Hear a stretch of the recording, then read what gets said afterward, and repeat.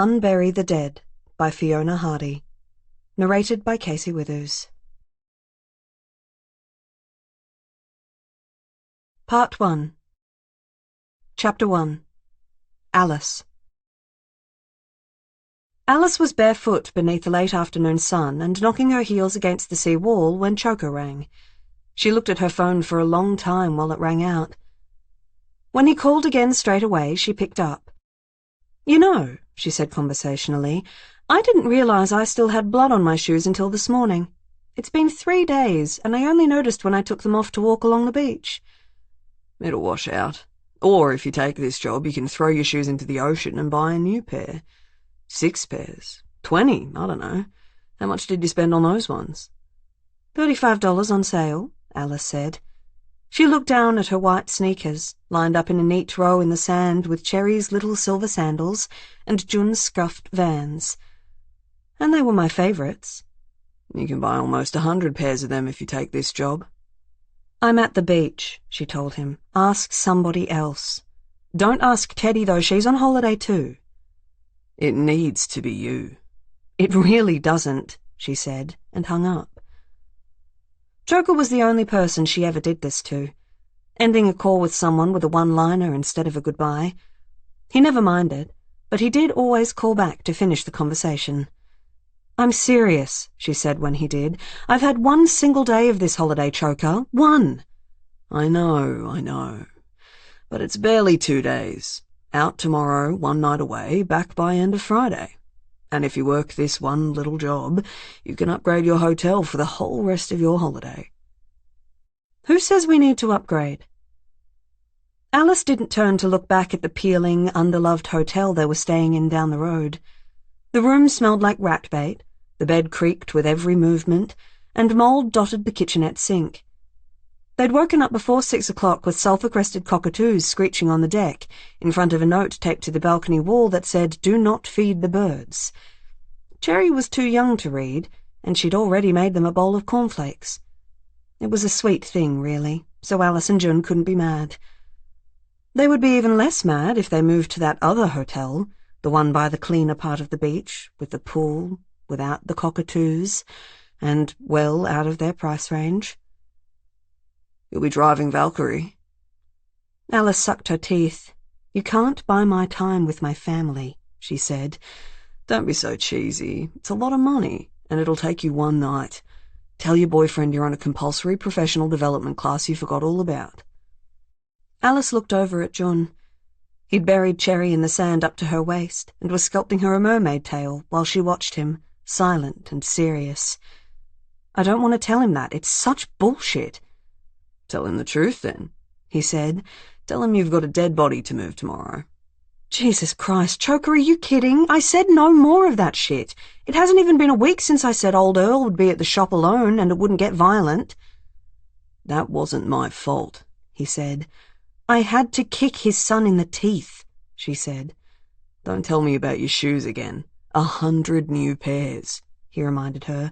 "A nicer hotel. After this, you can take a boat trip and watch the whales." Alice looked out over the ocean, at the spray of water that knocked against the jetty nearby. At the sun reflecting off Cherry's silver sandals, and the great wash of sand, dense with seaweed and broken shells. 5 minutes ago she had felt relaxed, briefly, feeling the sea wall underfoot. But before that she had been thinking about the fucking cockatoos screeching on her deck since 5:30 in the morning, and the blood on her shoes, and the sound of Earl's son's teeth like dice across the tiles. Maybe if she got more sleep and didn't have to look at the shoes, she wouldn't think about the teeth anymore. "Anyway, it's not that kind of dead body," he said into her silence. "It's the legal kind. You'll pick up a coffin from a funeral home and transport it for burial at the deceased's family estate." "Estate?" she said. "Is it the king?" "Yes," Choker said dryly. "It is the king being buried in regional Victoria where his family estate has always been. No, I'm not telling you who it is until you get there." "Why are they a secret?" Alice waved at Cherry, who was pointing at her tail. "Jesus, is it someone I know?" "Yes," he said, "but no. You'll understand when you get there." "I don't like secrets," Alice warned. "Good," Choker said. If you tell no one, then the misery of keeping a secret stays with you alone. This is the kind of knowledge other people might want from you too, Alice. And I'm serious, don't even tell Teddy about it." "Of course," said Alice, who had no intention of keeping anything from Teddy. He gave her a name and address for the pickup and finished the call. She kicked her heels against the rocks a couple more times and then went over to June and Cherry in the sand. "You're a mermaid," she said to her daughter. "I always knew it. I'll miss you when you go out to sea."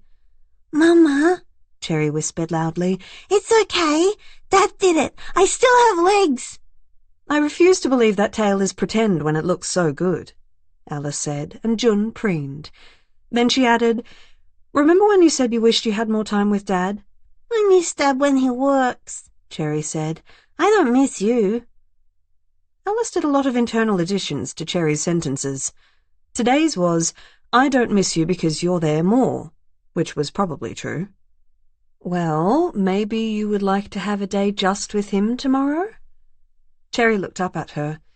"You could go up to that lighthouse," Alice said, "or to the trampoline place, or buy a scooter for the skate park." "A scooter?" Cherry yelled, while June said, "I thought we were too broke for a scooter." "Not after tomorrow," Alice told him. "We'll have enough money for 50 scooters." He looked at her for a long beat, and she did not say anything. "All day?" he asked. She nodded. "Overnight?" "Yes. I'm sorry. But then we can upgrade our room." "Or you could just stay." "It's just a day," she said, "and a half. I'll be back Friday afternoon, with more money." "I don't want to buy a scooter anyway," he said. "You know I'll just have to carry it around all day." "I know," she said. Cherry had been scooping up the sand from her tail and burying her mother's feet. "You can't go, Mama," she said. "You're stuck here now. You have to stay here while me and Dad go for a walk." "What if I'm washed out to sea?" Cherry thought about it.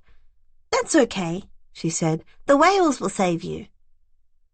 On the walk back to the hotel, Alice hung back and called Teddy.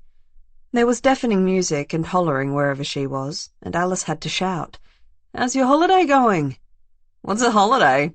Teddy said. "Come on, you sent me that whole list of things you were going to do this week. Did you go to the movies at least?" "Mate, I'm in one right now, second one of the day." "You're kidding. What kind of asshole answers the phone in a cinema?" "This kind of asshole. Turns out nobody else goes to action movies during the day. I'm here on my own. This is my new favourite office." Something exploded in the background. Then Teddy said, "You're not even the first call I got in here. Art rang and left a message. He didn't say it, but I think it's about a job." "It better not be," Alice growled. "You're on a break, and I'm already annoyed that Choker gave me a job." "What the fuck? He's the one who told us to take some time away. Tell him no. I'll take the job over. You stay with your family." "It won't be the same job. Also, I already said yes." "You can't. You're supposed to be relaxing." "I'll relax a lot harder with $3,000 for one night's work." Teddy whistled. "Well, yeah, you probably will. What are you doing?" "Driving a stiff to a cemetery." "For $3,000? I guess that's payment for not asking who it is." "Spend it on something fun. And next time, don't answer when he calls." Alice pocketed her phone and caught up with Cherry and June. They were walking along a dusty road, trees low against the footpath, and quiet, worn houses on either side. Cherry scuffed her sandals in the gravel, and June picked her up to stop her. Alice watched them and wondered, not for the first time, what it would have taken for her to say no to Choker instead. Chapter 2. Teddy. Teddy left the cinema, threw her oversized popcorn bucket in the bin, and headed to the warm Art Deco bar by the entrance to order a Coke, no ice. She took it over to a window seat and sat there, watching the rain and thinking about how she had never jumped out of a helicopter like she'd just seen Jason Statham do, and wondering if she could ask Choker to get her a ride in one. She fished a sugar packet out of the bowl in front of her, poured it onto the table, and used one of her undamaged fingers to push it into the shape of a star. Then she picked up her phone and called Art. He was too chipper when he answered. "Hey, Ted, thanks for calling back." "Listen, she said. "I'm 2 movies into a 3-movie marathon. This better only be non-work news." "Well," he said, and Teddy sighed into the phone. "I'm still in pain from our last case," she said. "You know I broke a nail, like all the way off. It still hurts." She held up her hand and looked at the bandage around her fingertip. "Maybe I'll take my nails from now on, like when I used to play netball." "I know, I get it. I'm still covered in bruises and smell only of eau de deep heat." Teddy sighed. "Then why are you doing this? You got the most hurt out of all of us at Earl's." "That was my fault," he said sadly. "You told me to go for the knees." "Well, I haven't even said yes to whatever you're asking yet, so what is it?" "A missing persons case." Teddy sucked at her teeth. "I'm on holiday," she reminded him. "Teddy, listen, I was at Choker's looking for work, and this is a job he had on offer. But I can't do it alone. You know how he is about needing 2 of us for this stuff." She did know. Choker always said that with 2 people you pick up on more things and win more fights. Twice as many people get it done in a third of the time. That's how he sold it to clients. "Also, I need the money," Art wheedled, "which means I need you." Just as Teddy opened her mouth to tell him no, Art said, "And this missing guy needs you too." God damn it, Teddy thought. "I'll see you at yours in an hour," Art said and hung up. Teddy drained her glass and glanced back at the cinema. She had planned her 3 movies, art house, action, then comedy, followed by takeaway on her apartment balcony, some CBD gummies, and falling asleep to Iron Chef. It was supposed to be a good day off. Art knew her well, of course. Teddy was a sucker for missing persons cases. In the middle of Brixton heist an hour ago, she'd been moved by the same tug Statham had been, of wanting to get someone home to safety. She shrugged on her jacket, scooped the sugar into her palm, and threw it in the bin. Maybe they could find the missing person tonight and be done by tomorrow. A stipend in the bank account and take away every day for the next week. And somebody found, someone back home where they should be, out of the rain. The apartment still felt sterile.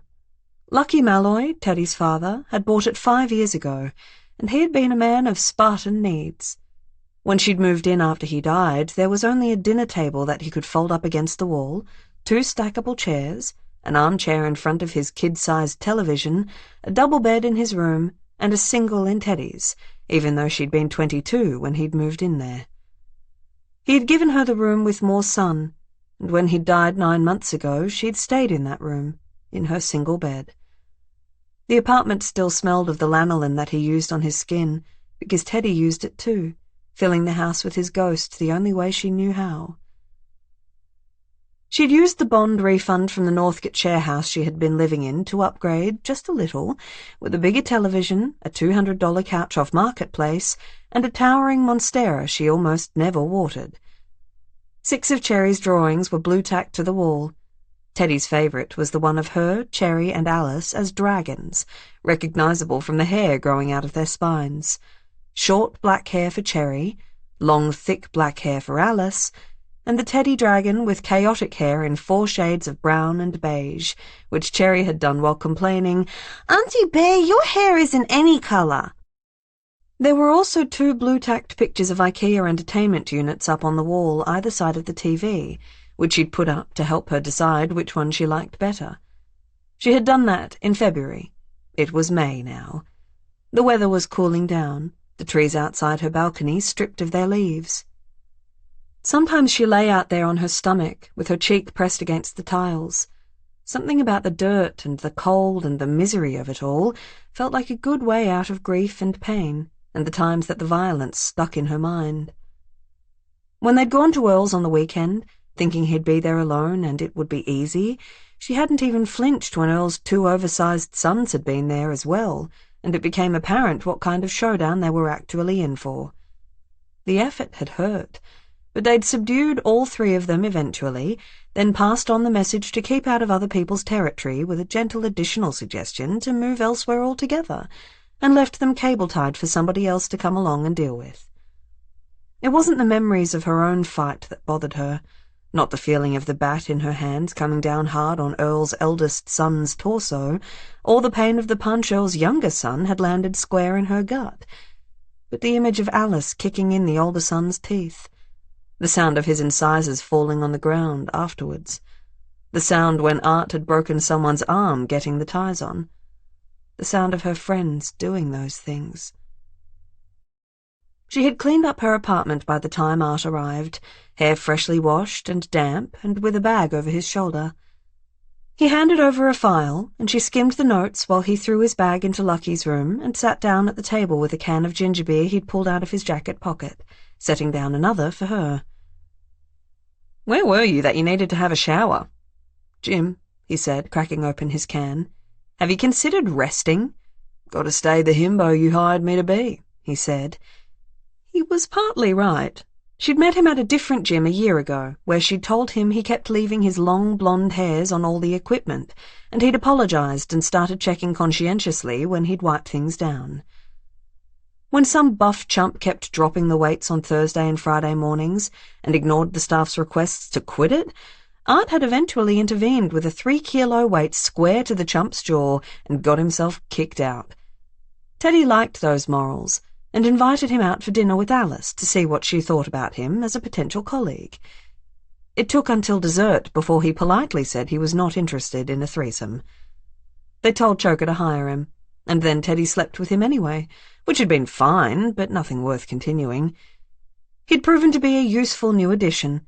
It was handy to have a man around sometimes for those people who just wouldn't talk to a woman, no matter how much you held a literal knife to their balls.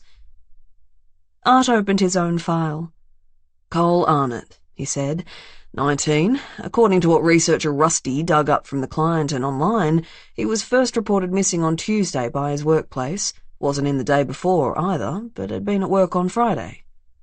Whoever gave this information to Choker did it today, Wednesday, so he could have gone missing anywhere in that time. Teddy held up the picture they had of him. Cole was shirtless, in front of dark clouds and an expanse of crowded beach. He was white, with brown hair cut shaggy over his face, and grey eyes that glared at the camera. He looked angry. At the weather or the photographer, she didn't know. It was an Instagram screenshot, and the caption underneath read simply, "Rye." "God, I hope he's there now," Art said. "What a breeze. Shake hands, tell him to call his folks, then go for a swim." "It says it's the most recent picture, but this is from a year ago," Teddy said. "Aren't kids these days constantly taking pictures of themselves?" "How old are you again? 90? She was 27, same as Alice. "Fuck off. You're closer to his age, and you always take pictures of yourself." "Wouldn't you?" He got out his camera, tousled his hair, pouted, and took a picture. "I'll post that later with the caption, 'Hard at work with the boss.'" He turned the camera on her. "You post a picture of me and I'll throw your fucking phone in the toilet," she said. "Touchy." "Point is," Teddy said, "there's not a lot here." "Says whoever the client is doesn't want cops sniffing around, but Choker thinks that it's paranoia on behalf of the client more than related to the missing person," Art said.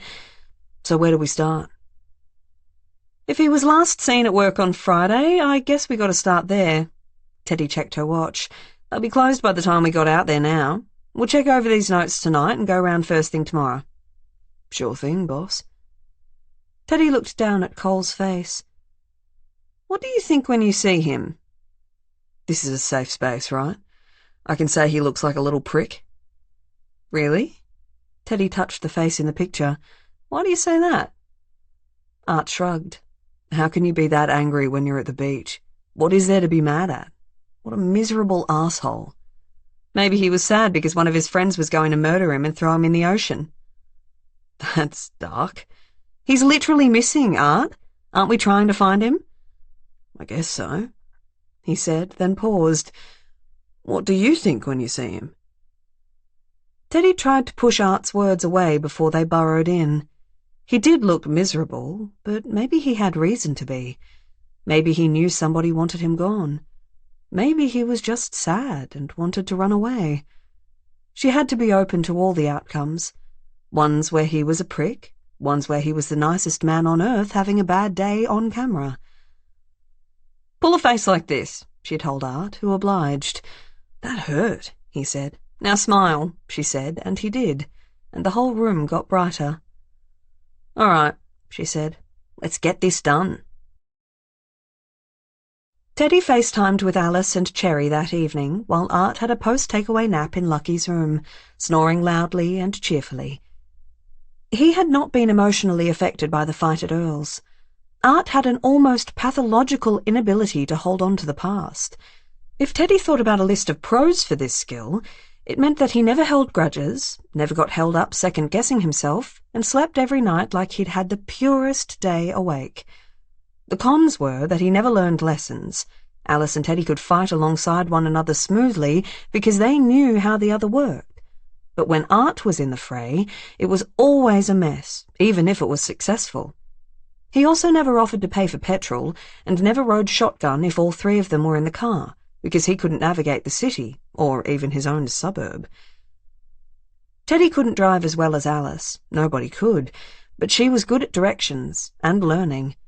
She also thought too much about things, and stewed on bad moments, like Alice kicking in Earl's son's teeth, and wishing it had been Teddy behind that final thing to take him down so that Alice didn't have to think about it.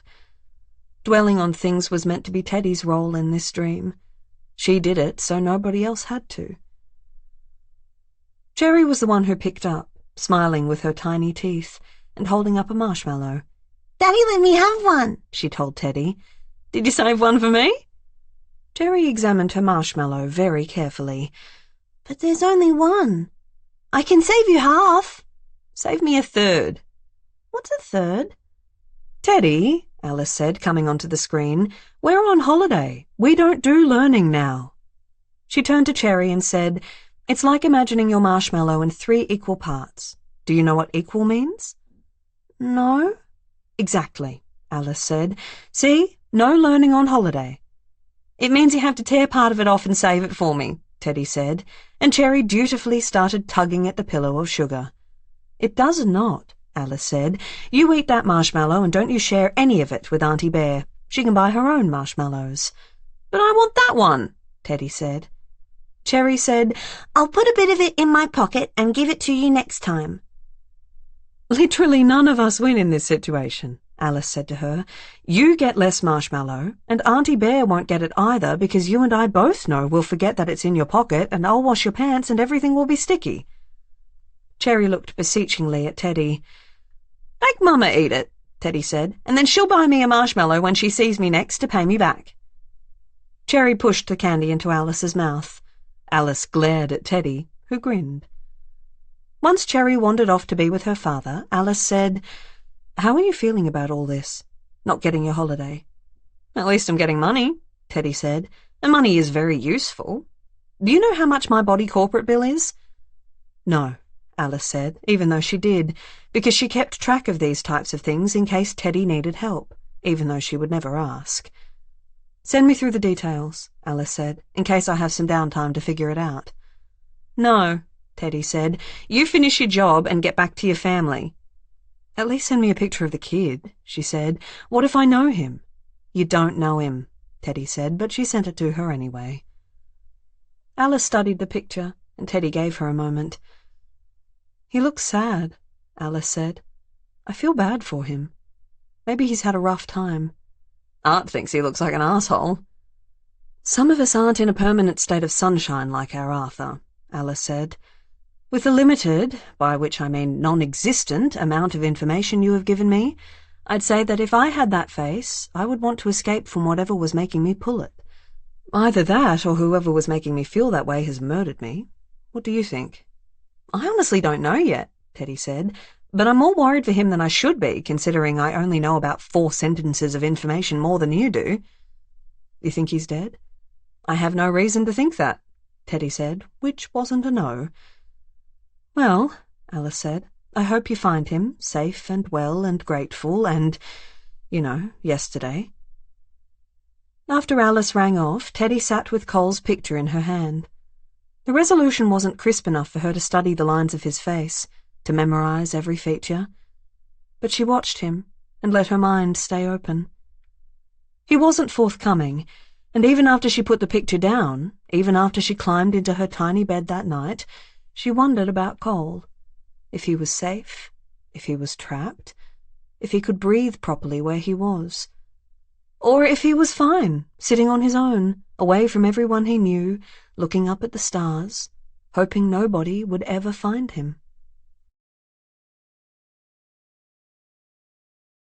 Chapter 3. Alice. Cherry cried when Alice left the next morning. While her child sobbed, Alice felt the sorrowful pull of parenting, wondering again if she should have said a strong no that broke right through Choker's assumptions that everybody would always agree with him.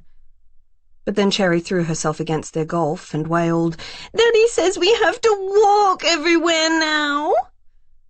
"I know," Alice said gently. "That's why we chose this hotel. Look, the water is just there, and the supermarket. Dad promises he'll buy you an ice cream." "Don't take the car," Cherry said mournfully. "You're going to miss the golf more than me?" Alice asked. "Yes." Alice, who had also loved cars since she was a little girl, put her hand to her heart, almost unbearably proud of this answer. She took the golf anyway. There was a dull autumn dawn outside, the sun forcing its rise through clouds over the sea beside her. She loved cruising the Great Ocean Road, the water at her side for so long, passing by houses she dreamed of living in one day, spaceships soaring on pylons, crisp white boxes with lush gardens, dark wood cabins hiding in bushland. Driving cars for a living wasn't something that got you rich, unless you ran them into people on purpose for $20,000, the going rate Choker had once offered her for a job. She had laughed and told him it wasn't enough, then had gone home and tried to calculate how much somebody would have to offer her before it was enough, and the next morning had woken up hating herself for coming up with a number.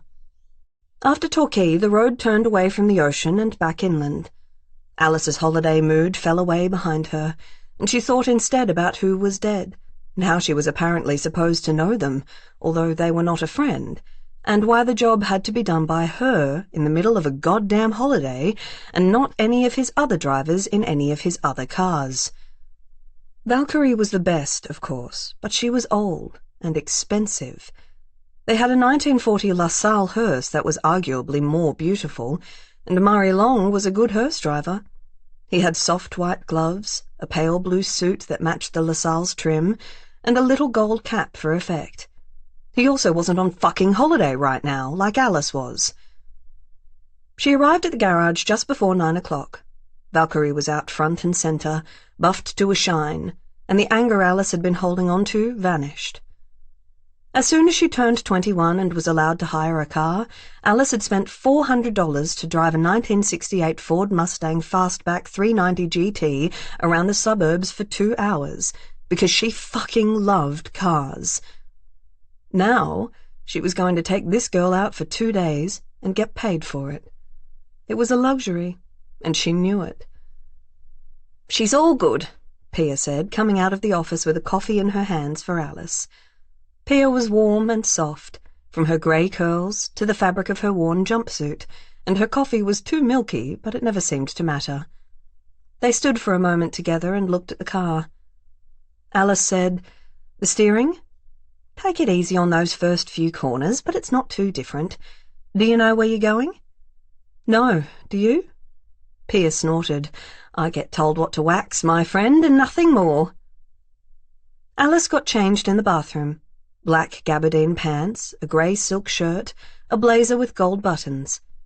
She pulled her black hair into a respectful bun and applied mascara and a little lip balm, and tested her genuine and sorrowful expression in the mirror. The complete funeral chauffeur. Then she packed her holiday clothes away into her locker and went out onto the garage floor, where Valkyrie waited for her. Valkyrie was a blue 1959 Rolls-Royce Phantom 5 hearse, and she was beautiful. She'd been purchased in the early 2000s by someone who wanted her for his final drive, but sold her before he could be bothered dying. Choker had bought her for too much money, and named her after the Norse goddess who guided the souls of the dead to the afterlife. He'd refitted her with a peach leather interior and a few extra false compartments, then added her to his driving fleet. Alice eased herself into the driver's seat and breathed in the worn leather. Alice was Valkyrie's favourite. Some of the other drivers had problems handling her, but Alice and Valkyrie were always in sync. They had done a lot of miles together, and the chance to drive Valkyrie had been part of the reason Alice had said yes. "Look after her, all right?" said Pia, as Alice roared Valkyrie to life. "Always," Alice said, and drove her away. Valkyrie rode smooth over the freeway, her motor loud with age and power. It had been a long time since Alice had used Valkyrie as a hearse. Most of the time, Alice drove people in her to parties or hotels, or anywhere somebody wanted to feel good or important, but also dramatic. With no coffin inside her yet, Valkyrie felt too roomy on the hour's drive to collect their cargo. The funeral home was called Quentin and Clark, and Alice was met at the front desk by Sadie Quentin, whose sour face had less life and enthusiasm than the refrigerated bodies downstairs. She led Alice into a very cold room. In the middle of that room sat an oak coffin with gold handles, a sprawling bouquet of natives on top, and a plaque on the lid that said Darwin James Weiss. Alice had always been very good at keeping her composure, but she couldn't help starting at the familiar name, and then reaching out and touching the plaque with the tip of her finger. "I trust your vehicle has been properly fitted for this task?" Sadie asked her. Valkyrie's last job before she came out here had been to transport an armchair from IKEA to the house of one of Choker's girlfriends, but Pia had cleaned up the marks and fixed her up fine since then. Looking over at Sadie's expression, Alice realized that the woman was sour about not having been trusted with the transport of the coffin.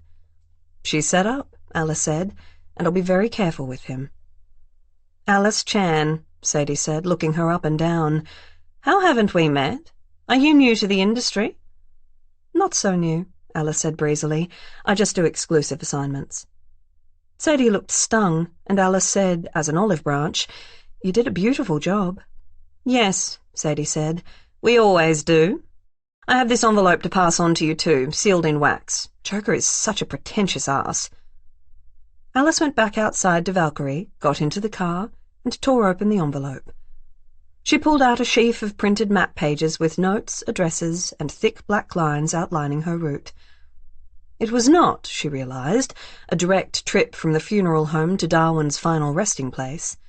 It was a jagged trip around eastern Victoria, with a handful of stops and an overnight stay before she even took Darwin where he needed to be. Complicated, she thought. Which was, she guessed, why they'd hired her. She scanned the papers, then put the contents of the envelope in her glove box and reversed into the loading bay. She waited respectfully by her back door as Sadie Quentin's two lanky, morose daughters wheeled Darwin's coffin over and manoeuvred it onto the back of the Rolls-Royce.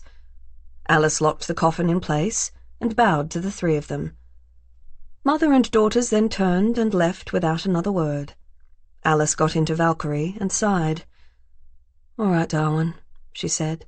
"Let's take you home." Chapter 4. Teddy. They were about halfway along the highway towards Cole's workplace when Art yawned from the passenger seat of Teddy's Corolla and said, "We need to stop for lobster rolls." "What?" "You want me to be at my best, right? Sharp, observational. I'm hungry. I haven't had any breakfast yet." "God damn it." Teddy's stomach, the traitor, surged at the thought. "I want to get this all done today before Alice finishes up and tries to help us." "Okay, I'm sorry. We can just stop for a pie at a Caltex on the way. It'll be fine." Teddy groaned. "Why did you say lobster rolls?" "It's just that I know this one place," he said. Snippy's was by a train station near the bottom of Mount Dandenong, a sea of bright oranges and seaside blues with a vape store on one side and a hairdresser on the other. Art went inside to order and came back out with 2 bottles of sarsaparilla. "They make it in-house," he said, handing her a bottle. "You'll love it." "I never do," she said. "I shouldn't have let you order for me." He clinked his bottle against hers and smiled. She took a swig, grimaced, and said, "What makes you like this stuff?" "Tastes wrong," he said, pleased, "in the best kind of way." Art had grown up in a nice house with a nice family and hadn't done much more than some light shoplifting and less light drug use before Teddy had hired him by choker. Art barely even needed the money choker paid him. He dropped out of a journalism degree a year ago, but was yet to tell his parents, since as long as he was a student they let him live for free with his sister Nina in a 3-bedroom house in Richmond, with a goddamn tennis court out the back of all things. He had a few minor expenses, bills, a private school-level surfeit of alcohol, frequent purchases of mirrored sunglasses to replace the ones he broke, and a few debt repayments on behalf of both him and his sister that he didn't like to talk about, unless he was drunk, which was, thanks to said amount of alcohol, fairly often. Even so, he had just about enough to cover it all, and the reason he needed a job with them, and Alice and Teddy couldn't fucking believe it, really, was food. Art never cooked, was friends with every Uber driver in his neighbourhood, and once a week he'd go out to a restaurant with the kind of menu where you'd cry just from reading the price of fish. If he just ate some goddamn cereal sometimes and learned how to make pasta sauce, Alice and Teddy thought, he wouldn't need a job at all. But here he was, eating lobster rolls for breakfast because that was his vice. Teddy said to Art as they waited, "I hope we find the kid today." "We won't," Art said. "He left on purpose to find a better life." "Huh." Teddy got up the picture of Cole on her phone and looked at him. "Why do you say that?" "That kid's never smiled about anything." Teddy looked through the few pictures of Cole's face that Rusty had sent them. He was scowling in all of them. Art, in front of her, was always smiling. He had natural good cheer, and was always dressed like he was on the way to do something more fun. Today he was wearing the battered brown leather jacket that was his unofficial year-round uniform, and sometimes he had nothing underneath, along with a striped blue and white t-shirt. He looked like a sailor washed ashore from a suburban pond. Teddy, who dressed in oversized jumpers and jeans in winter and black t-shirts and jean shorts in summer, thought about Cole's face some more. Eventually she said, "I think he was murdered." Art barked out a laugh. "Why do you say that?" "I don't think Choker would let you call me up when I'm on leave for a small case like this," she said. "I think Choker thinks he's dead too." "That's bleak," Art said, immediately sober. "I wish I hadn't laughed." Their lobster rolls, when they came out, were almost too much. Small neon claws waving from the buttery grilled potato roll, chives collecting in the pools of sauce. "Fuck me," Teddy said from the driver's seat, swallowing a bite. "Not such a bad day off, huh?" Art said, tearing through a claw with his teeth. Sated, they drove up the highway into the forest, past ferns curling into the rock faces and expansive views over the suburbs. Cole's work, a tree removalist company called Gorilla and Giraffe, was about halfway up the mountain in Hummingdale, and Teddy slowed as they reached the town, passing a laundromat, a fish and chip joint, a laser clinic, a shop full of crystals, and then the petrol station with the Gorilla and Giraffe sign behind it.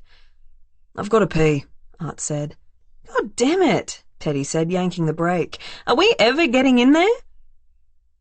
Art pulled that face, the one he had been practicing ever since his first case with Teddy and Alice. It was somewhere between a sincere apology and a parody of one. He knew how to look like a real asshole to get like-minded men on side.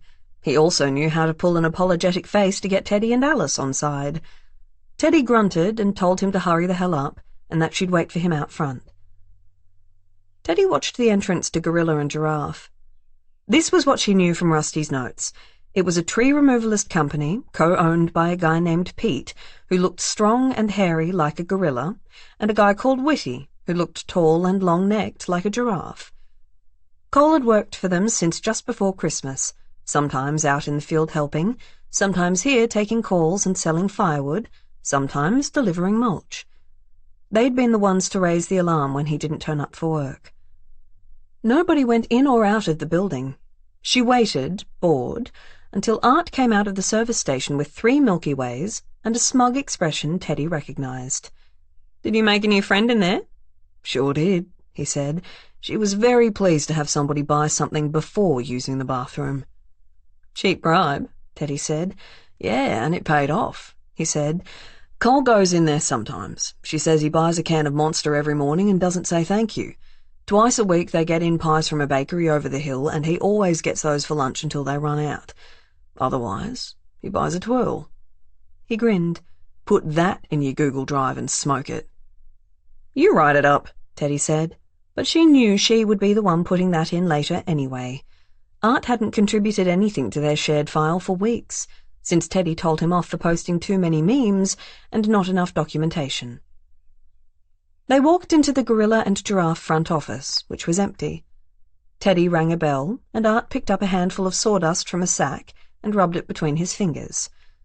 Top-grade stuff, he said. Teddy rolled her eyes. The back door opened, and the giraffe, Whitty, came through with a wide salesman smile. Well, hello! Teddy remembered why they were there and did not smile, but Art did, shaking his hand and beaming back at him. Hi there, it's a great place you've got here. It was fairly standard. White, dusty walls, metal IKEA desk, framed pictures of trees in pieces or staff abseiling from wires in tall pines. But Whitty glowed at the compliment. Yeah, cheers. We put a lot of time into the business. And how can we help you two? Got a tree down? Actually, we're here to find coal, Teddy said. I'm Teddy Malloy, and this is my colleague, Arthur Cleven. Oh, man, Whitty said, rubbing his hand over his head. Okay. Well, maybe come out back. They followed him through the door he'd entered from and found themselves in the lunchroom. It was small. A fridge covered in flat company magnets, a microwave, a table, a calendar with a golden retriever on it from the December before, and folding chairs against the wall that Whitty passed over to them. The room smelled strongly of chicken 2-minute noodles. I'm Whitty, by the way, he said as he sat down. Cole's boss. Well, one of 'em. You cops? Teddy said, Not cops. We're here privately. So what do you want to know? Nobody seemed to notice Cole was missing until you here at Gorilla and Giraffe did, she said. Can you tell us what kind of person Cole was and what made you worried? Cole, it turned out, was an average employee. He got the job after his father put the hard word on his indoor soccer teammate, Pete the gorilla, after Cole unenthusiastically finished Year 12. He turned up on time and complained from clock on to clock off about everything, but he followed the safety rules and hadn't sawn off a hand. He really went on about splinters, though. Did he often miss days? Only once, Whitty said. Turned up an hour before our job was finished, hung over and pissed off about it like him sleeping in had been our fault. We sent him home, told him he'd better pick up his game if he ever wanted to work for us again. We thought it might be good cause to get rid of him and hire somebody less interested in bitching, but he came back the next day with his tail between his legs and, can I say, a really vast amount of beer. Not even the cheap shit. So we forgave him. And this last time? Well, that first time was on a Monday too. This time he was supposed to be delivering some wood, but never turned up here in the morning. Pete couldn't get a hold of him and had to shut up the office and do it himself, which, fuck, he went on about the whole day. We waited for him to come in the next day with the beer, like last time, but then he still didn't. So Pete called his dad to blast him, and it turned out nobody had seen him for a while. What do you think has happened to him? Teddy asked. Whitty leaned back on his chair until the back of his head touched the wall. I don't know, he said, but I am worried. He's a whiny prick for sure, but just disappearing? That's not like him. Did he have ambitions for another job? Art asked, or was he planning on working with you for the foreseeable? That's a good question, Whitty said. I never asked, but probably because I didn't really want to hear the answer. He picked up a glass from the table and rubbed at a smudge underneath. Maybe he won the lotto and hopped town with the money. I hope that's what happened, that nothing bad's happened to him. He seemed genuine enough in this moment, his salesman face gone. In its place, the face of somebody who wasn't sure what happened to the annoying kid in his care. Teddy didn't trust anybody in a case fully, but she believed him now, and her instincts were very rarely wrong. Sometimes she thought they were never wrong at all. Did he, or you, have any problem clients? She asked. Anybody who didn't like the way he did something, complained, any issue? Whitty thought for a moment. Nothing comes to mind. Then, still thinking, he smiled.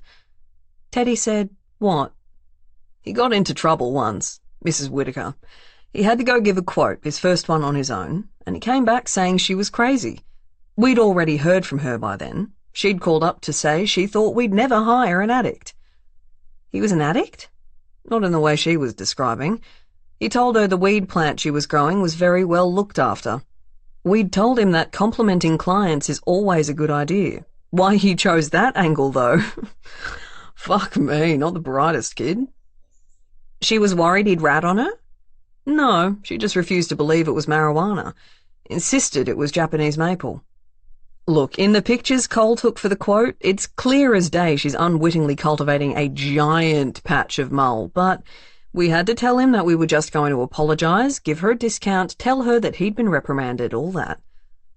Art was suppressing a laugh next to Teddy, who ignored him.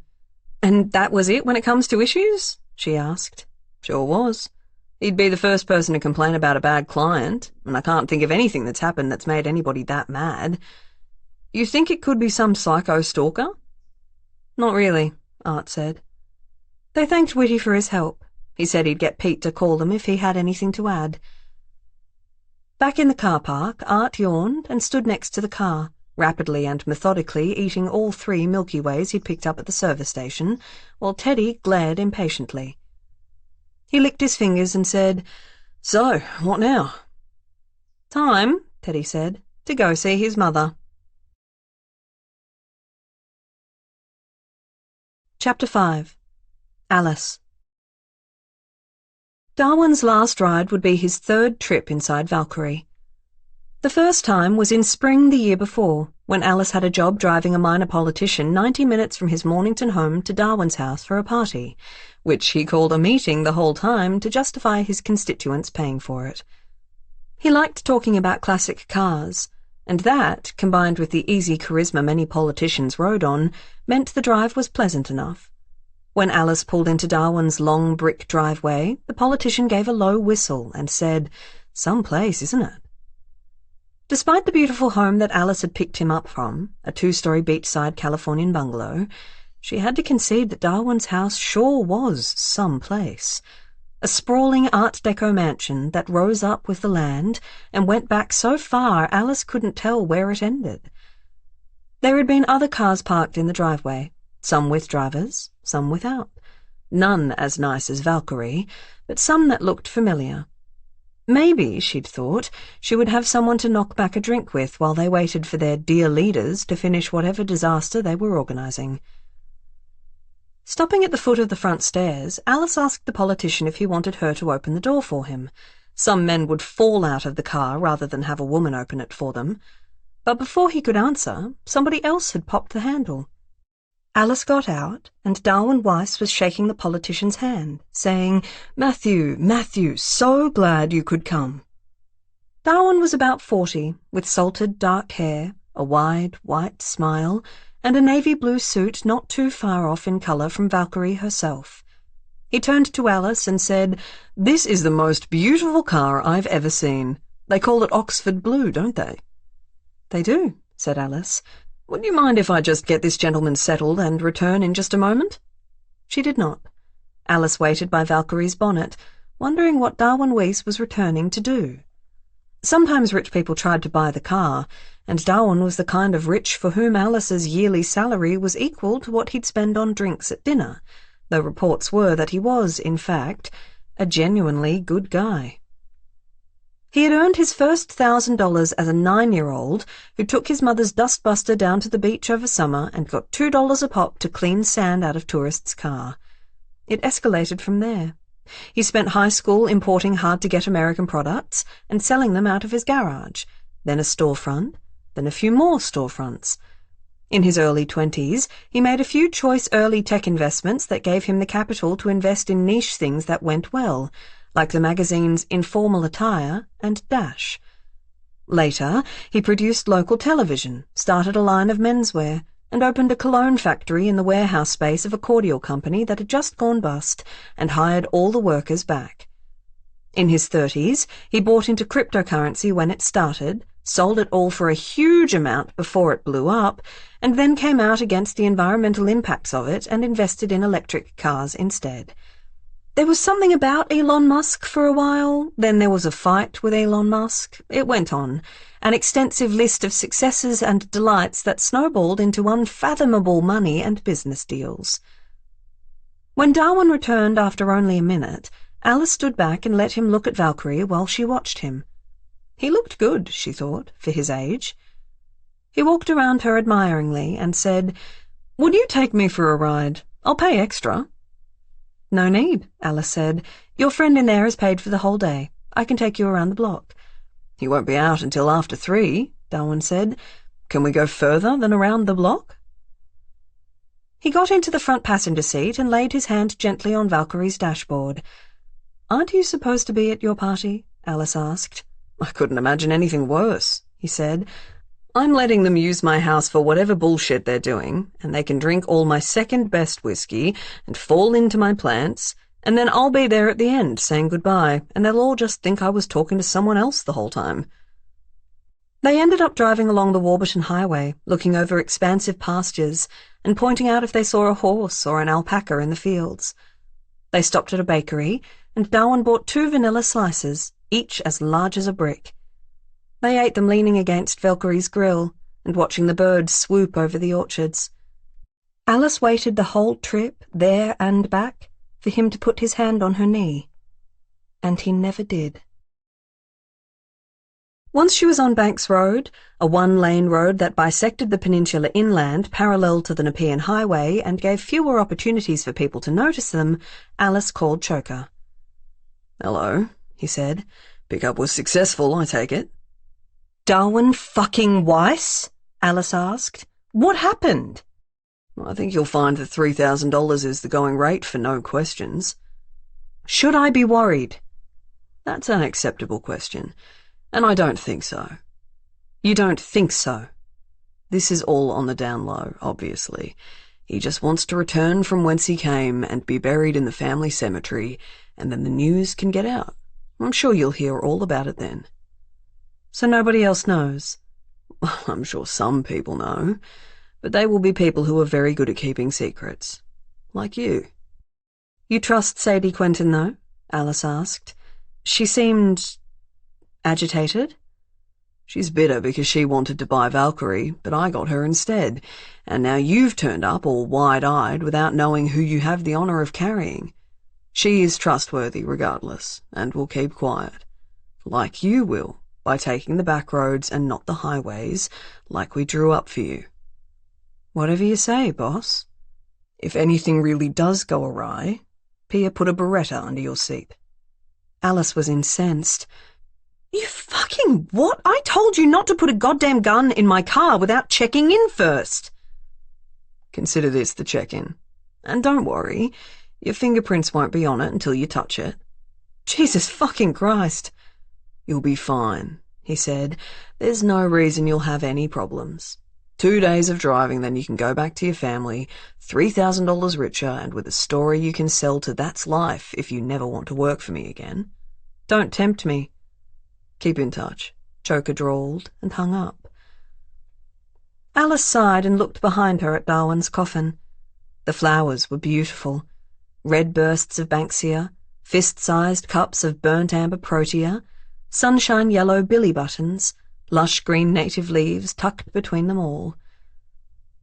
"What happened to you?" she asked, but he did not reply. She drove on, watching the road, watching the rearview mirror.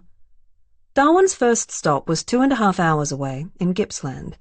A direct route would take her less than 2 hours clean, but it was easier to tell if somebody was tailing you if you took as many side roads as you could. Alice had memorized the route from the printed and highlighted map inside Choker's sealed envelope. Now she popped a mint, rolled down the window, and settled in for the drive. For the next 20 minutes they passed wineries, bushland, signs telling her to watch out for koalas. A car honked while overtaking, and she looked over at a family, 2 happy kids, 2 beaming parents. She smiled back at them. Don't do anything to make them remember you badly, and slapped Valkyrie's side out of the window as if she was patting the flank of a horse. A kid in the back, maybe a touch older than Cherry, yelled out something she couldn't hear, and she waved and let them pull away. Cute kid, Alice thought. Then, I wonder if Cherry has seen any nice cars yet today. I hope you get along with your family, Alice said to Darwin. They can be complicated. My father is dead too, she said. If you see him, tell him I said hi. He might not say much, though, and I feel like you prefer talkers. If you see Teddy's dad, you should definitely talk to him. He's much more fun. Don't tell my father I said that, though. It'd hurt his feelings. She checked her rearview mirror again, and the surety that she was being followed was there before she saw it. A white Subaru Impreza on a normal day might not have been the same one she had seen and noted outside Sadie's funeral home, but while she was in possession of Australia's richest dead body, she knew that it was. She reached under the seat and felt for the gun Pia had left for her. Then she called Teddy, who didn't pick up. Alice had been driving for a long time and had lived on the peninsula for longer. She knew the roads around the next turn-off were too isolated, with nowhere to hide from anyone in pursuit. She waited, watching her mirrors, passing exits, thinking, until her best chance to get off the road. She couldn't take an exit ramp in a hurry in Valkyrie, especially with a body in the car, so she simply did not indicate when she turned, and the Impreza, also not indicating, followed. So you're telling me I can't even drive out of the peninsula before somebody knows about all this? She asked Darwin. Who's following you, buddy? Is it friend or foe? 2 minutes after the turn, Alice pulled into a strip of shops and parked in the first bay she saw. The Impreza and its tinted windows passed slowly behind her, and she reversed out and went back the way she came, swung down a residential side street, and wound her way along until she found something. A narrow, stone-paved laneway between two houses. Sorry, Valkyrie, she said. You know I hate to take you off-road. The Impreza wasn't behind her when she turned in. The laneway ended on another residential street, and she turned again and again, until she ended up in an industrial estate and thought, yes. In there, watching carefully for the tail, she parked out of sight behind a ute loaded with cable jacks. She got out of the car and stood between the cab and the load, watching the road. After a minute, a guy with a pair of sunglasses on his head and another hooked into his embroidered polo shirt came out of the building she'd parked in front of and said to her, "Nice ride." "Thanks," she said. "She's a real classy lady. Are you here to pick something up?" "No," she said. "Some guy's been following me around, trying to get a ride in the car, so I'm trying to hide from him." He took his sunglasses off his head like they'd been impeding his vision and watched the road from the back of the ute. "What a fucking prick!" "Tell me about it," she said. "Some guys just lose their heads over a car, like there's not a real person driving it." "Shameful," he said knowingly. "Do you mind if I just wait out a few more minutes to make sure? I can move if somebody needs a spot." "Of course," he said. "Can I get you a drink or something?" "I've got water in the car," she said. "But that's so generous of you. Thank you for understanding." The guy went back into the building, filled up enough with his heroism that he didn't look in the window of the car to see what Valkyrie had inside. Alice waited another 10 minutes, watching the road. The car didn't come by. She sent a message to Choker and Teddy, letting them know about the tail, and updated her drive notes so Rusty was across the car's make and model.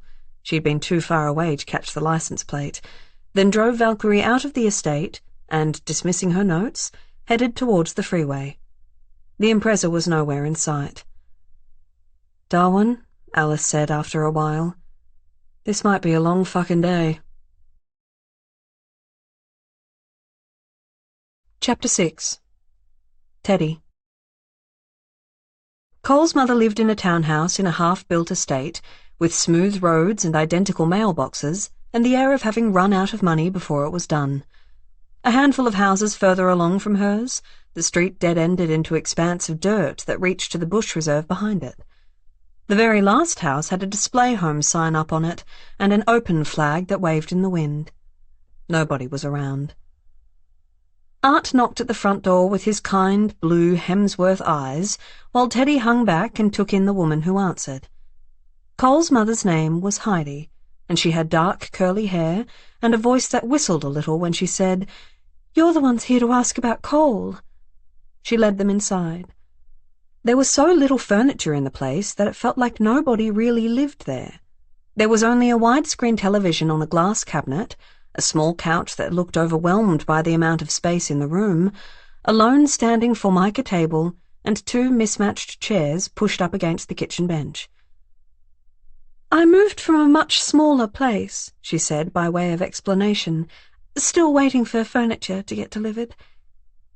Teddy, who had said the same thing about her own sparse home to a date or 10, told her that sounded nice.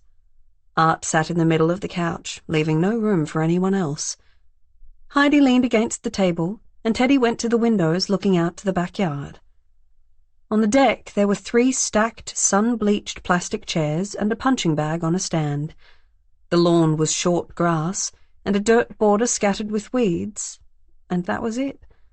Half of the fence was missing, but neatly, like somebody had made a hole for a wide gate. "How long ago did you move in?" Art said. "A while," Heidi said, but did not elaborate. Teddy said, "We hear Cole's been missing since Friday, I believe. About 6 days?" Heidi looked at her and said, "You would know better than me." Teddy thought, she does not care. Art asked Heidi, "What can you tell us about your son?" "He only just moved back in with me," she said. "He'd been living with his father for a year." "A year with one parent, then with another," Art said. "It was more like he stayed with one of us until he outstayed his welcome." "Was it like that his whole life?" Teddy asked. "That's an interesting custody arrangement." Heidi crossed her arms and didn't turn to look at her. "Of course not," she said. "Just since he was an adult." Teddy was thinking about Cole's picture, his sad face, and then of his mother telling him he'd outstayed his welcome again. "Isn't he only 19? She couldn't keep the disapproval out of her voice, and Heidi did look at her then, and said, "I'm sorry, do you have any children, or are you still one?" Hearing Teddy's knuckles crackle into a fist, Art stood up, moved into Heidi's line of sight, and said, "So Cole is your only child?" She nodded, biting her nails. Teddy asked, "What do you do for a job?" "Warehouse coordinator," Heidi said. "I drive a forklift when I have to, or help with accounts. Means I can work from home sometimes too, like today." She looked at her watch pointedly. "Why did you move?" Art asked. "It's amazing what you can save when you don't have school fees and shit anymore, yeah? Or have all your booze lifted by your own kid." "What was Cole like the last time you saw him?" Art asked. "Was he nervous about anything? Anxious?" "It was on that Friday morning," she said, "and I was shitty with him because he ate all my bread, even the heel, which I take to the ducks near work, and no, he wasn't anxious, or at least not more than usual." "What do you mean?" "I mean he's always stressed out. I don't think I've ever seen him relaxed in 19 years. "Do you think he might be on something?" Teddy asked. Heidi reared up, like a spider. "What's that supposed to mean?" So defensive, Teddy thought. I wonder why. Art placated her again. "Heidi, we aren't the police. I don't know if they've come by, but we're not here to bust anybody for anything. We're here to find Cole. We have to ask hard questions." "Why? Who sent you?" A great question, thought Teddy. "That's not information we have," Art said. "So you could be trying to catch him for money and you want me to just send him your way?" "Teddy, show her your PI license." Teddy rolled her eyes and got it out, but Heidi did not come over to look at it. Teddy tried to shift tack and asked gently, "Is someone trying to catch him for money?" Heidi shook her head. "That's not what I said." She sighed, the exhaustion of them there washing over her. "Look, he doesn't always come home. He's 19, he doesn't have to. But he texts me annoying questions, and now he hasn't for days." "What was the last text he sent you?" Heidi got out her phone and spent a moment finding it. It took longer than it should have, and Art looked at Teddy. Did she delete something? Teddy looked back at him. Maybe. Heidi passed the phone to Art, looking at Teddy, unimpressed by her. It usually worked this way. Art and their target versus Teddy with her mean face. People liked to tell Art things just to not say them to Teddy. He got off the couch and showed Teddy the texts anyway. "Mum, you want a burger on my way home?" "Thanks, love." "Chicken?" "Yeah." "There in 10. "Hey, can some guys come over tonight?" Tell them to bring beer. Okay. You coming home tonight? Hey, you want fish and chips tonight? I'll buy if you wash the windows. Hello? The rest of the messages were delivered and unread. Cole, I found a new bed on Marketplace you can have instead of your old one, as long as you go pick it up. Also, it's $50. Cole, call me. Cole, call your dad if you won't call me. Teddy asked, Were you worried when you sent that last message? I don't know. Look, he's probably just gone for a drive somewhere up the coast and not told anyone. Unless he's in trouble. What makes you think he might be? Teddy asked. Heidi shrugged. He's 19. I was trouble then too. What kind? She looked at Teddy and said, Are you going to investigate that too? Anything you can think of that could help us find him? Art asked with a little too much kindness. Anything about his job? Dunno. He worked at some coffee shop or something. Art and Teddy looked at each other. A tree-lopping company, you mean? Art said. He got that job? She asked. Cole had been there for months, at least since Christmas, and his mother had never bothered to remember. Teddy tried to stem her contempt. Any friends worth us tracking down? Teddy asked, attempting to sound somewhere near neutral. What friends? Heidi snorted. Those kids he's always nicking my booze to go meet up with? I wouldn't know who they are anyway.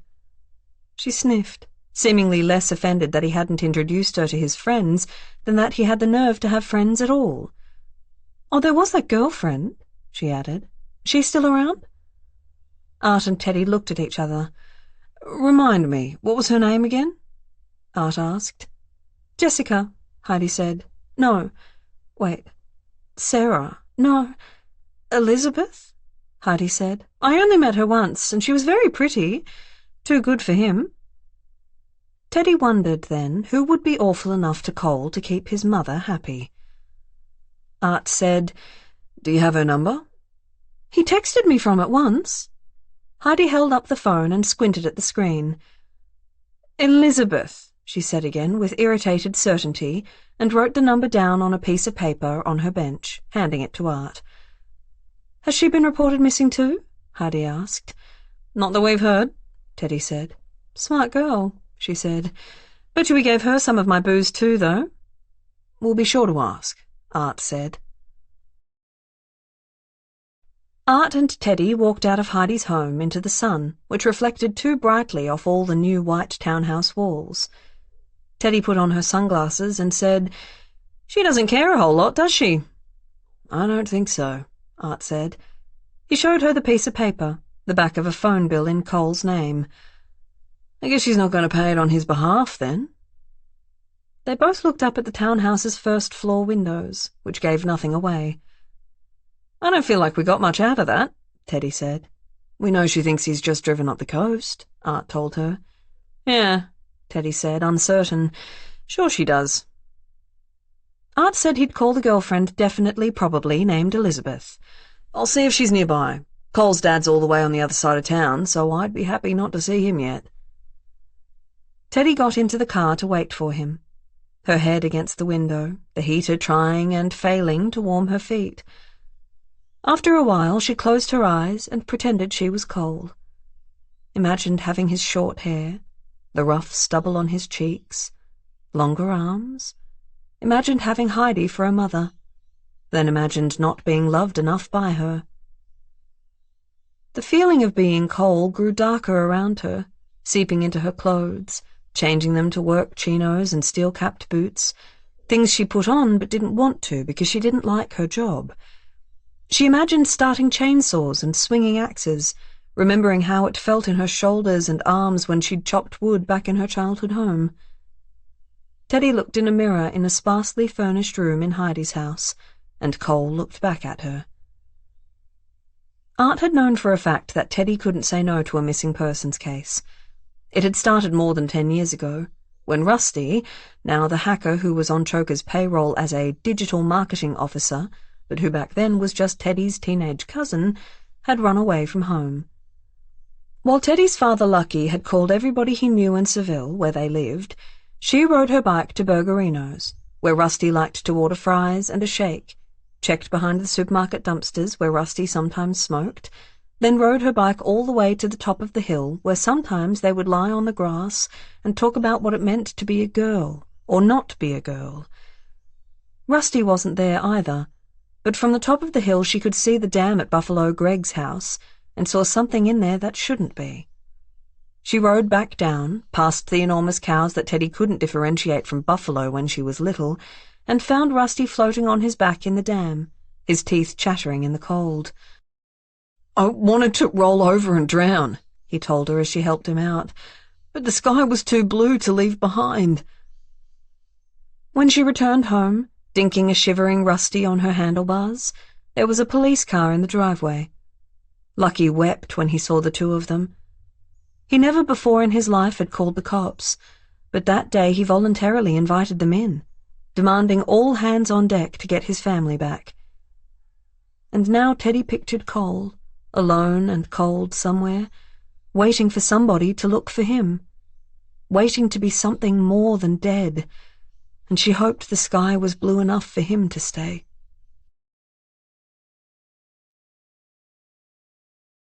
Chapter 7. Alice. The road stretched into the vast distance, and there was nobody else on it for a very long time. It was a good thing, she thought. A lot of cars meant nobody would approach, but one alone would make her nervous, Impreza or not. Of course other people would know about Darwin. At the very least he would have been found by somebody. There would have been a doctor to declare the time of death, and, who knew, maybe someone to conduct an autopsy. Had he been sick? Did he do it to himself? There was also Choker and Sadie Quentin, who could apparently be trusted, plus her 2 daughters, an unknown quantity. That was a lot of people to keep a secret. But then, all of them had probably taken home a few $1,000s to shut the fuck up. Alice mostly tried not to do a lot of thinking when she drove. It was a time to empty the mind of anything not right in front of you, to feel good about the car you were driving, to feel the gentle undulations of the land underneath the tires. These country roads were the stretch to focus on, letting an old car do her best. They were also a place to watch undistracted for potholes, or kangaroos that could bound across your path and end your engine or your life.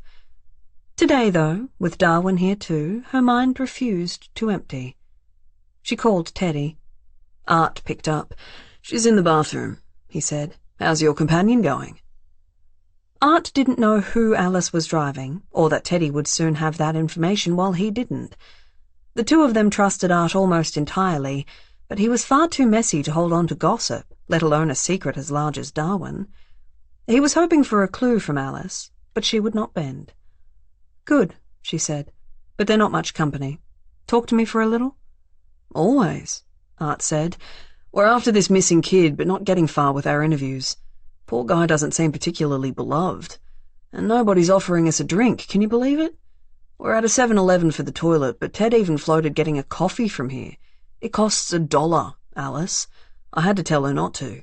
These are the hardships of the job nobody ever talks about." Alice snorted. "What were you going to do last night before Choker put a pin in it with this job?" "Go out too late, drink too much, hope I get an Uber driver that won't mind if I puke out of the window. Try not to text you and Teddy since you were on holiday, which already didn't work out." He'd sent Alice 16 Instagram reels in the past 24 hours and texted her a picture of a pink sprinkle donut he found in the gutter with a crying emoji next to it. "I'm sorry you're missing out on your puking," she said. "Once I get paid, I can throw up out of a silver-top taxi instead, like a real gentleman." Alice smiled. "Thanks. You're getting me out of my head a bit. Driving around with a dead body, it's heavy. And I don't mean literally, though I do also mean literally. This thing must weigh a ton. It looks like it's made out of oak." "Oak, huh? What are coffins usually made out of?" "Particle board, for a cheaper one, or solid timber for the mid-range. This is the nicest one I've ever had the misfortune to drive around." "Huh. Who's inside?" "Can't say," she said, with no guilt. "Buzzkill," he told her. "Also, I miss you. It's more fun when we all work on something together. When it's just me and Teddy, she always scolds me about things. When you're around, you tell her to knock it off. For example, she's here now and she just heard me say that and she punched me in the arm. Yes, Teddy, I told on you to Mum. What are you going to do about it? Alice laughed. You kids stop acting up when I'm not around. Anyway, I miss you too. This is a hard job alone, but I guess it would be harder if both of you were here, since we wouldn't all fit. You'd have to bunk with the casket in the back. I've slept in weirder places, he said. Want me to put Teddy on? No, I'm nearly there, and you made me feel better. You go find this missing dude, okay? Okay, Mum. Love you. Back at you, sport. After Alice hung up, she said to Darwin, I hope you don't mind. It's hard not being able to have you talk back. But there's a place I have to pull over and take you to soon. We'll take a few minutes there, have a nice little moment, and see what it was you liked about it. Scratchy handwriting on Choker's map read, Ranger's Place, Lowe's Track, first stop, next to an arrow pointing to the curve in the road ahead.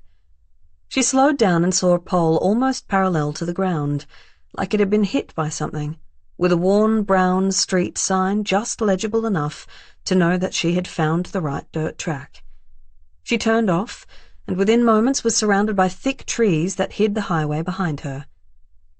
There was nothing that looked like a place for rangers for a few precarious kilometres, until the bush thinned out abruptly, and she was in the middle of a great empty space. It was flat and grassy on either side of the road, with no cattle or animals in sight. Along the road was a small wooden shack and a gravel bay to pull into, and Alice obliged. There wasn't much wind outside. High in the sky, a raptor circled in slow, long loops. Surely there was a lot to eat here in all this grass, snakes or rats or bandicoots, but it didn't descend. The shack was a single room, with a plaque outside saying it was used in bygone days to store food and as a place to sleep on the way to the next town. Said town had once been the place to be out here, but was now, Alice knew, a petrol station and not much else. She looked up and down the road. There was nobody on it. She went inside the shack and saw there was still food there. Rows of tins along the wall, soup packets, water bottles, a pan, a stove, and matches. Everything looked worn but not old, and the expiry dates on the food were still months or years away. It was a little dusty, and there were dicks scratched into the wood, but it was mostly clean. In the corner was a blow-up mattress spilling out of a box and a foot pump next to it. Someone had written 7 to 10th Feb. Thanks, in pen on the cardboard. Was this you, Darwin? She asked, leaning in through the back of the car and tapping her knuckles gently on the wood. Did you leave these here for travellers? Did you clean this up? Or did you stay here? He didn't answer. She took one of the bottles of water from the shelf and sat up on Valkyrie's bonnet to drink it. In the distance, dust curled up above the trees. Something was coming. Alice lowered a slow hand to her ankle to check her switchblade, but didn't move from the bonnet, and when the car eventually went past, a pockmarked older Hyundai Getz, it didn't slow down, but the person behind the wheel nodded, and Alice nodded back. She picked up her phone and called Jun. "All good?" he asked. "Quiet company," she said. "That feels somehow mean. They can't help it." "I'm outside the car," she said. "They can't hear me anyway." She did a lot of avoiding questions from Jun. He respected her time, and she respected his early mornings out surfing, his occasional interstate trips to environmental science conferences for work, and he understood that her hours were irregular, and that her subsequently generous paydays were a part of this. He knew she was mostly a chauffeur who sometimes filled other roles. She would say taking notes at a meeting when she really meant following a dirty, cheating husband, and similar, and that she drove and worked with people important enough that everything had to be very secretive. She had a few pictures of her with various captains of industry to prove it. He could never know what she truly did for a living, and he had never even been suspicious. She let him use her phone whenever he asked, because he didn't know how to find all of her work files anyway. He was a climate scientist, not inclined to suspicion or criminal espionage know-how. He would, she was sure, leave her if he ever found out who she was, because she would leave him if it was the other way around. "What have you been doing today?" Alice asked. This morning we went bodyboarding, even though it's cold. Jerry says she's a very good surfer now. She's in the hotel bath making waves for the mini shampoo bottle to surf on. Yes, it's a disaster, but yes, I'll have it mopped up before you get back and deny everything. I'm sorry I'm not there, Alice said, not for the first time, not for the last. I love you. It'll be worth it. We can put it in the house fund. Alice, you can't talk dirty like that to me when you're so far away. She grinned. Come stop me. John smiled. She could hear it in his voice. I wish you were doing something less important so you could ditch it and come back to us. I do too, Alice said, though she thought, no job I have done has felt unimportant enough to say no to. I've got to go. I'll see you tomorrow night. I love you. I love you too. Stay safe. Chapter 8.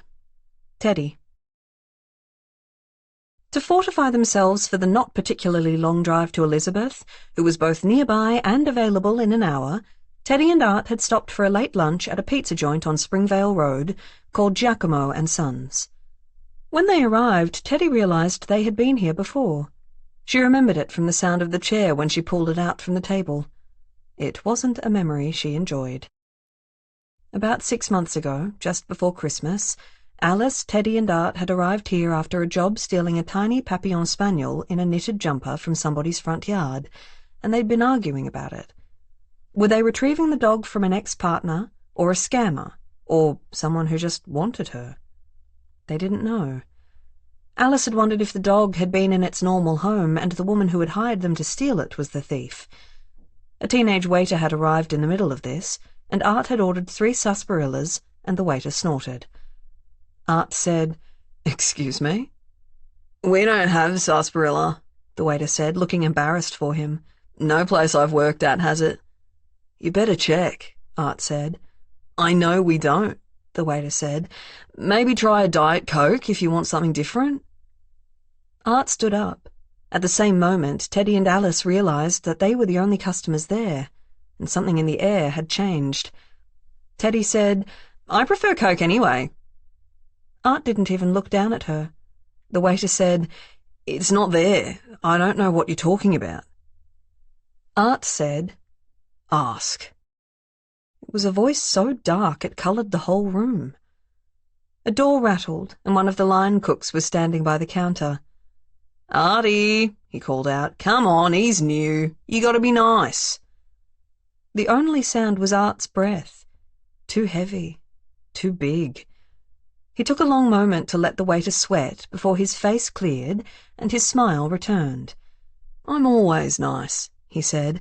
"Not only that, I'm lovely."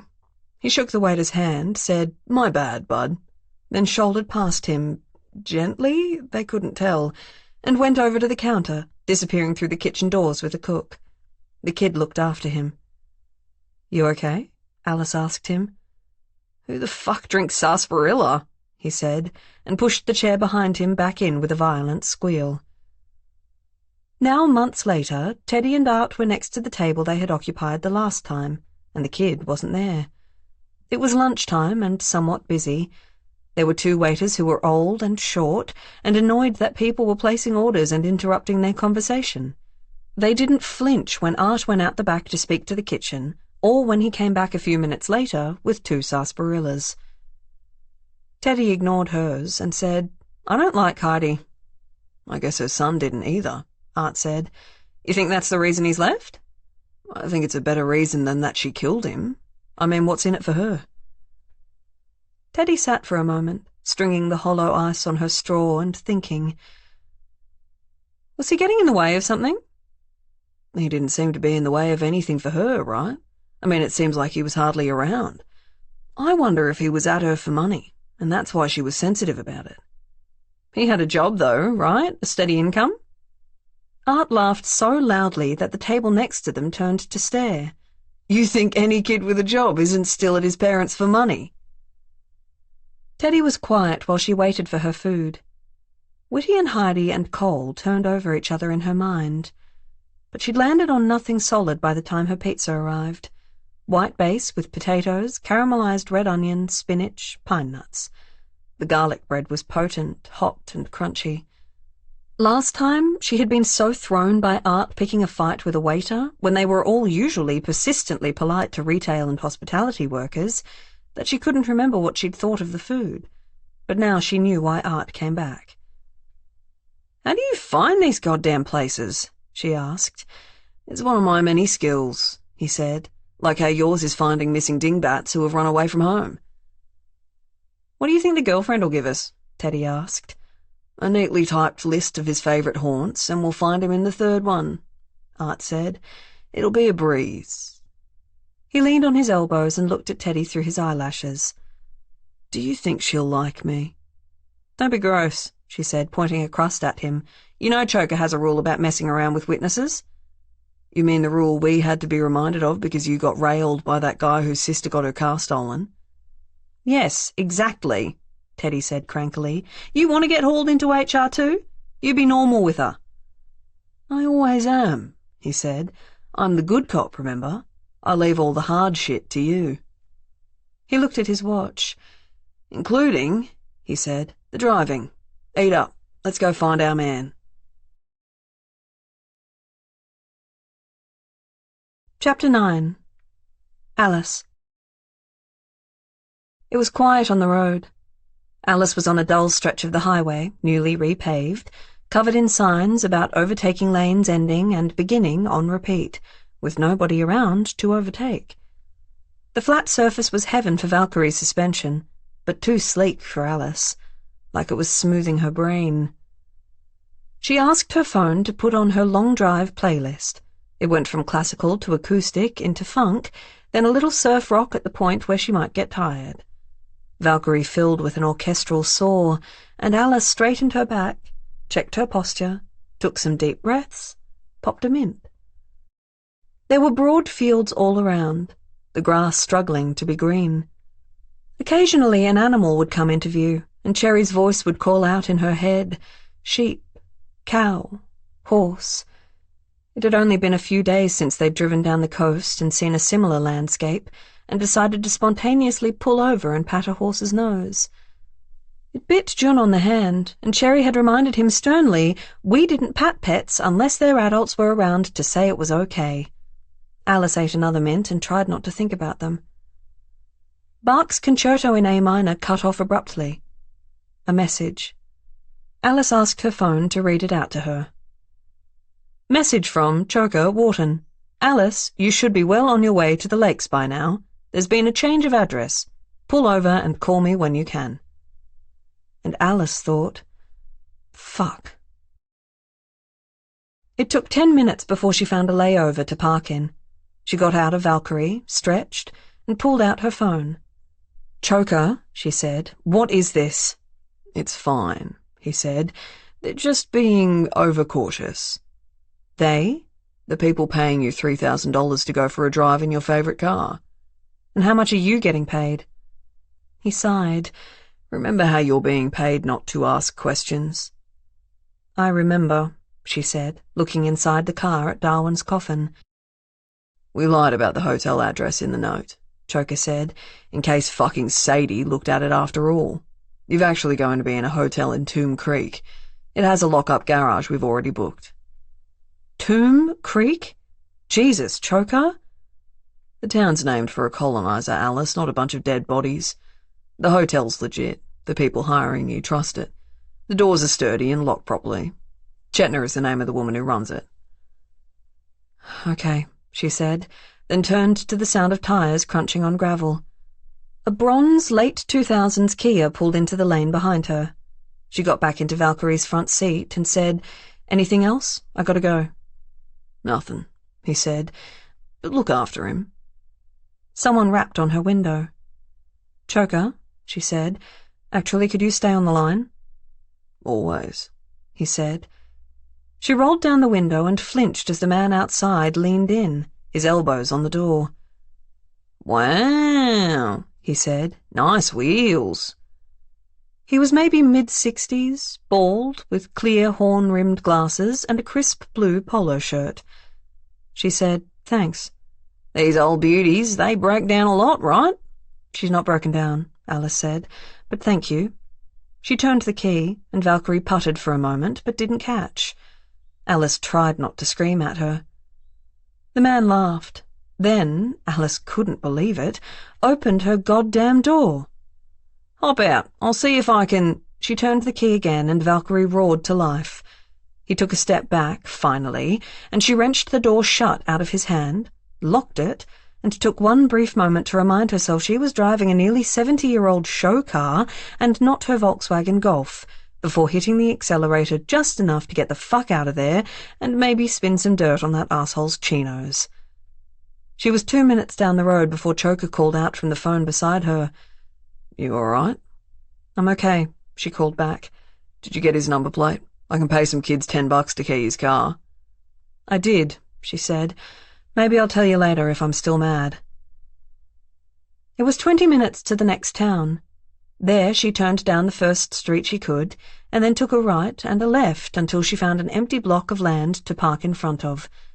She got out of the car and checked to see if he'd left any fingerprints on Valkyrie's paintwork, then rubbed the door shiny with a cloth. She got out of her phone and checked to see where Tomb Creek was. They really had tried to lead her astray. She was too far north by a long shot, with no road to link her easily to where she needed to be. Now she'd have to head south a while, then southeast, hit the lakes, follow a road up north 2.5 hours, maybe. Tomb Creek was the smallest kind of dot on the map, but easy enough to find. She had wondered about her schedule. Only a deserted shack and a hotel today, then 3 stops tomorrow. But, she supposed, today needed to be the day she threw everyone off her tail. She would no longer be at the hotel in the bright afternoon, but just before dusk. Before she put her phone away, she called Teddy one more time, who finally picked up and asked, "You okay? Are you alone? Can I tell you who I have in the car?" "Can we play 20 questions? Animal, mineral, politician." "I'm not in the mood," Alice said. Then, "Animal. Specifically, Darwin Weiss." "Pardon me?" "Don't breathe a word. I've already spent hundreds of kilometers working through this. You can too. Right now, I'm more annoyed that Choker just called. Turns out they changed the address of my last destination for today. Choker knew, but I did not until now." "Are you feeling okay about it?" Teddy said. "Do you want me to come?" "No," Alice said. "I'll be okay. Choker left me the gun." "Alice?" "I'm just saying. I'm not going to shoot anyone, but I do have it, in case that makes you feel better." "If anything, I now feel infinitely worse. Don't keep it under your pillow and shoot yourself in the head." "You're no fun." "Don't joke about it," Teddy said, her voice dark. "All right," Alice said. "I promise I'll be careful. Not under my pillow, not loaded, all that shit. I'm just saying I'll be safe." She got out another mint, she was running out, and crushed it between her teeth. "What are you guys doing now?" "We're on our way to see Cole's girlfriend," Teddy said.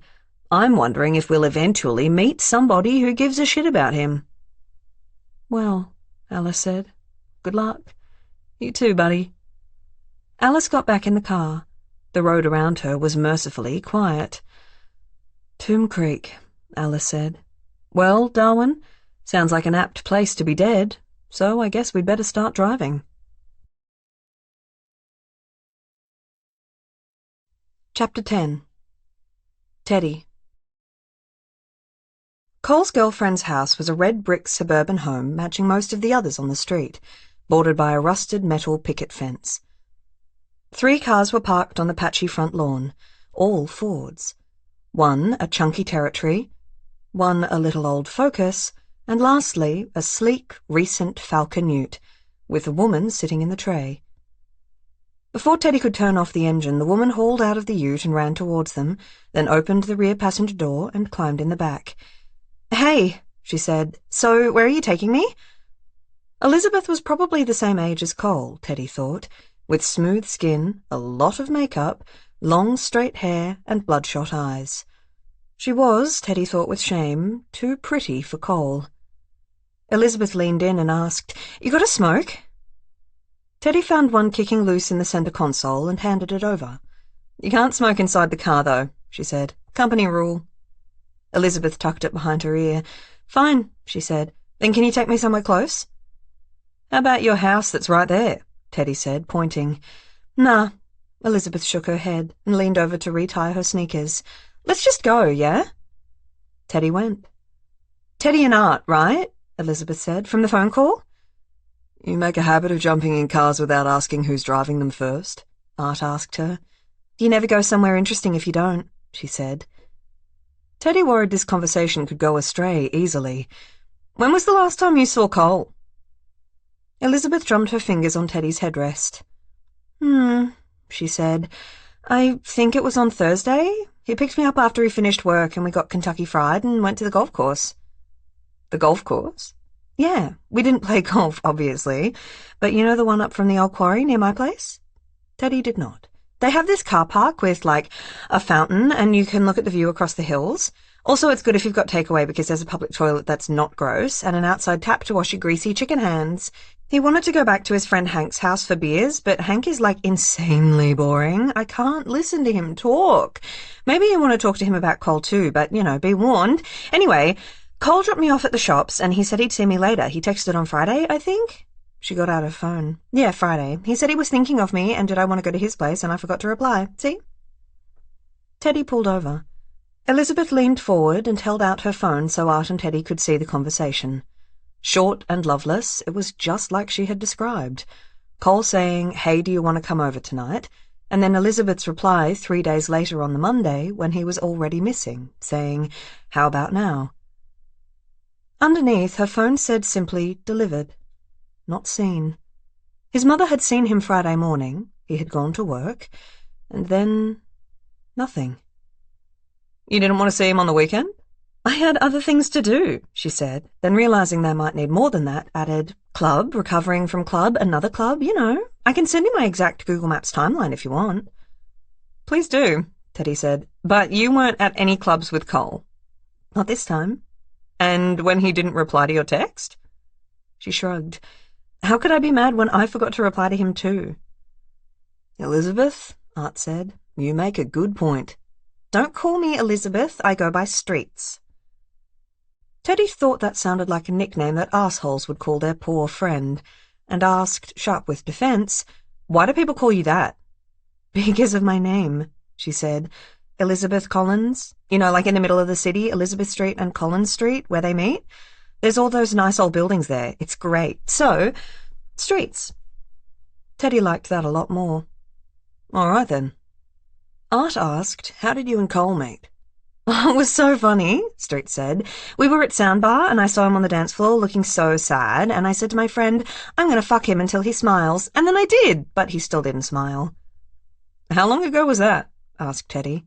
About 6 months ago. You don't seem enormously upset that he's missing, Art said. Oh, I'm not worried, Street said. I change up my boyfriends and friends all the time. I'm sure he's just somewhere else, doing someone else. No skin off my nose. 6 months isn't serious? Teddy asked, turning around in her seat. It's more than a fling. Street shrugged. I guess so. Why did you stay with him? Like I said, he never smiled. I'm a very cheerful person. She laughed too loudly to prove her point. He was sad, and I wanted to show him that you could be happy even when things are really, really shit. There was a fleeting pause, which Teddy filled with the image of that house with Street sitting outside alone, and waiting for strangers to drive her away from it. Were things bad for him? Teddy asked gently. Not like it is for some people, but his parents? Man, have you met them? We met Heidi, Art said. Sorry to hear it, Street said. I guess it's not like he really had a chance to be normal, or know what it looked like to be an upbeat person. She never noticed him, and his dad was worse because he did notice him just to get mad about him being there. The less time he spent near them while they drained his soul, the better he was. I guess part of why I spent time with him was to keep him away from them, even though it's not like I wanted to be at my place around my folks either. So who taught you to be normal? Art asked. Other people's parents, she said. It's the joy of having friends, and that's what Cole missed. It didn't really matter that I tried to help him anyway, she finished. I've never really got through to him. He's always so sad. Yeah, Art said. He is. Oh, you know him? Art smiled. No, but you can see it all over his face in the pictures and from what everyone has been saying. Would people say you two got along? Teddy asked. Sure they would, she said. We didn't have any problems. He liked having a girlfriend, and I liked being a girlfriend. You didn't fight? Teddy pressed. At all? Ted, just because you love to cut a wall with your clearance shelf boyfriends doesn't mean everybody has to, Art told her. Street smirked. He was too busy fighting the entire rest of the fucking world, but we didn't argue. There was nothing to fight about, or nothing he noticed, anyway. I mean, sure, I was seeing a couple of other guys here and there, and most weekends, but I had to, you know. A girl's got to be smiled at. You can't have that type of face over you in bed all the time, right? Teddy said, I guess not. Streets wound down the window and stretched her hand out for a moment to wave it in the air, though they were still parked. She asked, without looking at them, Do you think he's dead? Teddy didn't say anything, but Art said, No way, he's just on a runner. But he was sad all the time, she said. Like my cousin Thomas. He was sad all the time too, and then he walked in front of a train, and now his parents are sad all the time instead. Art drummed his fingers on his leg. I don't think that's what's happened. He didn't leave a note, Teddy said. But who would he leave a note with? Streets asked. Me? Someone, Teddy said firmly, but she looked over at Art for help. He said nothing. You know, Streets said, there's one place we could check. I've already been there, but I was looking for a person, not for a note. She slouched back in her seat and said, If you don't want me to smoke in your car, you better drive fast. At the end of an almost invisible dirt path in Hester Park, a tree, an elm, maybe, Teddy didn't really know, stood enormous in the shadows. Streets leant underneath it, finishing her cigarette and saying to them, You won't tell him I told you about this, right? About what? Art said. Streets pointed up. There was a treehouse above them, hidden in the boughs of the tree. Streets grabbed onto some low branches and hauled herself up, then stopped, her head above the platform, calling down, You coming or what? Is it going to hold all three of us? Sure. Art clambered up, and Teddy followed. She paused at the base of the platform, looking at the joints, the nails hammered into the wood. She knew a little about carpentry from Lucky, and thought, not bad. The platform was walled on 3 sides. The 4th opened into the branches, shielded by leaves. The base was sturdy and thick, the walls straight, the roof solid. There was no water pooled on the floor, and there were cushions inside that weren't damp. There were a few empty vape cartridges in a corner, a packet of Chappie's dill pickle chips with the top folded over, a stack of magazines.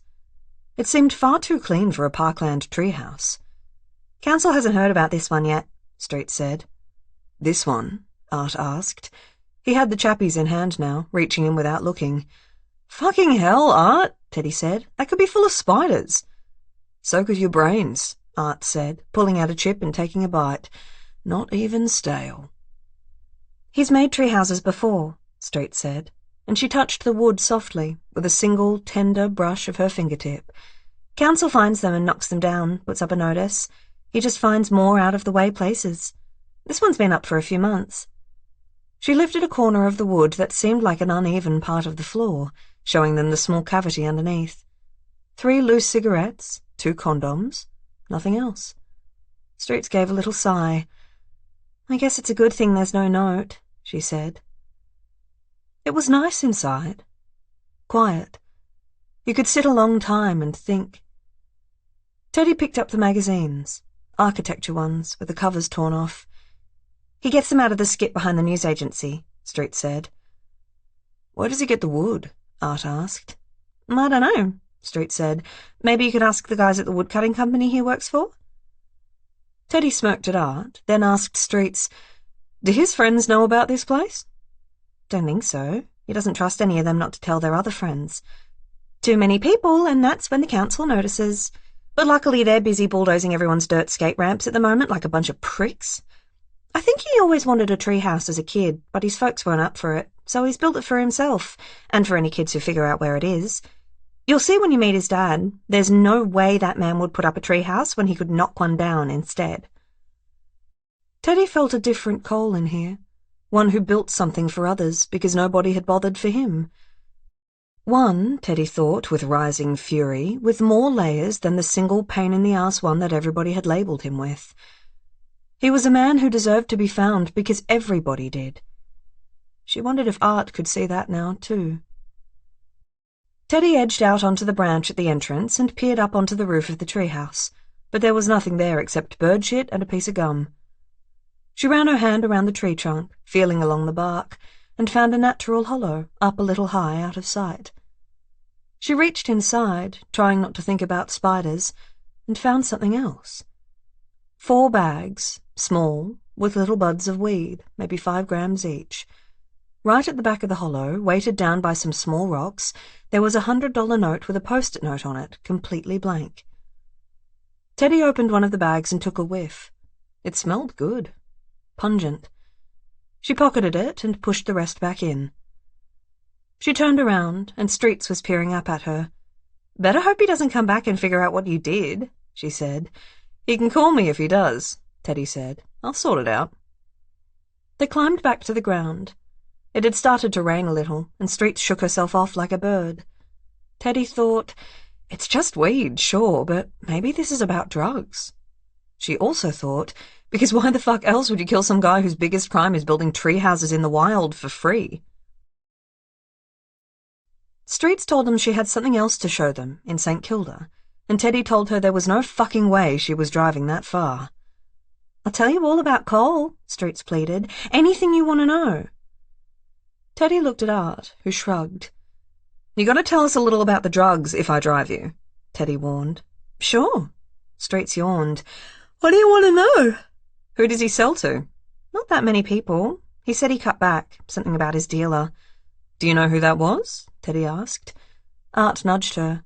"I don't think people like to give this information freely," he stage whispered. "What, you think I'm going to tell them who told me?" she said, put out. "These people can figure this stuff out," Art said. "Whose fucking side are you on?" she hissed. "I just don't want her to get murdered by some fucked up dealer." "Jesus Christ," Teddy said, and looked in the rearview mirror at Streets, who was staring at her. "That's not going to happen." "I literally don't know anyway," Streets said. "Why would he tell me? Wouldn't I go straight to the dealer so I didn't have to pay whatever Cole was putting on top?" Teddy, settled now, said, "I don't know whether or not to be mad at you for not wanting to support your boyfriend's small business."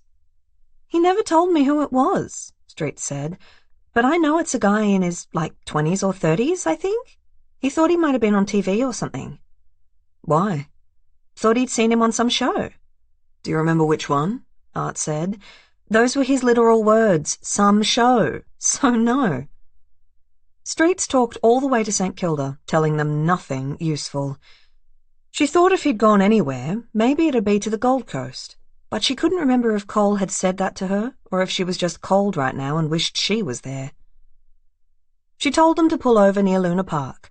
When Teddy parked, Streets got out before the car had fully stopped and called, "Come on!"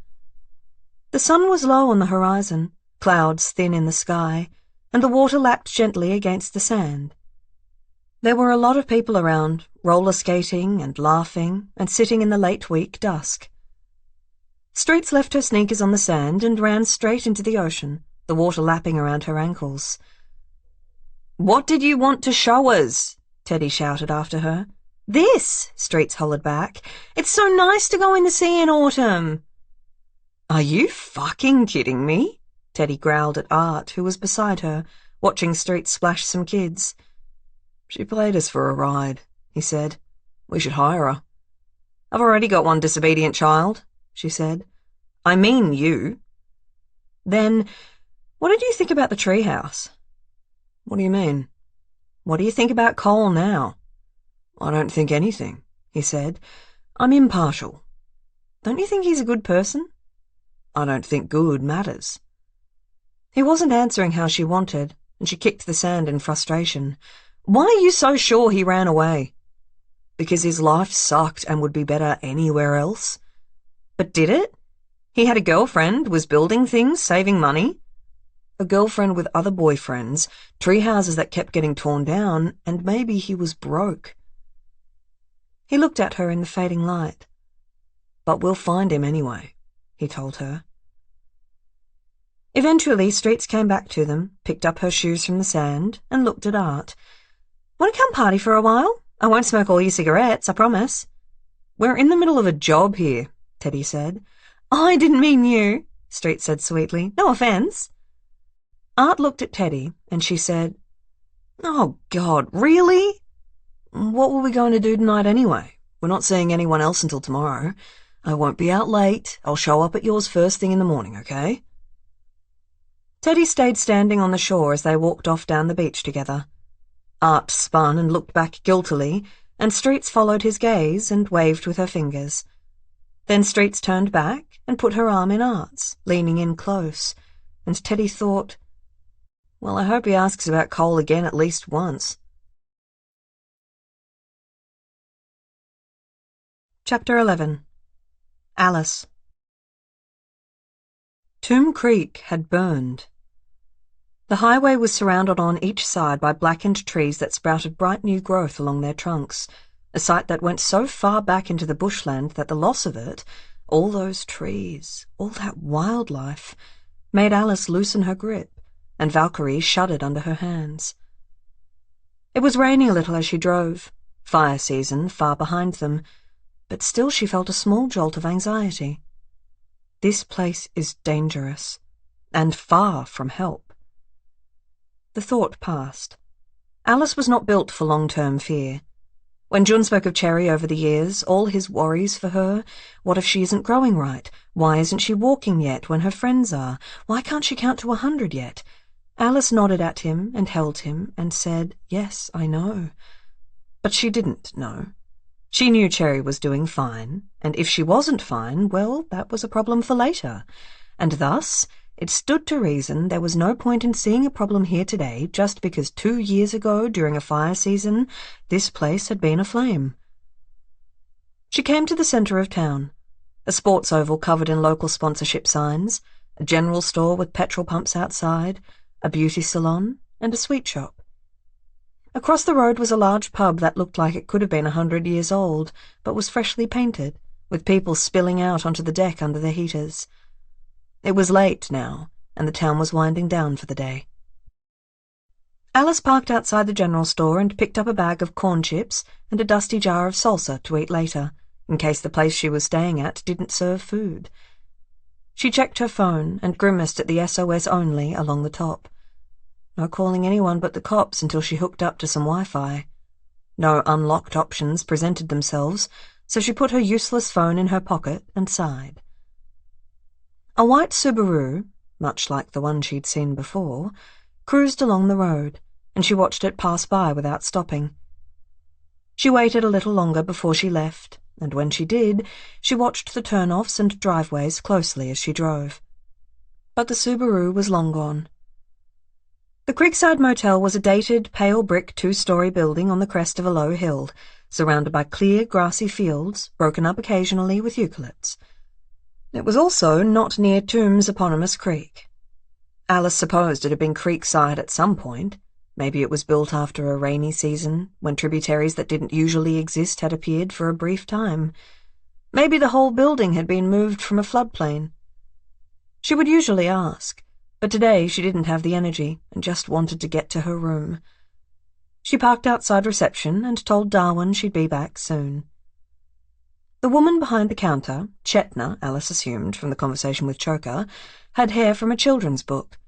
Black, thick, shoulder-length, kicking in at the ends. She was on her computer, and there was a man and woman in front of her desk who had good suitcases and sour faces. The woman said, "This is not an Airbnb." "Well," Chetna said with moderate pleasantness, "you'll find the photos you saw are all of your room." Alice sat down on a wooden bench and waited. The couple conceded that the pictures were accurate, but did not agree that the price point should have made it obvious that it wasn't a house. The room did, Chetna said, have more amenities than a typical motel. "Her room doesn't even have a fridge," she said, pointing at Alice behind them, who waved. "Yours has a fridge and a sink."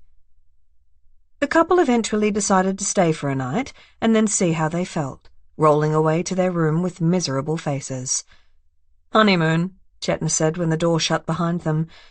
They really need to start bringing more positive vibes into that marriage, or they'll be done before they leave this shithole of a town. You work for the tourism board with those kinds of slogans? Chetna laughed. I sure do. I'm stuck here until I make enough money to leave. From people like them, who think this is a cheap in-between town from which to visit a lot more interesting towns. Or from people like you, who are heading somewhere else and are paying a bucket load of money just to make sure I lock that nice set of wheels behind you in a safe space. Not many people come here because they want to be here. Alice asked to see where Valkyrie would be staying, and Chetna took her around the back of the motel. The garage wasn't much, just a run-down brick double, but the lock was thick and sturdy, the one brand Alice had never managed to pick open. This is fine, Alice said, but I'll need a key for the garage. Nobody else is getting in there, Chetna said. I can guarantee it. I'm sure you can, Alice said, but if I don't get one, we're not staying here tonight. We, huh? Alice closed her mouth. I know you got a dead body in there, Chetna said. I know everything. I say nobody's getting in there, and I mean it. Nobody except that dead body, but I don't think they can drive. She passed over the garage key anyway, and laughed, hoarse and long. Alice gave a cursory smile, then went to get Valkyrie and drove her inside, parking beside a beat-up Commodore with a tarp falling off it. You doing that baby up? Alice asked, despite the dust that had settled all over the Holden's white paint. One day, Chetna said. I always say I will, but who has the time? Well, you, I guess. You guess wrong, Alice said. I'm just the chauffeur. The car belongs to somebody else. The motel room was good enough. It had a clean bed, a framed oil painting of a creek hanging above it, a TV mounted on the wall, and a recently retiled bathroom with one of those annoying fucking showers with no lip that would flood the room. She was on the ground floor, on the corner, and even though she knew by the lights that there was somebody in the room beside her, what they were doing here in Tomb Creek she couldn't guess, no sound permeated the walls. Alice closed the curtains, got on the hotel's Wi-Fi, and wrote up an update for the drive file. Then she popped the salsa open and turned the television on, hoping not to think about Darwin too much, a handful of meters away, dead in her car. About 3 months ago, she had turned up to Choker's office one sunny Tuesday, and he told her to get Valkyrie and head to the city to pick somebody up from the church on Lonsdale Street. Alice had asked him who she was picking up, and he'd said, "You'll know him when you see him." When she pulled up to the church, small and serene in front of a towering skyscraper, Darwin was the one waiting for her on the footpath outside, talking animatedly to a priest. He got into the car before anyone else could open the door for him, and she'd said, "Well, it's nice to see you again, sir." "If you call me sir again, I'll give you 1 star on Yelp," he said. "How do you know we don't have Yelp for passengers?" she asked. "I'll tell everyone you opened a can of tuna in the car and you'll never get a ride again." He laughed. "Well, where are we going?" "Excuse me?" "I was bored and had the day off from meetings. Well, I don't have the day off, but my assistant is filling in for me while I pretend to have technical issues. It's too sunny to be inside, and I thought it would be good to go for a drive in a nice car. So, where should we go?" "How long do we have?" He shrugged. "When do you need to be back home?" "I promised my kid I'd be home in time for dinner, so 6 o'clock. "Well then," he said, "I'm at your disposal." The first place she drove them was to a bridge over the Eastern Freeway, where they got out of Valkyrie and leaned against her as they looked at the cityscape against the blue sky. There was no smog, and the view was clear, the skyscrapers sharply defined. Darwin blew out through his mouth and said, "It's a good city, isn't it?" "I love it," Alice said without irony.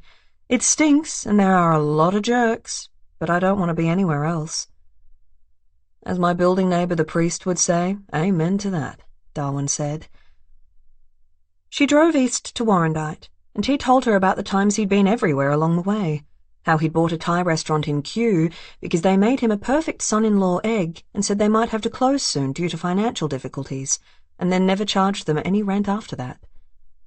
How he'd broken down once on a side street in Doncaster, and somebody came out of their house, had a look under the hood, gave up, then made him a glass of cordial while they waited together for roadside assistance, and then he bought them a new SUV to say thanks. How in Ringwood he was at a meeting at a hotel and the alarms went off, so everybody had to evacuate, and he ordered a bunch of pizza from every pizza place nearby and turned everyone's rage into a party. He clearly enjoyed listing the reasons he was wonderful, but considering a lot of other people Alice worked with, she did not mind hearing it. She'd pulled in at a restaurant on the edge of an orchard, and they drank sour Chardonnay on the deck while kids circled Valkyrie in delight. Later, she drove them to the top of Mount Dandenong, and along the way gave him a sanitized version of what she did for a job.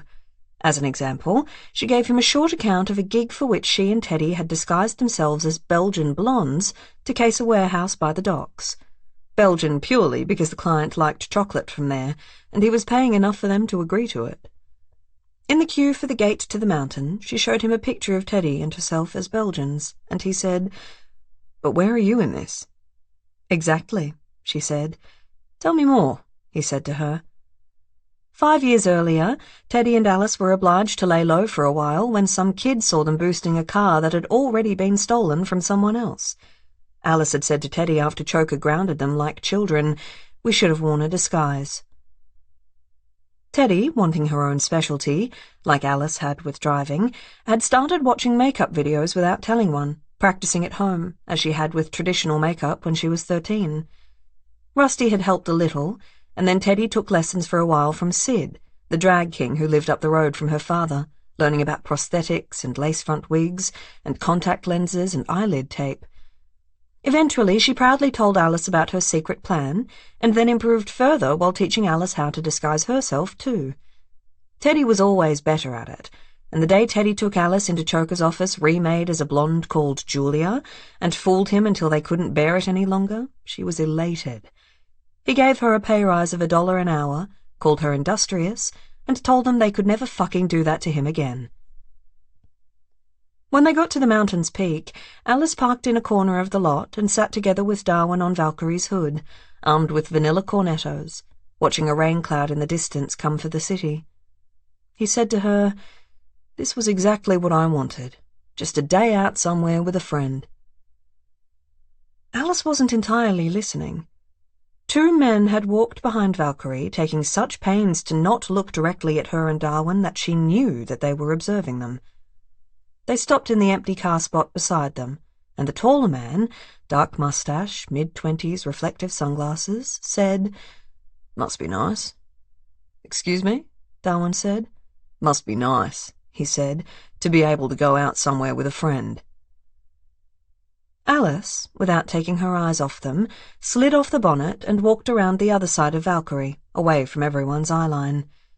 She opened the passenger door and slid the baton under the seat into her sleeve, then came back with a tissue in hand, like that's what she'd been retrieving. When she returned to Darwin's side, the smaller man, 60s maybe, with a soft grey ponytail, said, "This has nothing to do with you, love." She sighed and looked at Darwin. He was not a man who had much cause to be afraid, and he gave them a relaxed smile, although his hands by his sides, she saw, were unsteady. She said, "What's the problem, friends?" "We're not your friends," the younger man said. "Fuck off." "He fucking ruined me," the older man said, staring at Darwin.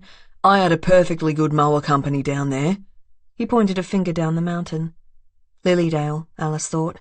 "Steady trade. My son worked there too." He nodded towards the taller man, who glared and stood up straighter, and went on. You fucking prick, opened up another store down the road.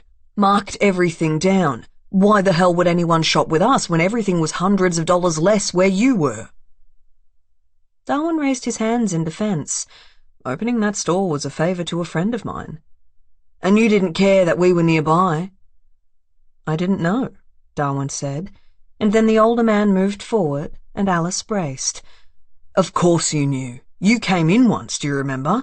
You bought the last one of our best fucking mowers at full price and went back to sell it at your friend's place to one of our most loyal customers just so you could say that we didn't have it and you did.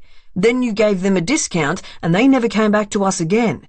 A bit above and beyond for a favour, don't you reckon?" "We're closing down next week," the son said. "That's fucking it. Can't pay our debts. Up here trying to sell the last of our stock to the gardeners on this mountain here, and, well, who do we fucking see having a great old time with his girlfriend?" She's not my girlfriend, Darwin said. She's my chauffeur, a worker, just like you. Except she has a job, the father said, and we won't. I can help out, Darwin said. I wasn't trying to get you shut down. Then why the hell did you open a goddamn store near ours? It was the only vacant property around, Darwin said. We can work this out. We sure can, the father said, and he shook out his shoulders, raised his fists, and took a step towards Darwin. I reckon I could sleep a lot better thinking about how I broke your fucking nose and threw you off a cliff. I reckon that'd be a favour for a lot of people, not just my family. Maybe if you aren't around that other shop, then they'll have to close, the son said, squaring up next to his father. Wouldn't that be a goddamn shame? Alice leapt. The men hadn't been looking at her, and she hit the older man in the side of the head with a baton, right on his ear, and he fell with almost no noise. The younger son stumbled as his father landed on top of his feet, and Alice stepped in to hit him in the kidneys and swept his knees with her leg. The son landed on the road and wheezed, while the father started to howl. It's called competition, you dumb shits, she said, standing above them. You don't fucking jump people in a car park to solve your problems. Get fucked and don't come near him again. The father tried to get up, and she pushed him down in the forehead with the end of her baton while he fell back. Don't get up until we're gone. She got back into Valkyrie, and Darwin hurried around to the other side. She reversed out, careful not to hit them. A forensic clean on the car meant Valkyrie would be out of action for too long, and drove away. Jesus, Alice, Darwin said when they were past the toll booth and back on their way down the mountain. What if people saw? Then they saw that old fucker with his fists up first, Alice said. They started it. And you goddamn finished it, he said with admiration. Yeah, well, it's my job. That's not why I hired you for this drive. Ah, she said, but that's why I cost more than your average driver.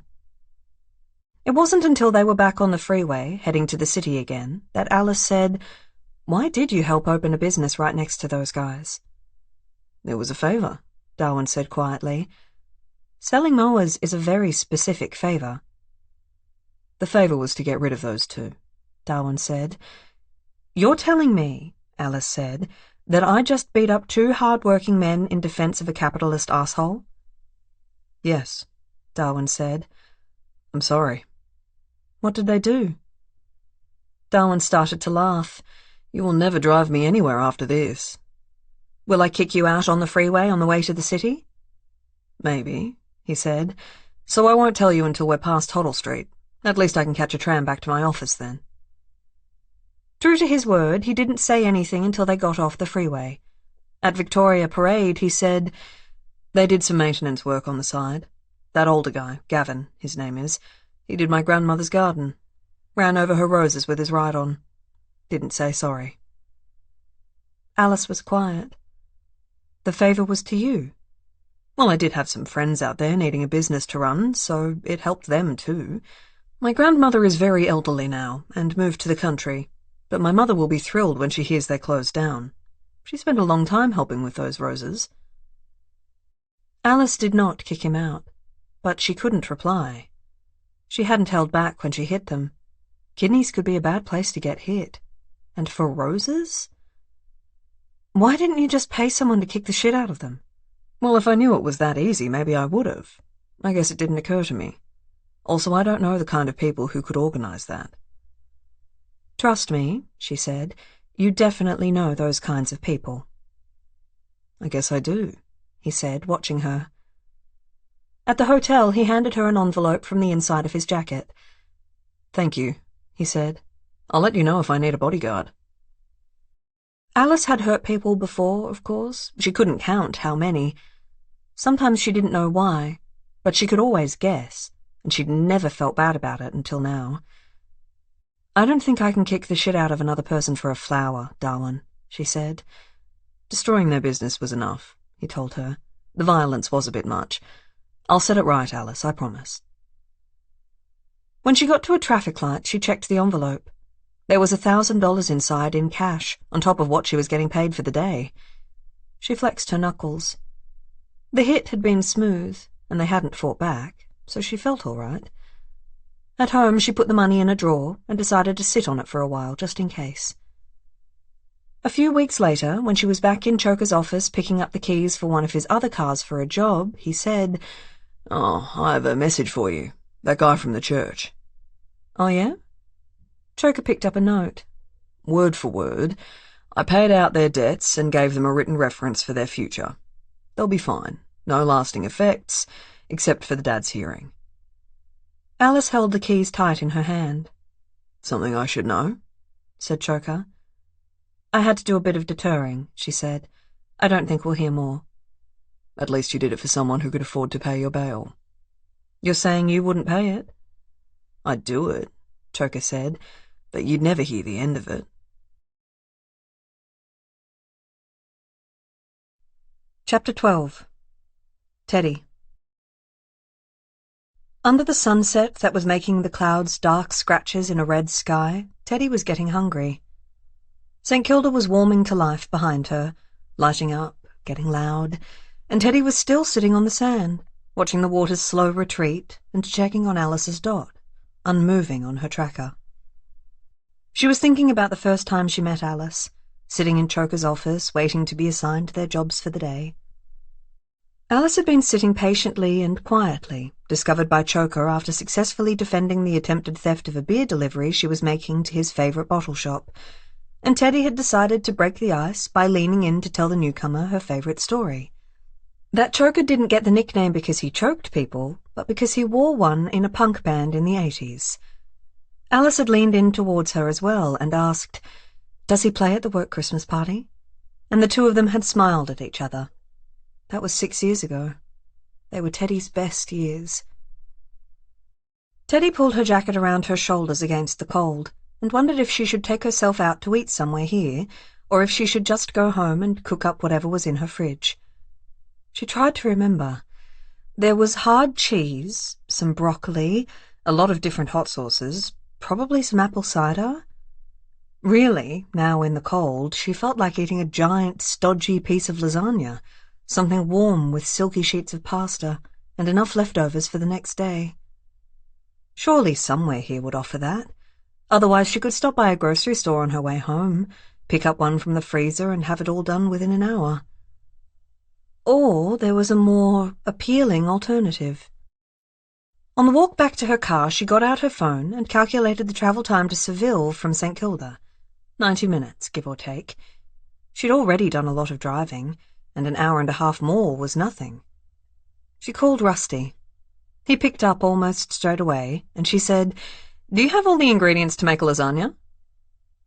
"Why would I do that?" "I'm in St. Kilda, and I feel like one." He blew out a long breath of air. "It's a long way for dinner. You're telling me nowhere in St. Kilda will make you a slice of lasagna?" "Not like yours. And you give me leftovers. I'm an hour and a half away," she said. "It could be done by the time I get there." "Maybe I'm busy," he said, but she could hear the background noise. Cupboards opening, the shake of a box of pasta sheets.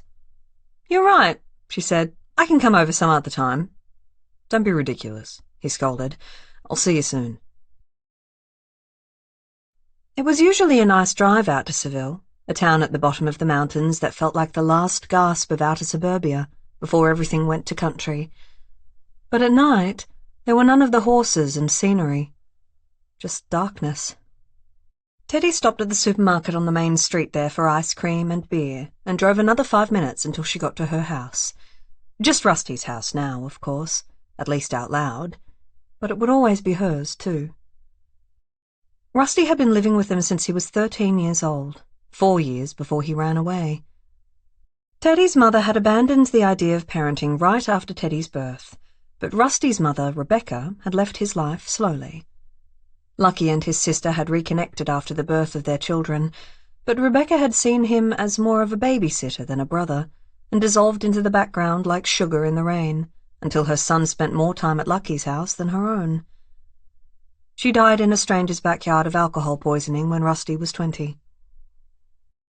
Rusty had stayed in Seville with Lucky after Teddy had moved in with Alice during their sharehouse years, and he stayed in Seville long after Lucky moved to the apartment to be closer to Teddy. When Lucky died, Teddy got his apartment and the mortgage, while Rusty, who had tended the family home with love the whole time, stayed in Seville. The two of them were always linked, and like with Alice, it had always worked. Teddy prided herself on getting along very well with her family, and with Alice, and Choker, and Art, and then with almost nobody else in the world. She let herself into the house without knocking. Rusty kept the house scrupulously clean, far cleaner than it had ever been when all three of them lived there. Teddy thought, but did not say, that it was because he still feared she would kick him out of there. She never would, even without the lasagna, even if he didn't vacuum her old bedroom floor every week and dust her shelves and the bullshit tchotchkes all over them. The kitchen was dim and warm from the oven. Rusty was leaning against a bench, pink from the heat, his short hair stuck down to his scalp. 10 more minutes, he told her. She kissed him on his stubbly cheek. He said, "So what's up?" "I'm hungry is what's up." "No shit." He took the ice cream and said, "You didn't have to bring mint." "But it's your favourite." "It's not yours."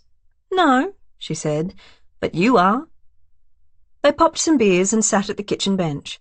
He had lit candles all along it in a row, and there was a bowl out with banana chips. Neither Rusty nor Teddy liked them, but Lucky always had, so they ate them diligently as a sign of respect, and so there could always be a fresh bowl waiting for him. She took one now, and it immediately stuck in her teeth. "So how's your holiday going?" Rusty asked. "Well," she said, "I should probably say I looked through your docs before you got here, so I know you're doing the case with Art. And Alice, who is supposedly on holiday on the Great Ocean Road, is actually in Gippsland driving a dead body with last-minute address changes." "You know her," Teddy said. "Always up to shenanigans." "Who's the stiff?" "I'm not allowed to say," Teddy said primly. Rusty folded his arms. "You won't figure it out," she said. "There's nothing about it online. You can find out about it in a week like everyone else." "I don't need to find it out online. You'll tell me before you leave." "I will not," she said.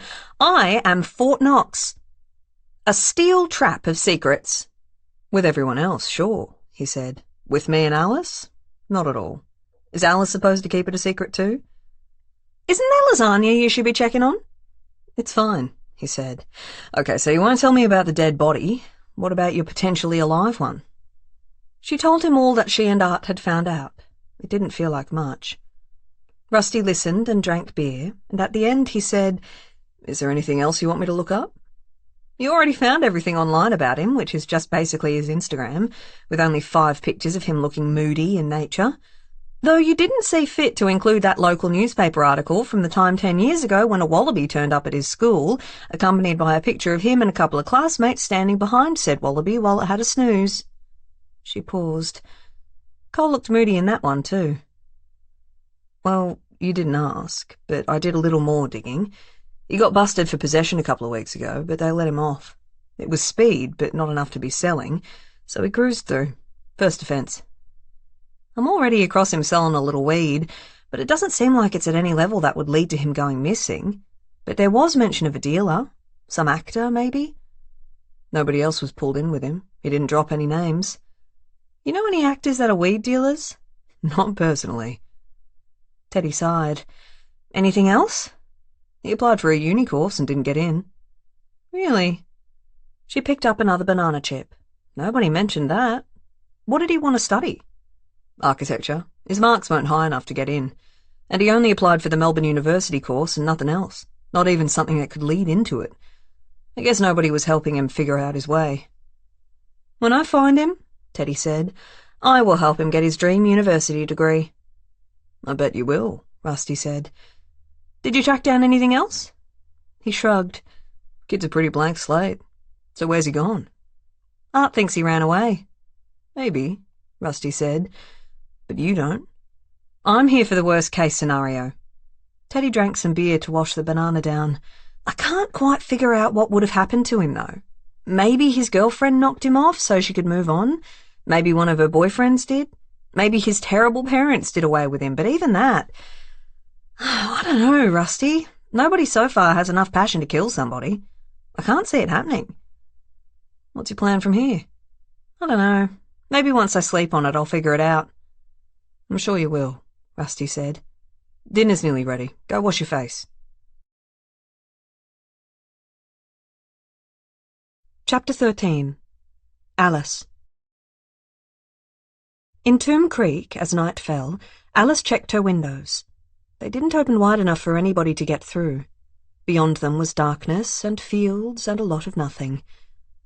The curtain was thick enough to prevent people seeing in, but not enough to prevent light getting out. She wrapped the gun in her jumper and placed it in the side drawer, close at hand, took her switchblade out of her sock and put it under her pillow. She read over Teddy's notes while eating her salsa and chips, washed down with a glass of unpleasantly warm tap water. Then she lay in the silence, listening for what was outside, until she fell asleep. Later, in the darkest part of the night, Alice awoke. She stilled, waiting to see what it was that had raised her. The illuminated clock beside her read just after 3. A moment later she heard the rough crunch of disturbed gravel. The wind had picked up, but this was not the leaves scraping in a flurry on the rocks outside. It was something else. Alice sat up quietly and slid her hand under the pillow, resting her fingers on the switchblade's mother-of-pearl handle. 2 years ago, she and Teddy had their blade handles engraved with each other's names, on the understanding that if, when on separate cases, the blade marked Alice ended up stuck in somebody's neck, then the human Alice would be more likely to have an alibi than Teddy would. Alice traced her nails over the letters of Teddy's name now, and hoped she wouldn't have to use it. Cleaning blood out of her friend's name never felt good. Silently, she swung her legs out of bed. Keeping close to the walls, she crouched down and walked along to the door to her room, listening close. There was a noise that she didn't immediately understand, and then she realized what it was. Somebody was picking the lock to her door. She swapped the knife into her good hand and watched as the lock gave way, the doorknob turned, and the door met resistance against the chair she'd pushed underneath the handle. All the training they had done over the years, and really there had been a lot of it, was keeping her breath even and her mind calm. She wondered if the other person had a gun. Now that she was out of the city and on farmland, the likelihood increased. Quietly, softly, she moved the chair along the carpet away from the handle. Right now, whoever was out there did not know Alice was awake. The room was dark. She was stealthy. They would come in quietly. She watched the handle turn again. The door opened. A rifle, nothing deadly but nothing you'd want pressed against your head in the dark, led the way, slowly, not gripped to shoot, held only to have something between whoever this was and Alice herself. She waited until she saw the hand, clad in a black woolen glove, on the gun's stock. Alice took a single breath, and without making a sound, speared right through the glove and skin and muscle and sinew to the other side, withdrew her knife as they let out a guttural scream, and caught the gun the fucker dropped with her left hand. They didn't wait. In the time it took Alice to switch the safety off the gun and get herself armed, whoever had planned to shoot her was running, bolting out the door and into the dark fields like they were on fire. They were fast, faster than her, and from their brief moment of contact she knew they were bigger. If it came to fists, she might not win, even with their damaged hand. Alice stood outside her room and lined up a shot, but they were too far, it was too dark, and she didn't know the gun or the property. But she did know that a gunshot would wake everybody else here up if the scream hadn't already done so. She went back inside, propped the gun next to the front door, moved the curtain aside, and waited. Hours later, as the dawn rose, Alice put the gun on her bed and washed her knife. A toothpick helped her with the engraving, so Teddy's name still shone bright. The night before, Chetna had told her that breakfast would be delivered at 7 o'clock. It would be here soon, so Alice could eat and get the fuck out of here. Whoever had tried to shoot her today was not Chetna, who was shorter than her, but Alice couldn't be entirely sure the hotel's owner didn't know something about what had happened overnight anyway. She went outside the room so she could see the dawn coming in around her, tinged a soft, warm yellow, frost still on the grass where the sun hadn't yet made contact. A magpie walked through the grass towards her. She pocketed her knife, went back inside, and called Teddy. "Why the fuck didn't you call me earlier?" Teddy shouted once Alice was done telling her what happened. "You couldn't have been here quickly anyway," Alice said, "and here I am, okay. I'll come now." It was bluster, and they both knew it. "I'm done today anyway," Alice said. "2 more stops, then I deliver him, and then I am driving straight to your place before I go back to June and Cherry." "It's not soon enough," Teddy said.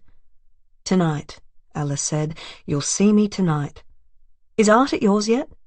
"Before 7 o'clock? He wouldn't be up that early to solve his own damn murder. Are you going to call him?" "I'm not calling anybody else," Alice told her. "This is the absolute extent of fussing that I can live with, and I'm already done with it." "I think it's a reasonable amount of fuss if somebody tries to kill you." "I don't think they were there to kill me." "What were they there for, then?" "Keys to the car." Teddy took a moment. "Huh. Surely they would have tried Chetna's office then for the garage key before they came to you." Alice looked out into the quiet. "She probably lives in a house nearby," she said. "Harder to find a key in all those rooms. And maybe she doesn't live alone. But there was only one of me." "You're worth 20 of them." "Not in a fight, though. Maybe they knew I had a key to the garage, too." "But how?" "You didn't have to tell me you'd asked for one, but I knew it." "Did you pull a gun on me?" Alice joked. "Alice," Teddy admonished. "So who was it?" "I don't know," Teddy said. "What now?" "I get a basket of breakfast goods delivered to my door soon," Alice said. "What do you think will be in there? Humour me." "Fresh orange juice in a glass bottle," Teddy said. "Half a loaf of bread, a pat of butter in brown paper, homemade jam, a single fresh peach." I didn't even know I was hungry until now. If there's anything but that list, I'm going to go to the office and shoot Chetna myself. "That's my girl," Teddy said. At 7:05, Alice saw Chetna's broad hat and red coat out of the window's sheer curtains, heading towards her from the office. Alice sank down silently, unseen, and sat with her back against the door to the hotel room, her legs drawn up out of sight if Chetna peered in. The gun was flat against the wall beside her. Alice's breath was even and quiet. Chetna knocked twice and called out, "Alice, your breakfast is here." Alice rested her hand on the rifle. Chetna rapped on the window, the glass shaking in the pane. "Alice," she called again, louder. "Breakfast." She tried the door handle next. Alice watched it above her head. It was locked, and when it stopped, Chetna let the handle snap back. Alice heard her put something on the other side of the door, and then there was a long moment, too long, where nothing happened. Alice spent that time getting the knife back out of her pocket and into the best grip position, and waited. Gravel crunched underfoot as Chetna left. Alice counted to 50, then to 100, before she stood and looked out of the window. Chetna was still there, away from the room, in the fields nearby, but facing her, and not so far she couldn't see Alice's movement. She waved. Alice waved back, opened the door, and took her basket back inside to the kitchen table. 3 slices of supermarket bread in a Ziploc bag, a single-use container each of Meadowlee butter, Cottee's raspberry jam, and Kraft peanut butter, a single-size box of Kellogg's cornflakes, a small carton of Devondale milk, an apple, a tiny bottle of Mount Franklin water. Alice took a picture and sent it to Teddy. She washed up in the bathroom sink, cleaned the bloodstains she'd missed on the floorboards, packed her bag, and put the apple in her jacket pocket. She ate the rest of the basket's contents outside in the fresh air, sitting on the concrete, throwing bread to the magpie even though you weren't supposed to feed things like that to birds. They would rely on you, people said. She liked to think of it as insurance. If anybody came back to shoot her again now, maybe the magpie would peck their eyes out. "You'll look after me, won't you?" she asked as the magpie took the bread. It hopped away, back to the grass. "It's okay," Alice told it. "I don't really need you anyway." She went inside and gathered her things. Then she picked up the rifle, held it close to her leg so it wasn't obvious, and left the room.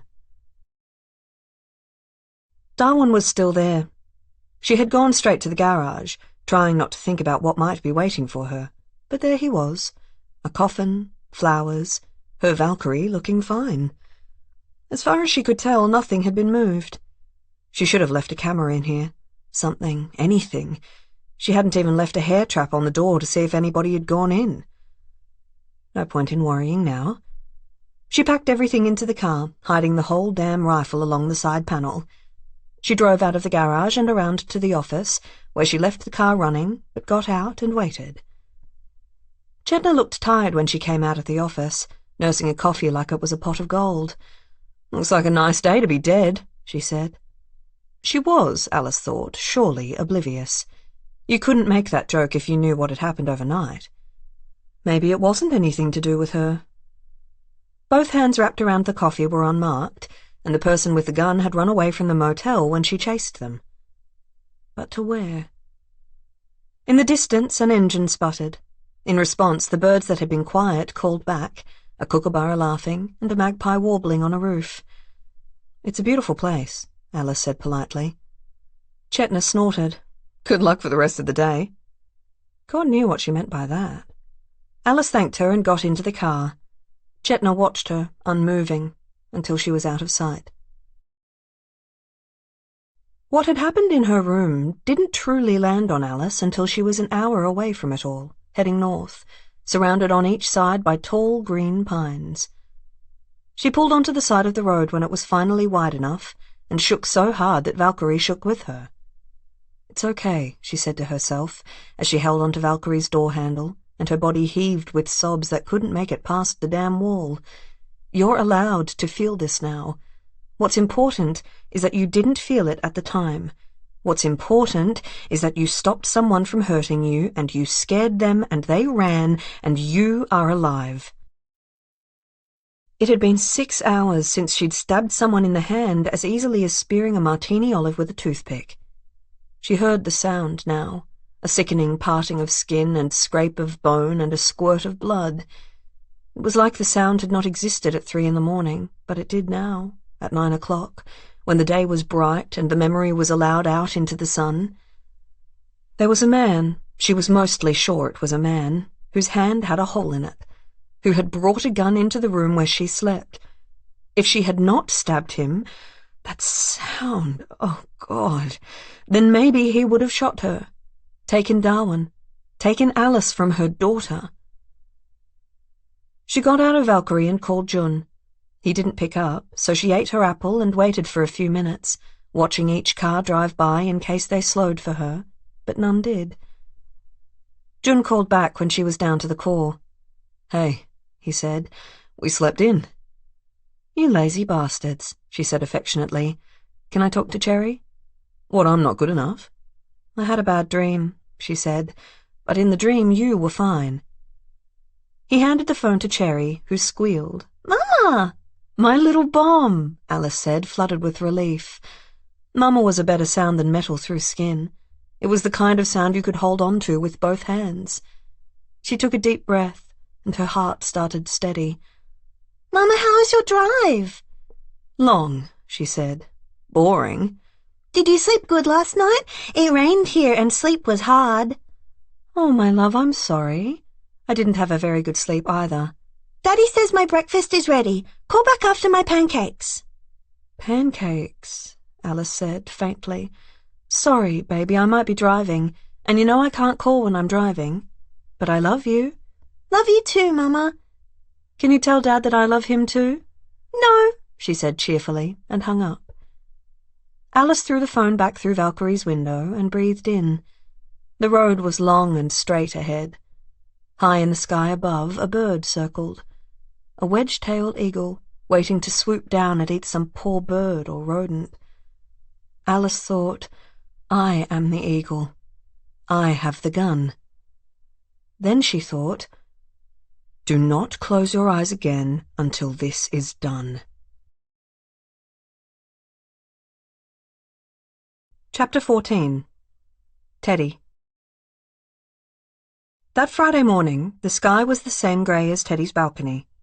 She messaged Art while leaning against the railing in the biting air, thinking that somewhere out there, Cole was waiting to be found, hiding from the world. Or dead. 10 minutes later, Art had still not replied. Teddy had now showered, dressed, and was wondering if she should call Cherry and ask about her holiday, because she missed her tiny, chaotic voice. She was tempted to ring Jun now so she could talk to her, But then she might have to answer some questions, like, if it was just a chauffeur job, why didn't Choker get Teddy to do it instead, and let his partner have a holiday? Sometimes Teddy thought she found it harder than Alice did to keep secrets from June. He wasn't flawless, but he was a genuinely good man, the kind you wanted your friend to have forever. If he ever found out about their line of work, he could take Cherry away from them both to keep her safe. In fact, if he didn't, she would think infinitely less of him. She fished her phone out of her pocket and called Art. He picked up and said, Yeah, I'm coming. Where are you? Home, he said. Nearly. She rolled her eyes. For fuck's sake. I'll come get you. It's probably quicker to get to Adrian's from your place anyway. I'll be there in 15. Make it 30. She was at Art's place in 20. From the front, it was a nice, understated weatherboard. You wouldn't know there was a tennis court in the backyard, or a wine cellar Art's parents had installed in the home and refused to give their children a key to. Nina, Art's sister and housemate, changed jobs and addictions a lot, and was one of the more challenging people that Teddy and Alice had met in their lives. She was the one who answered this morning when Teddy knocked on the door, resplendent in her barely awake glory. Lanky strawberry blonde hair, oversized Melbourne Girls' Grammar School hoodie, though she was 3 years out of it, and a celery stalk dripping with the red juice of a Bloody Mary dangling from her hand. "What the fuck are you doing here?" Nina asked. "You should put that on your welcome mat," Teddy said mildly. "I'm here for Art." "He's not in?" Nina said. Somewhere behind her, a man, not Art, let out a laugh, and Teddy held up her hands. "I didn't mean to interrupt anything." Nina snorted. "It's not that type of interruption. But can you leave anyway? Take these two with you." She stood to the side as a woman in a black turtleneck and a man with a big, full beard passed, both nodding to Teddy without any warmth. She watched them walk away down the road, hands in their pockets. "I'll tell Art to call you," Nina said. "I can wait," Teddy said. Nina took a bite of her celery. "But it's cold outside." "Well, I did mean inside." "It's too messy," she said. "Your car is better." "I don't mind," Teddy said. "I've seen your place messy before." Nina shook her head in frustration and said with a hiss, "He's a good person, my brother." "I know," Teddy said, surprised. Nina leaned forward. Her breath stank of a long, long night. "Better than you," she finished. "All right, buddy," Art said, coming up the hallway behind his sister, bundled up like a toddler in a wool-lined jacket and scarf. "I think you need a nap." "I have work," Nina said plaintively. "Well, then, you need about 6 coffees first, okay?" He hugged his sister and said, "Also brush your teeth." "Fuck you," Nina said and shuffled away. "She said you weren't home," Teddy said as they went down the drive. "She didn't hear me come in," he said. "I'm not sure she even heard anything you said to her. Too busy entertaining her friends." "They didn't seem very friendly." "I think you're taking the word too literally." "Is friend not a literal word anymore?" Teddy unlocked the car. "Also, why is she saying you were a good person and I'm not?" "Because she hates you for getting me a job with Choker," he told her. "She thinks you're a master criminal, ruining my life. She's also very conflicted because my income from said job is keeping her in food and streaming services, while she spends all hers on party drugs and booze and false eyelashes." "They're very good lashes," Teddy said, trying not to feel hurt. Art stood in front of her car. "I have 2 things to tell you this morning," he said. "The first is that I got the number of a friend of Cole's from our pal Streets last night. Remember her talking about a guy called Hank?" "That's great. Where are we meeting him?" "I haven't called him yet." "Why not?"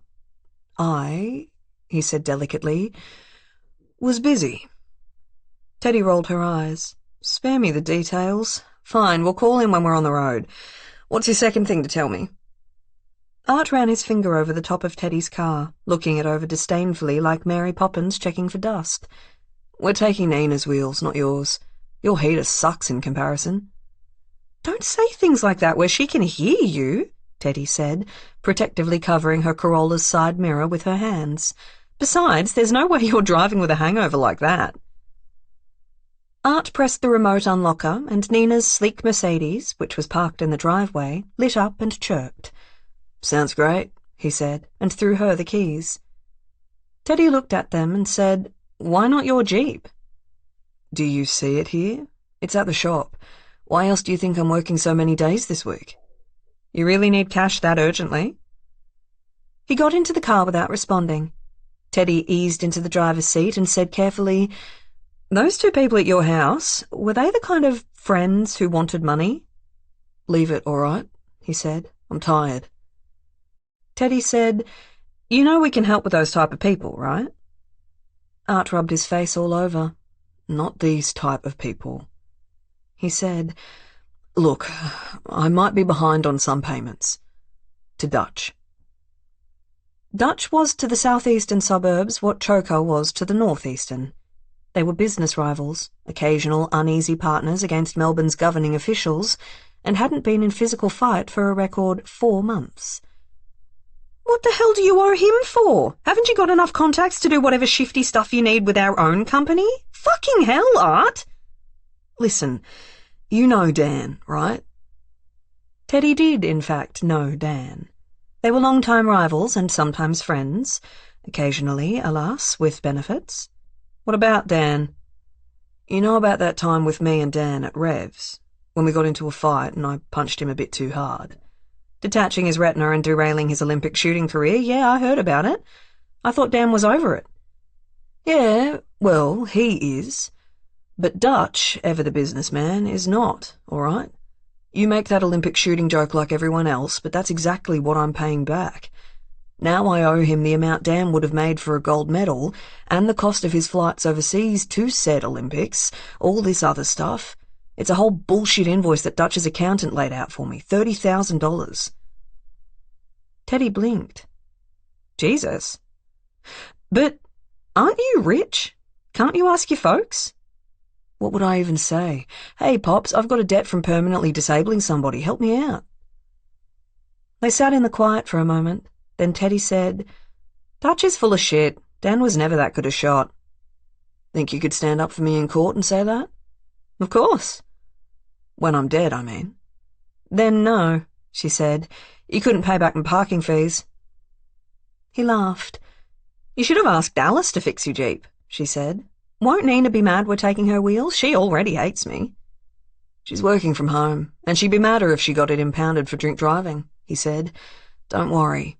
If you crash it, I'll take the blame." "I'm not going to crash it," Teddy muttered. Art wasn't wrong. Nina's car was much nicer than Teddy's. "I'm not putting the heater on," she said. "Put your damn seat warmer on if you need." He ignored her to lean forward and crank the heat. "Driver makes the choices," she said. "It's going off in 3 minutes." "Fine." He put his gloved hands in front of the vent. "Do those mittens have the letter N on them?" asked Teddy suspiciously. "Listen, she won't mind that I took these either." They'd barely driven a block when Art's phone rang. He picked up, listened, and said, "Of course we're happy to talk to you." Then put the phone on speaker. "Hi, this is Teddy," she said. "Can we help you?" "Yeah, hi. "I'm Elmo." His voice was reedy, distant, and between accents. I'm Cole's cousin. I just got back into town and my Aunt Heidi says you're helping find him." "We sure are. When did you last see him?" "Christmas," Elmo said. "It's been a while." "When you say got back into town," Art said, "how do you mean?" "I was in England," he said. "I dropped by Heidi's house because she loaned me a power adapter. I didn't know Cole was missing until I saw your business card near the door and asked why she needed a private detective." Teddy caught something bitter in that. "You think she should have told you earlier?" "Well, yeah. When I got there, I'd asked how he was, and she said, I don't know, but I didn't think she meant he was actually gone." Art grimaced. "Did you have something you could share with us?" "Well, Heidi wanted me to tell you about a conversation I had with him when I was away. How Cole said he'd love to come to England sometime. Like, move there." "Heidi thinks he's in England." "I dunno. I asked her if he'd been trying to get work over there, and she said he'd just be a barista or something. He used to do that before his carpentry or whatever job. I thought you needed to be like a rare type of worker or something to get a job over there. Like, it's pretty expensive. I needed some big cash to get there, and I don't think Cole has any." Teddy said, Did you think he meant what he said? I don't know. He was pretty drunk, I reckon. That's the only time he really calls me. I'm not offended, though, because I never call him drunk or sober. Why not? He's a fucking bummer, Elmo said. Like, I don't want him dead, but he only ever calls up to complain. What makes you think he's dead? Teddy said. That's not what he said, Art told her, covering the phone with his hand. I don't think he's dead, Elmo said. I'm saying I don't want him to be. Do you think he's dead? Art looked at Teddy reproachfully. No, Teddy said. I just have to ask these things. Anyway, I'm still pretty jet-lagged, Elmo said. I'm going to have a nap. Call me if you need anything. I hope he didn't go over thinking I was going to be there to help. He rang off. Teddy stared out the window, thinking. So there's a chance he's in England, Art said, along with every other Australian. It's not like Elmo sounded confident about that. Seems like a message from Heidi, if anything. Art raised his eyebrows at her. You think you know more about this kid than his mother does? You don't think maybe she could be right about Cole just skipping town? She's a jerk, Teddy said, and no, I don't think that. You think she's a killer? Not really, Teddy said quietly. So maybe she's a jerk who's also right about her own son, that he's gone overseas. All I know, Teddy said, is that this kid has nobody so far who gives a shit about him, and this fact is what drives me. It's fucking grim is what it is, you know? Cole doesn't have anybody who cares enough to look for him just for him. But he has me, you know? Art shook his head softly beside her. And I don't give up on people because they're inconvenient. I don't give up on kids just because they're assholes. Hell, I was an asshole at 19 too. I bet you fucking weren't, Art said. I bet you were as charming as you are now. I can't tell if you're being sarcastic or not. I don't think he's probably fine because he's boring, Art said. I think it because all the signs point that way. Not enough signs, Teddy said. So let's go look for some. Chapter 15. Alice. The Subaru reappeared an hour after Alice started driving again. It had been gone for so long that Alice had thought she'd thrown it entirely, but when there were enough other cars around to use as a buffer, she slowed down to check, and the Subaru, unlike the other cars, did not overtake her. This time she could read the number plate, but the windows were too tinted for her to see inside, which meant she did not know if the car contained one person, which she could handle, or two, or five. Alice steadied her hand on Valkyrie's door, feeling the safety of the car under her. They'd avoided bad things so far. This would just be another one.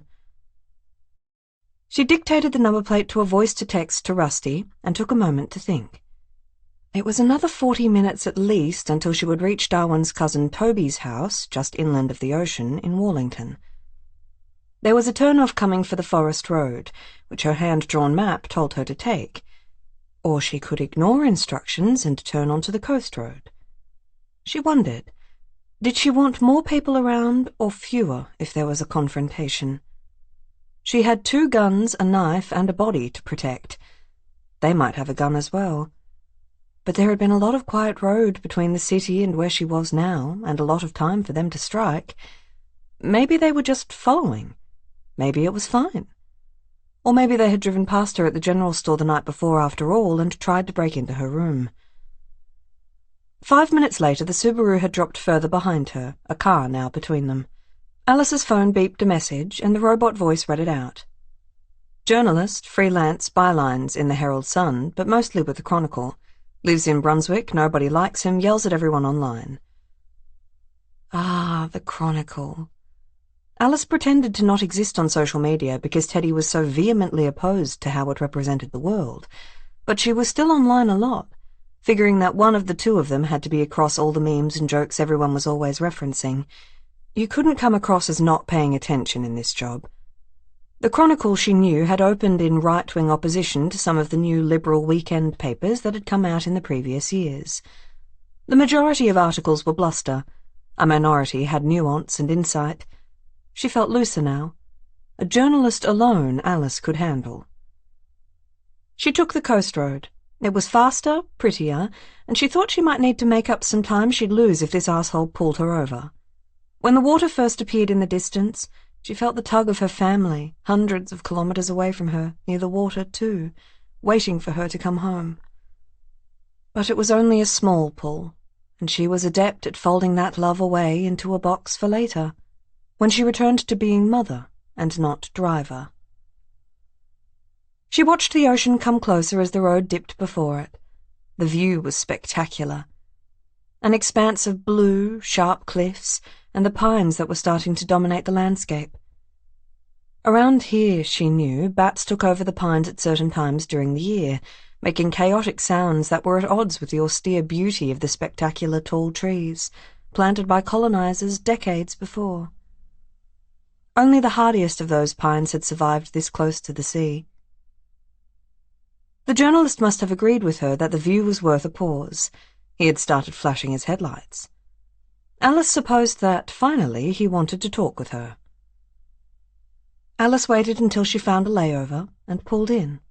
She put the gun in her pocket, checked the knife in her boot, and didn't put the park brake on until he got out of the car alone. She stood just next to Valkyrie's door, leaving her running. The journalist walked over to her, a camera around his neck, hands loose in his pockets, in thin pants and a shirt that had probably been very neatly ironed before he'd had to drive for hours to find her. He had voluminous hair and pale skin, with eyes so big and blue they belonged on some wide-eyed child in a skincare campaign, and not on a grown man. "Nick Van Dreven," he said, taking his hands out of his pockets and going in for the shake. "I hear you've got an important body in there." Neither palm was injured.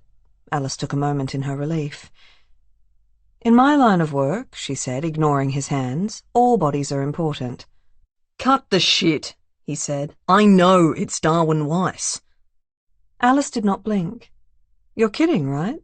I haven't heard anything about him being dead. If he is, there's nothing out there about it." Nick reached back into his pocket. Alice moved her hand towards her gun, but he only brought out a cigarette.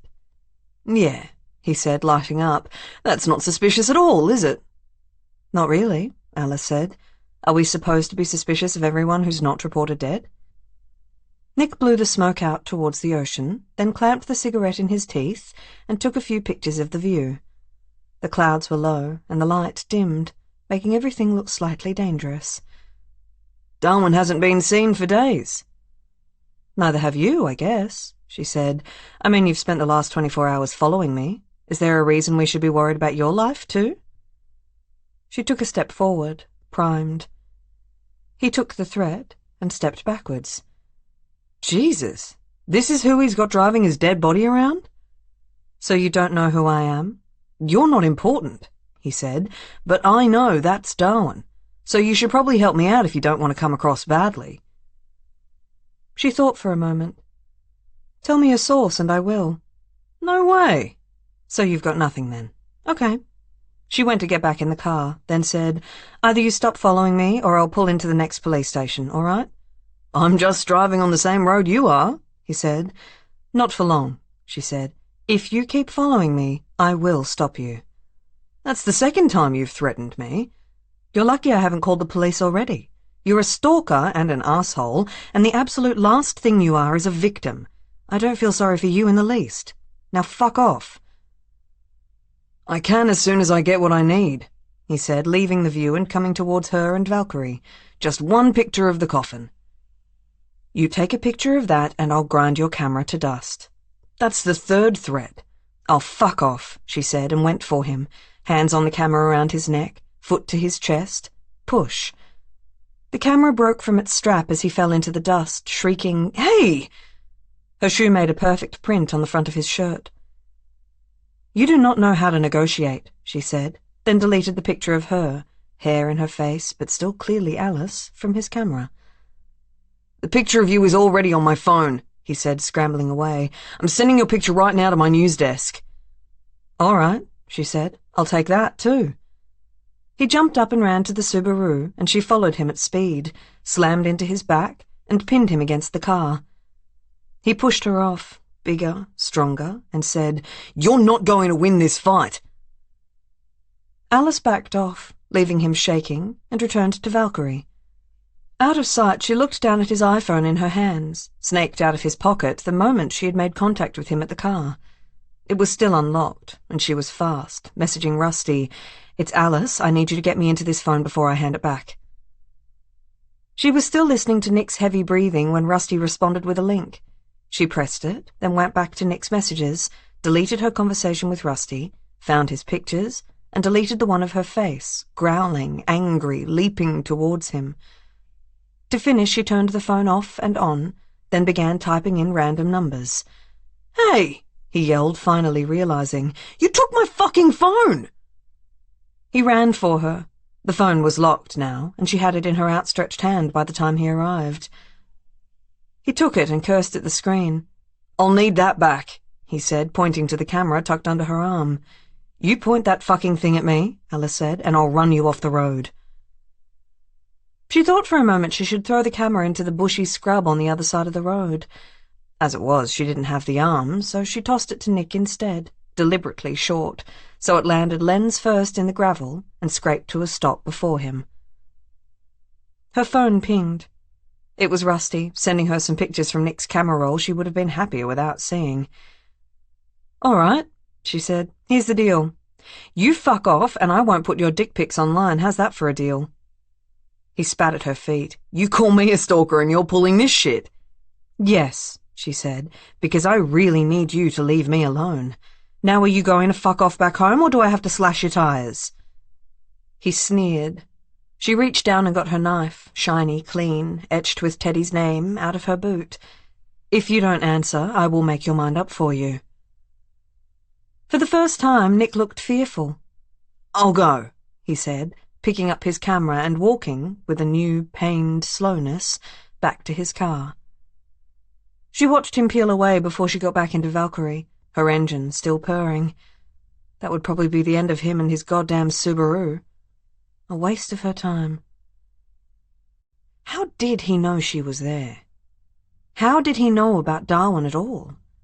What was somebody getting from telling a journalist? She was only hours away now from Darwin's final resting place. Almost nobody else could get all the way here from the city to do anything about it before he was buried, unless they had a helicopter, which, of course, the Chronicle's owner almost certainly did. "Darwin," she said over her shoulder, "you make everything a lot harder than it should be." Chapter 16. Teddy. Cole was not at his father Adrian's house. They called on the way to check Adrian was there and not at work. "Of course I'm not at fucking work," he said on the phone. They didn't know what he meant until they pulled up at his house. Outer suburban brick with a gravel driveway, a fire pit in the front yard, and freshly mown grass around it. Adrian was waiting on the front porch for them, looking somewhere in his 40s, but worn out, despite his brown hair solidly unflecked with grey. He was leaning on a cane, and called out as they walked up to the stairs, "If I'd known you'd take that long, I wouldn't have waited outside."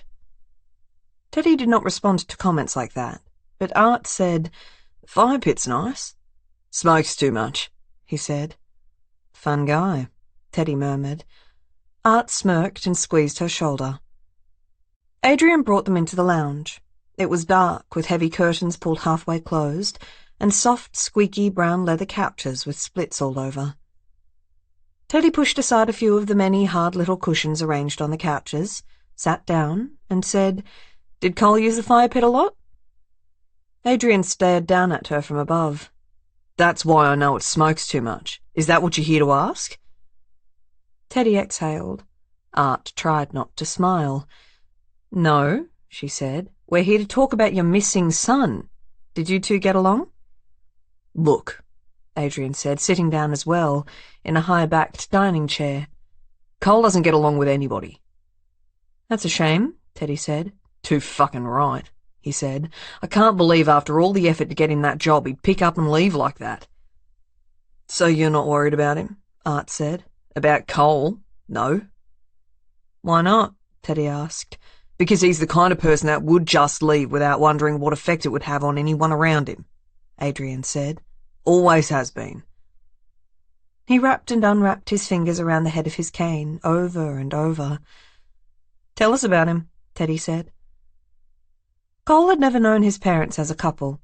They split up before he was born. He was trouble all along, running away whenever he could. His mother used a leash.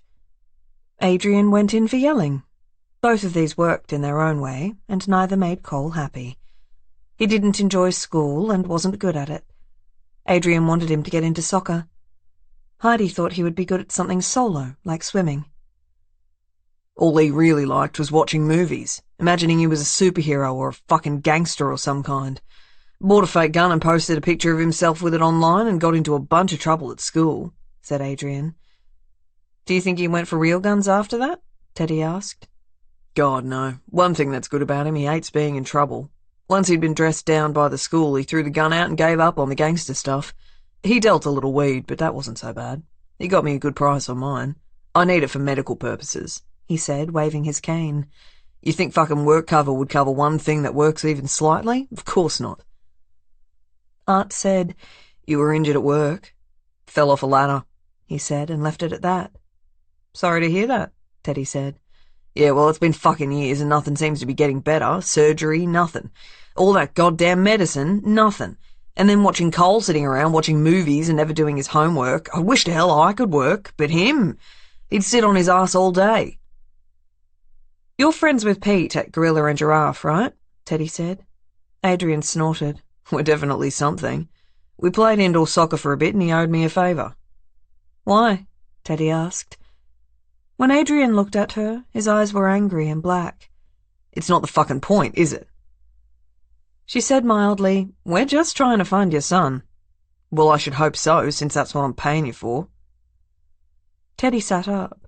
Art coughed, but then said smoothly, Of course. Why did you decide to hire us?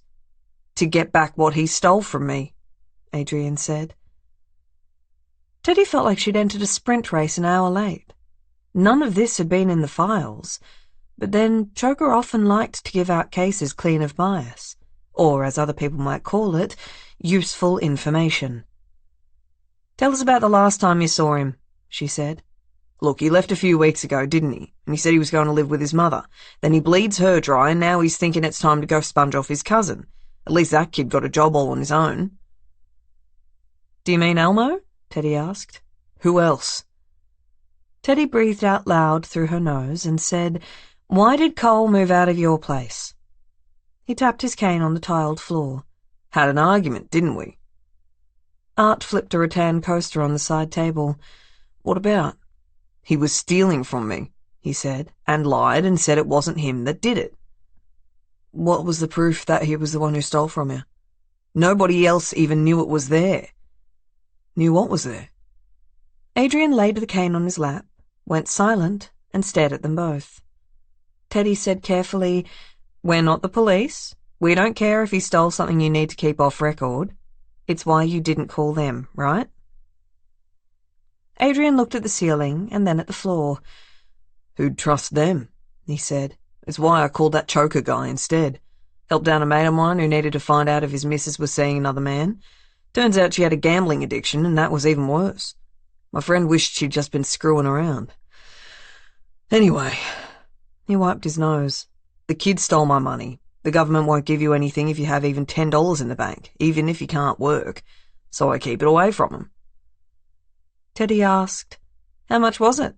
Enough for him to go away? I don't know for sure, he said, though Teddy thought he did know for sure. Could he have told his girlfriend about it? That tall girl, Elizabeth, he asked, looking surprised. I don't think so. She's very polite. She could do better than Cole anyway. Teddy thought better meant Adrian. Can you take a guess at the amount?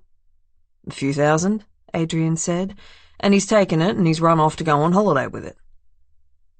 Elmo did say big cash, Teddy thought. So he took your money and disappeared straight away. Not straight away, he growled. It's been a few weeks, and he took my car, said his was busted, said he was going to borrow it since I can't drive anyway now, but it's mine, and he took it, bloody ran off with it and sent me a text saying he'd bring it back when he got a new one. You do that a lot? Well, this one's got a dent from the last time he borrowed it. You ask him what happened when you find him. Adrian said. Then he told them anyway. Hit a pole. Teddy said, so he has your car and your money, but he did say he'd return the car and denied taking your money. Says he didn't need it, didn't need me, all this bullshit. Needs the wheels, though, when it suits him, doesn't he? Little hypocrite. You ask his mother what he stole from her. Art leaned forward, still spinning the coaster he'd been playing with this whole time. What did he steal from her? Adrian crossed his arms and didn't say anything. Where could he have voluntarily gone? Art said. Are there any places he liked to go? How would I know? Teddy dug her fingers into the tear in the fabric next to her. A father who wouldn't even pretend to know what his son liked to do? She hoped Cole had been the one who took this man's fucking money and spent it on getting to a sunny island away from these people who didn't care for him. Eventually they would find him. For now, all she could do was make the hole in this prick's couch bigger and hope one day he fell into it. Adrian did not see them out when they left, and as they drove away, Teddy said, "He's what happens when plants don't get any sun. He's withering." She retrieved the pieces of couch leather from her pocket and put them in the center console. What a fucking asshole! Why can't he go missing instead? Who would look for him? Teddy didn't say anything. She thought, even though she hated him, I would. Then she wondered, would I? Aloud, she said, "Do you think Cole stole his money?" I mean, if nobody else knows about it, then it seems likely he took it to follow his cousin to England. But he said he didn't, Teddy said, though the words felt empty. We'll give him a lie detector test when we find him, Art said, and he can pay for the cost of the lie detector machine with the money he almost definitely stole from his father. Teddy didn't like it. It looks bad. It feels bad, I know. It looks like a man who ran off with a lot of money. But it's been weeks since the money went missing, and there was no reason back then to put off running that I can see. It's not like he used the time to tie up any loose ends. Fair point, Art said. What do you think Cole stole from his mother? A personality, though that implies he had one, which he didn't. Teddy tisked. Now you're just being mean. I'm just going by what everyone's saying, he said, holding up his hands. So what now? We find this Hank guy, and then more of Cole's friends, and then we find Cole. Art leaned in and turned the heater up. I mean, come on. It seems a lot like he's done a runner, doesn't it? What, because he's not been in contact with his terrible parents, whom I, too, hope never to speak to again? Art snorted. Yeah, and disappeared with a stack of money he was the only person to know about. I don't know what to tell you, Ted. He looked at her with mournful eyes. The kid's gone on purpose. Teddy was not so sure. All she knew was that there was somebody who nobody particularly seemed to love, and he was gone, and nobody knew where. A couple of thousand, if that's all it was, wasn't enough to run away with, not if you already had a decent job and lived at home with your mother. They needed to know more, but Teddy couldn't help thinking, we are already too late. Chapter 17. Alice. Toby Weiss's house was modest. A shiny red door, a freshly mown lawn, an electric bike leaning against the weatherboards, all on a half-acre at the end of a country street. Alice had assumed that Darwin's wealth would leach into the family unit, that his relatives would be living in million-dollar homes with pools and landscaped gardens and fountains and butlers, all the kinds of things she pictured when she imagined coming across a lot of money. Moving her mother into a single-level, sprawling house around the corner from her, trapping her sister in a rehab clinic so luxurious she would never want to leave. Alice did not imagine this kind of house, with a cobweb on the glass next to the door, and a circle of rust in the pipes against the roof that dripped slowly down near her shoulder. This house was a rental, she had looked it up already, which was, of course, far bigger than anything she could afford in Melbourne, but it was not a Weiss home, though the man who opened the door was clearly a Weiss. He had the same full eyebrows, unkempt where Darwin's were trimmed, and the same toothy smile that stretched across his face, but he was smaller, withdrawn where Darwin was so effusive, hair shaved close to his head, a genuine anxiety on his face when he saw her, shook her hand, nodded hello. Is that him? He asked, pointing behind her to Valkyrie. Yes. I'm sorry for your loss. He was important to me, Toby said, walking over to the car.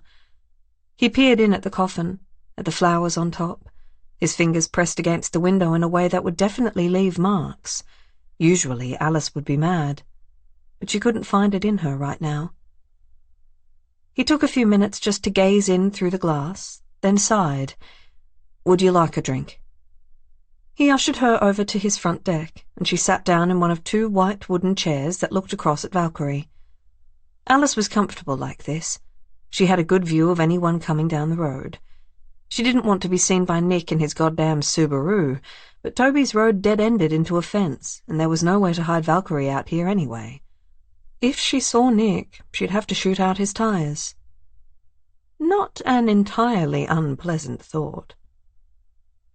Toby offered coffee, tea, or home-brewed kombucha, and Alice said yes to the coffee. She sat in the cool, late-morning air and waited for him, wondering what it would be like to live here. Wallington was just inland of the sea, and earlier, when she had driven through the town centre, she passed the beautiful Art Deco factory that had long ago produced religious leaflets and now hid a noxious and busy abattoir. The town itself had buildings still standing from the 1800s, lovingly restored and still lively, selling second-hand books or bubble tea or 6 kinds of sourdough. When Toby returned, he smelled of watermelon vape as he leaned over to pass her cup. The coffee was good. She thanked Toby, and he nodded, unable to take his eyes off the car. "What happened?" he asked. "Nobody'll tell me." "That's not what I'm hired to know," she said. "I met him a few times. I can't help but be curious, too." "What do you think happened?" "I don't even know enough to speculate. I can only hope it wasn't painful." "He wasn't sick," Toby said. "Or if he was, he didn't tell me."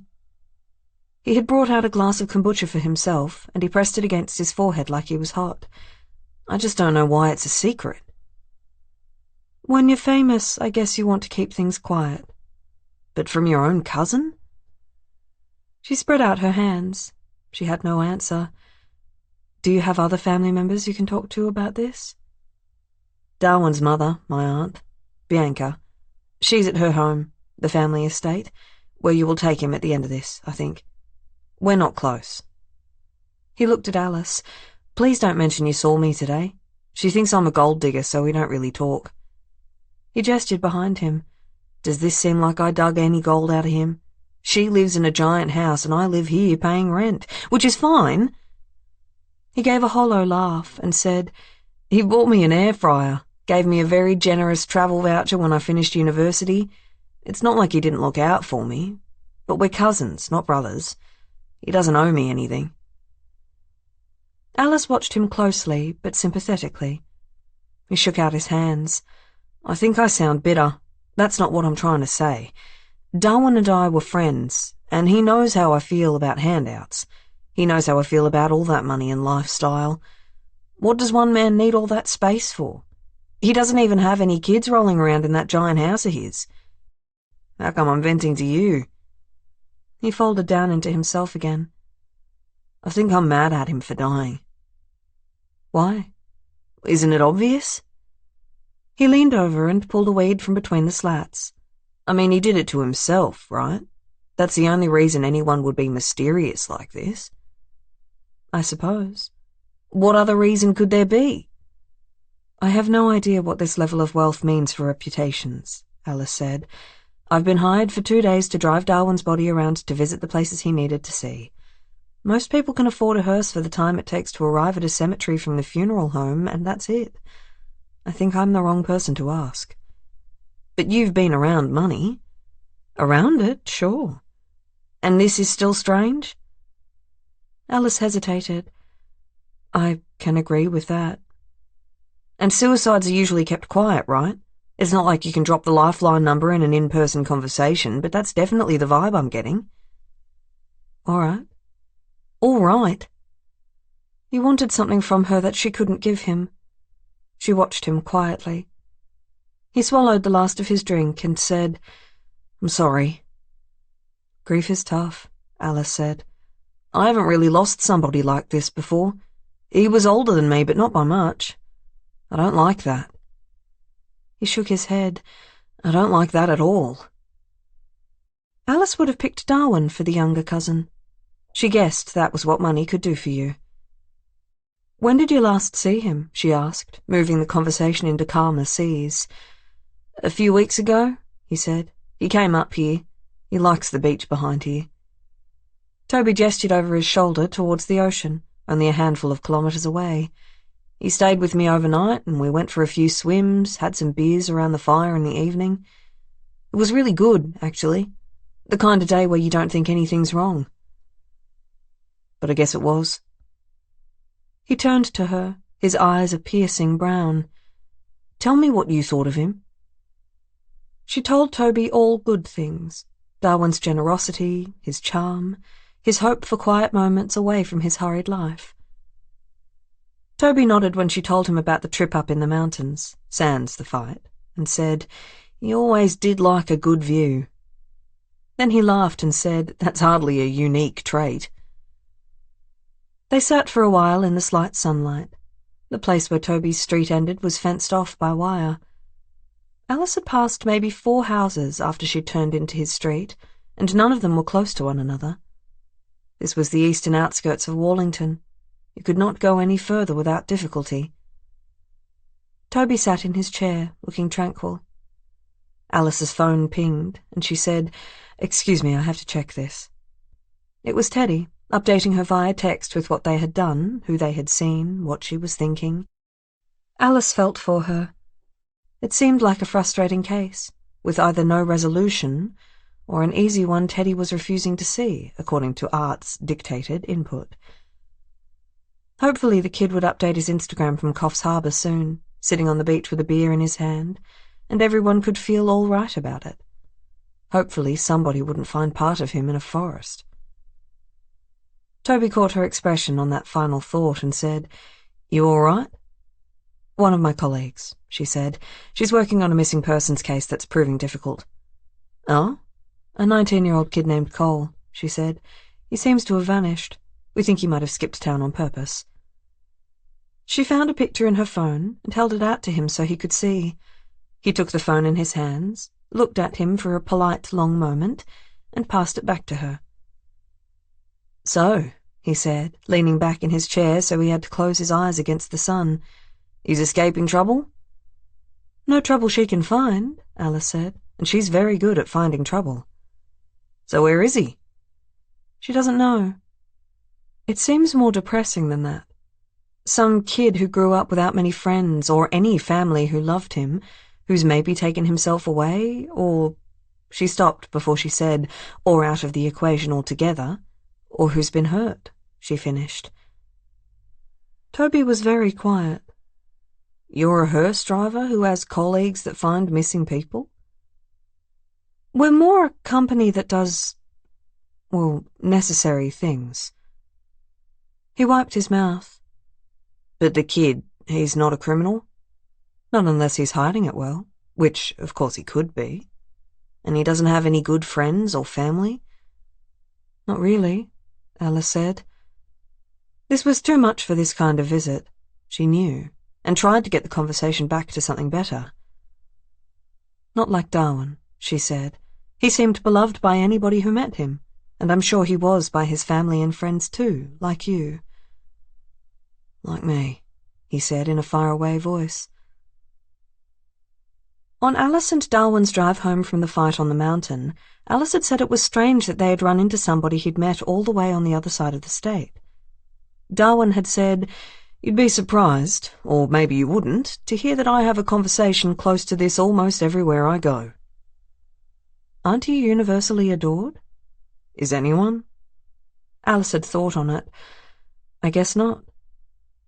Now she watched Toby fidget in his chair, staring at Valkyrie with visible discomfort. It was time to steer the conversation somewhere neutral and then leave this man to his grief. "What do you do for a job?" Alice asked. "I'm a consultant," he said. "What do you consult in?" "Grant applications," he said. "I help them become convincing. There are a lot of people who really need government money," he said. I work mostly for the university sector, but sometimes medicine, too. Often I'm helping to get money for pretty average grant requests, but sometimes I'm doing it for those who I really think might make a change." "That's admirable," she said with sincerity. He had stopped fidgeting. "I think so," he agreed. "Another drink?" "No, thank you." She wiped her clean hands on her pants. "I better keep Darwin on track to get him home." Toby nodded and went inside with the empty cups. In the distant sky she could see a dark cloud with a sheen of rain underneath. She really didn't like thinking of handing over Darwin's coffin in a downpour. Hopefully there was somewhere under cover to do so. "Thank you for doing this," Toby said, appearing at her shoulder. "I'm glad it was somebody Darwin knew." "Me too," she said.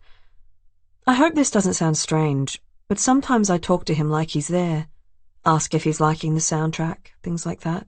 Ask him questions like why he made a stop at a lean-to off the road called Ranger's Place." Toby's face stretched into a big, relaxed smile. "That," he said, "I can tell you about. We used to bike there sometimes." "From where?" "From Melbourne," he said. "It was a family tradition, the very long bike ride. We'd stop there on the way, and there was always a snack and shelter, even though that was it. Just a place not to get rained on, and a couple of cans of beans. Sometimes a friend nearby would go and make sure it was stocked for us, but others always kept a couple of things in it. Darwin told me he was going to upgrade it, add some creature comforts." His eyes were glossy, looking over to her. "Did he?" "He did," she said. "Inflatable mattress, stove with a gas bottle, a lot of food. It was touching to see," she added. Toby smiled to himself and picked at his fingernails. "I'm glad you think that," he said. "That's important." He shook out his hands and went on. "He'd like Nick Cave for your soundtrack. Wanted the ship song played at his funeral." Alice paused. "He mentioned funeral plans to you recently?" "No, not recently," he said, and looked lost in thought for a moment, and less like Darwin in that moment than he had yet. "Maybe a while ago. It's just that I think of him saying that whenever I hear it." "I guess I won't play it then, to save it for the occasion." "Something else by Cave, though, I think. He'd like that." She got into Valkyrie and started the engine. He stood at the bottom of the stairs, tapping at his lip. She released the handbrake, reversed, then leaned out of the window to wave goodbye. She saw Toby's face set. He had made a decision, and he jogged up to the car. "I don't know why I'm telling you this," he said when she rolled down the window. Nobody ever knew why they told Alice things, but tell her they did. "You don't have to say anything you don't want to," she said. He tapped his fingers on Valkyrie's window frame. "I think I know why he did it," he said. Alice put on the handbrake. "When he was over," Toby said, "he told me that he was the reason someone had been hurt. Like, real bad. But I guess I don't know how bad. I didn't press it." "That doesn't seem like him," Alice said, trying to sell it. "He didn't mean it," Toby said. "He said he hadn't meant for it to get so bad, but it did. I got the impression that it must have happened at one of his warehouses or something. Like maybe somebody got injured in the workplace, but I don't know. Anyway," he went on, "I kind of wondered whether that was the reason. The guilt. He tried to act casual about it, but he still told me." There was nothing but the sound of Valkyrie's low rumble. Alice remembered when Darwin had told her about the rose bush, and she wondered. She only had his word that Gavin and his son were all right. She also had no reason to believe this was the only time he had asked for a favour that could break someone like he broke Gavin's family.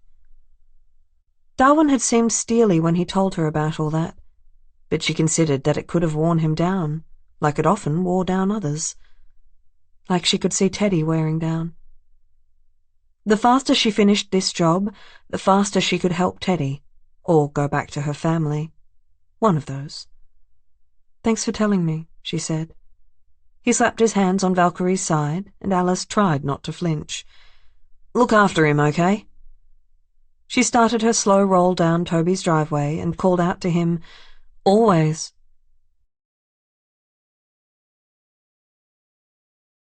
Chapter 18. Teddy. Teddy pulled up to the side of the road at a park not far from Adrian's house, revelling in the Mercedes, how it smoothed the road ahead, the way it hushed to a stop underneath her when she parked. Art needed the bathroom, said he'd call Hank on the walk back to the car. He saluted and jogged towards the park's public toilet building. While she waited for him, Teddy held the palm of her hand out of the window to feel the faint rain on her skin and checked up on Alice on the tracker. She seemed close to her destination now. By sunset, hopefully, she'd be back with her little turtle dove on the beach. Maybe Cole would just be hanging out with whatever friend they saw next, stoned out of his mind at the end of a week-long bender. Maybe they'd find him on their next ring around to the hospitals, and he'd have landed there after he'd done something like smack his head on a gym weight, causing him to forget who he was and what year it was and who the Prime Minister was. Art came back along the footpath, phone in hand. I left a message with him, he told her. We can go get lunch while we wait. Already? He set his eyes on her. She sighed and said, I mean, where? They ended up at some nearby British gastropub sharing a heady, rich Welsh rarebit and a bucket of perfectly crisp, crinkle-cut chips with a smooth, sharp curry sauce. Everything was very dark and moody, and all the bartenders had British Isle accents. Teddy and Art debated whose was fake, or if in fact any of them were real. Teddy bought the round so she could keep Art sober, and he drank his Coke with a sour face, but didn't say a word. They were nearly done when Art's phone rang, and he disappeared outside to take it. Teddy sat in the warmth by the nearby fire, getting lost in the flames, thinking dark thoughts. Death, cremation. Art came back through the swinging doors, bringing cold air and a broad smile.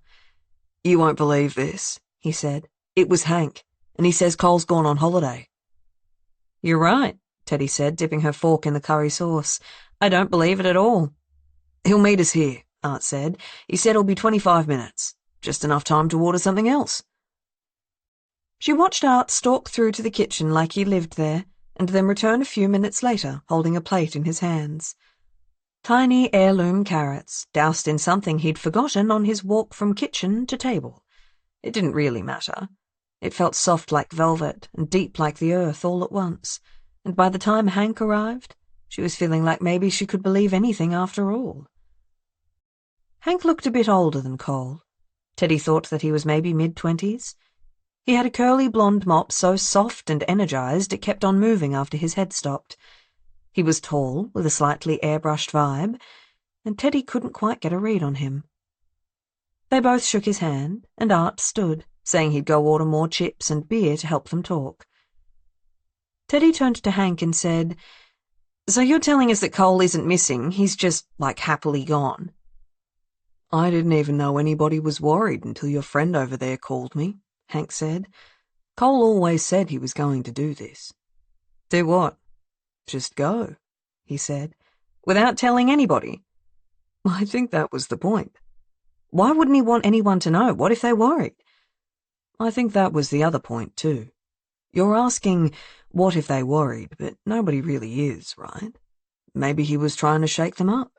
He didn't feel like anybody really listened, like they cared about him at all. Art returned, handing over Hank's pint. So, where is he? I don't know for sure. He was my friend, but... Hank shrugged. If he wasn't going to tell his own mum, he's sure not going to tell some friend he sees around the fire sometimes. Then why'd he confide in you? Teddy asked. We got drunk one time. You know how some nights you just want to drink more, others you want to go to town on some girl, sometimes you want to get a bit fucked up on other stuff, and sometimes you just want to talk. We both had a talking kind of night at the same time. While Teddy and Art listened, making their way through a second batch of perfect fries, Hank's soft voice, warm like a blanket, told them about that night. It had been raining all day, but cleared as the sun set. Everyone was at Cooper's, behind the house he lived in with his parents, in the kind of suburban location outer enough that the property went on forever. There were 2 fires, and Hank and Cole were trying to get a third one going, but the sticks were damp, and no matter how many chip packets or pieces of Cooper's old homework they threw in the fire, it wouldn't catch properly. It smoked pitifully in front of them, so they smoked as well, rollies that Hank usually made people pay for. Today he felt so bad for Cole, kicking into the dust in barely contained rage, that he just handed one over. It wouldn't have changed anything, Cole said. Hank leaned in. What the fuck are you on about? The fire, Cole said. Even if it had taken, it'd still just be a fire. Isn't that the point? Every week, Cole said, his face blurring in the smoke and ash. He picked up a leaf near his shoe and threw it in the fire, where it began to curl. Every week we sit in front of a fire, and what happens? We get drunk, and then what? We drink some more, and then? Hank sighed. We go fuck our girlfriends, or go home on our own. And then? We wake up with a hangover, and then that's it, Cole said. That's it. Hank said, Yeah, we're pretty lucky. Cole had looked at him with dark, empty eyes. Fuck that, he said. I'm so sick of this dog-shit town. What, Melbourne? Cole shook his head, threw his arms out. Here, these guys. You including me in this? You're listening to me, aren't you? That makes you different. I know you want to get out too. You said before you want to move to New Zealand. Yeah, Hank said, hesitant. I mean, I did. Maybe for a summer. You planning on staying here forever, then? I don't know, man. Well, why are you waiting? Well, I've got a girlfriend now, and I'll get a promotion at work someday soon when that deadbeat fuck in sales retires or dies from alcohol poisoning. You mean before you do? It was a rare joke from Cole. It was why Hank remembered it. I can stop any time. Hank grinned. But not tonight. He got 2 beers out of the cooler next to his chair, cracked one open, and threw the other to Cole. I'm gonna leave, Cole said. Nobody'd give a shit. Hey, no, Hank said. But he didn't know what to follow it up with. Cole wasn't wrong. Nobody cared when he didn't come. He didn't bring conversation. He only brought a dark cloud. Where would you even go? Hank said eventually. Anywhere, and I wouldn't tell anyone. I'd just leave. I bet you it'd be weeks before anyone even noticed. My mum would start freaking out that I wasn't paying rent or something. Like, would you go camping? I'd just drive, Cole said, and I'd keep driving until it felt right to stop. What'd make you stop? What would make you stop? Hank paused, finished his beer. Someone at one of the other fires started screaming, but it wasn't anything to worry about. A beach, he said. White sand. Warm weather. I just want better friends, Cole said, and threw the rest of his beer in the fire. The can wasn't empty, and as it drained, the last of the weak flames died out underneath. A week or something later, he asked me to lend him some money, Hank finished. Said he'd pay it back when he got his first job. There's this saying, where if you lend someone $20 and you never see them again, it was probably worth it. Hopefully not seeing Cole again is worth $200. When was this? Art asked. End of last month, I think. Got into a big fight with my girlfriend about it because we're trying to save for a house. But I felt for him, Like he wasn't happy. If you could buy somebody's happiness for $200, it seems pretty cheap. And that kind of shit comes back to you, I reckon. He makes actual friends in whatever place in Tasmania or the Northern Territory he ends up, gets a good job in the mines or works as a park ranger all day. One day maybe he gives me $200,000 as a thank you. He shrugged. I don't know. He hasn't found a job yet anyway. What do you mean? He sent me a text yesterday, Hank said. I didn't even have his number before I gave him the money. He got out his phone, looked through it, handed it over. Art held it out so he and Teddy could read at the same time. Hey, it's Cole. I can't get you the money yet. Haven't found a job. Good to hear from you. Where did you end up? Still travelling. Dunno yet. It's okay, though. Met a guy a bit like you. Made me think I'm on the right path. I'm glad. Good luck. Let me know when you've found somewhere. Don't rush about the money. It's okay. Put me up when I come visit and we'll call it square. That was it. Teddy checked the number against the details Choker had given her. The number was the same, and all those visions she had of him dead, in a shallow grave, floating in the ocean, lost in the bush, disintegrated into the image of him driving away in his father's car to a better life, just like everybody had said he was doing. She sighed with something she supposed was relief. Did he ask you to tell his family what he was planning after he left? Or streets? Hank shook his head. No, nothing. Would you have told them something if they asked? He was quiet for a long time. The fire flickered, and Teddy was suddenly uneasy, too hot in that dark room. I don't know, he said. I know you guys are like, not cops or something. I don't want to get in trouble. But can you, not attach this back to me? Some of his family seem pretty fucked up, and I don't want them to come after me for his number or something. If he wants to talk to them, he will. Teddy exhaled. Can you call him now? I need to ask about his car. He looked nervous. I don't know. I don't think he'd answer. It's all good, Art said. Give it a try. Hank called Cole's number. It went straight to a recording, and Teddy leaned forward to leave a message. Cole, she said, my name is Teddy Malloy, and I'm a private detective hired to find you. I'm not worried about you anymore, but dude, you need to return your dad's cash and his car and get one of your own. If you do that, I won't come find you, all right? Suitably threatening, Art said as Hank hung up. I'm lying anyway, she said. If he's been driving for, 5 days? There's no way we're going to track him down by our deadline of tonight. The case is closed, Art said, and a new day off beckons.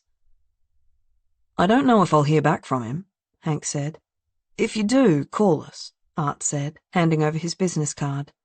He didn't want his to look the same as Alice's and Teddy's plain ones. His were navy blue and white, embossed, luxurious. Some real American psycho shit, Alice had said to his face. Yeah, no worries, Hank said, taking it. I better get back to work. They shook hands outside the pub, and Art and Teddy watched him go back to his car. Well, Teddy said. She was empty, bereft, less glad than she had thought. What now? I guess we go see Choker.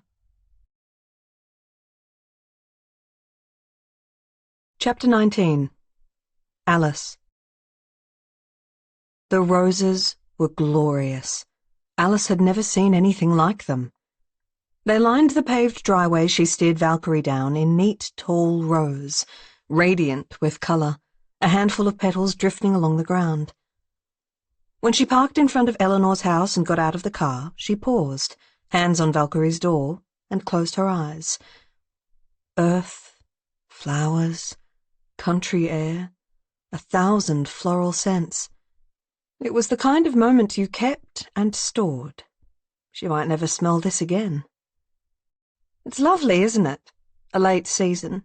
You're lucky. The woman waiting for Alice on the porch was nervous. She was polite, and she clearly said things like this a lot, likely meaning it every time.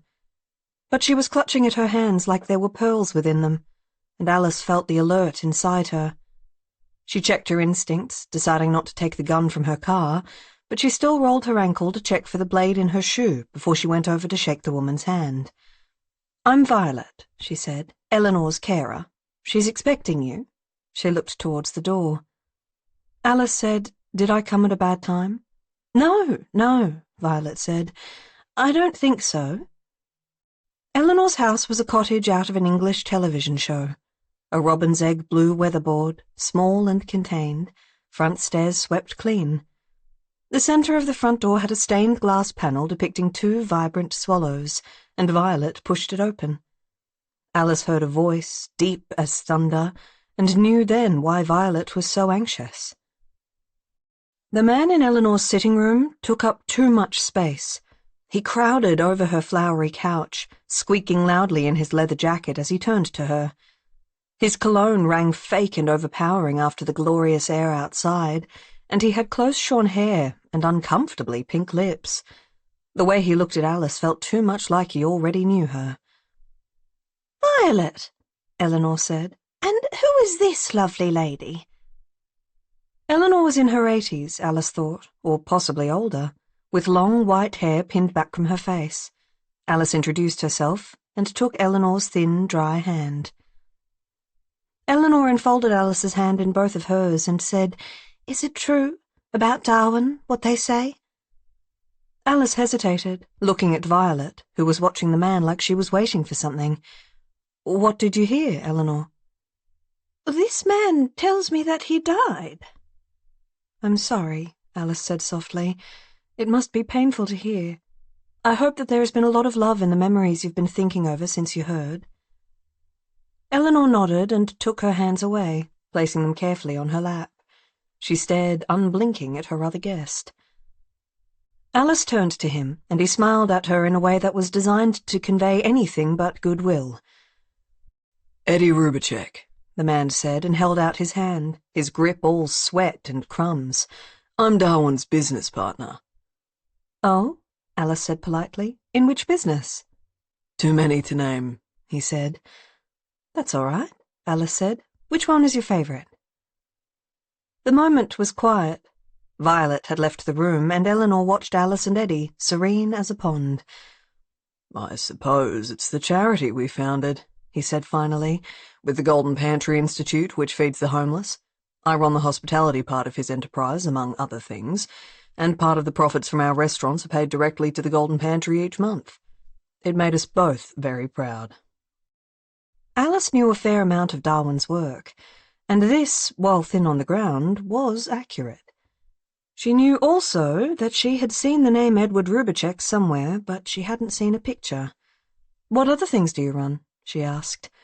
"Too many to name," Eddie said again. "I'm a trusted partner." Alice knew she was supposed to be here for Eleanor, but the unease he brought made her want to prod at him. "I'm sorry. Things must be different now, after your loss." Eddie smiled. It was out of place. "I can only assume so," he said.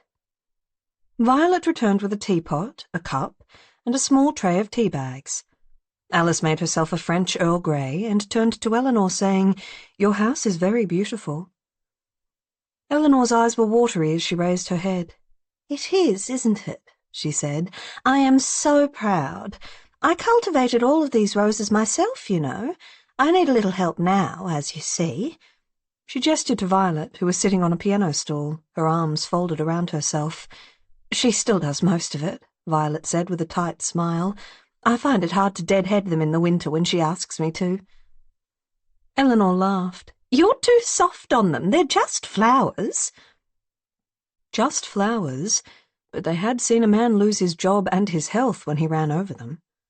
Alice took a sip of the tea, as floral as its surrounds. "Sorry," Eleanor said to Alice. "Why were you here again?" Eddie lifted himself up on the couch, his jacket rustling loud again in the quiet, and turned his whole body towards her before settling down again, staring Alice square in the face. "Yes, Alice," he said. "Why are you here?" Alice looked out at Valkyrie in the driveway. "I was asked to come see you on my journey today," she said quietly. "What journey?" Eleanor asked. "Eddie," Alice said, "could you give us a moment?" "You're not telling me anything I don't already know," he said. "Who do you think found out first?" "I'm just concerned about NDAs And who do you think organized all this?" "I just had no prior knowledge you would be part of this journey," Alice said. He twitched for an almost unnoticeable moment, and Alice thought she knew then what had happened. He did know Darwin was dead, but he was not supposed to be here.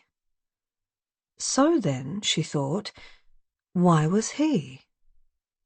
"This is just good timing," he said, smiling with his teeth again. "What journey?" Eleanor asked again, frustrated this time. Violet went to stand next to her. Alice thought, Eleanor said Eddie had been the one to tell her Darwin had died, but surely somebody else must have done that. "I'm with the funeral home," she said to Eleanor. "I'm taking Darwin to his final resting place. He specified that on the way he wanted to visit Toby and you." "Toby? I'm sorry," Eleanor said, confused. "You're saying Darwin's here?" Violet put a hand on her shoulder. "But that man said he died," Eleanor said, pointing again at Eddie. "I'm sorry you found out that way," Alice said. "He said it too loud," Eleanor told her. Her face was changing before Alice, the furrows deepening, the realization that her grandson was dead washing over her slowly and profoundly. "Sorry about that," Eddie said, and he looked a touch guilty then. "So he's here," Eleanor said deliberately, "but he's dead." "Yes," Alice said. "I drive a hearse. His coffin is beautiful, and there are lovely dried flowers on top. Would you like to see? It's all right if you don't want to." It was a voice she used for Cherry sometimes. Eleanor bit her lip in a way not dissimilar to Cherry and said, "I think I might like to see it." All four of them went back outside, Eddie crowding the doorway to get through first. Violet hung back to help Eleanor, but Alice left them when she saw Eddie pulling at the rear doors. "It's locked," she said to him. "Also, I'm the only one who touches the car or the coffin." He snorted. "Who do you think's bankrolling all this?" "Darwin," she said, "and he had very specific instructions about how this trip was going to go, and you are not on it." "Oh, are you going to kick me out?" "I'm not going to make that woman's day any harder," Alice said quietly, "but you better back the fuck off." "Or what?" "Or I'll shoot you," Violet said from behind her. Eddie, looking over Alice's shoulder, raised his hands. Alice turned slowly and saw Violet up on the porch, holding a revolver pointed squarely at Eddie's chest. She no longer looked nervous. "My goodness," Eleanor said, looking at Violet with mild interest. "Is that my Beretta? I use it sometimes to kill possums if they come near my roses." Well, Alice thought, I suppose Darwin had to get his ruthlessness from somewhere. "I think it's time you left," Violet said. "Honestly," Eleanor said, "I knew that nice young girl was coming. It's why we had biscuits ready. But then he ate them all, so there weren't even any for you. I'm very sorry," she added, looking at Alice in a forlorn way. "It's fine," Alice said, feeling quite calm, considering. Probably because the gun was pointing away from her, and Eddie was outnumbered. Not that she thought Eleanor would beat him in a fistfight. Eleanor herself was now looking through a small chest on her front porch. She pulled out gardening gloves and a pair of secateurs, before she got what she was looking for. Another Beretta. "Oh," she said in surprise, "I suppose you brought your own." "That I did," Violet said. Eleanor pointed her gun at Eddie, and Alice took another step away. "I'll leave," he said. "I'm leaving." He moved cautiously down the driveway, one step at a time, hands still up. When he was about 6 feet from Alice, a shot rang out. Alice dropped to the ground. A rose bush behind Eddie's head had erupted in a spray of pale yellow petals that were drifting slowly onto the gravel as Alice took stock of what was happening. Violet had not moved, but her gun was now pointed towards the ground. Eleanor was gazing beatifically at where Eddie had been, fingers still on the compressed trigger. "Thought I saw a possum," she said. Eddie was on the ground too. Alice could see his fingers pushing between the gravel stones. His arms were shaking as they held him upright. "I'm going," he croaked.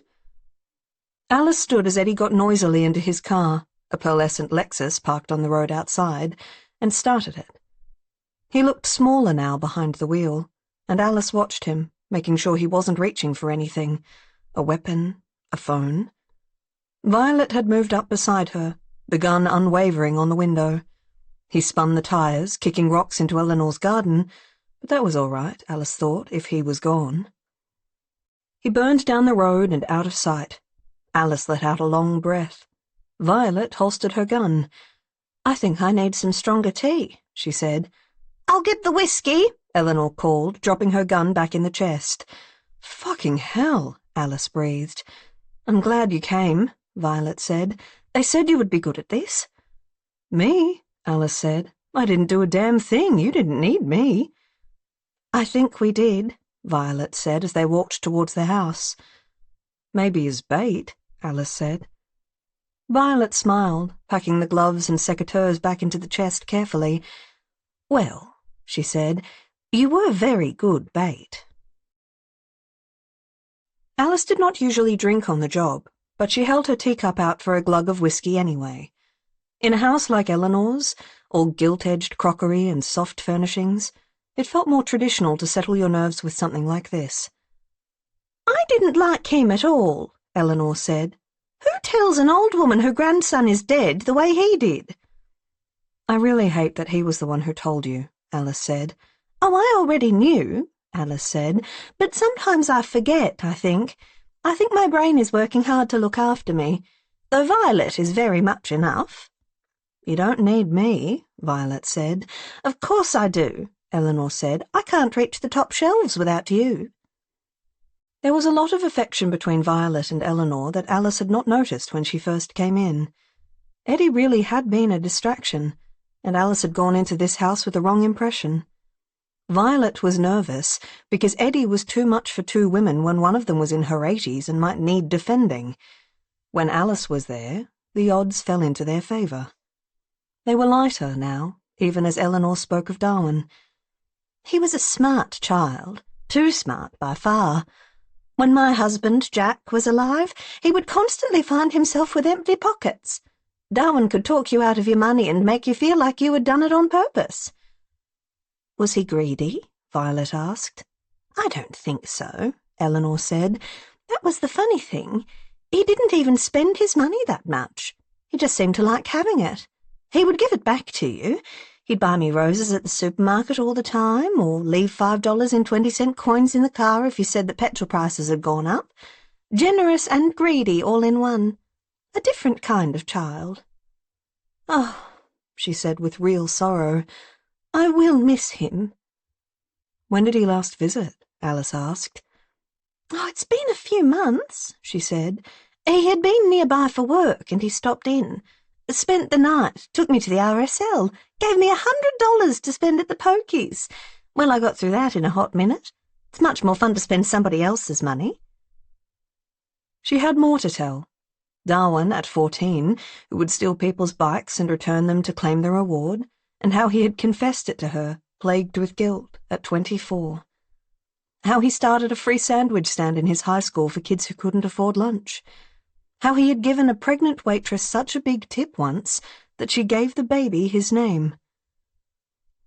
Alice stood to leave when the two women were on their third round of hard tea.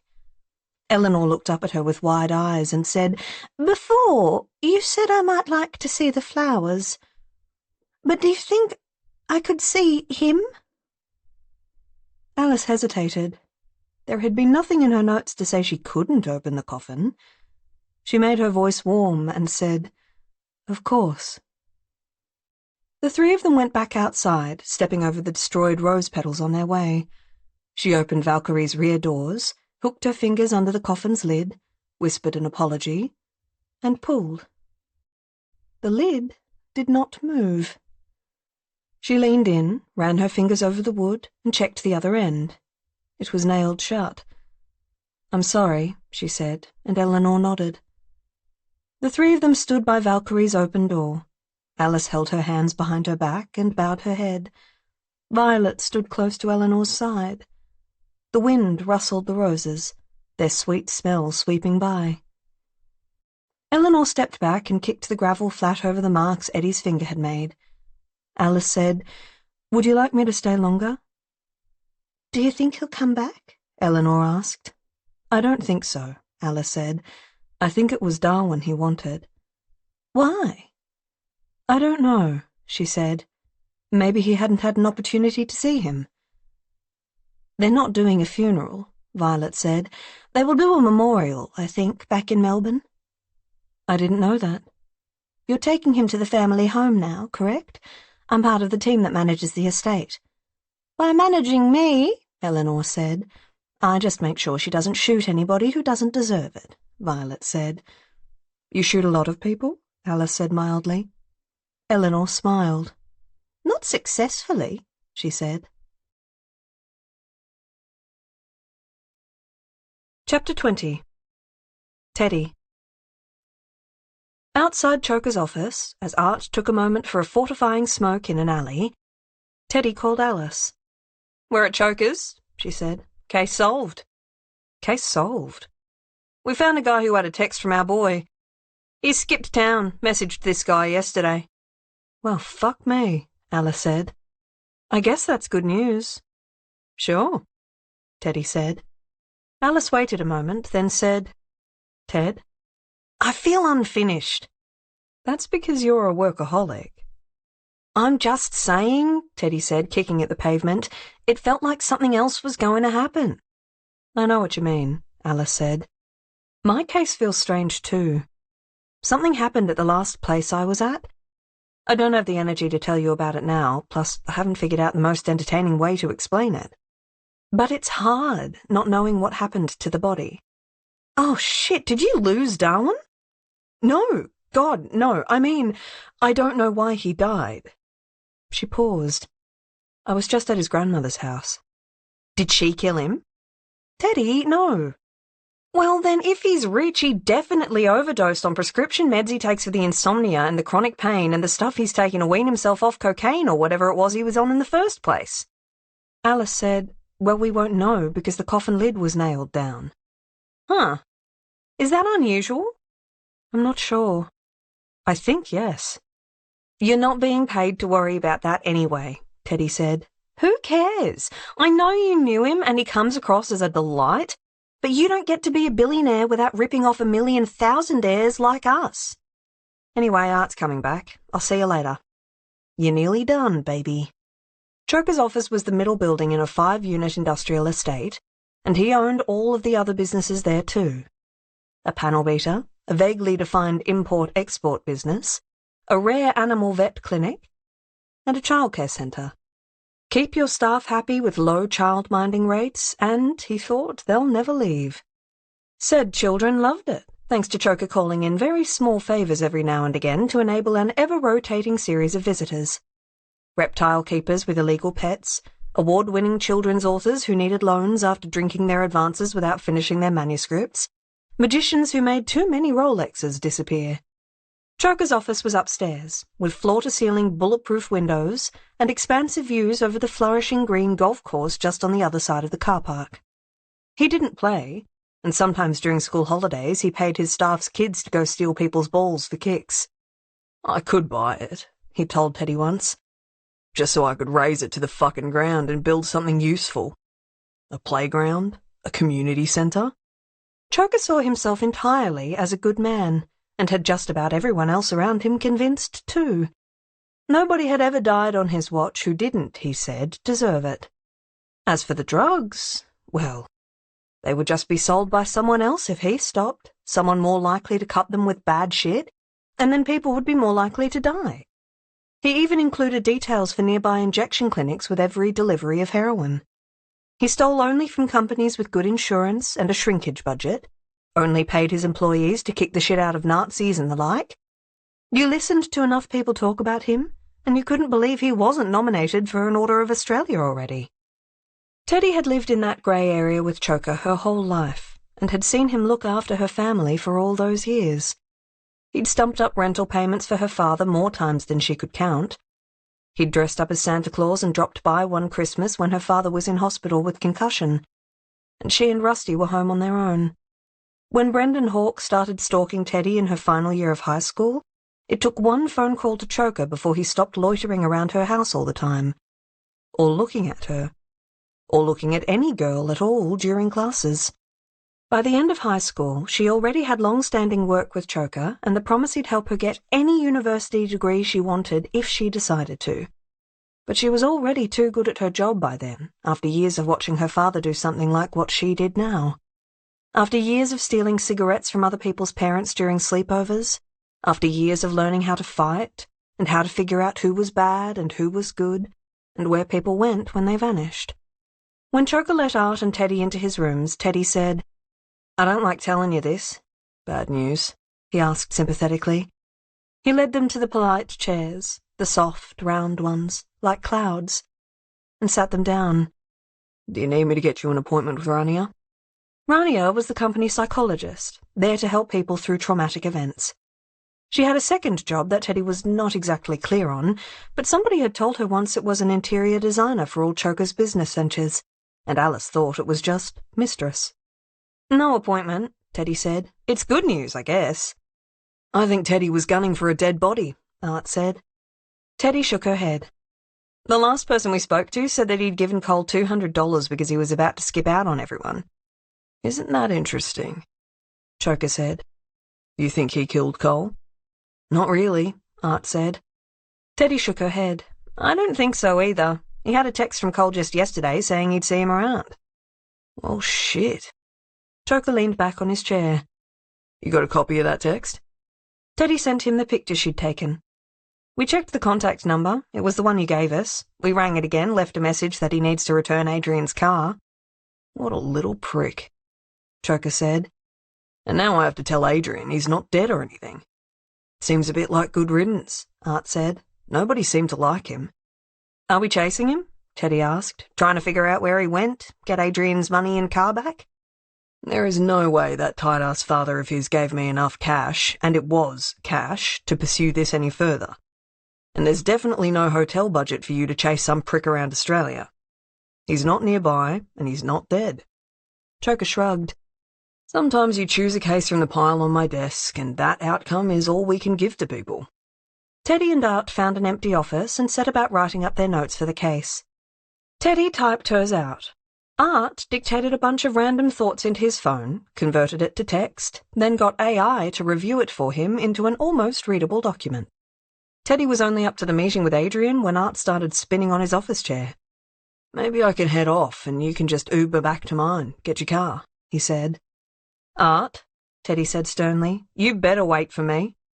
Just go ask if anyone needs help with anything." "Boring," he said. "Maybe I'll go up to the bottle shop, get a few beers for tonight."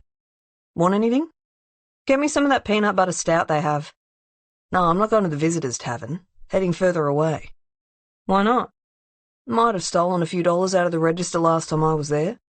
Teddy sat up. "Are you fucking joking?" "What?" "You know Choker has a stake in that place," she hissed. "He's got a stake in everything around here. What the hell is wrong with you? And they know it was you?" "Of course they don't. I just needed a few dollars, and the key was in the register, and the camera aims above waist level, so I crawled in and out, nobody's the wiser.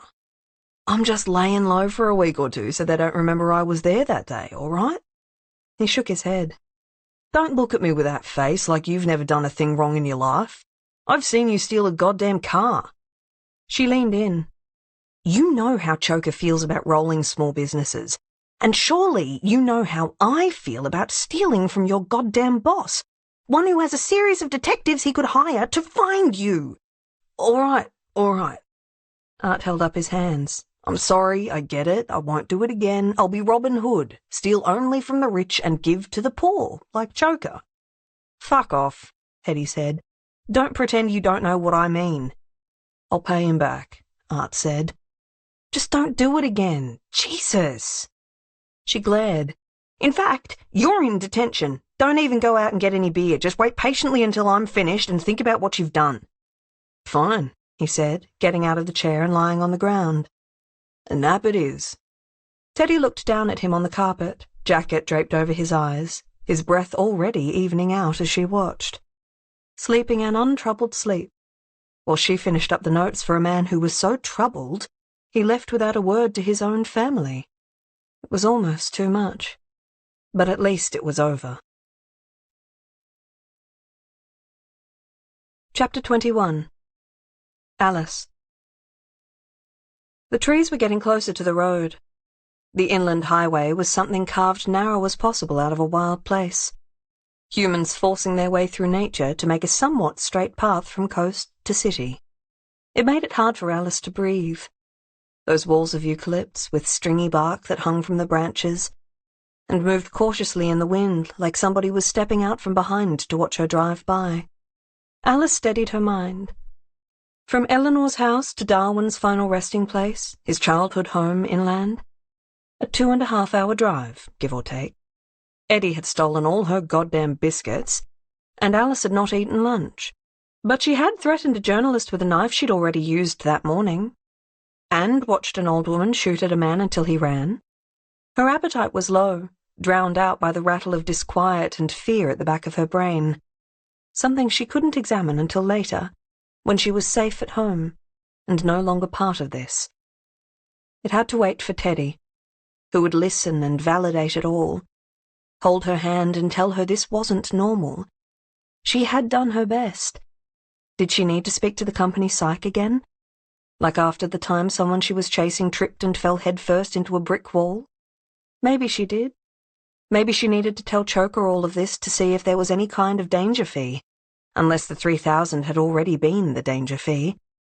At the very least, she deserved a perfect regional pie on the company card or something. But she needed to keep moving. And by evening, God, Valkyrie, and time willing, she would be by the Southern Ocean with her girl and a nice little bump to her bank account. It was quiet on the road. No shimmering Lexus with a business partner inside it behind her.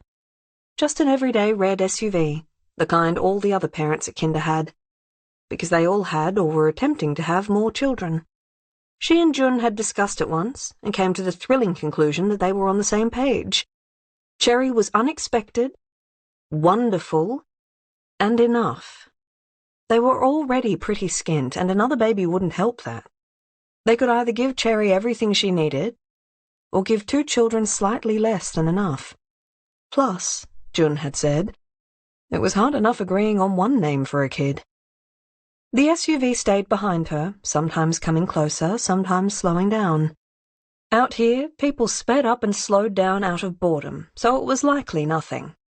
They weren't close enough to be anything. Alice tried not to think. How would you even know if anybody was following you on a road out here when there was nowhere else to drive? Time went by, along the road, beside the bush. She passed through a small town, thought about stopping, decided against it. Maybe they would have something for her to eat at Darwin's final resting place. She visualized it. A warm pot of olives, a fresh loaf of bread from an oven. If you lived somewhere big enough to bury a body in a family plot, surely you had an in-house chef. Surely, in her rearview mirror, now that the highway had split into 2 lanes, she saw it. The Subaru was back. Nick.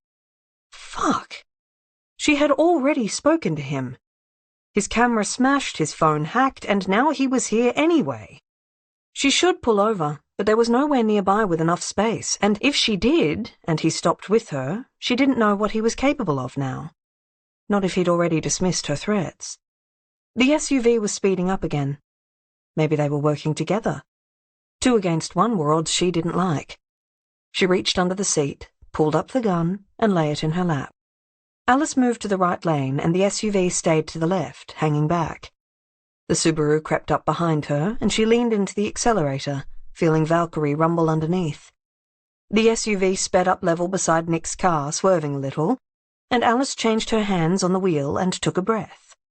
She didn't usually like involving civilians in things like this. They were unpredictable and didn't deserve what could happen.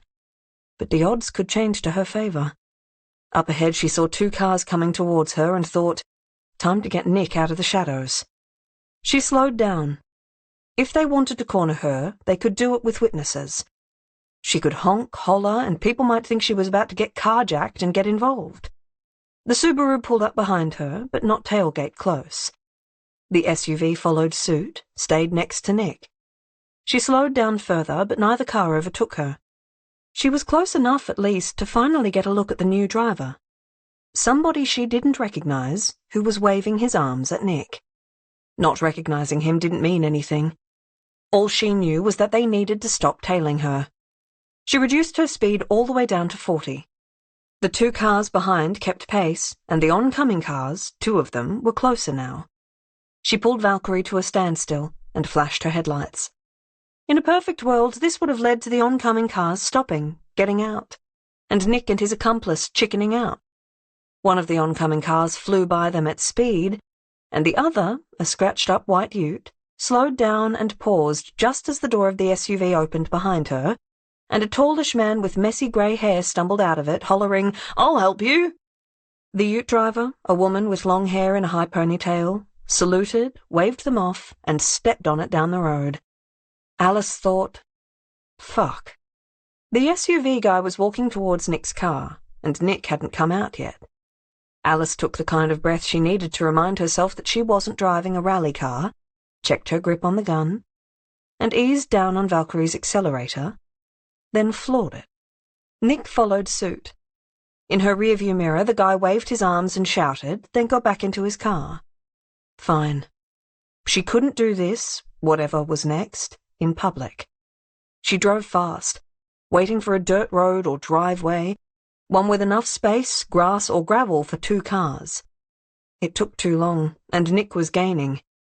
The SUV behind him honking and swerving. Nick needed to hire better backup, she thought, if he survived this. If any of them did.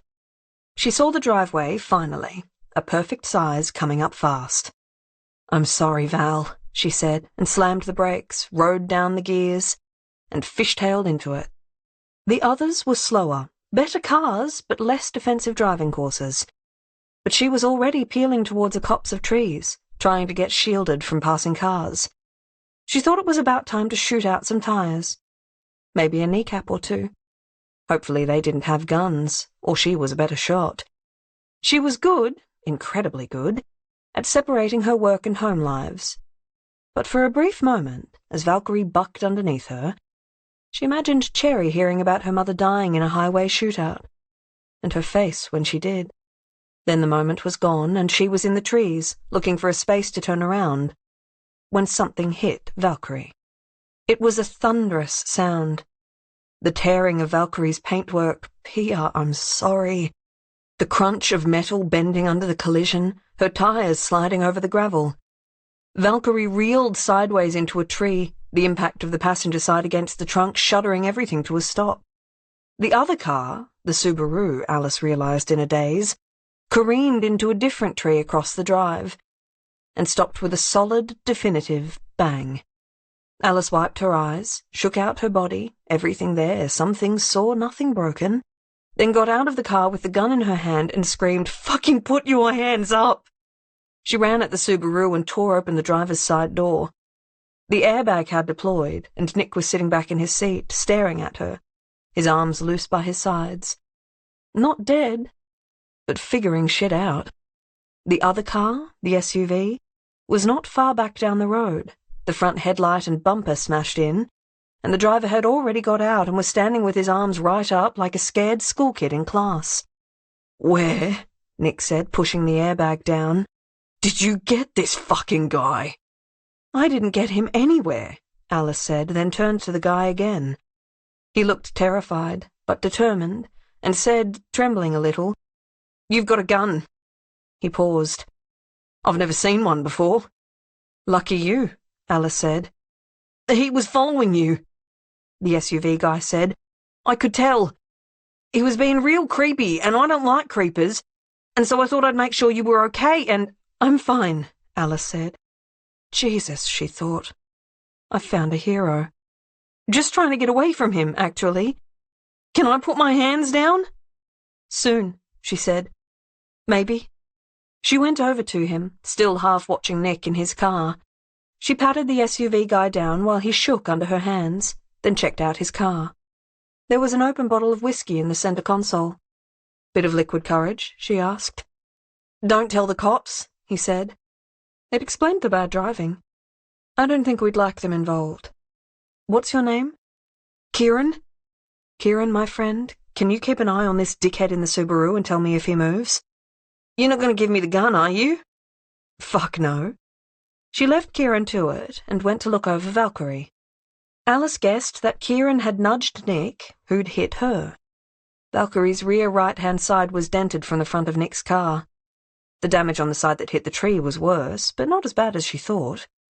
Those old cars were tough as fuck, and her girl looked the most solid of the three. There was a chance, a minor one, that she could drive her away.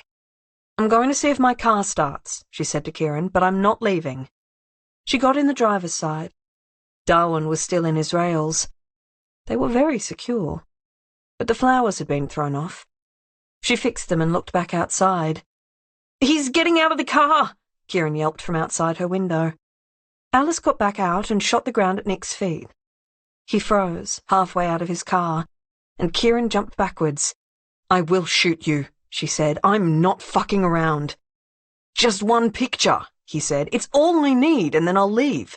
"Come on, if I don't get it, I'm fucked. Can't publish anything. It's my job, Alice."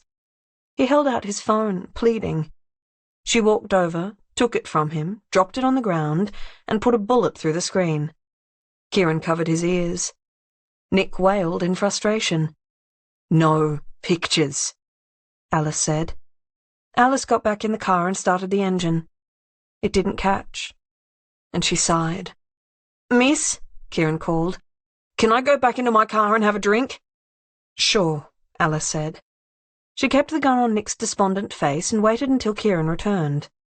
"All right," he said to her. "You try again." She did, and this time the engine caught. Kieran slapped Valkyrie's roof into light, and Alice flinched, but said, "Thank you." She pulled away from the tree. The sound was bad, a twist of metal and pain, and she whispered apologies to Valkyrie. She drove up, past Nick's smashed car, and turned around in some soft grass. Valkyrie was bearing to the left a little, and there was a rattle Alice didn't like or understand. But she moved, at least. Alice went forward, past Nick's car and Kieran's, then pulled the brake and got out of the car. "I'll send somebody to help you," she said to Kieran, "but I have to go." Kieran nodded. "Do I have to hurt him?" "I'm not going to fucking hurt you," Nick said. "Jesus!" He had a little blood on his nose, she saw now. "Just lock yourself in your car," she said to Kieran. "You don't have to beat up anybody, and I don't think he'll be driving his car, so he might try to take yours." She leaned in and said, "Just keep yourself safe, all right? It's not worth you getting your ass kicked." Kieran said, "I think I might have a nap." "Shock will do that to you," she said. Valkyrie rattled down to the highway. There was nobody in either direction. She pulled left and drove. Over the next few kilometres, Valkyrie slowly, painfully rumbling along underneath her, Alice's thoughts had time to even out, order themselves in a neat little row, and present her with the question, what had Darwin's business partner Eddie wanted from her, all the way on the eastern side of the state? What did he have to gain from seeing Darwin's body, if that's what he wanted? And how did he get there at the same time as Alice? Earlier, even. Violet had told Alice he had arrived only around 10 minutes before she had. It was a wild coincidence, really. Unless it wasn't strange that she could shake a journalist's tail in the suburbs of Melbourne and then be found again on Victoria's southeastern coast, then be met almost to the minute at a sweet little cottage northeast of everything, and found again as she drove to Darwin's final resting place.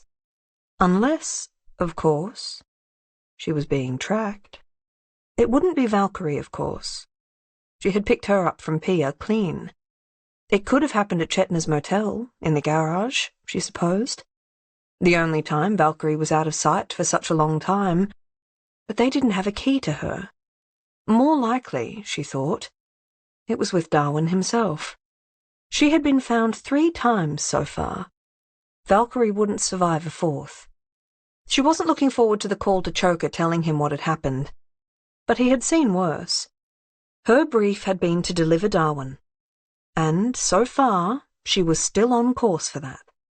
She would never have opened a coffin she wasn't told to, especially not one so off-limits it was bolted down so nobody could get inside. But what, she wondered, had become of the body in the accident? His coffin was intact, but what if his body wasn't? And those waiting for him pried it open only to see him contorted, ruined by the crash? 2 reasons. That was enough. The next town was called Mount Jasper, even though she couldn't see any mountains nearby.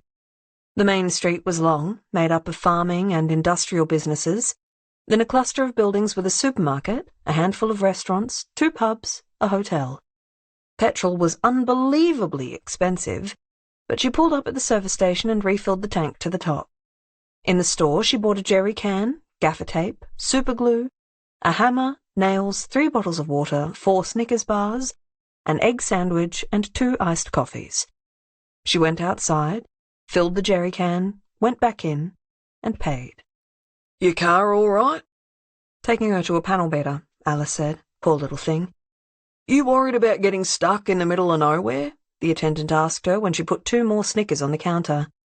"Now I could survive for a week," Alice said, holding up the bars. "Good luck," he said, and she waved back, smiling hard, in case this was it, the last time somebody saw her alive.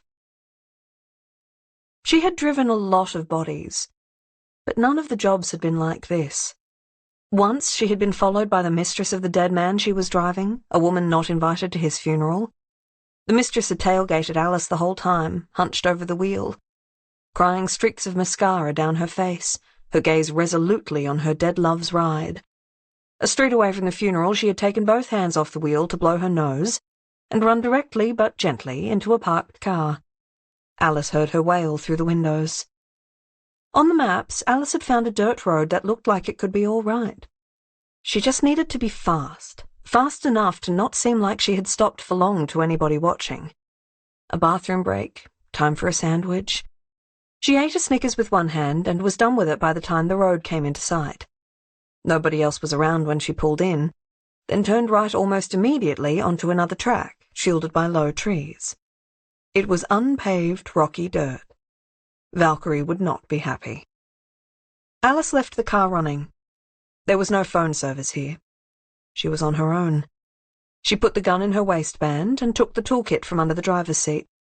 She rounded Valkyrie's rear doors and opened them. Darwin's coffin was regal on the rails, and Alice realized she hadn't put any music on for him all day. "Sorry," she said. "I'll put on some Nick Cave to make up for this. Don't tell anyone what I'm doing." She took the flowers off and looked through them for a tracker, then ran her hands all along the wood to see if it was stuck to the side, or under the gold fixings, but nothing. Of course it wouldn't be so easy. The screws were glued in. She put the toolkit on the ground and went back around the front for her crowbar.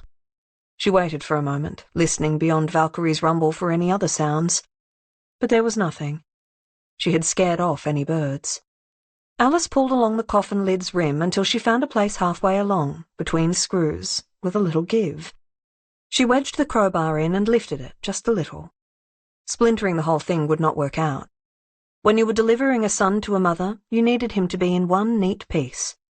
When the gap expanded, she found her string saw in the toolkit and looped it through, with effort, then put on her gloves and sawed through the screw. It took too long, but there was nothing else to do for it. She made it through the first one in 4 minutes. The rest took longer. 20 minutes, she calculated, from start to end of sawing open Darwin's coffin. A long time to be pissing on the side of the road for anyone watching. She made it through the last screw with a satisfied twang, and then stood to lift the coffin lid. She braced herself first, thinking, "You don't know what he'll look like under there. It could be bad." She screamed when she lifted it up anyway. It wasn't bad. It was worse than that, because the body in there wasn't Darwin at all. It was Cole. The tracker had been in his pocket. She put it in her own and kept her eyes away from his when she replaced the lid, supergluing it down in spots so it wouldn't come off easily. She dusted off the metal shavings from her saw and gently arranged the flowers back on top. Without phone service, she could not tell Teddy or Choker. It was just Alice left to hold the vision of Cole's embalmed body, his face thick with makeup hiding the damage underneath. More damage than the crash could have done. The impact had rolled him over, so that the tip of his nose touched the side of the coffin. When she'd moved him onto his back, a patch of foundation had been left on the silk pillow, which she wiped away with her hand. He was in an oversized long-sleeve shirt and loose pants.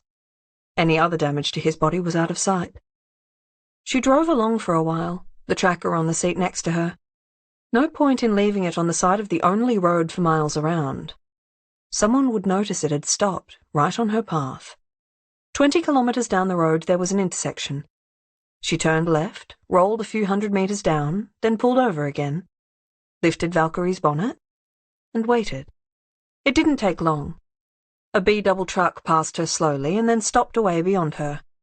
She ran up to the passenger side of the cab before the driver could get out and swung herself up onto the step. He blinked at her and then leaned across and wound down the window. You need some help there? Thank you for stopping, she said. You're a gem. I don't need a ride, but can I borrow your phone to send a message?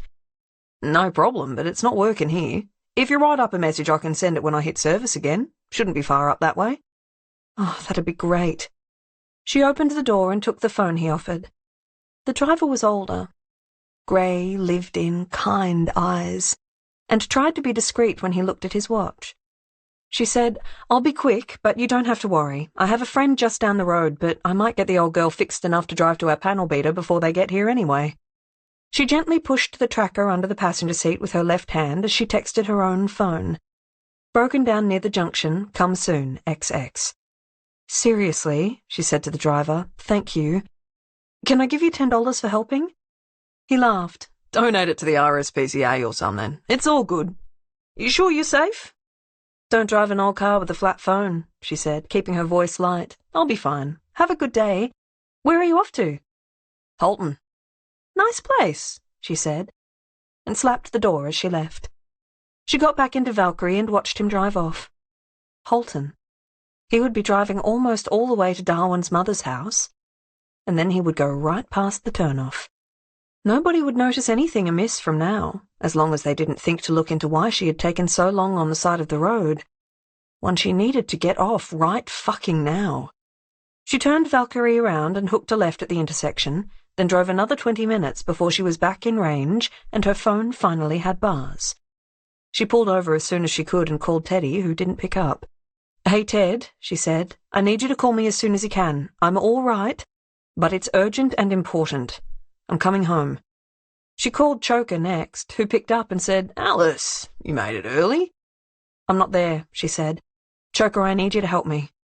His whole voice changed when he spoke next. What do you need? Advice. I'm sorry, but Valkyrie's been in a crash, and I had to open Darwin's coffin. Did you put a tracker in? Why would I put a tracker in the coffin? I have one on your phone. Of course he fucking did. Well, somebody did. Sadie, that goddamn bitch. Maybe, she said, but it also wasn't Darwin in there. Pardon me? It's Cole, Choker. Teddy's missing guy. Cole is the body I've been driving around. He breathed out for a moment. She gave him the time, looking around. A few cars passed. It wasn't far to town, maybe 2.5 or 3 hours back to Melbourne altogether by now, if she drove too fast and nobody noticed. That doesn't make any sense. You're not fucking kidding, she said. Well, shit, he said. I can't take him to Darwin's family house, she said. No, you can't. If we get found out, that's bad. Easy to trace back to us, seeing as we've been talking to the kid's whole fucking family. I think you need to come back. Wait, where are you? Can you drive? Val's still going, albeit slowly. And aren't you tracking me? Humour me. I'm just out of Jerilderie. All right, and the track is gone? On a truck headed to Holton. Good. Good work. I think we need some help. I have someone in Bower. Head towards there and I'll keep you updated. Okay. Stay safe, Alice. Always, she said. Can you get on to Teddy? She didn't answer my call. I will, he said. Choker called back when she was 10 minutes away from Bower. I'll text you the address, he said. We have a contact there called Luke, who's going to meet you and take the car and everything inside it off your hands. This isn't in the contract we signed and is now above your pay grade. Leave it with me. In Bower, you'll get a new car to drive home. Don't worry, P has been briefed. Valkyrie will come back to us. What's going to happen to the coffin? And to Cole? What did I just say? Alice stared down the road. It's above my pay grade. That's right. Did you get on to Teddy? No, he said, but there was something in his voice. What's wrong? Nothing, he said, but he was so clearly lying that Alice finally broke. All that she had been holding on to these 2 days. She pulled the car over and said, What is it? Alice, he said, and he was firm. Get to Bower, go see Luke, and get back here. It's all right, okay? You don't have to speed. Don't get the fucking cops on you right now, whatever you do. Are you listening? I am, she said, her voice breaking. Bower, Luke, My office, he said. I'll see you in a few hours. He rang off, and she tried Teddy again. She didn't pick up. It had now been 40 minutes since she'd called Teddy by the side of the road, and not once ever since she'd met Teddy had it taken her this long to call back when she needed her. "Cole," she said into the back seat, "I don't know what the fuck you did, but I no longer care. Let's get the hell out of here." Chapter 22. Teddy. As they left Choker's office, paperwork done, holiday mode reactivated, Teddy saw a car in the side mirror pull away from the side of the road and follow them. It was a compact white SUV, the same as every other Uber in town, and she was only paying attention because she always did. There was no reason to be worried. Cole was found, and they were done. Art, driving this time so that Nina wouldn't see Teddy behind the wheel when they got back, said, "What are you going to do with your day off tomorrow?" "I don't know," Teddy said. "Sleep? Maybe head to the beach, pester Alice? Or I could leave her alone." "Why start now?" he asked, and she poked him in the side. 5 months ago, at the start of summer, Alice, Teddy, and Art had gone to the beach next to Art's parents' place. They stopped by his house to get sandcastle equipment, 5 different bucket shapes, 3 spades, and a handful of perfect scallop shells kept in a jar just for these moments. Art always took seashells or glass or driftwood home with him when he left the beach, even though Teddy told him they needed to stay there to wear down into future sand. "Fuck the future," Art would say, and because they loved him, they'd agree. Teddy had found an attractive man under a big umbrella with some friends, and had gone out to swim with him alone. Alice and Art built a sandcastle so large that people stopped to admire it. Art said, "It's all Alice. She's the best at this." "Why do you keep saying that?" she asked him after another family had left. "Because my father never says my mother's the best at anything, or even Nina," he added. "Since the 2 of us moved out, he's never even called Nina, did you know? He just doesn't care." "I didn't know," Alice said, "and I'm sorry. But it's a lie." She gestured at his turrets, neater, higher, more numerous. He considered. "But they can't see the things you were good at. None of our friends or family can watch you be the one who wins fights because you have better instincts, or knows how fast you can drive us away from a heist. If nobody can see what you're good at, then you'll never get the praise you deserve. So I guess this is, what do they call it in medicine? Referred pain? This is referred praise." Alice had told Teddy about it afterwards. It was a nice story. Now Teddy watched Art pull up to a traffic light and check his phone. Teddy saw Nina's name on screen, heard him curse under his breath. "What's the matter?" "Nothing." Teddy had never once let something go. What kind of nothing? He sucked at his teeth and ignored her. Teddy said, "Is it about you stealing her car?" "Shut up," he said. "It's about money, all right? What I owe Dan is, like, more than I earn in a year, and he's at me, okay?" Teddy put up her hands. "I'm sorry." She settled in her chair and said, "But you earn more than $30,000 a year working for Choker, right?" "What?" "You said it's more than you earn in a year, but you owe him $30K. He rolled his eyes. "Come on. You of all people are at me for exaggerating when it's basically your largest personality trait. I mean, I don't earn so much per year from your godlike boss that I can cover all of my expenses, pay Dutch, and look after my goddamn sister when she—" He broke off. "When she's being Nina, you know. I help her out because if she asks my parents for anything, they'll cut her off, because they think she'll use all her money for drugs or booze, which is offensive seeing as she only uses 70% of that." He gave a weak smile. Teddy put her hands in her lap and stared at him. Alice knew all about trying to help a sister like Nina. Teddy couldn't understand, not like Alice did. So he stole a little cash out of one of Choker's tills. It wasn't like it would bankrupt the man. She could say sorry, which she almost felt, but instead she asked, "Can we stop for snacks? I'll buy you a couple of those beers I didn't let you get before." He smiled at her.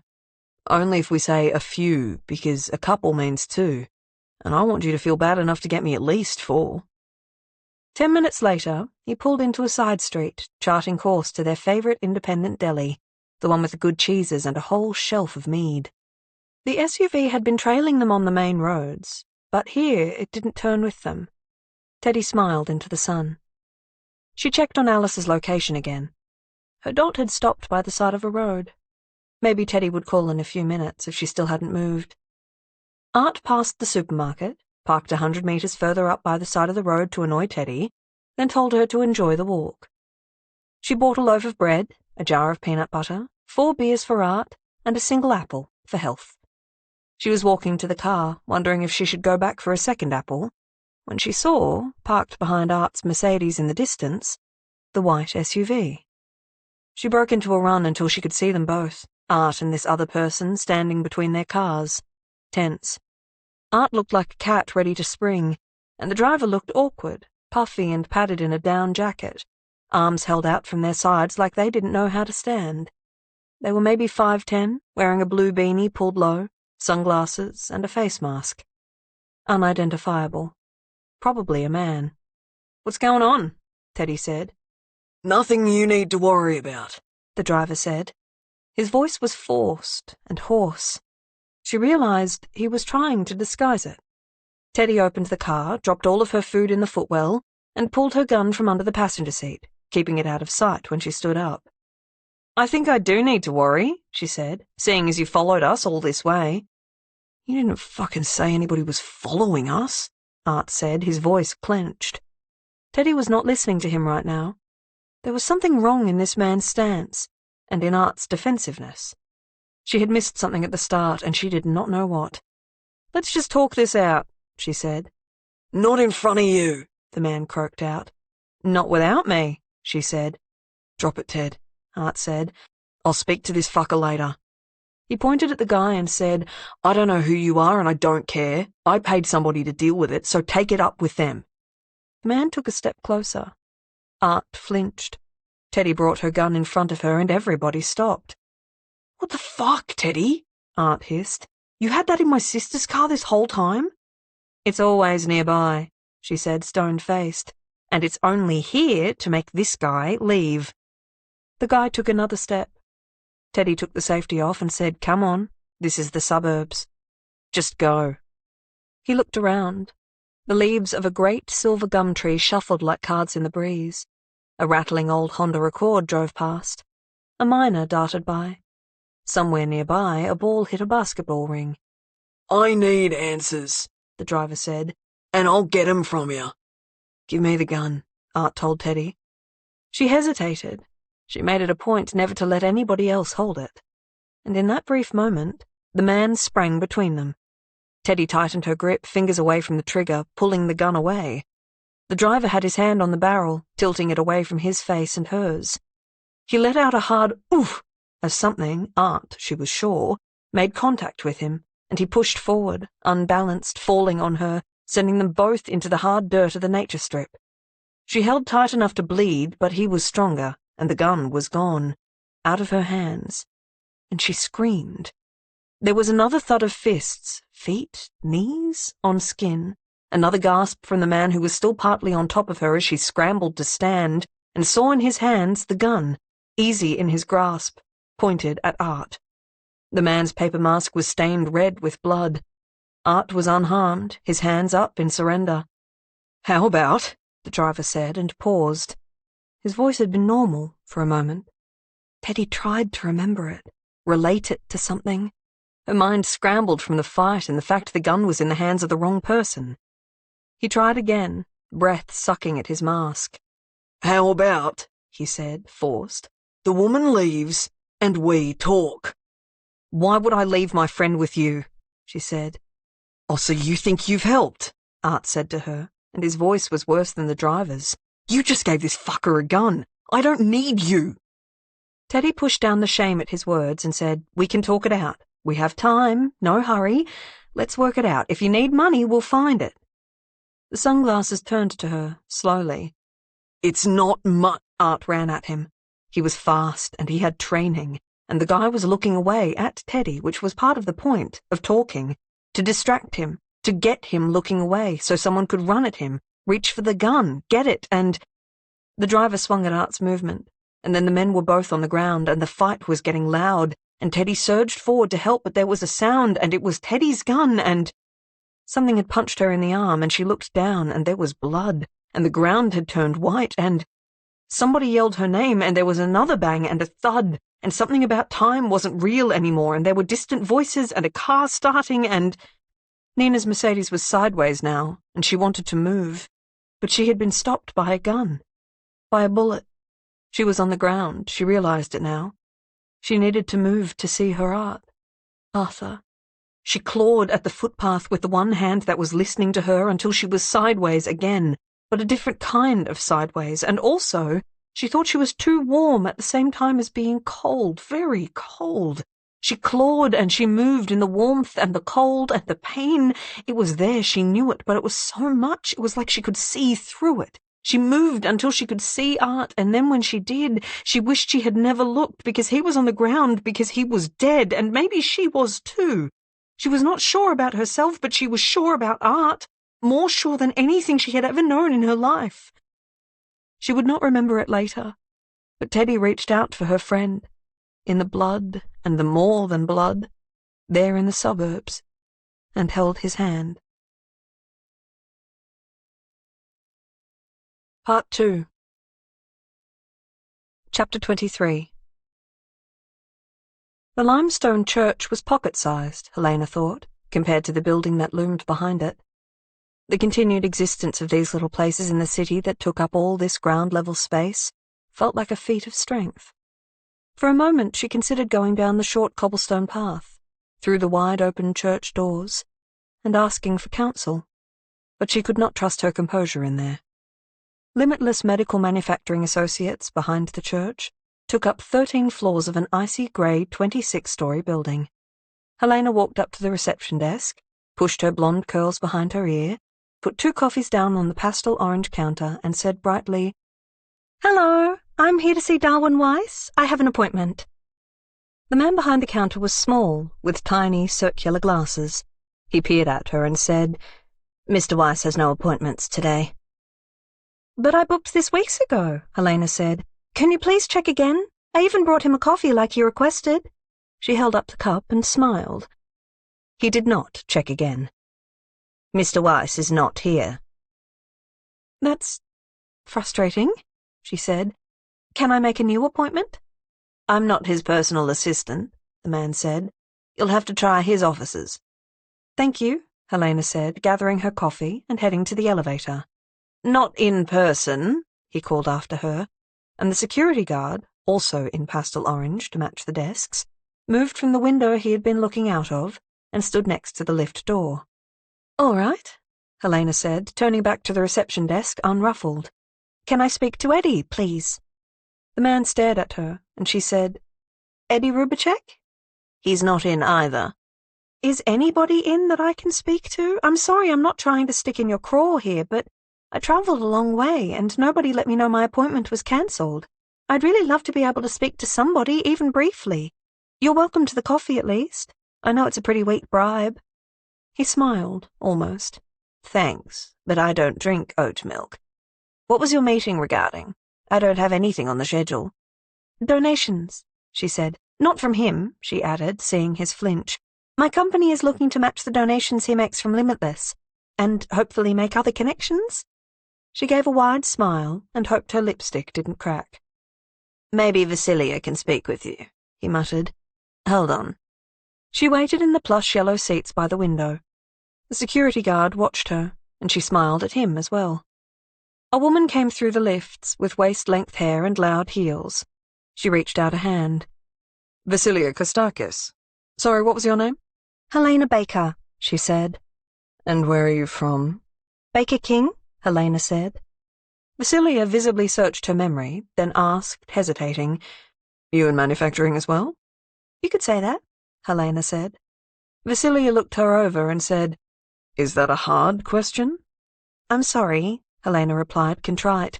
"It's more that I've heard it a lot. Yes, manufacturing. Not medical, but adjacent. I think I'm just feeling a little frustrated about my meeting with Darwin being cancelled without knowing about it before I travelled here. That's not your fault, I'm sure. I even got him his oat milk latte, as he requested." Helena held up the coffee and dropped it in the bin beside her. Vasilia looked at her for a long moment, considering. "Where did you say you came from?" "Adelaide."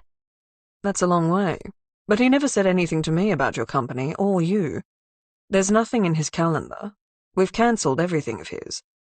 "Is he all right?" Helena asked with concern. "He's on indefinite leave," Vasilia said, head high, "for personal reasons." "Can I reschedule?" "Indefinite," Vasilia repeated. "And Edward Rubicek isn't here either?" "He is not. You're welcome to schedule a meeting, but it won't be here. He's rarely in this office." "Would you be the person to meet with?" Vasilia gave a sigh like the smallest crack in the air and looked again at the bin, $5.60 worth of pity in her face. "I do have half an hour until my next meeting."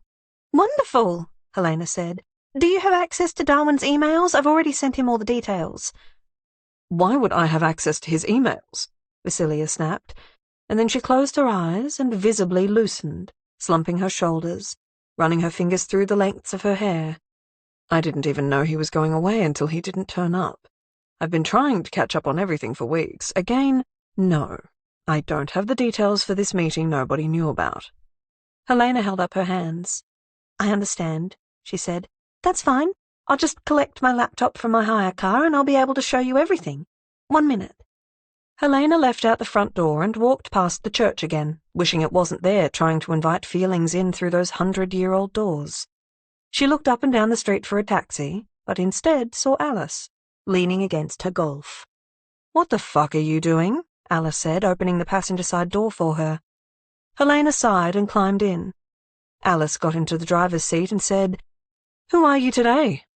"Helena," Teddy said. "She's very professional, but her lipstick is going to be a bitch to get off afterwards." She touched her nose. "Is the putty coming off? How did you recognize me?" "I always recognize you. Also, I was tracking you. Did you make a wrong turn on your way to rehab?" Teddy crossed her arms. "I didn't tell you because I knew you'd say no. I just can't sit around and wait anymore, all right?" Alice pulled away from the side of the road. "You're not going to be much fucking use if you don't go see your physio. You can't get into fights if you're not doing your stretches." "I am too doing my stretches," Teddy said petulantly. "My shoulder's fine." She laid her palm flat on the ceiling of the car and said, "See, I'm not even crying." Alice looked at Teddy's trembling hand and said, "Just stop, all right? You need to exercise, or get some pills." She paused. "Have you got all you need? Or should I find a guy who can help?" "I don't want any of your street painkillers, thank you," Teddy said. "I want to be conscious when we figure this shit out." Teddy had been sleeping on Alice's fold-out couch for 3 weeks. They had been spending their days at Choker's offices working with the physio at the downstairs gym, then back home doing sometimes mundane, occasionally coded data entry for Choker's various assistants. Teddy dictated, Alice typed. They both hated it. Sometimes the police visited to interview her about Art's death. Rusty said that after they found a little meth in Nina's car, they'd decided it was a drug deal gone wrong. They still asked Teddy anyway, over and over, "Are you sure the man who shot you was nobody you knew? Are you sure you didn't understand what they were saying? You definitely didn't recognize the car that left after you were shot?" "No," Teddy thought but didn't say. "I'm not sure of a goddamn thing." Teddy knew Alice had been waiting her out, making sure she was all right physically and psychically before they started doing anything. Teddy usually told Alice all she felt, but she had brought a gun to a fist fight, and now she was shot and Art was dead, and until today there hadn't been enough words in the world to talk about it. So she just didn't. Alice wanted to talk, she knew.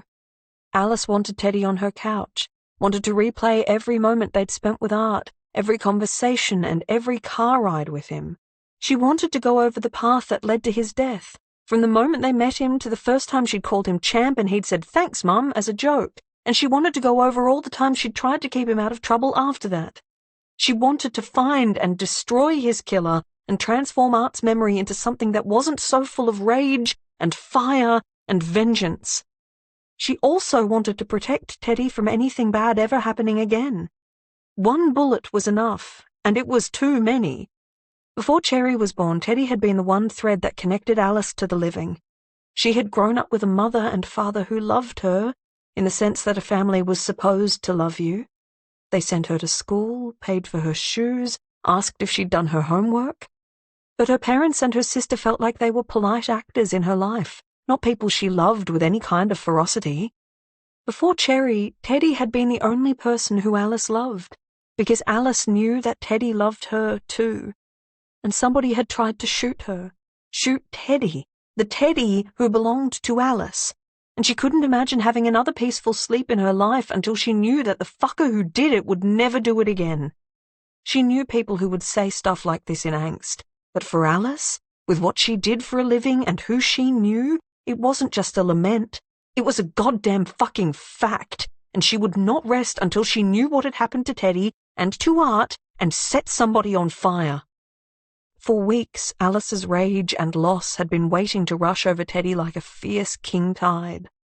Until now, Teddy had been a stack of wave breakers, immobilized by sadness, trying to dissipate Alice's different grief so it didn't get on her. But Alice thought if Teddy was sneaking out to find out information, then something was changing for her.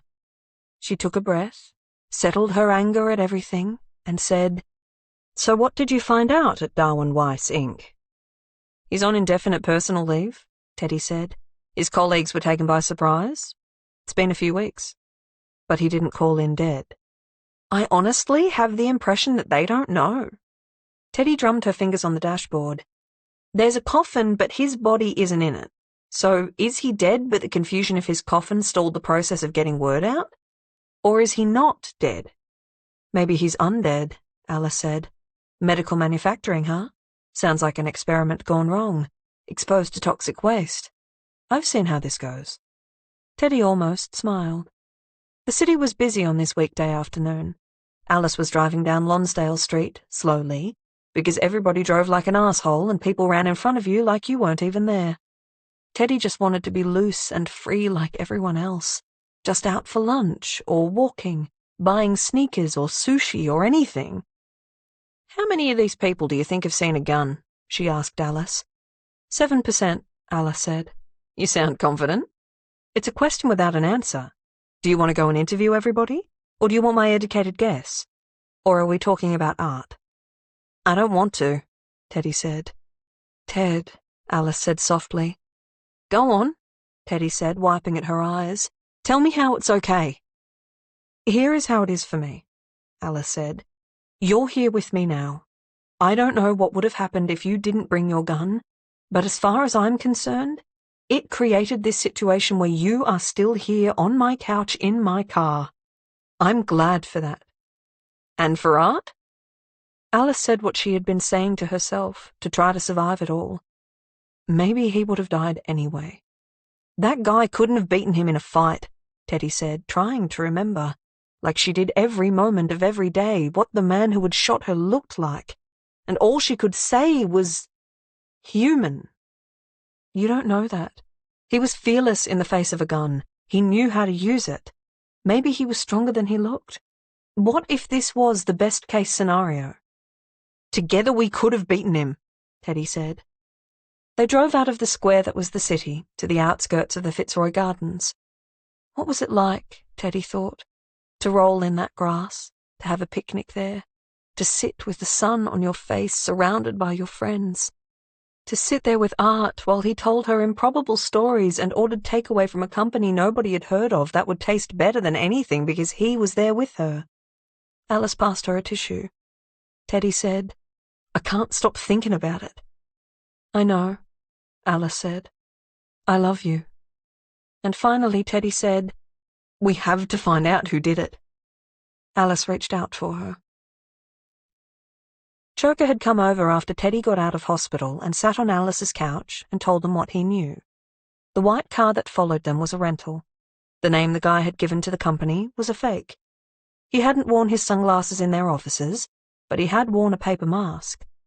The receptionist said his eyes were green or maybe brown. The video footage they kept was even grainier than Teddy's memory. The credit card was a prepaid Visa bought that day and stacked with $1,000. The car was found around the corner from the rental place, detailed, cleaner than it had ever been. Choker had rented it anyway to check it out once the police released it, but his techs hadn't been able to find anything. "My best people are on it," he had told them. "Aren't we your best people?" Teddy had said, put out. "Not for this case," he said. Your judgment is too clouded. You would murder anybody who said they didn't like him." "Are you saying you didn't like him?" she asked, eyes narrowed. He spread his arms out. "See? He said they were trying. He said his employees didn't die on him without him doing something about it. He said they would figure it out. He said he had some ideas about what had happened, and he'd let them know."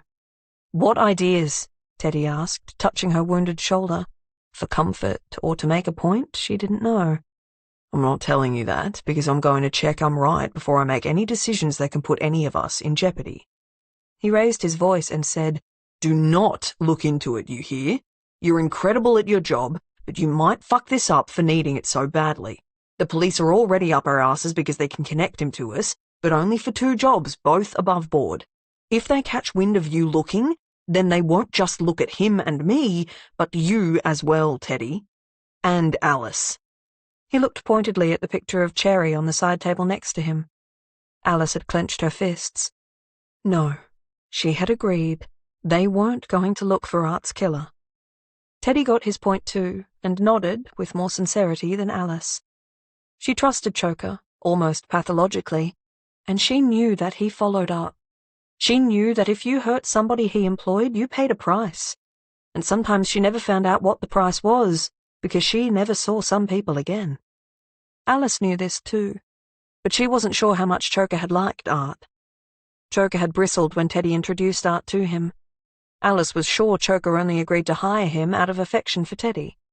The day they brought him in, Art had flirted shamelessly with Choker's PA, Mary Louisa, and Choker had walked up to him and told him to get the fuck away from her. Later, Alice had asked Mary Louisa what that was about, whether she and Choker were together. Mary Louisa had just laughed and said, "God, no, he just doesn't like some people." But Alice and Teddy had liked him. They liked Art and spent their days with him. And he was dead. He was the best kind of person, Teddy said now, in the car heading out of the city, her hands pushing at her heart like she could fix it. A prince among men. "Remember when he picked you up from hospital near here?" Alice said, "when it was 2 o'clock in the morning and I slept through your call?" "That was nice of him," Teddy agreed. "I mean, he was part of the reason I was there in the first place, remember? He missed that guy swinging at me with the bat." Teddy touched her ribs, even though they had long since healed. "What about that time he brought sushi to you every day for a week because Cherry was losing her shit whenever she didn't have sushi in her lunchbox for Kinder?" "That was sweet," Alice said. "I mean, it was his fault for coming out for Sushi Train with us and telling her if she liked it so much she should ask for it every day." "Troublemaker," Teddy said. They didn't speak again until they were on the freeway. "I think I need to do something now," Teddy said. "I can't sit around anymore." "But you should heal," Alice said without much conviction. It had been itching at her like a bite, this need to figure out how everything had gone wrong. "We have to figure out what happened with Cole and Darwin. First, we talk to people we probably won't have to fight. The ones that might require convincing can wait. And we aren't allowed to ask anyone about Art," Alice said. "Choker made me personally promise him." "Like a friend promise or a threat?" "Don't you fucking let her even look at his name online," Choker had hissed to her when she had walked him out to his car the day he visited. "A friendly threat," Alice said. "Let's just say that." "So where do we start?" "Sadie." Teddy sucked her teeth. "I agree, but I don't think I can guarantee I won't get into a fight with her." "You'd win," Alice said. "She's 30 years older than you and smokes 5 packs a day." "And has employees," Teddy said, "and 2 working arms." "You just said you had 2 working arms too." Alice did not need to turn her head to know Teddy was pouting. "We'll do Sadie later," Teddy conceded. "There's Nick." "And Elizabeth." "Streets," Teddy corrected. "And Heidi, and Adrian, and Hank." "We should probably go see Toby and Eleanor again," Alice said. "That's a later thing too. It's a long drive for you." "I'll be fine. It's not like I use my arm to watch you drive." "Later," Alice said firmly. "Like Friday?" It was a Monday now, sunnier and warmer than Teddy felt like she deserved. Her mind was like constant hail, battering against her skull. The gun, the gun. Why did you always bring your fucking gun? "What about the rest of today? How about I take you to the physio where you were supposed to be? I let you leave my couch because you said you would take care of yourself." "Let me? Alice, I'm 27 years old." Alice tisked. Teddy knew what it must have been like for Alice, not hearing from her when they needed each other the most, not knowing Teddy had been shot, but knowing something was wrong, tearing along the roads of Eastern Victoria to get back to her friend. She was always protective. They both were. Fine, Teddy said. What about Cherry? At Kinder, Alice said. We can pick her up later. In the gym's rehab clinic, Alice waited the whole time for Teddy to finish her exercises, sitting with her arms crossed in a chair by the door. I wasn't going to run away, Teddy said when she was done. I like rehab. It makes me strong. It also makes you cry, Alice said, passing her a tissue again. Teddy wiped her eyes. It hurts, she said. I deserve it. Alice took Teddy's sweaty body in her arms for a moment. She had said, "You do not deserve it," enough times already. This was all she could do. You missed a call while you were crying, Alice said. Teddy searched in her bag, then looked at her phone like it was poisoned. It's Art's sister, she said. It's Nina. Chapter 24. Nina was not at home. She hadn't left a message, hadn't picked up when Teddy tried calling her back. They discussed Choker's threats, reasoned that they were just checking up on someone who'd called them for help, and vowed that they would not say Art's name first. Satisfied with their flawed reasoning, they headed to Nina's house. It was too much, really, being at Art's. While most of the collective time the three of them had spent together was at Teddy's apartment, where there were no sisters or partners or children, there were still memories here, pulling gently at them. They had been soundly beaten by him at tennis on his backyard court. They had sat on rickety chairs on his rear patio and drunk beer while he had told stories about his adventures up mountains and on the sea. And while Nina had called out through the open kitchen window at them, "He's full of shit, that's not what happened." Now, Teddy went to the letterbox and opened it up. "Ted," Alice said, "are we mail thieves now?" "The mail's old," Teddy said. "Look." She was right. There was a small pile of mail, some a little weathered, some eaten by snails, addressed to both Art and Nina. Alice and Teddy looked at each other and went back to the house. They both had a key. They hadn't told Art they'd had them cut, but there was always a moment you needed a key, and today was that day. They knocked again, went around the side, banged on the windows, tried to see inside. Nothing. The tennis court that took up their backyard had loose tennis balls in the corners and empty Corona bottles rolling in front of the net. The gate to it was locked. Teddy thought about scaling the high fence into it, then thought about her shoulder, then thought, as she did every day, I deserve how much it would hurt if I did this, because at least I'm not fucking dead. But Alice was already walking away, and Teddy followed her to the front, where they let themselves in. "Nina?" Teddy called from the front door. It was cold inside the house. The lounge was messy, but not like someone had tossed the place. Messy like if you lived there and didn't care anymore. The kitchen was clean enough, no fruit decaying on the bench, and Alice opened the dishwasher and saw dirty plates and cutlery with food crusted hard onto them. The house didn't smell like much. They went into Art's room first. The bed was unmade, his drawers half open, clothes on the floor, which was normal for him. There was sand in the carpet, gritty underfoot. He was always shedding it after he'd been to his parents' house. Everything else was neat, a little dusty. Teddy didn't like that the last time he'd touched the shirts around her feet, he would have been figuring out what to wear on the day that he died. Teddy touched a coaster on Art's bedside table. It was the same one, rattan with a woven blue border, that Art had been spinning at Adrian's house. She left it where it was. Nina's room was next. She was not in there, and they both breathed out. Teddy had been half convinced they would find her dead on the sheets, from a broken heart or maybe a drug overdose, like they expected from Alice's sister Pick every time they saw her. Nina's cupboard was open and bare. "She's gone," Alice said. They looked around the rest of the house. Back in the kitchen, on the bench, there was a piece of crumpled paper next to a bowl of seashells, and, feeling nosy, Teddy flattened it out. "Answer the fucking door." She showed Alice. They went back outside and looked at the front door. There was no damage, no sign of forced entry. "I hope she made it out," Alice said. Teddy was already on the phone, calling her again. They waited, Alice with her hand on Teddy's shoulder. "Teddy?"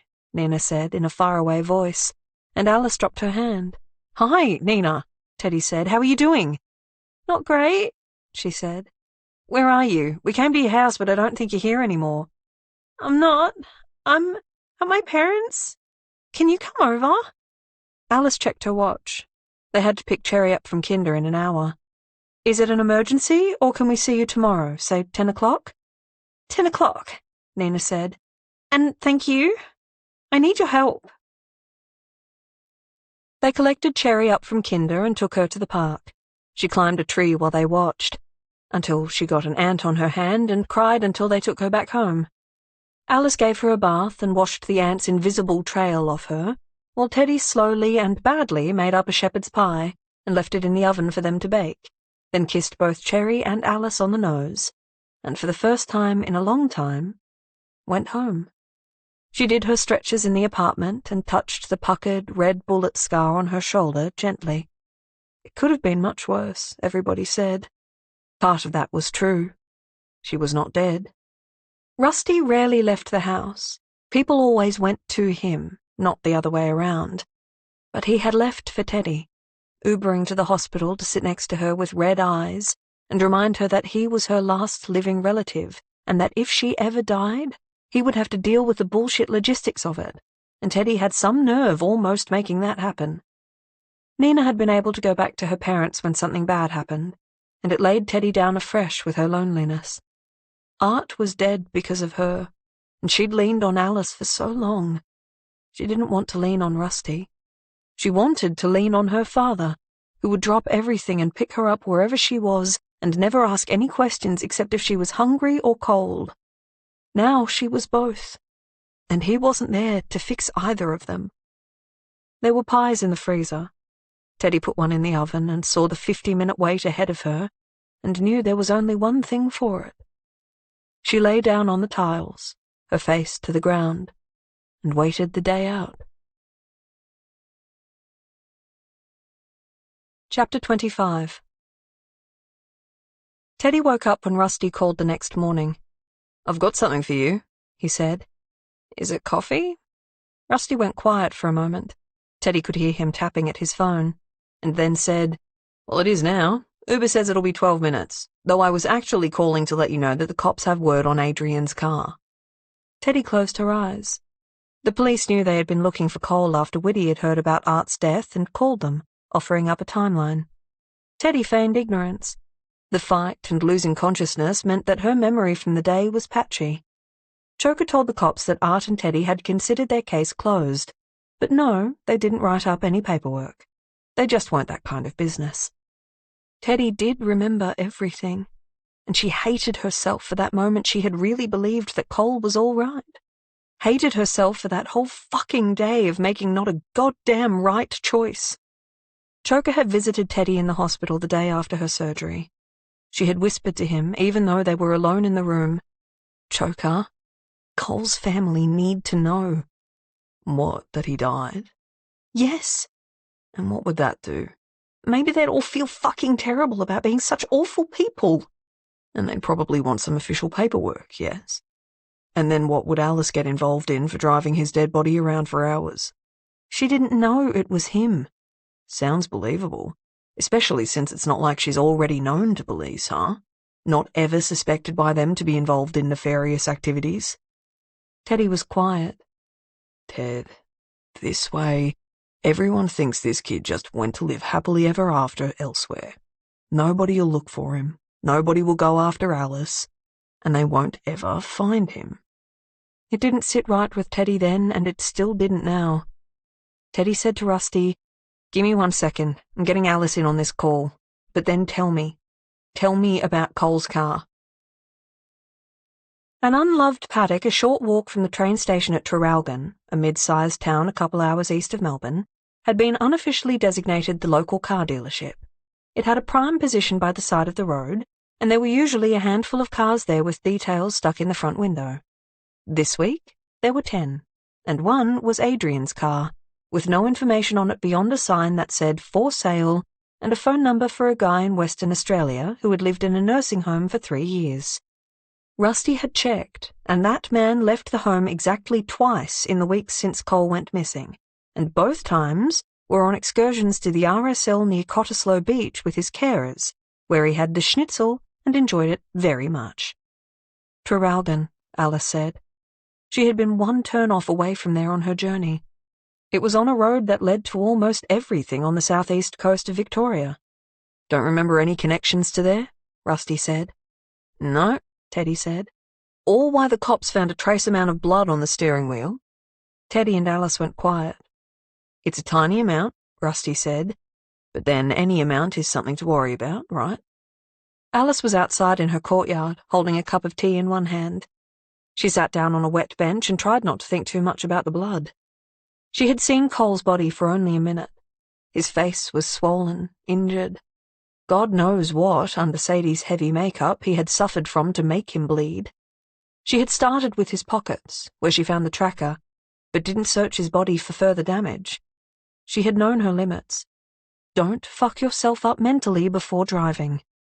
She didn't open the coffin twice. Also, Rusty said, it's not Cole's blood. You're enjoying yourself with this, Teddy said accusingly. I promise I'm not, Rusty said. It's really not Cole's? Alice asked. No. They took a moment to think. Did he make it onto a train? Teddy asked. I checked, Rusty said. Or I checked that the cops checked. The station doesn't keep footage for more than 2 weeks, so they don't know. Alice and Teddy talked about it on the way to Nina's parents' house. The car hadn't been in an accident, but there was still blood in it. His killer had abandoned it there, surely. They didn't know anyone in Cole's life from Traralgon, and the only connection was Alice driving by it after he was already dead. It was something, at least, and that was more than they knew yesterday. Nina and Art's parents lived in Aspendale, a bayside suburb within easy access of much of the metropolitan east. In summer, it could be swarmed with people trying to get to their closest patch of the sea. Today, it was cold, and the traffic was light all the way to where they turned into the glossy, leaf-free driveway. The house was on the beach side of the Nepean Highway, and it was beautiful. A 2-story sculpture in glass and wood and steel. There was a sign at the end of the driveway that said, "No access to beach," attached to a locked gate that they knew led right into the dunes. Teddy peered over and saw the ocean lapping gently at the sand just beyond the brush. God, what a place to live. Imagine lying on the tiles there in misery and looking straight through the glass doors onto the bay with all those boats and kite surfers and cold water swimmers. You couldn't even suffer properly in a house like this. Nina let them in. She looked haggard, exhausted. She also looked like she was on the tail end of going cold turkey from something. Her mother was there in the background, waving from the top of the stairs, watching her daughter like a security camera. Teddy and Alice had met Art's parents maybe twice when they had come for a trip to the beach. The father had built a sandcastle with Cherry, but left when Cherry started knocking each bucket load over as soon as he upended it. The mother had brought them sparkling water every 30 minutes like it was all she knew how to do. They had seemed nice enough. Now, Nina led Teddy and Alice into the kitchen and poured them both a black coffee without asking, then took them out on the balcony and closed the sliding door behind her. It was too cold to be sitting outside, but Nina's mother was now in the kitchen watching them. Nina said, "They already know all about this, but they've been right up my arse since I came home. I just need some distance. Mum's like a fucking rabbit hunter again back on her childhood farm with me constantly in her gun sights." The metaphor was too much. Art's funeral had been the week before. His parents had elected to make it a private affair, and the woman shot next to him was not invited. "What happened back at your house to make you leave?" Alice asked. "I had to get out of there. It was hard enough living there now that Art isn't there with me. The house is quiet. I mean, my friends still come over a lot, but without him the vibe is off, right? I felt like nobody was looking after me." "I'm sorry," Alice said. Nina sighed. "Then these people started coming around, real nice at first, like they wanted to be buddies. They brought, presents?" She shrugged and rubbed her arm. "They kept asking me if he was really dead. They say he owes them money and they think maybe he ran. I'm like, are you fucking kidding me? My mother had to go identify his body. They said I was full of shit and he needs to pay back the money. They told me to sell the house. I told them it wasn't mine and kicked them out. They went, and I thought maybe it would be over, but then somebody came by that night and banged on the door, and I pretended I wasn't home, and they put this note under the door that said, "Open the fucking door," and I was so scared. I thought they were going to break a window. I screamed that I would get them their money if they told me how much it was, and one of them said $60,000, and that we could talk about it if I went outside. I just sat there for hours.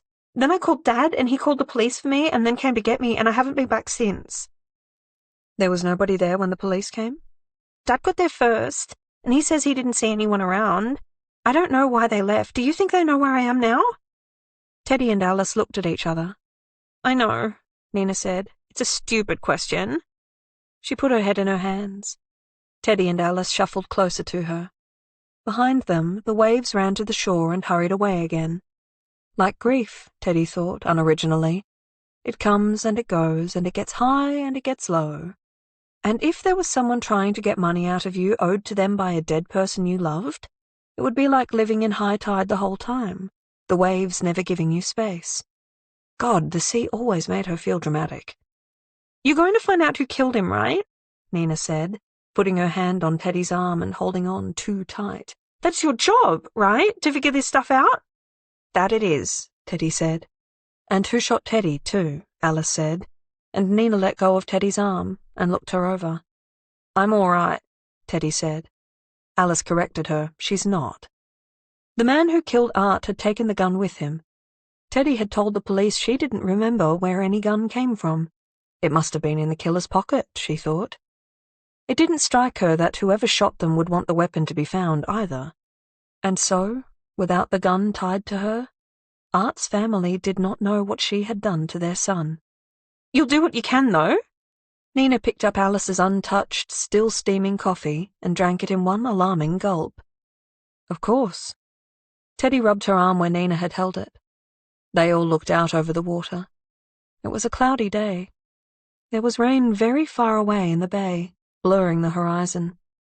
Nina said, "Don't suppose you have a smoke?" Alice, who didn't smoke but made it a point to always have one to give, handed her one from her pocket. Teddy, who always had the lighter, lit it for her. They watched her smoke it in silence. My parents packed up Art's room in this house, Nina said after a while, looking back directly at her mother inside. He moved out years ago and they just left it. Then he dies and a week later they just pack it all up? Mum sold his bed on Marketplace. Then she went out and bought a new toaster the next day. A fucking toaster, you know? That's what he's worth. She flicked the butt of the cigarette at the sliding door, and her mother flinched behind the glass. But when am I supposed to leave here now? It's this or I die. Nina, Alice said, is there anything you can tell us about who might have shot your brother? It strikes me that those visitors you were talking about wouldn't have killed him if they needed him to pay up. I've got nothing, Nina said, her voice rising. Who would want him dead? He was the best. Teddy asked, had he done anything different recently? Did he have any bad days at work he didn't share with me and Alice? Or did anything happen that might have changed his relationship with anyone? No, Nina said, and it was almost too fast. Her foot was tapping on her chair leg. In the silence Alice and Teddy left, it was loud, and Nina heard, and saw, and stopped. I don't know anything. I don't understand that job that you do. That you, she pointed at Teddy, made him do. Teddy got up and walked to the edge of the balcony, staring out into the endless, empty ocean. You do not care when people drown in you, she thought at it. And there was a moment when neither she nor Alice was sure she wouldn't just topple right over the edge. Alice said loudly, he was not a child. This was a job he wanted, and whatever job this was linked to, we aren't connected to it. Are you sure? Nobody's asking us for money, Alice said. I am, Nina said. In that multi-million-dollar beachside house on a balcony overlooking the sea, Teddy handed her $50. If she'd had more, she would have given Nina anything. Alice didn't look in her wallet at all. Nina let them out. Her mother watched again from the stairs. The father had not made an appearance. Please, Nina said, find out who shot my brother. Chapter 26 Teddy cried all the way back home. Silent, endless tears sliding down her face as she stared out of the window as grassland turned to industrial estate, turned to suburbia. She did not want to talk about it. Alice just did what she was good at, and drove. They went back to Alice's house. Teddy washed her face and slapped her cheeks like in the movies in case it helped. Alice had tea and a blanket for her when she was done, and together they did a little data entry and didn't talk about anything until 3 o'clock, when Alice said, "We shouldn't have gone." "Choker told us not to," Teddy said, "and we didn't listen." "No," Alice agreed, then added, "I better get you home." It was cold and bleak outside, the clouds lying heavy in the sky. Alice started the car and said, "I love you." "I know," Teddy said. They were almost all the way to her apartment before Teddy said, "How's Jun doing without me around?" It had been a lot for him to hear that Alice's colleague had died of a gunshot wound, and that Teddy had been injured. Jun had never seen a gun in person, and he didn't understand what had happened. As far as he knew, Teddy was in something about publicity and the government. It was why sometimes she went along on Alice's chauffeuring jobs with people they couldn't talk about. Teddy told Jun what she told the cops. It was a robbery gone wrong. She had thought she could take the gun off him, but clearly she couldn't. Her grief was real enough, and he believed that. He was relieved that Teddy was no longer living on their couch. Partly, Alice knew, because he was worried that Teddy was still a target for whoever killed Art, but he would never say so. When he'd embraced Teddy on her last night there, he had thanked her genuinely for looking after his Alice. "I wouldn't have been able to support her through the pain of losing Art alone," he told her. "He says your gin and tonics have a better ratio," Alice said now. "But he's mad you didn't start your own profile on the Netflix account and used his instead. His algorithm's all fucked up now." "It was much funnier than having my own," Teddy said, and smiled, just a bit. Alice had missed that expression of Teddy's. She felt helpless before Teddy's guilt and grief. Teddy was thinking about Art, and she was also thinking about what Nina had said about Art owing money. She got out her phone and called the last person Art mentioned when he was alive. Dan Tang, apparent Olympic hopeful worth $30,000 of Art's money, son of Dutch, and somebody Teddy had known more intimately than she really intended to, 1 or 10 times. She rang him now, tapping the dashboard anxiously, and he answered with enthusiasm, "Teddy, it's a weekday. Is this a booty call?" "Fuck off," she said. "It's a serious call." "Well, I'm busy anyway," he said. "I wouldn't have been free. I can't just come on your whims, you know. Though, actually," he wasn't on speakerphone, but Alice could hear enough to roll her eyes. "Dan," Teddy said desperately, "please?" He paused. "Sorry, you go." "It's about Art. I'm sure you heard that he died." "I did. My father sent flowers to Joker." "Jesus, he did what?" "It's polite. Joker's done it when we've lost one of our men." "He wasn't just one of our men, all right. He was my friend. And do you want to guess who we were talking about right before he died?" "You flatter me." "Well, he said he owed you money. And do you know what? His sister had some unsavory visitors who were knocking at her door, saying he wasn't really dead, and if he was, she owed them now instead." "And you think I did that?" Teddy was silent. "I find that very offensive, Teddy. I know he's dead for sure. Dad checked. Come on, you know me. I'm not going to hit up his sister for money." "How much did he owe you?" He sighed. "It started at 30. There was interest. He's paid a lot off. We're still at around 10. The friends at Nina's had said it was $60,000. Both Dan and Art had said 30 for the number he owed. Dan was also right. She didn't really think he would hit up Nina. "Where were you the day he died?" she asked. "Are you kidding me? We're friends. Listen, just tell me where you were so I don't have to think about it being you." "Fucking hell, let me check my phone calendar." He paused. "It says I was with Charlie. Oh, I remember. Well, Art died over near where you live, right? I was actually very far away from there at Werribee Zoo." "That sounds like bullshit." "You hurt my feelings when you say things like this. Do you have proof? Is my word not enough? Would mine be?" "Of course," he said. Then he laughed. "No, you're right. I don't have the tickets, okay? I was taking somebody on a little Melbourne highlights tour." "What was her name?" "Are you jealous?" Teddy hung up. She didn't have it in her to push back against Dan and his perpetual disarming of everybody around him. "Do you believe him?" Alice asked. "Maybe," Teddy said. "I'm going to ask Rusty to check this up anyway." She hadn't even finished typing up her text to Rusty when she received a picture. A receipt from Dan, with a $78.99 purchase at the Werribee Zoo gift shop, half an hour before Art had died. "Told you," he wrote. "I bought her a giraffe. It was overpriced, but it worked. I also claimed it on tax." She checked. From the zoo to where Art died, 1 hour and 23 minutes. "Well, at least there's someone we can strike out," Alice said, pulling up outside Teddy's apartment. Teddy got out of the car, stretched, and flinched as the muscles in her shoulder screamed back at her. Alice leaned across the passenger seat and called out, "You take it easy, okay? Rest up." "No problem," Teddy said and yawned. "Consider it done."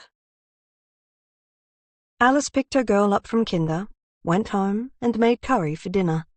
Jerry told her she wasn't allowed to use ginger or pepper because they were too spicy, and Alice lied and told her she would never, and then gave her a job, to watch the rice cooker until the switch flipped. Jun came home just as dinner was ready, and marvelled afresh that Alice always timed dinner so well, and she hugged him, and again did not tell him that she watched him come home from work on her phone, worried that he might meet a bad time on his way home, maybe from somebody just like her. While he was washing the dishes, Alice came in and said, "I have to go out for a bit for work, just a short drive. I'll be back in about 90 minutes, maybe less." "Now?" Jun said. She hugged him, kissed Cherry on her soft little head, and drove away to Nick's house. Rusty had already given her the address in Brunswick a week ago. "Please," he said, "I hate the fucking Chronicle. The whole paper is full of the types of pricks who would dead name me if I ever got in the news. Go tear him to pieces." "There will be no tearing," Alice said sweetly. "A single conversation. Don't make me send you all his articles. You'll want his head by the end of it.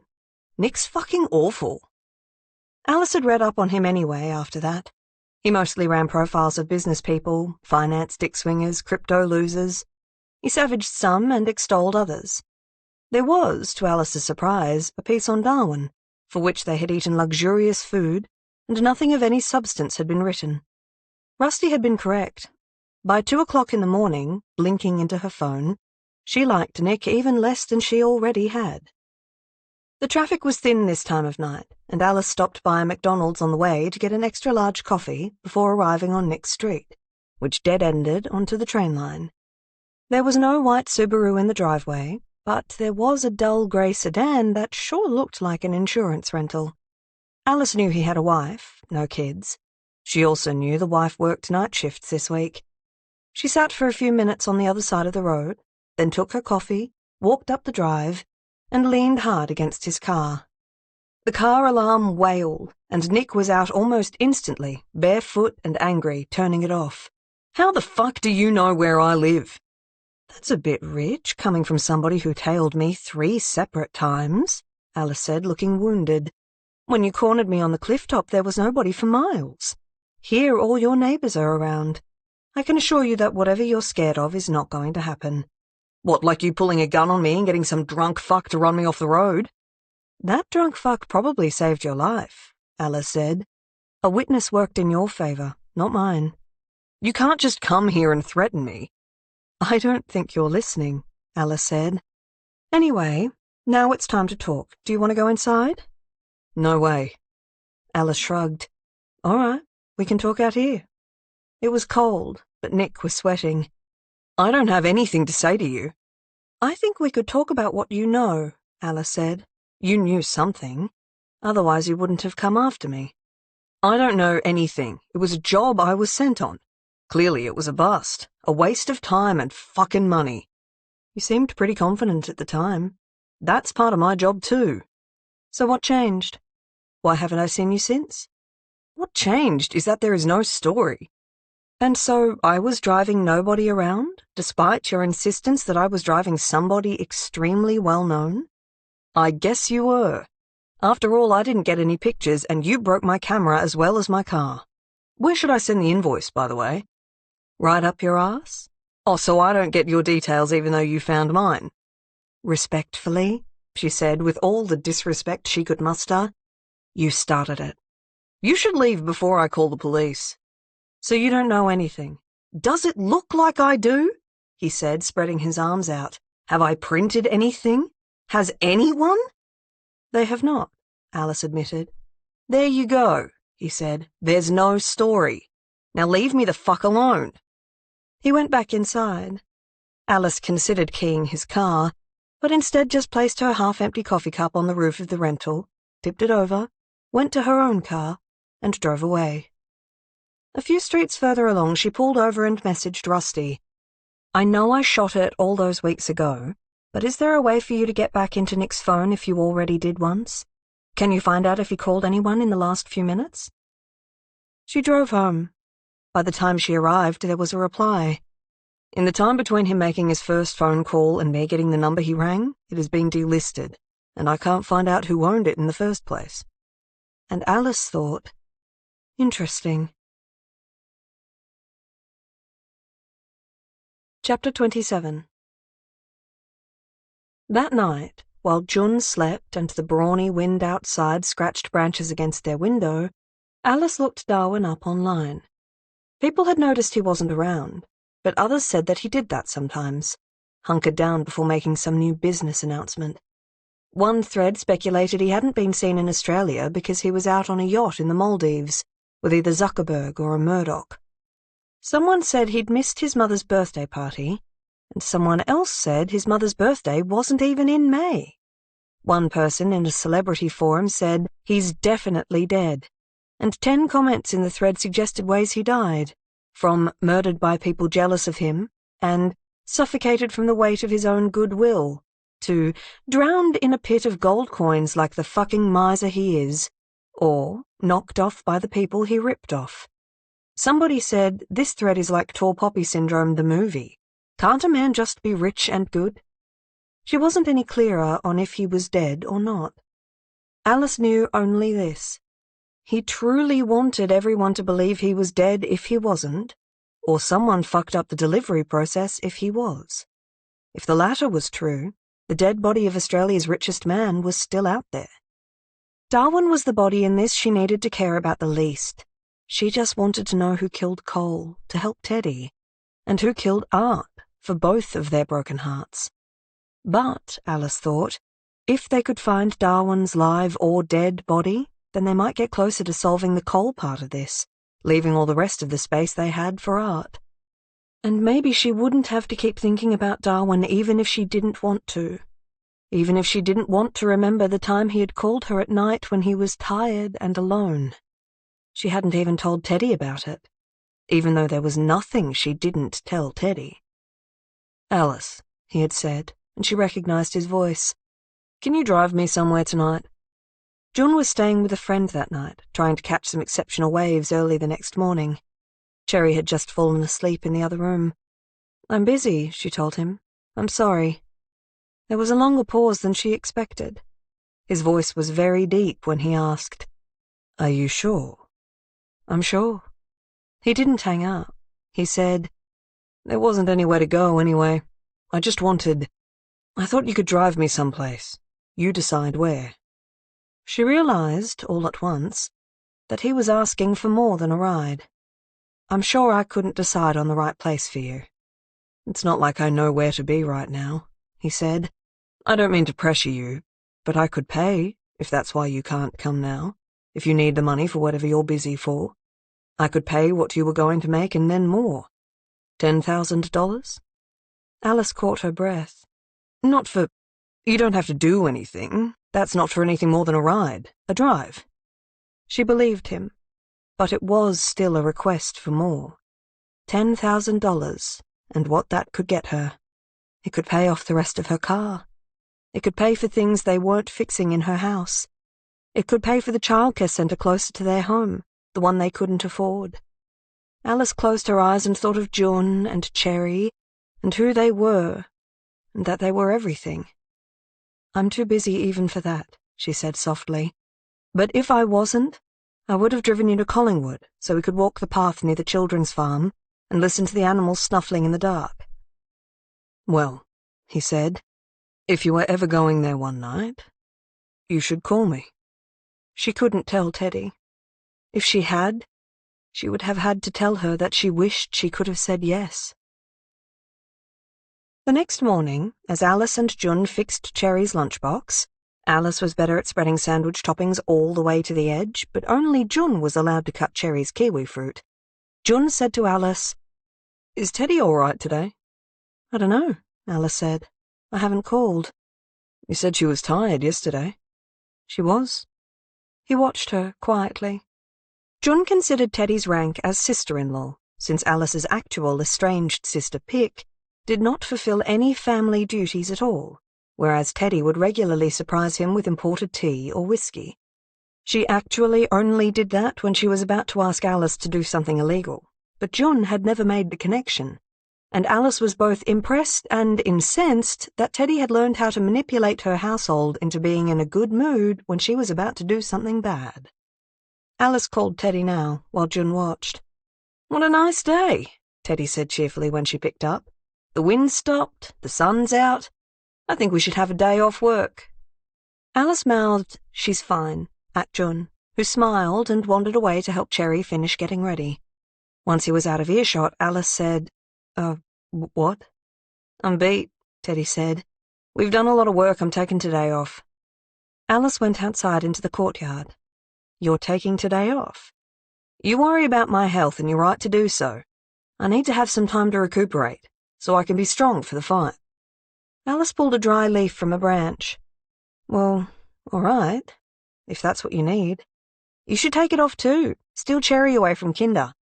I'll see you on Thursday." Alice wandered back into the house. Cherry and Jun were on the carpet, putting train tracks around the armchair. Jun, neat and pressed in his work suit, was trying to work out the mechanics of making flat tracks go up and over it. "You hear about that rich guy?" Jun asked, not looking. "What rich guy?" Cherry asked. "I wasn't talking to you, bub. There's this very rich guy. His name's Darwin." "Darwin's not a person, it's a place," Cherry pointed out with disdain. "And Cherry's a fruit," he said, smiling back at her. "But this guy's gone real quiet. The guys in my group chat think he's dead." He looked up at Alice. "You hear about it?" Alice said, "No." "Huh. You met him for work, didn't you?" "Yeah, he was nice enough. That's a shame if he's dead. I think he was a surfer for a bit." "Like you," Cherry said to her father. "I'm better," Jun said, probably accurately. "He has a little bit more money than me, though." Alice watched them in silence. After a moment, Jun asked, "Everything okay?" She sat on the floor and started sorting the tracks into piles by size. Cherry knocked them over with Angry Thomas the Tank Engine. It was the same as her other Thomas the Tank Engine, except that Cherry had drawn angry eyebrows on him with a Sharpie. "I'm not sure," she said. "Teddy said she's feeling tired and wants some time to rest." "Poor Auntie Bear," Cherry said. "So what's the problem?" Jun said. "What do you mean?" "You're clearly suspicious." Alice huffed. "Well, it's just that she never rests." "Maybe she is tired," Cherry said. "She doesn't have afternoon naps like I used to." Jun said, "You should go and check on her if you have time." "No time," Cherry said. "We're playing trains. Honk, honk," she added, hitting Alice in the nose. "We have to leave for Kinder in a minute," Alice said. "No," Cherry said. "You go see Auntie Bear. I'll stay." Cherry did go, under duress, armed with a single piece of straight train track she refused to release from her grip. Alice asked the teachers to try to retrieve it if they could. They said they would do their best. Alice wasn't sure on her drive to Teddy's what had made her wary of Teddy's words. She stopped at the supermarket and bought some raspberries and Nurofen. Maybe, she thought, as she waited at the lights near the station, she just needed to check on Teddy for herself. Nobody answered when she buzzed. Alice gave it another minute and tried again, then called her up. Teddy did not answer. Alice rechecked her phone. Teddy was here, for sure. Alice had been polite for long enough. Now she got out her keys and let herself in. Teddy was asleep when Alice found her. Alice watched her for a moment, then realized how unnerving it would seem if Teddy woke up and saw her staring. She went over and sat down next to her on the bed and gently shook her awake. "What the fuck?" Teddy groaned. You were awake and perky on the phone half an hour ago, Alice said. Was that all your energy for the day used up to pretend you weren't hungover? Shut up, Teddy said. I brought you Nurofen. If I'd known, I'd have picked up some tomato juice. You know that doesn't work. Yes, but you deserve to suffer through it. Teddy, you were wrecked yesterday afternoon. You said you would rest. Teddy sat up and took the Nurofen and the glass of water Alice was holding. I know. What were you doing? Teddy pulled her quilt up around her neck, tipping Alice over. Alice climbed under the covers of Teddy's single bed beside her, while Teddy grouched, You're cold. And you're a liar. I thought we didn't do that. Teddy lay on her back and looked up at the ceiling.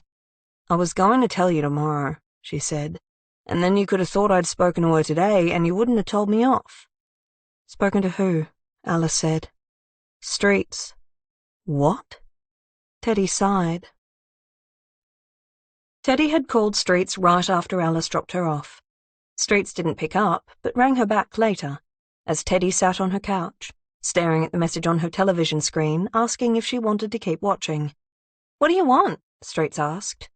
Teddy said, I just wanted to clarify some things with you about Cole. Streets had sighed. He's my past now, all right? I'm living in the future. Are you? Teddy mused. What's it like in the future? If you come to the city, I can tell you all about it. They met in a bar off the business end of Little Burke. It really did feel like a different time in there.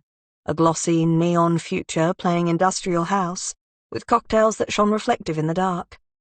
Streets let Teddy buy her one, and the bartender gave her two, then winked. It was hot inside the bar, and Streets had found a table with a single bar stool and was sitting on it with her long legs trailing like a spider. I moved, Streets said, out of that home. Now I live around the corner from here. It's loud as fuck, she said, looking deeply happy. When did you move? A week ago, she said.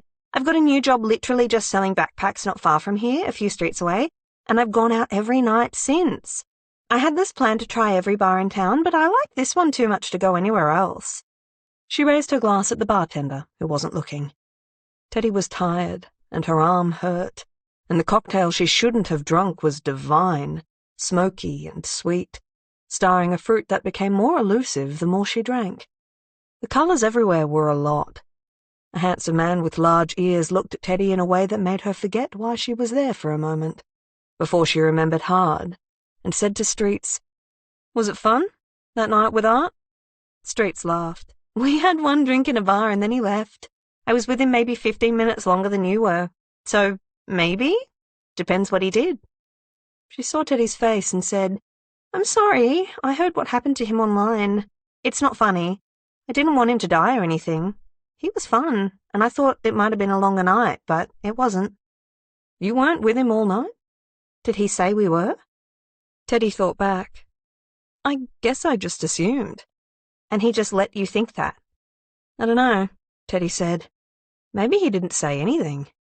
She was sure he had, but not sure enough.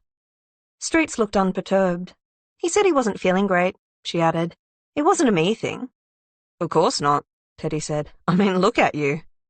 Now, in the bed, Alice looked at her long and hard.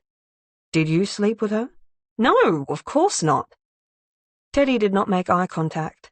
Alice tucked herself in further and put her hands behind her head, then yawned. Gosh, this is comfortable. I'm never getting up from here. It's the truth, Teddy said. Well, she did kiss me after a few more drinks, but I had to end things, obviously. Obviously, said Alice, who still did not believe her. I was conflicted, all right? But I had 3 very good reasons. One is that she is too involved in the case, even though I don't really believe she had anything to do with Cole dying. The second is that she's 19 years old and I'm not a predator. The third is that Choker banned me from sleeping with witnesses. Also, I found out how she moved out. It wasn't the job, though that helps. Cole apparently sent her a lot of money recently. The reason in the bank transfer was just, thanks, Cole. Well, that's a bit fucking interesting, Alice said. What do we think about that? I wish I knew. Maybe whoever killed him did it. Or, Alice said, she stole the money from Cole's dad's house and is lying now, since Cole is too dead to send her money, but she doesn't know that. No, Teddy said, shocked. She wouldn't. She furrowed her eyebrows and remembered Adrian's insistence on the same, and added, I mean, there's a chance she didn't. So, Alice said, how does alcohol affect your medication? Poorly, I think it's clear to see, Teddy said. Well, you're a fucking dumbass, Alice said. We've got shit to do today, and now you're going to feel like arse the whole time. Go have a long shower, look at yourself in the mirror, and tell yourself off. I'm not good at it. You're pretty good at it, Teddy said, chastened. I'm sorry. I was trying to help. By getting drunk with a teenager. She was drunk, but I only had one drink. Teddy pouted. I drove home. Alice got out of the bed and smoothed down the sheets behind her. That makes me genuinely angry. What if you'd crashed? You can't be on your pain meds and drinking and driving. If you went to jail, that would fuck everything up. The case? Everything. Alice stared down at her. All of my days, all right? Now pull yourself together. I want to talk about Nick. Why? Because I went to visit him, and then I got Rusty to see what he did after I left his house. Nick called an unknown number. This number is no longer available. Interesting, Teddy said. And then later Rusty told me he messaged his boss and said that I had gone to see him. His boss replied that he should just ignore me. How dare they? Teddy said indignantly.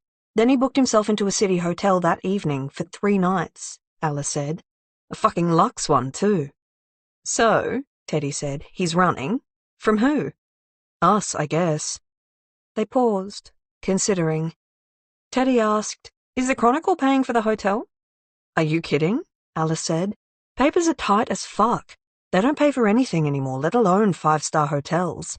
If he didn't clear it with his boss, they won't pay for it. God damn, Teddy said. She got up out of bed, wound open the window, and winced, rolling her shoulder. So, someone with money paid him off. And paid off Streets, too, Alice said. So who's the richest person around? That, Teddy said, would be Darwin. Alice said quietly, I'm going to get us both a coffee, and then we're going to look at that list of who to talk to again. And today, we're going to start figuring this the fuck out properly. Chapter 28. Heidi's street had not changed much since Teddy was last there, but the house itself had. There was a tall planter next to the door, and a set of wind chimes, unmoving in the still air. When Heidi, prepped by Alice's call, opened the door, she looked them up and down and said, I've already done this once, with those investigators, and again with the police.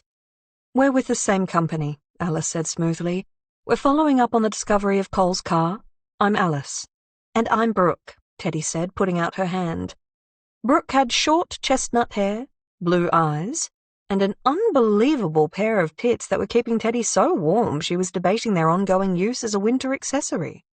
This seems like a useless time to follow up, Heidi said. He was trying to sell his car. He was taking a train or hitching, who knows? He clearly wanted to leave. Good for him. I already told this to those other people your company sent, by the way. The man, he was nice enough, nice looking, too. But that girl was a pain. We've heard that before, Teddy said. We'll bring it up with management, Alice said. Teddy peered through Heidi's front door and said, I'm sorry for looking. I just saw your couch and really love it. I'm looking for a new one, and that's exactly what I have in mind. Where did you get it? Furniture Lovers online, Heidi said smugly. It's great. She tapped the door with long nails and said, Do you want to see it? Well, only if that's okay, Teddy said. Brooke has been going on about couches, Alice said. Heidi let them in. The couches were white leather, puffy, and too big for the room. Teddy sat down on one and said, Oh, this is divine, and I love the view out of your backyard. There was a fence now, and plants, still in black pots with price stickers on them. Heidi said, There are going to be a lot more houses here soon.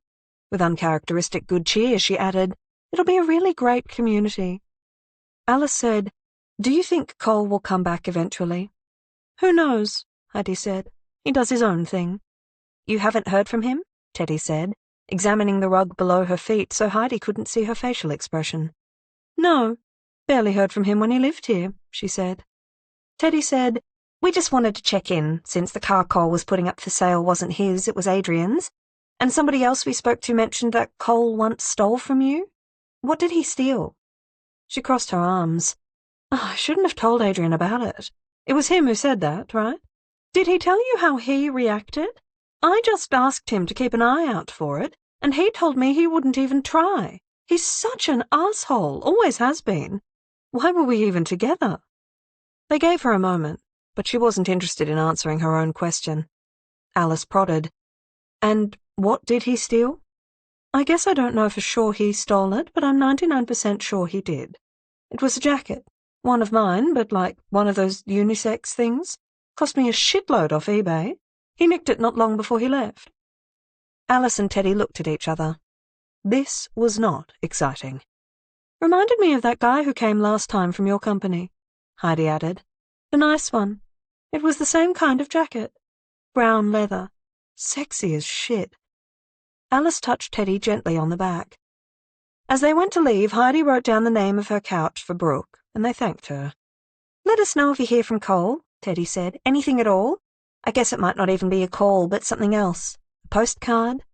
"He paid back his rent, at least," Heidi said. "Oh?" Alice said, underreacting. "He owed me so much," she said. "I'd given up saying anything. He never listened, said I owed him and all this shit. Paid once in a blue moon, but then he put money in my account, called it rent for Mum. That was it. Helped, though. 2 months' worth of it, I reckon." "Oh, yeah?" Teddy said. "When did he do that?" "Oh, a couple of weeks ago."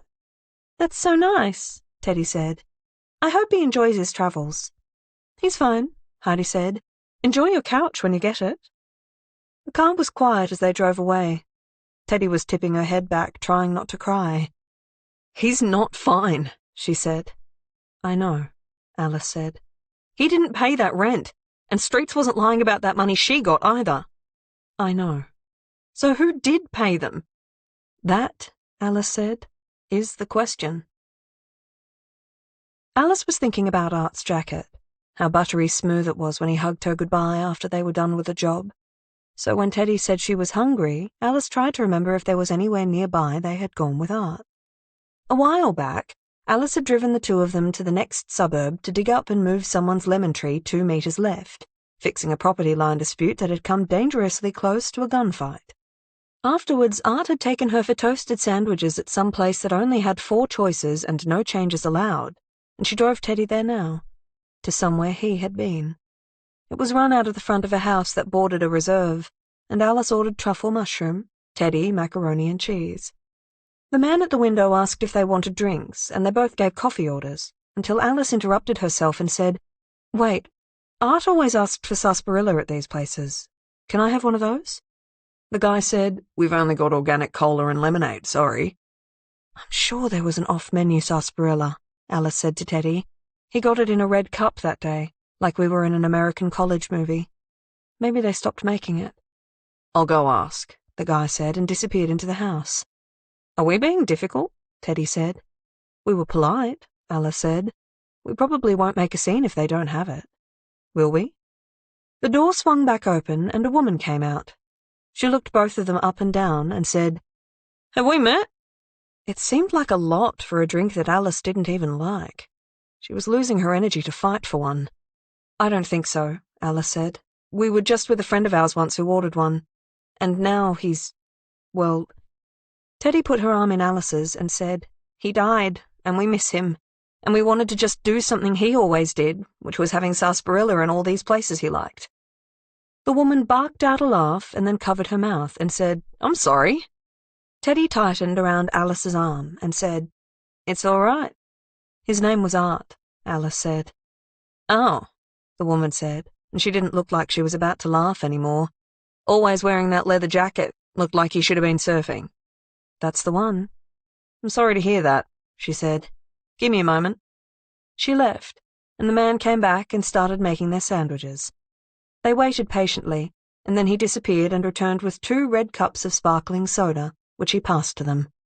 "On the house," he said. The sun bore down on them as they ate on the wet grass. "Why did she laugh?" Alice said, "at the cafe back there?" People react strangely to death, Teddy said. We know that. They did know that. When Alice's father died, she had been a teenager. She spent all her time sobbing in the car her father had been planning on restoring, and Pick showed no reaction at all until they realized, too late, what she had been doing to keep herself so numb. When Teddy's father had died, she just lay face down on the floor of his apartment for days, and nothing could rouse her. Alice knew Teddy still did that sometimes. She would answer the door with a grout line across her cheek. Laughter was nothing, but Alice hadn't liked it anyway. Alice finished her sarsaparilla with a grimace. Teddy, who had taken a polite sip and ignored the rest, said, "It's all right just that we tried it." As they walked back to the car, Teddy called Adrian. "Listen, you don't have to call me anymore," he said. "My son is not missing. He's just off travelling, all right? Living the fucking dream." "So I heard," Teddy said. "He paid back the money. It's fine, all right? He dropped the money in an envelope under my door, wrote that he was sorry." Teddy blinked. "He gave you cash." "All that was missing he's paid me back with interest. If he comes back, I'll see him. Let him stay if he needs. Maybe." He hung up. "How magnanimous of him," Alice said as they got in the car. "So Cole returned his father's money," Teddy said. "How about that?" Alice started the golf. "Money we're not even that sure he stole. But here it is, delivered to his door. Someone with so much money. Yes, Darwin, sure. But who was it that paid for him to be dead? It seems unlikely it would be Darwin, right? Because how does he benefit from this random guy's death? What does Cole have to do with Australia's richest man? Nothing seems to tie them together." "I know," Teddy said, "but something must, because Cole's body was in Darwin's coffin." Alice wondered what she would have done weeks ago if she had found who she expected in the coffin. Would she have been fine because she didn't care, or pretended she didn't because he was a corporate hack, or with nobody to witness her reaction? Would she have cried when she saw his dead face? "What if we don't figure Cole out?" Alice said, looking intently at the traffic lights and not at Teddy. "What then? We've left others unsolved before. They could count their unsolved cases on a single hand." Teddy said, "None of those unsolved cases were missing people, just missing things. Is Cole just a thing? Would people just consider us things, too? Because he's not a good person, he's not worth it? Was my cousin not a good person either?" "Rusty?" Alice asked, confused. Teddy was thinking of him floating in that dam, and Cole floating in that ether, but did not want to explain herself. "What if we're all that stands between him and nothingness?" she said. "They say you die once when your body does, and again when nobody remembers you, right? I feel like he's close already to that second death unless we care, unless we figure it out. People deserve to have their cases solved, even when they're not good, perfect people." Alice said, "You're talking pretty loud there, buddy." Teddy closed her eyes. "What if we're not good people either? What if people dissected our lives the way we're doing to Cole? Would people report that we're awful? Unlovable?" Her voice was shrinking. "Are people that aren't good not worth finding?" Alice eased the car to the side of the road, feeling like she had broken a snow globe, like Teddy's true reasons for finding this kid were leaching all over her car seat. "Everyone is worth finding," she said softly. "As for you, Teddy, I would look for you until the end of time, and I wouldn't even have to do it alone. You are literally the best person." "Alice," Teddy said, chewing her nails, "remember when I cut off that guy's finger behind Dan Murphy's? He deserved that." Alice looked at her own hand. "He spat on you." "He deserved something," Teddy said. "I think the finger was a grey area." Alice took Teddy's cold hands in hers. "You're a good person. Better than good," she said. "Maybe Cole was better than good too," Teddy said. "Someone's paying off his family and friends, and it seems like it has to be Darwin unless he's dead. So how do we find out if he really is?" At Gorilla and Giraffe, Teddy paused outside the car, pointed at the service station next door, and said, "We're going in there. You're still hungry after the toast?" "No," Teddy said. "Then, well, actually, yes, but that's not why we're going in." The store was cozy, if you were feeling generous, and Teddy went right up to the counter and asked if the cashier remembered Cole from next door. She did, she said, and gave the same story she had to Art all those weeks ago. Cans of Monster, pies, a twirl almost every day. "I miss him," she added unexpectedly. "Was he nice?" Alice asked. "Nice enough," she said, and blushed, very softly. "I was sad when some guy came in a few weeks ago and said he'd left town without telling anyone." Teddy bought a Diet Coke because she was still dressed as Brooke, and that's what Brooke would have, and thanked her. On the way out, she said to Alice, "I thought Art said he never thanked the staff." "Maybe he spoke to another person who worked there," Alice said. She didn't have the face of somebody he'd never thanked. "No," Teddy agreed as they crossed the forecourt. She did not. Teddy and Art had needed to call out to get help from the giraffe. The gorilla, though, was in his doorway, greeting them as they arrived. Seeing him and not Whitty, Teddy made the imperceptible sigh of somebody who did not, therefore, still need to be in disguise. Pete the gorilla looked like the kind of guy who shaved a lot and had to contend with immediate and relentless regrowth. He wore it well, and on a cold autumn day like this one it made him look warm. They told him they were there to wrap up Cole's case, and he gave them much the same as Whitty had told them about Cole. Average worker, fine but whiny. Teddy asked him about the favour that Adrian said Pete owed him, and Pete laughed and said, "Well, he's the coach of our indoor soccer team, and in our semi-final I asked him to sub in one of the guys from a higher grade to help us win, even though that's against the rules. He could have just said no, but he did it, and then went all serious about it, bailed me up against a wall, said I owed him. It seemed like an easy way to get him off my back. And," he said, exasperated, "we lost the game anyway." "Bummer," Alice said. "Then I hire his kid, and it's fine, though Whitty wasn't thrilled about it. And then just when we get used to him, he leaves us in the lurch, goes off and lives his new life somewhere else, didn't even give us any notice. But we all forgave him because he sent a pallet, like a literal pallet, on a truck full of fucking wine."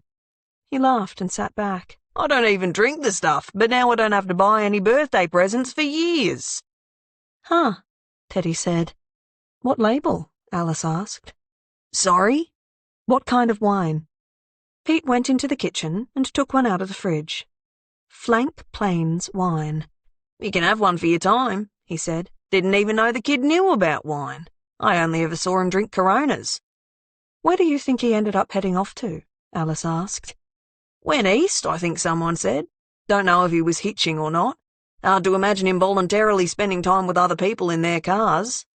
Didn't really fit in here, and I'm glad he up and left, to be honest.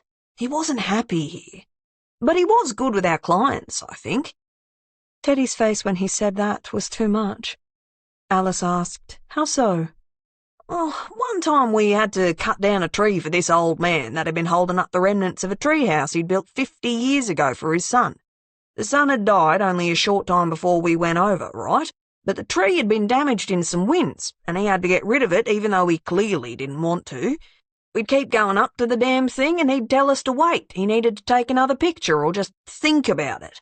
We felt bad, obviously, but we were running late. Anyway, Cole, right, he goes into this guy's house, just walks in, then comes out with a cup of tea, not for the old man, but for himself. Then he says to the old guy, 'How'd you build it?' Teddy leaned into Alice's side. And the old man told him. He said he still had the blueprints. He got 'em out and showed Cole these ancient old drawings he'd made with his kid at the time. Then he cried for about 5 minutes, and Cole said, 'That fucking sucks about your son. Do you mind if I take a picture of these so maybe I can make 'em with my son someday?' Pete put his hands in his pockets and sighed. The guy cried for another 5 minutes and then said, 'Take the tree.' And we did. And afterwards, Cole said, 'Look how bright it is now with the trees down. The sun's good for you.' Pats this guy on the back and then we leave. Guy gave us $100 tip. I said to Cole I didn't know he had a son, and he goes, 'One day.' Well, hopefully he's out there meeting a nice girl now." "I bet you he is," Alice said. Teddy cried in the car as they wound their way back down around the ferns. Alice parked on a shoulder when she could and put her arms around her friend. "Nobody ever said something nice about him before," Teddy said. "He listened to that old man." "He did," Alice said. And he'll never have a son? No, he won't. I'm just so fucking sad, you know? Sad, too, that Art didn't ever know Cole was nice. Or even that he died. Teddy squared her shoulders. I didn't even get in any last I was right that he didn't run away. It's not fair. That, Alice said, is true. Teddy wiped her eyes and checked in the mirror. My makeup's all fucked up from crying. She looked at her watch. Nearly 12:30. Can we get lobster rolls for lunch? Art and I went there the day before. She trailed off, and Alice said, "Of course we can," and did not point out again that they'd just had sandwiches barely an hour ago.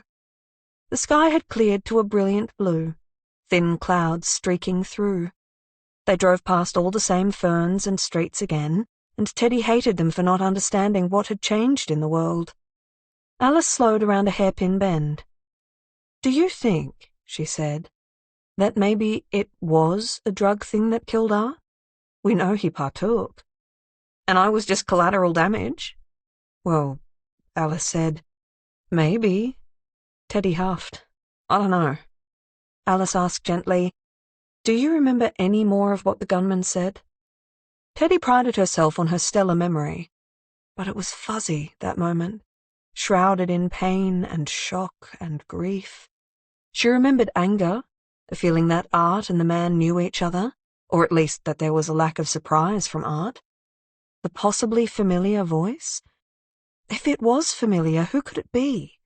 She knew so many people, good and bad ones. Familiar meant almost nothing. Art had done something wrong, she thought, but what she did not know. "Is it strange, do you think," Teddy said aloud, "that all this happened at once? Art, Cole, Darwin." "How so?" "Do you believe in coincidences?" "Almost never," Alice said. "Is this one? Art dying, Cole's body all at once?" Alice was quiet. "I believe in them sometimes," she said. "I'm not even sure this is a coincidence. Everything happened at once, but if it hadn't been for Nick the fuck crashing into me, we would never have found out about Cole at all." "We wouldn't," Teddy said faintly, "because we thought he'd been found." They drove along. Teddy was staring out of the window and not saying anything until they turned into the road with the lobster rolls, and she said, "You said Art must have spoken to someone else at the service station, not that girl. But it was her. Do you remember her now?" "No. But she said some guy told her Cole skipped town. Art, she meant. Or Pete or Whitty. She wouldn't call them some guy," Teddy said. "They're neighbours. I saw so many branded coffee cups from there in their bin the day we went. They know each other, if not by name." "She would have said the guys next door if that's what she meant," Alice said. "Exactly. She said what she did because Art had told her." Alice found a car spot near Skippy's, parked, and waited for Teddy to do some computing. She could see it in her face. The hard think. "But," Teddy said eventually, "we didn't know then that he'd left town. That was Art's prediction, right? Maybe he was manifesting." "Maybe," Teddy said. "And when you talk about coincidences," Alice said, "I don't know if these are or not. Choker would say nothing's a coincidence, and Art would say coincidences are beautiful." "Well, for his sake and ours," Teddy said, "let's find some fucking beauty." They ordered their rolls and some fries, and Alice asked for iced tea, while Teddy ordered a sarsaparilla, because Art was with her there in her mind. The teenager behind the counter blinked. A guy in the back leaned over the side of a deep fryer to look out at them and called out, "You want sarsaparilla?" "Sure do." He looked her up and down. "You had our sarsaparilla before?" "Not me, no, but a friend of mine ordered it here one time when we were—" He cut her off. "One sarsaparilla coming right up." This one wasn't on the house, and it sucked. "What did he even order this shit for?" Teddy asked as they walked along the footpath with their food. "It's awful." "Art," she said, looking up to the sky, "I'll pour one out for you, all right?" Alice watched Teddy tip the whole bottle ceremoniously onto the grassy nature strip and said, "Amen." They ate in the car. Teddy was angry that her story about art had been cut off by the server and complained about her curly fries. Alice thought the lobster roll, buttery, hot, with fresh herbs scattered over it, was about the best thing she'd ever eaten. Neither of them spoke much. Teddy ate slower than usual. Alice asked, "How's your arm, Teddy?" "Brooke says no pain, no gain." I didn't ask her. Teddy said, "It hurts." "I feel 60% sorry for you," Alice said. "I'm sure you're sore after tiring yourself out putting on that face this morning, and after staying up late hitting on some teenager." "Rejecting a teenager," Teddy reminded her. "And shut up." Alice drove them both back to her place, put Teddy on the couch, and gave her some painkillers, a blanket, and a bowl of pistachios. They watched YouTube videos for a full hour until Teddy spilled her third bowl of nuts on the floor by suddenly pointing at the screen. "It's him!" "Who?" It was an ad for toothpaste. People in icy blue bodysuits were dancing between sparkling, clean teeth. Alice had seen it 100 times so far this week, while Cherry watched videos of a Venezuelan grandmother singing nursery rhymes in a paddock, and it had already been on twice that afternoon while Teddy was zoned out. "I use that toothpaste," Alice said, "but it doesn't really feel like anybody's dancing in my mouth." "No, I mean it's Hank," Teddy said. She was off the couch, pressed against the television. "Pause it! No, keep going. Him! She tapped on the screen. "That fucking soft hair! I would know it anywhere." "Huh," Alice said. "Good for him." Teddy sat for a moment, her hands still on the screen. "He got a message from Cole saying he was okay," she said. "That means someone had Cole's phone and messaged him. Maybe we can see if he sent anything else." "If Cole has?" "I mean, obviously it wasn't Cole the first time anyway, right?" Teddy was flat on the floor going through her phone. "I don't have his number," she wailed. "Art was the one who called him." All right, Alice said, helping her back onto the couch. "We'll get Rusty on it. I have to call him anyway to make him book us an appointment at Sadie's tomorrow." "No," Teddy said. "Streets. That's who Art got his number from. I'll call her." Alice looked up the floss online while Teddy got onto Streets. "Hello again," she said to Teddy with a purr. Teddy tried not to hear it. "Can I have your friend Hank's number? We saw him in that floss ad today." "What floss ad?" "I'll send you the link," Teddy said. "I didn't realize he was an actor." "News to me too," Streets said. Streets sent the number, and Teddy called Hank. He didn't pick up, and she left a message when the friendly, robotic American answering machine voice asked her to. Then she put her phone down, hunkered down into Alice's blanket, and within minutes, fell fast asleep. Chapter 29. 2 hours later, Teddy woke up, drooling. Alice was watching her from the desk, laptop open. Teddy's headache was gone, finally, and her shoulders still hurt, but not more than it usually did. "You okay, buddy? You slept pretty hard." Teddy blinked. "What woke me up?" "I put down my water glass too hard," Alice said. "But you slept through your phone ringing." It was Hank. "I'll call him back," Teddy said, yawning. "Wash your face first," Alice said. "I already answered pretending to be you. He doesn't remember your first meeting, but he's free after work if we are." "Are we?" "We sure are. We'll see him in an hour." Teddy went and washed her face and came back. "All right, I'm up. We're good. What were you doing?" "Choker's data entry shit," Alice said. "Without me?" Teddy asked, hurt. "It's fine," Alice said.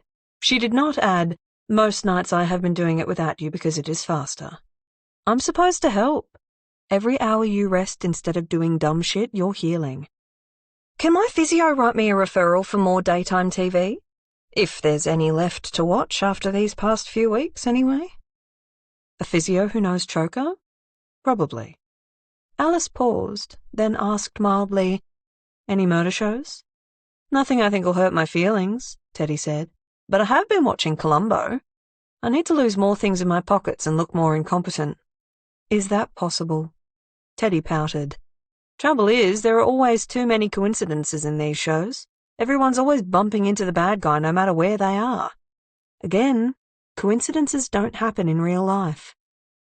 Alice was witheringly dry as she said, Are you saying that Adrian being paid his money back, Heidi getting her rent, Streets receiving a bunch of money, and Gorilla and Giraffe being gifted an entire pallet of wine, all by Cole weeks after I saw his dead body with my own eyes, isn't just a coincidence? Are you saying that it might be instead connected to Darwin fucking Weiss, one of the richest men in Australia and whose coffin Cole's body was found in? Alice rubbed her face. I sound like I'm mad at you, but I'm mad at this whole case. I know. And obviously it's connected to Darwin, but he's dead. And if he's not, and he's still alive, nobody's seen him for weeks. Alice considered. Ted, could you hide if you wanted to escape? Teddy thought about it. I'm not a bad Girl Scout. I can camp for a while somewhere in the bush. But how do you stay completely unnoticed? You light a fire, people can see the smoke. I don't know how you could vanish. I'd go overseas, Alice said. Disappear in the Indonesian jungle, or see if I have any distant cousins in China who'd cover for me. I don't know. I think it's harder than the idea makes it out to be, but not impossible. Maybe he didn't even leave his house, Teddy said, and then, perking up, said, We can't, Alice interrupted. I've been outside. Gated, cameras, locked down. We're good at breaking and entering, but not good enough for that house. If he's in there, we won't know until he wants to be found. As well as his acting job, Hank was apparently a builder, working on a vast new retirement home in the eastern suburbs. They waited for him outside the McDonald's across the road, with vanilla thick shakes for the two of them, and appreciation fries for Hank in a paper bag. They watched a stream of builders come by, and searched for his soft, floppy hair and dentist-white smile. But he did not arrive. Eventually, a lanky teenager in oversized boots and a shaved head stopped in front of them, pointed at the chips, and said in an American accent, Are those for me? Not you, mate, Teddy said. Come on. But Alice leaned forward. Hank? He sat down. Teddy did not let go of the fries. Yeah, you said you wanted to talk about Cole, right? I recognize your voice from the phone, Alice said, looking pointedly at Teddy. Thanks for meeting up with us. Teddy was shaking her head. You're not Hank. He looked at her, amused. I'm pretty sure I am. Have been all my life. Funny to think about a baby called Hank, but my dad was Henry already, so, they could have called me Junior, I guess. Teddy got up and walked away. Alice said, Sorry, she's a bit confused.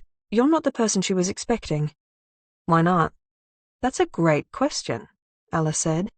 Can you tell me about Cole in the meantime?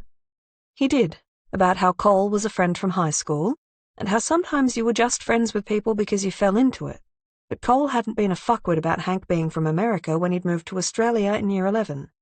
Some of the kids thought Hank wasn't American enough because he didn't have a gun, or know anybody famous, and he dressed like a deadbeat in track pants every day instead of looking like he was from a TV show. Cole was part of the friendship group that started around Hank because he was new, and after 5 years of getting sick of each other's faces at school, new was exciting to them. Teddy, next to the kids' playground, was trying to get through to Streets. When she finally picked up after the third call, she said, I'm at work. Can this happen later? Real quick, Teddy said. Can you describe Hank? Are you kidding? Humor me. Streets sighed. Okay, shaved head, blue eyes, tall and skinny, big old feet that are twice the size of mine, an American accent, but not one of the obvious ones like Texas or Boston, and I can't remember where he's from. Not LA, because I asked. Huh, Teddy said. Did you watch that ad I sent to you? Not yet. Can you tell me if he's in it? Can I do it later? I'm at work. It's 30 seconds, Ted said. Tell your boss I'm the police and you're helping my case. I'm hanging up now, just a yes or no. Teddy waited. After a minute, Streets texted, He's not in it anywhere, but I use that toothpaste and it's the shit. Teddy held her head. She texted a thanks and asked Streets to call her back when she could. It's urgent, she finished, then went over to the table and sat down again. I'm sorry, she said. It's just that I already met you. I don't think so, Hank said. Can I see your ID? He looked at Alice for help. She nodded. He handed it over, and it said Henry Torley. Teddy passed it back and said, Have you heard from Cole since he went missing 3 weeks ago? Hank shook his head. Like I told y'all already, I haven't. They sat up. Alice asked, Told who? Those other cops I spoke to yesterday. It's weird you're only asking this week. Alice and Teddy let those other cops slide and looked at each other. Cole's case was properly on the police radar now, after Adrian's car turned up with blood in it. Maybe they were going to consider it closed. Or maybe they were on the hunt, which meant that Teddy and Alice could be on their radar too, and that meant they had to be fast. What did you tell them? That I hadn't heard from him in ages. He was sometimes on the group chat, but then he'd drop off it for like weeks. He got out his phone and spent 4 minutes scrolling back until he found the last time Cole had spoken. They were going out to a sports bar, and Cole had said, "See you at 10. Did you see him at 10? Teddy asked. I think so. I remembered it all properly weeks ago when Cole's dad was asking around, something about his car, and somebody wondered when we'd last heard from him, but I can't really remember it now. I reckon we were all at our mate Zally's, pre-gaming before we went out to this. He held up his phone, and then he didn't come or something. Unless he did? Last time I remember would be Saturday a few weeks back, like the week he went missing. Alice and Teddy sat up. Nobody had seen him past Friday. His mum was sore with him again, though she always was. Something about eating all the bread, which, didn't surprise me, but I don't like her, so I don't care, even if she is pretty hot. Gross, Alice thought. He came by my place Friday night because I'd just moved house, and I wanted to load up a couch I found on the side of the road. He drove to the street I found it on and helped me lift it into my ute and tie it on. I invited him back to my place for a beer, and when he came, he'd brought me a plant as a housewarming present. Hank gave a little snort. Everyone else brought me booze, which was great and probably cost a lot more. But he looked real proud of me, like I'd done something big by moving out with a mate. He stuck the toe of his bluntstone in the dirt. It was nice, all right. I took a picture. He scrolled through his photo library and then held out the screen. They leaned in. There was Cole in a brown leather jacket, the one that belonged to Heidi, they supposed, holding a plant in one hand. He was smiling. Teddy had never seen that expression on Cole's face before, and it pained her. How's the plant? She asked. We overwatered it, Hank said ruefully, and it died. Teddy flexed her hands. I bought another one from the supermarket to go in the pot he gave me, though, he said, and that one's not dead yet. Maybe we learned a lesson. Alice asked, What time did he hang out until? He stayed over Friday night on the couch we got. Then, I don't know, after lunch but before dinner he said he had to go. Where? Don't know that either. This would have been a much better conversation a month ago, Alice said. I'm sorry. We don't think it's your fault. Teddy couldn't think too much about why she had met a different Hank, not yet. Did you think he would run away? Do adults run away? He said, and then answered himself. I guess they do. He didn't seem happy where he was, but I thought he was just going to, get a new job or something. He didn't even break up with Streets. He looked dreamily into the distance. Damn, Teddy thought. That woman had some unfathomable charm. Did anybody not like him? She asked. Well, he didn't get along with everyone. It wasn't really about not liking him or anything. More like everyone was a bit annoyed, right? And felt a bit sorry for him. Did you ever meet him? No, Teddy said, not looking at Alice. You wanted him to be happy and get what he wanted, but it's like he didn't realize you had to work for it. It was like me being shitty because I'm not the foreman at work. I'm 19, right? Owen, my boss, has got 20 years' experience. I can't be mad. I just gotta get better. Cole was mad that he couldn't already be super successful. Teddy handed over the fries. He took them and smiled at her. But, he was all right. One time I was getting bitten real bad by mosquitoes around a fire at someone's place, and I was miserable, right? And drunk. He'd only just got there, so he was sober, and he went right back out and got me some of that bug spray from the supermarket so I didn't get bitten anymore. That was pretty nice, wasn't it? He didn't like it when people were sad, Teddy said, staring into the distance. No, that's exactly it. He didn't. Hank paused. Because then he wasn't the saddest person in the room, Alice said. Hank laughed for the briefest of moments. Kinda, he said. More like if he could fix it, he would. Because he didn't know how to fix himself. Streets called as they were picking Cherry up from kinder. Teddy waited in the car and said, "Thanks for calling me back before." "No problem. Did you find out something else about Cole? I thought he just skipped town." "I'm just confused," Teddy said, "about how Art got the wrong number for Hank in the first place from you." "What are you talking about?" Street said. "I never gave him Hank's number. He didn't ask for it." "Are you sure?" "Super clear. When you called about him before, it was the first time any of you had asked about him, talking about ads and all this shit. I had no idea what you meant. I'd mentioned Hank to you guys, I remember, but Art didn't ask for his number or anything. I don't think I even said his last name." "Tawley," Teddy said faintly. "You know," she added, "we met someone the very next afternoon who I thought was Hank." "What do you mean?" "Hank couldn't have met you that afternoon. He was in Geelong, working on something for his uncle. I remember because I told the group chat that you'd been asking around and said I'd hand over the details if anybody heard anything. Hank said he was sad he wasn't in town to help out." Teddy stared out the window, unable to talk. Street said, "Are you still there? Wait, then who did you meet?" "An actor," Teddy thought. "A fucking toothpaste commercial actor." Aloud, she said, "You definitely haven't heard anything from Cole since you met us, apart from him sending you money." "You think I wouldn't have mentioned it the last time you asked?" "No, nobody has," she said. Teddy couldn't mask the desperation in her voice. "You're completely sure you didn't give his number to Art that time?" "I didn't. I thought you'd find it somehow, like you found me in the first place." Art, Teddy thought. Fucking hell. She thanked Streets and told her she'd be in touch, maybe. Then she dropped her phone into the footwell, put her head in her hands, and cried. Chapter 30. They couldn't talk about it that night. Cherry needed her mother after kinder because another kid had been bitten by a possum and caught rabies.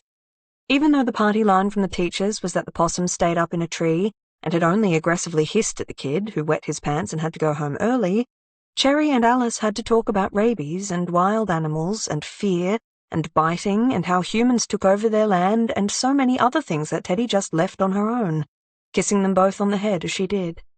Then she walked to the bus stop, needing the sharp afternoon air to stop her thoughts from being so goddamn soupy, wondering why she had met a fake Hank and not Cole's real friend, and why Art had lied about getting the number from Streets.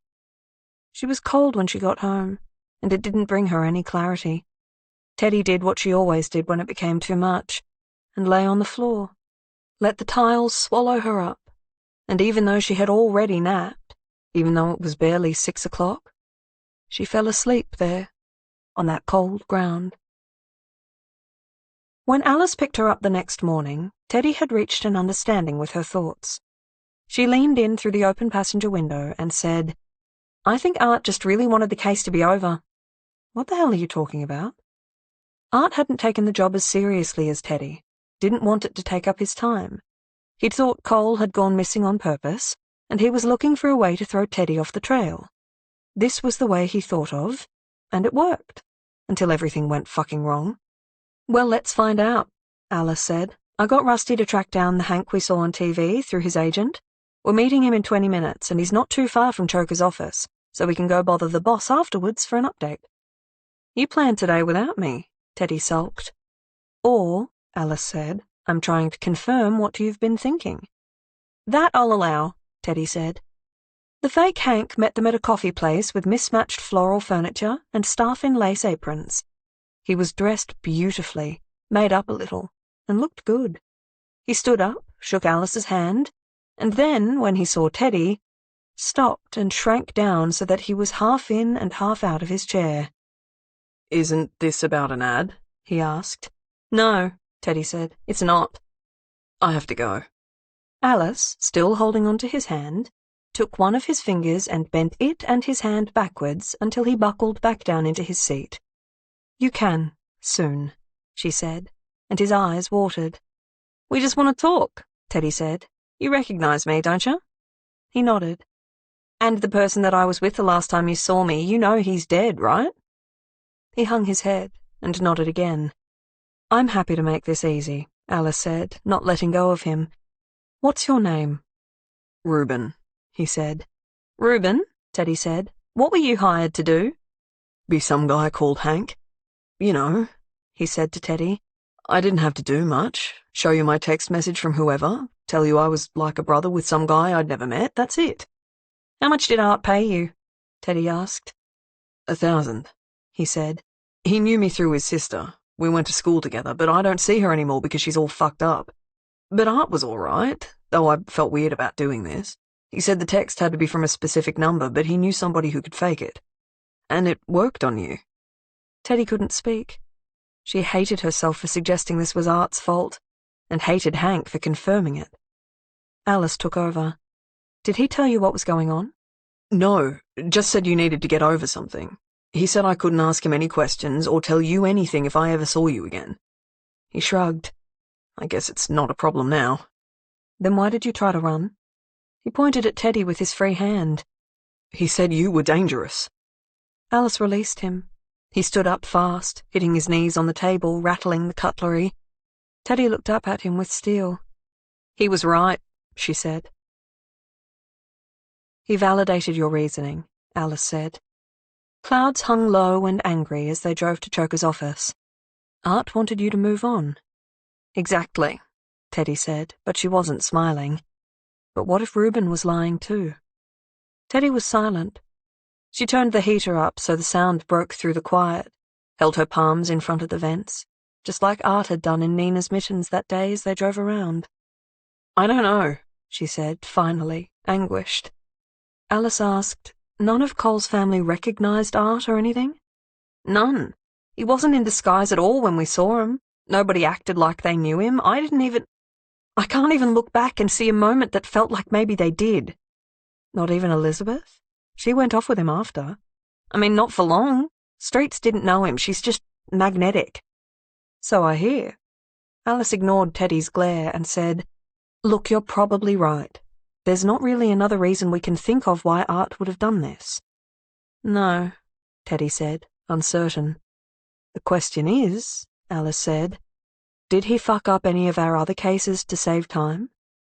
Choker's office lobby was hot as summer. There was a woman already there, with silver hair down to her ass, holding a small dog that shivered in her hands. She was wearing a baby doll dress and said when they came in, "Don't you think it's cold in here? Look at my poor puppy. I keep asking them to turn up the heat." Mary Louisa, the PA Art had hit on when they first brought him here, said without turning around, "Jeannie, I told you it's up." Despite regularly working out downstairs, Teddy hadn't been here for weeks. Apart from on television, she hadn't seen a gun since she'd been shot, and she knew that Choker's office was the place she would most likely encounter another one. She knew Mary Louisa had one under her fur vest coat. At least there was no way Jeannie was packing anything in that outfit, unless it was in her hair. Lucky had taken care in teaching Teddy to respect guns and understand them, and Teddy had never really thought of guns with fear until now. She wondered, standing here, if her father had ever caused one of his friends to die. He might have told her if she'd asked him, if he wasn't dead. Choker's door opened, and he sighed at the sight of Alice and Teddy. "I wasn't expecting you to." "We had a spare moment," Alice said. "We thought you'd like us to check in with you." "Did you?" he said evenly. He turned to Jeannie and said, "I won't be long." Inside, Teddy outlined all of her successes in her physio, showed off her shoulder strength. They explained how the data entry was dull. "No shit," Choker said. "But somebody's got to do it. I'm glad you're feeling better, Teddy. I want you to take your time, though. There's no rush. It's not like you're back to your normal self yet. What if you never are?" "Thanks for the vote of confidence," Teddy said, sullen. Choker was firm when he said, "Is that all?" They all stood to leave. Alice said casually, "Have you heard anything yet on Art?" "We're working on it," he said, "so you don't have to." "I'm better," Teddy said. "Give us one of your leads if you need. A gentle one." "I don't think anything's really gentle when guns are involved," Choker said. "Leave it to us." "It's been a while," Alice said delicately. Choker stared down at her.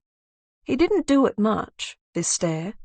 It was filled with all the potential for violence that you knew he was capable of, at a base level, working for him, but you never saw him commit it, because you did those jobs for him. It was a long, red stare, and Alice swallowed in front of it. Teddy, who was immune to the stare, said, "She's not wrong. Our friend is dead and you've given us nothing."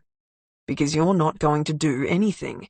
Did you not remember the conversation we had about keeping you the fuck out of this to keep you safe and my whole fucking company safe so the cops don't sniff us out? You think your history with this business is so fucking clean that you won't end up in the fucking chokey if they find out your role here. He loved to use chokey to mean prison, because of the torture room in Roald Dahl's Matilda, and because of his name, and because he liked to use jokey words when he was at his most serious, like when making what Alice considered a big fucking blackmail threat. "Then tell us what you are doing," Teddy persisted. "I'm not going to tell you a thing," he said testily. "We've spoken to his friends, his family, his fucking GP, even his therapist under some duress. I don't want people to think they can fucking kill my people, because then they'll think they can kill me. And I'm not going to tell you who I think it is. You'll fuck it up, and it's hard work sifting through small-time criminal fuckers to find a murderer." "Is it the Nazis whose teeth we kicked in?" "I'll tell you for free that it's not them. Their old dad heard your message to him loud and clear. Hasn't caused trouble for our client since. Not much point in trying to get a message back to us by killing one of ours if they don't also tell us it was them. Besides, back when it happened, I reckon the cops were watching them anyway. Don't think they would have had a chance. They have friends." "True. Someone's looking into them too. But, my girl, if I put one of my people on every person you little shits have roughed up or ripped off, I'd have been out of staff weeks ago, wouldn't I? I'm doing what I can with the resources I have, and they're good resources," he said, cutting off Teddy before she spoke. "So what can you do? Keep the fuck away. You'll muddy the water. Maybe they'll shoot you. And Teddy, if they shoot you dead, or Alice—" Choker held onto the desk, his head hanging down. Alice thought he was maybe putting on some of the drama. "I couldn't deal with it." "What would you do then?" Teddy said. "Would you have run out of staff weeks ago for me?" "Don't be like this," he said. He looked up at her then and said, "You've been looking for him anyway." "No," she said. "We haven't." "You promise?"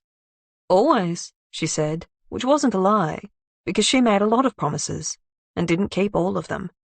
She moved around to his side of the desk, Alice would never, and asked, "What about Cole?" "What about him?" "Can you tell me anything?" "No. That's more of a keep the details on file in case they come up situation. We're not doing anything with that apart from scrubbing our history of any connection to his body."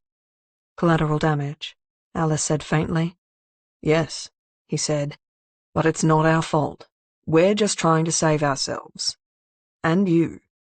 "Do you have any information on him at all?" Alice said. "Can we have it?"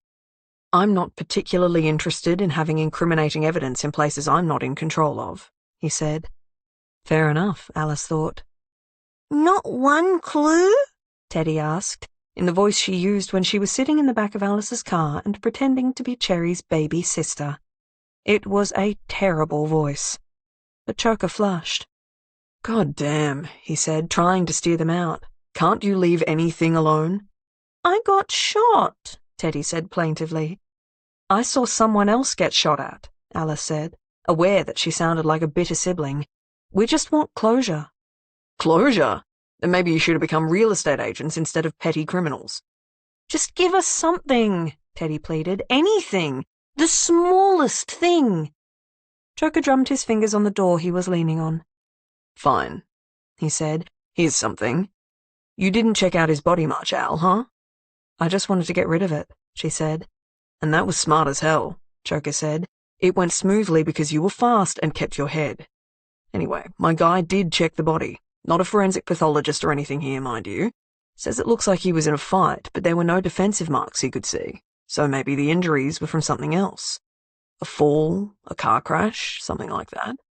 "He had on a lot of makeup," Alice said, trying to remember it and not remember it. "The clothes didn't fit him well. Think that they took away what he died in and dressed him in someone else's stuff for his burial, either to hide what happened, or so he looked more respectable in the coffin. Anyone who saw him accidentally would have less questions. They were the clothes of a taller person, and there was a shell in the small inner pocket. A shell? Teddy asked. What are we talking about here? Alice said. Like a pistachio shell? A clam shell? God damn, he said. A fucking seashell, all right? That was it. Not much of a clue for my people to work with, but then we're not trying to figure that out. We know he died. We're not the police, though, trying to find out who killed him. It's enough that the people who hired us are not angrier that we had to look inside and understand our reasoning and still paid out what we needed to finish this for both of us. We are moving past Cole for now. But art, we are working on it, I promise, he said, facing Teddy, all threat lost from his face, only desperate earnestness in its place. Whether he wanted to reassure them or just wanted the two of them to shut up and leave him alone, Alice didn't know. All right, Teddy said after a pause. She was thinking about the bowl of shells in Nina and Art's house, next to the note saying, "Answer the fucking door." They left. In the car, Alice said, "What do you think?" "I hate everything," Teddy said, and she was using the little girl voice again, but Alice thought it was not on purpose. "And my arm hurts. Please just drive." And Alice did. Chapter 31. Nina was smoking again when she answered the door. Her mother was there as well, on top of the staircase, a distant, fearful spectre. The rain had started on their way down there, and Nina took them outside again, to the covered part of the deck, so they could watch the storm on the horizon. "I spend all my time out here," she said, "just watching the sea. I quit my job, and I'm not going back to that house." She seemed defiant in her loss. Alice said, "You've been through a lot." Nina seemed paler, thinner, even though it had only been 3 days since they had last seen her. She was twirling a cigarette around her fingers like it was the one thing she could do in her life. "Have you found anything out?" she asked. The rain was loud on the sea, the wind making everything intense. "Nothing concrete," Teddy said. "We're following some more leads today down at the peninsula, which is why we thought we'd come by." "Where are you going?" Alice didn't trust that Nina would make good decisions if she knew the truth. "I don't want to say much in case it's nothing. We're pulling at all the loose ends, hoping there's a knot somewhere to unravel." It was a clunky metaphor, but she felt it. Nina nodded, disappointed. "You don't know anything," she said. "Do you have anything to share?" Teddy asked. "I know someone shot my brother. Who the fuck even has a gun in this country?" There were some 3.5 million guns in Australia, but you rarely saw them. Unless you were Teddy and Alice. Teddy couldn't say anything, because the answer to who the fuck even has a gun in this country is that she had, until a month ago. "We'll find him," she said. Alice had sensed something in Teddy the whole drive, a shift in her demeanor. She was angry and confused. There were questions about Art that needed an answer now, when he wasn't supposed to be in the equation at all. Their purpose had been to avenge him, and now murky waters surrounded this man, their friend. Teddy opened a picture of Cole on her phone. It was the one from the real Hank, the one where Cole was finally smiling. "Do you recognize this man?" Nina took the phone in her hand and huffed. "No, should I? Is he one of Art's friends, or one of yours?" There was nothing in Nina's face to show she knew him. Not a tick, not a blink. "Just a lead," Teddy said, and put her phone away, relieved a little that he hadn't been on her radar. "You haven't called any of his friends," Nina said. "I know because I've asked them." "We're not allowed to," Teddy said, though she worried she sounded like a petulant child. "Someone else is working those angles. We're doing what we can." Nina rolled the cigarette under her palm on the table, and her nostrils flared. Alice asked, "What was Art like the week before he died?" "Normal," Nina said. "We didn't talk much. He was busy, I was busy." "You didn't hang out?" Teddy asked, disappointed. Nina paused. "Went for a drive down to Geelong for a day about a week before," she said. "That was all right." "What did you do?" Alice asked. "Just a drive. You know how it is. It's nice down there." "Tell me about it," Teddy said, leaning in. "What do you mean?" Nina stopped rolling and lit the cigarette with the butt of one she had nearly finished. "I just want to know," Teddy said. She looked desperate. "Was it nice? Did you laugh?" Nina stared at her. "It's like this," Teddy went on. "My father died a year ago, right? You didn't meet him, but my friends did, a lot." "A lot," Alice echoed. "He died of cancer, and it was extremely shit. He was fine, completely fine. Then he started whining about a pain in his back, and he never told his normal doctor because he had years of problems with doctors as a kid. It got so bad that his boss, Choker, got his personal GP to surprise him during a meeting, and the guy told him he needed scans. Choker said he wouldn't give him any more jobs until he did them, so my dad relented. But Choker never did hire him again anyway because my father died 5 weeks later." Nina got a new cigarette out and balanced it upright on the table. She didn't look at Teddy or Alice. "The last time we hung out before he got sick," Teddy said, "we went out for lunch at this nice place right next to a lake. He was at me to quit working for Choker and go to university, which he said a lot, but he was mostly playing. He asked after Alice. I showed him some pictures of Cherry." Alice leaned over and put her hand on Teddy's. "We had this really good lunch," Teddy said. "I had this salad with puffed wild rice and cranberries and all kinds of things. Dad had salmon, he always had fish, and he'd pretend he was a sailor when he ate them." "It was really more of a pirate impression," Alice said. "Cherry would lose her mind about it. She thought he was a real pirate." Teddy smiled. "We went for a walk around the lake afterwards. The weather was really nice, and we did a whole loop. The sun came out, and we saw a turtle in the water. It rolled off the log it was on when my dad called out hello. Then I hugged him goodbye, and I didn't hear from him again until he was already in hospital." She stood up and leaned against the balcony, looking out at the water. "That's what I'm asking. Whether the last trip together was a nice one. Did you go to the beach? Did you eat ice cream in the sand?" Nina licked her lips. "Or not," Teddy said, leaning back in her chair. Nina picked up her cigarette and put it in her mouth unlit, next to her lit one. She said around them both, "I don't know. We weren't going anywhere. We were just driving, to hang out. I don't remember what we did, and I wasn't thinking about it afterwards. It's not an anything memory. We were just driving." "Fair enough," Alice said, watching her. "Was the weather good?" "Sure. Yes, sunny," Nina said, then slapped her hands on the table and said, "This doesn't really help me." "We're sorry," Alice said, but she wasn't really. She thought that Nina was hurrying this, that something was off with her, beyond the obvious. "Can you tell us about anybody who might not like him? Any reason someone might want to hurt him?" Nina barked out a laugh, then stopped. "No. You asked me last time. There's nobody I can think of. I don't know." She looked up. "Are you going to figure it out sitting here and asking me the same questions over and over?" Alice and Teddy took the hint and stood up. Nina walked them downstairs. At the front door she said, "You're so like him, obsessing over restaurants, thinking about them on the last day you spent with your dad." "The last good day," Teddy clarified. "There were a lot of days after that. Well, not enough." "We hope you remember your last good day together too," Alice said, using her soft, gentle voice. "So do I," Nina said. In the car, heading towards Sadie's funeral parlor, Teddy said, "Something was up with that last day of theirs together, wasn't it?" "It sure was." Alice looked up at the cloudy sky. "First, it wasn't her, was it? Who shot you?" Teddy considered. "No," she said. "She's the wrong shape. She wasn't the one who stabbed you in the hand, was she?" Alice barked out a laugh, then paused. "No," she said. I think she's not tall enough." "Think?" Alice waited until they were stopped at a traffic light and closed her eyes, imagining herself back in Tomb Creek, the sound of her knife through skin. "I'm sure it was a man who screamed," she said, opening her eyes. "I'm sure they were bigger." She nodded. "It wasn't her." "All right. So did they go visit an enemy of ours? Did he buy drugs? Sell them? How do we get her to tell us?" Teddy was quiet. "We can't beat it out of his own damn sister, can we? Not unless we want him to haunt us." Teddy did want that, a little. "Do we know about anything we can hold over her, even if it makes me feel dirty to think about it?" "We can ask Rusty."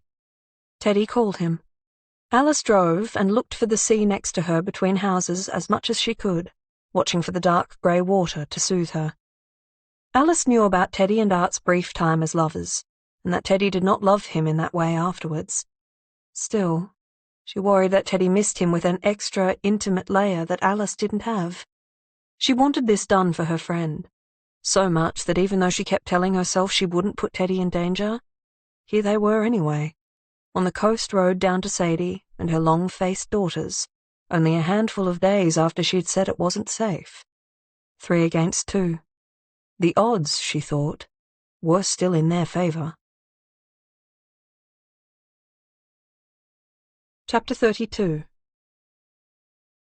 The funeral home was too bright and stark after coming in from outside. The morose daughter at Sadie's front desk paged her mother and stared at Alice, trying to place who she was, as they waited patiently on overstuffed couches. "Did you know," Teddy said quietly, "that the clerk in Quentin & Clark was Sadie's husband? He drowned in the ocean. The rumor is that she murdered him." "Oh, yeah? And who started that rumor?" Teddy thought about it. "Joker, probably." Sadie came out in a neat peach suit, looked at Alice and said, "It says in my calendar I have an appointment with someone called Gordon, but I'm going to guess I'm wrong, huh?" Alice shrugged. It was a trustworthy name. Sadie sighed. "Well, what the fuck happened?" "I'm sorry," Alice said. Sadie led them into her office. It was as peachy as she was. Soft, dried flowers hanging limply from the walls, a lot of pale wood and pictures of country landscapes, everything smelling of chemical fruits. Sadie got a vape pen out of her pocket and exhaled a dense strawberry smoke all over them. "Imagine my surprise," Sadie said, "when I saw no mention of the dead body we put in your car, ever. Nothing in the news. What the fuck did you do with him?" "You think I'd be sitting here and not in jail if I did something?" Alice said. "I don't know. I don't trust you." "I don't trust you either," Alice said. "I think you told people what I was doing." "You," Sadie said, pointing the pen at Alice, "can get fucked." Teddy said, "We're not here to fight. But do you know why we're here?" "Fucked if I know," Sadie said. "Something went wrong with Darwin," Alice said. "How much information do you have about him dying?" Sadie snorted. "You think I'd tell you?" "Consider it information sharing." "I don't need anything from you." Alice said, "Did your daughters prepare his body?" Sadie sat back and put her hands over her belly. Teddy said, "I'm going to the bathroom." She got up and left. Alice sat very still and watched Sadie. She didn't look nervous, or anything but annoyed. "You didn't prepare the body, did you?" Alice asked. Sadie said nothing. "You don't know how he died." "We don't ask those kinds of questions." "Surely," Alice prompted, "with your level of experience with dead bodies, you'd have some ideas." "I don't know, what do you mean?" "Well," Alice said, "at the very least you can tell a shotgun wound from a heart attack, right?" Sadie watched her. "Or a car accident," she said. "Or a fight?" Sadie stayed silent. "Had you met Darwin before?" Alice asked. "Had you?" "A few times," Alice said. "It's why I got the job. I'd chauffeured him before." "Good for you," Sadie said. "I'm not telling you anything. You came, we had the body, we gave it to you. That's the last we saw or heard of it." Alice's watch buzzed. Teddy had sent a message. Got her outside. "Well," Alice said, "you've been an extraordinary help." "Fuck you too," Sadie said. Alice left and walked down the corridor to the entrance. There was no longer anybody at the front desk. Alice left the building and walked to the car, then got in the driver's seat. Teddy was in the back, holding a knife, not the one that had Alice on it, since they were working together now, to the throat of Sadie's front desk daughter. "Caught one," Teddy said cheerfully. "Let me go," the woman said. Her name badge said Sally, and Alice said, "Sally, this can be extremely quick and painless, and you can get back to your job fast." "Fuck you," Sally said. "It doesn't have to be like this," Teddy said, "and I even have $50 I can throw in it for you." "I don't want your money," Sally said, but her voice had changed. She didn't mean that at all. Teddy heard it too. "I hope your mother pays you right," she said. "Otherwise you should join your union." Sally went quiet. "Do you remember me?" Alice said. Sally nodded. "Do you remember who I drove?" Sally said nothing. "I haven't heard anybody for a long time," Teddy said conversationally. I didn't think it was something I'd miss, but I really hate it when people don't answer me." She rolled her shoulder. "Alice, I'm getting a little sore. Could you help me out?" Alice reached under her seat and came back out with her Beretta.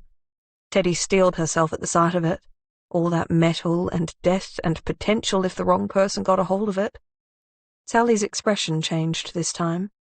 "Teddy, do you want the gun and I drive, or should you drive? I'm a better shot." Teddy knew that they couldn't show fear, only strength, only the upper hand. But she was still close to saying no when Sally licked her lips. "I remember who you drove," she said. "Do you remember anything else?" Alice asked. "For example, do you remember putting anything in with the coffin?" Sally shook her head. "That's a shame," Alice said. "We don't want a lot of information, do we, Teddy?" "Just a little," Teddy said. "Such a small amount." "You wouldn't shoot me," Sally said. "They have you on camera taking me outside." "Remember that you're saying this to somebody you gave a body to that nobody has ever seen again," Alice said. "We are very good at our jobs." Teddy crossed her legs the other way in the back seat. At the movement, Sally closed her eyes and shuddered. "Tell us," Alice said in her dangerous voice, "what happened?" "I know you found it," Sally said. Alice waited. "It was my sister," Sally went on. "She saw the name on the plaque and saw the letter with the seal on it, which Mum was pissed about, really pissed. She doesn't like not knowing things. Emma thought maybe we could figure out where he was going and make some money from that, so she put the tracker in before Mum nailed the coffin shut. How did you get inside?" "Crowbar and line saw," Alice said. Sally nodded, licking her lips again. Teddy asked, "You only add things to dead bodies in coffins, or do you take them away as well?" Sally shut her mouth and glared. "What did you do when you saw the body?" Alice pressed. "What do you mean?" Alice moved the gun incrementally forward. "Had you ever seen Darwin Weiss before?" "Only on the news." "And did that look like him?" Sally said, "Did what look like him?" "Are you fucking joking?" Teddy said, exasperated. "The body. His body?" Sally took a shuddering breath at Teddy's ire and said, "I don't know, I didn't see him. Emma said she didn't think it looked like him, but she's not great at recognizing people anyway, and are you telling me that wasn't Darwin?" "Jesus fuck," Teddy sighed. "So she prepared the body?" Alice said. "Just dressed him. Otherwise it was Mum. She does all that." Finally, a solid piece of information then. Sadie for sure knew it wasn't Darwin Weiss. Alice needed Sally back on side. Sally wouldn't want Sandy to find out about the tracker, and likely didn't want her to hear how defenseless she was in this little moment either. "Listen, I don't think anyone's going to find that coffin now, and that works for me, too. I definitely left a trace when I found the tracker. So you're off the hook." "We didn't even get paid all of the money that prick said we would," Sally said, her hands tight on the seatbelt beside her, "because the tracker was found on that truck somewhere in Albury." "But that's not your fault," Teddy said, indignant again. "Which prick didn't pay you?" "A newspaper-type prick," Alice said. "Yes," Sally said. "Emma had done an interview with him once for an article he did on... I don't know, I didn't read it, but she had his number and thought he'd be interested." "It's a pretty big secret for him to keep." "She trusted him, I don't know why." She gave a bitter laugh. "I do know why. She wants to get in his pants." "Ah," Teddy said, "the age-old problem." "Anyway, he was real mad when he found it and got rid of it." "Was he the only person who knew?" "He's the only person she told." "Because I had other people on my tail," Alice said, thinking of Eddie and wondering. She readjusted the gun, just to remind Sally why they were here. Sally's breath got faster, but she said, "Not us. Maybe that fuckwit Nick told someone. If you see him, tell him to pay up the rest." "Is your sister mad at him?" "Not even." Teddy put the knife in her pocket and got out her wallet. Sally exhaled, but her eyes didn't stray from Alice's gun. "So you don't have anything else you'd like to tell us?" Alice said, while Teddy produced a $50 note and stuffed it into Sally's front shirt pocket. "Did your mother know?" "About the tracker?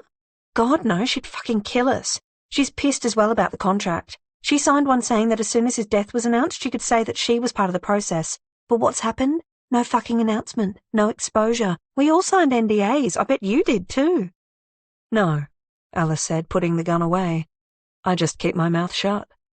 "Fuck you," Sally said, getting out of the car and stalking back to the office. Teddy got in the front and Alice put the car into drive. Well, Alice said, that answers some questions, but not all. How did Eddie Rubicek find out where I was going? You only saw him that one time. But he knew I was going to be there. How did he know when I was going to be there?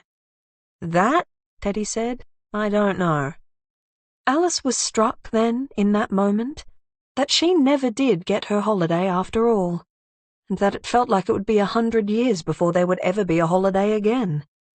God, she said, pulling out of the car park. There's so fucking much going on. Chapter 33. Rusty called back as they drove home. They were on the freeway, and Teddy was listening to the radio too loud, and Alice was letting her. You were right about your girl, Rusty said. She does have a past. Assault. Her and Art. I'll tell you for free, you don't want to get in a fight with either of them. A charge was brought by some boyfriend of Nina's. Nina said he was hassling her. The boyfriend says she owed him money, and he was simply asking. The vibe of the report I read sides with the boyfriend, which means nothing, obviously, when you consider who cops side with in domestic assault cases in general, but then again, he was the one who came off a lot worse. I could list the injuries, but you probably don't have the time. Suffice it to say, he was in hospital a long time, and some of the lesser organs remain non-functioning. But they weren't busted? Self-defense, which may be true. Any injuries to them? None. Art broke a toe when he kicked him in the hip. How long ago? 3 years. Anything else? On him or her? Christ, Teddy muttered. Anything relevant on either? Drugs for him, Rusty said. Found out she was in another assault case, a group of people fighting at a party, when she was still a teenager, but she got out of that one likely due to her age. Some people say she started it. Do they now? Alice said. Didn't Choker check him out beforehand? Rusty said. He did, Teddy said. Whatever he saw didn't seem to bother him. Rusty, Alice said, can you pull people's e-tag details, like Art's or Nina's, for the weekend Cole was missing? Teddy was watching her with dark, shining eyes. That might be beyond me, Rusty said, but I'll try. Teddy rang off. They looked at each other. Violent, Teddy said. So it seems. But what does that mean? How the fuck does Darwin come into this? Or Art, how does he know Cole too? This can't be connected, right? I assumed Art had lied, or whatever he did, just to cut the case short. Not because he knew Cole was dead, because how could he? I don't have any answers for you, Alice said. Teddy hit the dashboard out of frustration, but didn't hit hard enough to hurt the car. She would never, Alice thought. Want to drive to the beach and scream? Why, when I can scream right here? So Alice kept driving, turned up the volume on the stereo, and listened to Teddy wail, her frustration leaking out of the car windows. When they were nearly home, Teddy said in her normal voice, How would Cole and Art have met if this is somehow connected? Which it may not be, she said, trying not to sound hopeful. But if we can unconnect him, then that would help. All right, Alice said. What can we do? Teddy rubbed her face over and over until her eyes were red. Alice was quiet, contemplative, until she said, Ted, what was Cole's job before Gorilla and Giraffe again? Heidi said he was a barista, Teddy said. Do you remember where? I didn't ask, Teddy said, but her eyes were bright now. I think we need to find out. Mr. Porcupine was wrapping up when they got there just before 4 o'clock. Someone was out the front, stacking chairs and wiping down tables. It was in a strip of dead stores, a hairdresser that needed updating, an empty storefront that was once a milk bar, a fish and chip place that smelled of old oil. Mr. Porcupine was clean and new, and they'd passed a primary school 100 metres up the road. This place would be raucous in the mornings. Teddy asked the waiter outside how long they'd been working there. 6 weeks, it turned out. Nobody at the front counter had been there longer than a year, and they were also very sorry to say, but the coffee machine had been turned off. Alice got an iced tea out of the fridge, and Teddy, behind her, asked for a sarsaparilla, and if they had ever heard anything about a guy named Cole who worked there. The waitress went out into the kitchen. Alice held the iced tea in her cold hands and tried to keep her mind clear. Teddy looked at the menu and said, Hang on, I've been here before. Have you? With Art, she said. We were on our way to something, and we stopped here. I had a croissant. They said they got them from that place with the queues all day long. It was $15. Fuck, she said. I remember now. God, it was a good croissant. She looked around and said slowly, Is this the crossover? A woman in her 40s came out of the kitchen with a small glass bottle full of dark, sparkling liquid. Ah, she said, beelining for Teddy. I had a mate tell me they'd seen you around the traps. I was sorry to hear about your friend. That's genuinely sad. I liked the guy. Me too, Teddy said. Alice moved closer to her. It felt like it had been too long since someone had felt bad about Art, and every emotion seemed tenuous. He was a blast, she said. What a character. Always in that goddamn jacket when he came in. Absolute sleaze. She was smiling, though. She handed over the bottle, looked around to see if there were any customers. There weren't, and said, I guess his legacy lives on now, eh? How do you mean? That's why you're here, right? She said. To start, a few of my friends said you've been asking around looking for a courier gig. Oh, I'm just kind of checking in with everyone about Art, Teddy said, so nobody thinks you just up and left. No bad blood and all. How long did he work for you guys? The woman thought for a moment and said, 18 months, 2 years? I'm not sure. She looked over at Teddy and said, I remember when you came in. Were you two together? Sorry if so. No, Teddy said, just friends. Who owns this place? Alice asked. The big guy, the woman said. Teddy and Alice looked at each other. He runs all of them, the woman said. Big. A guy. We call him Mr. Squeaky. Because he squeaks when he moves, Alice said, the realization dawning on her. You got it. He's very good at coming in once a month to tell us all we're doing a shit job. Inspirational management, Teddy said. Always. Well, if you need another job, you let us know. I thought we weren't hiring anyone else, the teenager on the counter said. We don't need any more of you, the woman said to him. There are other jobs. If you call, she said to Teddy, ask for Georgia Kelly. Your drinks are on the house. They left, Teddy with the sarsaparilla and Alice with her iced tea. Outside, Teddy pointed out a little sticker on the building's side wall that said, Eat the Rich. Somebody had added a word with Sharpie, so it now said, Eat with the Rich. Real punk, Alice said. When they settled in the car, Teddy said, Art had been working through here for 18 months, and Cole left less than a year ago, Alice said. They knew each other, Teddy said, looking at her hands, not sure what she thought she would see there, and he never said anything about it. They sat in that information for a moment. The car was cold, but Alice didn't turn it on to heat it up. Maybe they didn't know each other, Teddy said. It's not like Art was a barista. It sounds like he'd just come in randomly for pickups, right? Yeah, Alice said. Maybe. Neither of them believed it entirely. It was enough, maybe, for Teddy to push it aside for a moment and say, Sarsaparilla is a code, isn't it? Alice let out a breath of air, hot and angry. It is. Sarsaparilla was not a drink, and it was not something Art liked. It was a message that said something like, I will transport your drugs, and that was what Art had been doing, and people thought they had been asking, and until this moment, they had not seen it. It was also, probably, the least of their problems. And Mr. Squeaky? Teddy said. I met him. It's the same Eddie who followed Valkyrie to Eleanor's house. He had an extremely squeaky jacket. Works for Darwin. Works for... Teddy blinked, horrified.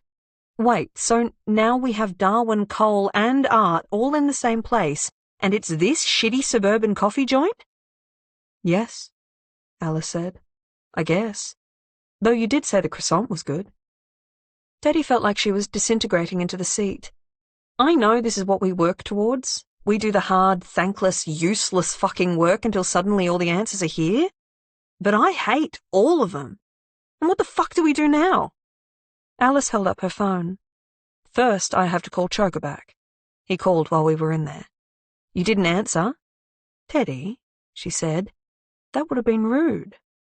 When Choker picked up, he said, You didn't think I wanted to talk right goddamn then? We were in the middle of something. Yeah, I know. I got a call from my old friend Sadie saying you're sniffing around. Don't make me be the asshole, all right? You've got to stop." "You don't even like Sadie," Teddy hollered across into the phone. "No kidding," he yelled back. "But I do like you, you little shit. Stop fucking looking into this, all right?" "Why?" "Because I've got people on it. People who weren't shot 5 minutes ago." "We're close," Teddy said. "Choker, we've nearly got it figured out. All of it." All of... Fuck. He was silent. "Are you kidding?" "We're not," Alice said. "For fuck's sake," he said. "Here, if you're so goddamn smart, great. Figure it out by Monday. If you haven't, back the fuck off. And if you ever look into it again, you're both fired." "You wouldn't," Teddy said. "I fucking would," he said. "I can't afford to have Sadie offside, and I can't afford the guilt of your goddamn father's spectre hanging over me if you fucking died. And you have actual jobs, you know? I'd like for you to get some fucking work done eventually. Sunday is your cutoff," he said, and his voice was low. "And I fucking mean it. If you work on this past Sunday, I will never give you jobs together again."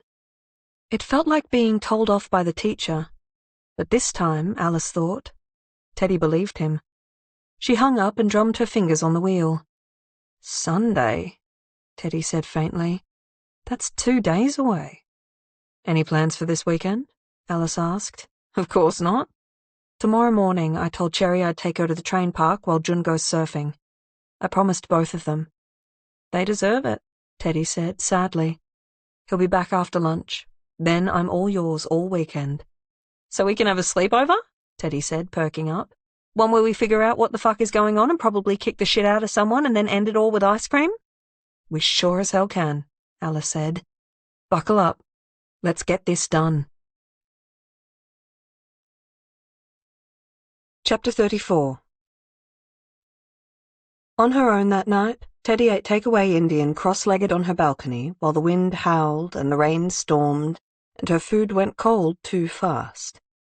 She had ordered garlic naan, chana dal, saffron rice, and a samosa that didn't arrive. She tipped the driver anyway and sat staring into the night. God, her head hurt. She'd already taken her prescription painkillers and a couple more Nurofen and a little something unprescribed to help. Still, the weight of grief and confusion pressed down on her. There was another gun in her home. She knew Lucky kept one hidden, one she had never bothered to find before, because she had her own. In a place this sparse, there were only so many places it would be. It took her 10 minutes to find it, taped with a box of ammo to the wall behind the basin in the kitchen. She loaded it, and then sat with it on the kitchen floor and said to herself, "It's just a gun. It wasn't your fault. Guns don't kill people, people kill people." If she hadn't brought the gun, Art would be alive. Alive to answer all her fucking questions about why he knew Cole and didn't say anything. Why he lied about Hank. Teddy could accept that Art lied about Hank to move the case forward. Visualizing the process, Art calling him up, explaining the whole thing, probably doing some roleplay over a beer, made it not only likely but true. She could see it all. She could accept that he spoofed Cole's number and messaged Hank's phone with it. Surely they knew somebody who could do that. They knew people who could do fucking anything. Unless he had only said he was spoofing it but hadn't needed to, because he had Cole's phone. The gun was cold in her hand. She wondered about its history, just like she wondered about Art's. All this unknown in her life and this steel and death in her hand couldn't solve any of her problems. It could only make them worse.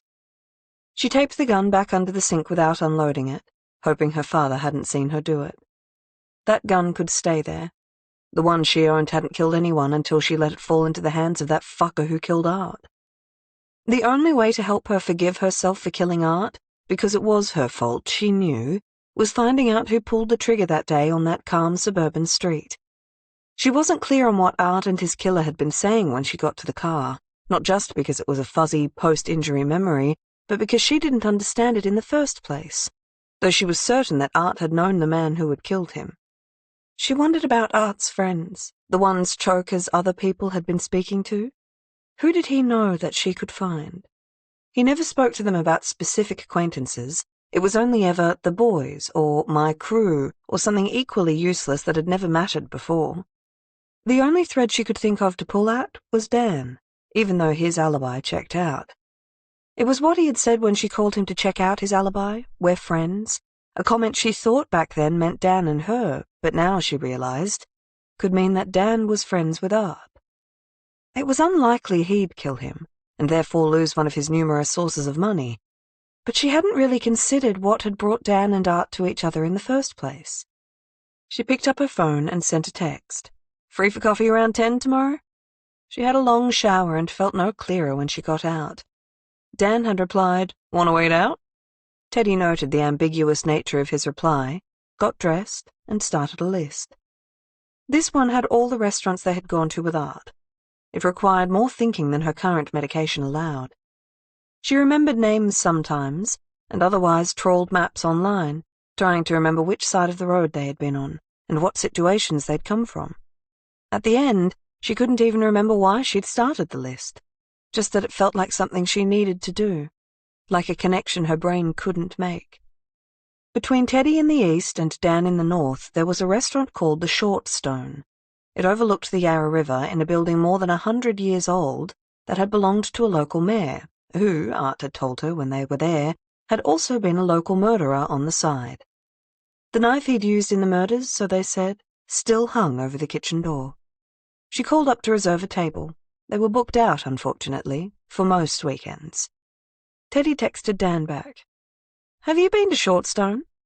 She went out onto the balcony and swept her crumbs over the side onto the grass below. By the time she went back in, Dan had replied, "We have a table at 10 o'clock tomorrow. Bring that ass." Teddy already regretted it. Teddy dressed up a little for Dan in the morning. He was quite a beautiful man, with black hair that curled under his chin and mournful dark eyes that made him look more maudlin than he was. He had modelled once for Bonds, and for a full month he was in crisp white underwear on the bus stop near her house, looking pensively at the Centrelink across the road. Today he was wearing dark woolen pants and a white linen shirt half tucked in when Teddy arrived at Shortstone. After the downpour overnight, it was sunny and bright, but cold, and the waiter took her jacket away to hang it up. Dan stood and kissed her on the mouth, then said he had already ordered for both of them. She said he was an asshole for doing that, and he reached out and held her hands. "I'll pay," he said earnestly, "and if you hate anything I ordered, I'll throw myself off the balcony." "Good," she said and sat down. She knew he would distract her soon, so before he could say something else that annoyed her, she asked, "How did you meet Art?" "I'm well, thank you," he said, smiling. She stared at him stonily. "Oh, come on, I thought this was a date." "It sure as fuck is not." "I'll change your mind. Anyway, let's just say we had mutual friends." "Do you think I want a cryptic answer here?" He spread out his hands. "What do you want me to say?" "The truth? The truth is we did have mutual friends. One day we were all at the same bar and got to talking." "Why are you being cagey about who they are?" Teddy asked. A waiter came, poured them some still mountain water, and left. "Why do you think?" Dan asked. "Because they're all criminals?" Aren't your friends criminals too?" She ignored that. "Any of them killers?" He shrugged. "Any of yours?" She leaned in very close over the breadbasket, and he leaned back. "Look," he said, "none of them would have killed him, and all of them knew he owed me money I still wanted. And I told you it wasn't me." "I already knew it anyway," she said. "I was there when it happened. If it was you, I would have figured it out, and you'd already be dead." He laughed and picked up a slice of bread, pulling it apart with his fingers. "You couldn't kill me." "It'd be easy," she said, keeping her voice neutral. "You've told me so much about yourself. I know you like to go to the gym overnight when it's quiet. I know which gym, and I know it has underground parking. I would stab you in the heart at 2 in the morning, and you would never know what happened until I already had my knife in your artery." He put down the bread. "Jesus, Teddy." The starters arrived. Bite-sized brioche French toast pieces in a wattle seed syrup, dotted with tiny chocolate leaves. Dan looked at Teddy with his big, sad eyes and said, "You're angry because you're sad." Teddy didn't want to talk about that. The food was glorious and sweet, and she needed not to think about her sadness. "Considering what he did to your eye," she said casually, I guess he was your enemy." He laughed again, but it wasn't mocking this time. "Teddy, if everyone who punched me in the face was my enemy, I wouldn't have a goddamn friend in the world. I wouldn't even be sitting here with you." "You deserved that punch," she said primly. "Of course I did," he said. "I almost always do." Dan finished his toast and said, "Me and Art still hung out sometimes." "Really?" He shrugged. "I hang out with a lot of people, and he was up for a lot of things. Good for a night out to find some—" he searched for the term. "New friends? Lady friends? Something like that," he said. "I'm sorry if you thought I was being a dick about someone who died, but do we pretend that they were angels? I mean, I don't think we're in that kind of business, Teddy." He had ordered matching breakfast wines. She pretended to take a sip just so she didn't have to answer. "He detached my retina, Teddy," Dan said, and for once he almost looked serious. "I was hospitalized. I thought I might go blind." "I know," she said. "I'm sorry. And I guess I'm sorry he can't pay you what he owes you. I'm sure he could have found it somewhere, that rich bastard. He'd make me pay for my own fucking drinks at bars, you know. An absolute tight ass. And he'd pick fights with people all the time. He'd find some girl who was there with her boyfriend and he'd just try and take her like it was a challenge." This was news to Teddy. "And you didn't?" "I'm much more subtle," Dan said. "I don't need to kneecap anyone to steal a girlfriend. They come to me." "Gross. And don't call them girls," Teddy said. Dan held up his hands in surrender. "Fine. Can we talk about something else? He was a jerk sometimes, then sometimes he was fun, and now he's dead and he'll never become a better person." He reached across the table for her. "I'm a better person now, for losing him." "You are so full of shit," Teddy said, keeping her arms crossed. It was a good brunch otherwise. After their main, poached quail eggs, fennel sourdough, saltbush hollandaise, pickled samphire, their waiter asked how everything had been so far, and Teddy asked if they had any house sarsaparilla. "I'll check," she said. "The fuck you on about?" Dan said. "House sarsaparilla. What are you, 5? "Oh, sorry. Does it upset you when someone thinks of themselves when they're out with you?" "Yes, it does." The waiter came back with 2 glasses of sparkling pink sarsaparilla with dehydrated lemon twisted inside, a tiny leaf-shaped candy sitting on the plate next to it. When the waiter left, Dan said, "That's fucking drugs, that is." "At a restaurant?" Teddy scoffed. "You're right. No one who works at a restaurant has ever been high." "I mean, as a side dish it seems unlikely." "When you ask for off-menu, you get off-menu," he said, and ate his leaf. Teddy ate hers, too. The sarsaparilla was good for once. Medicinal, in a sharp, sugary way. By the time dessert came, she realized Dan was right about the leaf. They ate their cocoa pop, soaked milk souffle, and it was the best thing they had ever eaten. Dan paid up afterwards, Teddy didn't throw him off the balcony, and then they went for a walk into the bushland until they found somewhere quiet, where they made out frantically like desperate teenagers hiding from their parents, their hands in each other's hair. Dan's hair was so soft Teddy could have lived in there for months. They only stopped when a dog, running ahead of its owners, ran up to greet them. "The waiter asked for my number," Dan said as they caught their breath. "You can't make me jealous," Teddy said. "I don't even want to be doing this." That was a lie, but not a full one. "I don't think she wanted it for a date," Dan said. "What the fuck is this sarsaparilla thing?" "It's nothing," Teddy lied. "Art just always asked for it when we went out." Dan walked a sobering Teddy to her car. "I'm sorry about Art," he said. "It's hard losing a friend. I hope you find out who did it. I promise I don't know." "Have you asked?" "No," he said. "Do you think I would tell you if I found out?" "Probably not," she said. "Can you ask anyway?" "For you," he said, "anything." When Rusty called early in the afternoon, Alice was at Teddy's apartment, unpacking her things into Lucky's old room, while Teddy sobered up on the icy balcony in her underwear, holding a coffee between her palms. Alice came outside, and Teddy put him on speakerphone. "I found something out for you," Rusty said. "It's where Cole's phone was last tracked, at a tower near Hanson." Alice got out her phone and found where Hanson was. They didn't recognize it, but Alice widened the map around it until she found somewhere recognizable. Tomb Creek, where the knife with Teddy's name on it drew blood from somebody's hand. They looked at each other. Alice said, So Cole's phone was near me. Who had it? Teddy asked. Nick? Eddie? They were on your tail. Both of them would fake a text for sure, Alice said, but neither of them tried to attack me that night. Nick's hands were clean when I saw him, and so were Eddie's. So maybe they had his phone, but they weren't the person trying to break in, trying to... Fuck. Alice sat on the ground, and it wasn't Cole because he was in a goddamn coffin. I know you're talking to each other, but I'm not done, Rusty said. You're getting an invoice for this work because I had to call in some favors here. I'll pay you in hugs, Teddy said. You'll pay me in cash. I figured out where Art was the weekend that Cole died, like you asked, and his sister. Alice said, Rusty, you're something else. Damn straight. And he did end up using a tollway, but not west to Geelong like she said. He went down Eastlink and took the exit for the Mornington Peninsula. He waited a beat, then added, at 11:30 at night. That doesn't seem like the sunny day trip that Nina was talking about, Teddy mused. And she lied to us about where they went. I ran her plates too. She was on the tollway too, a little earlier than Art, and didn't get back on it until 2 in the morning, while he didn't get back on it at all.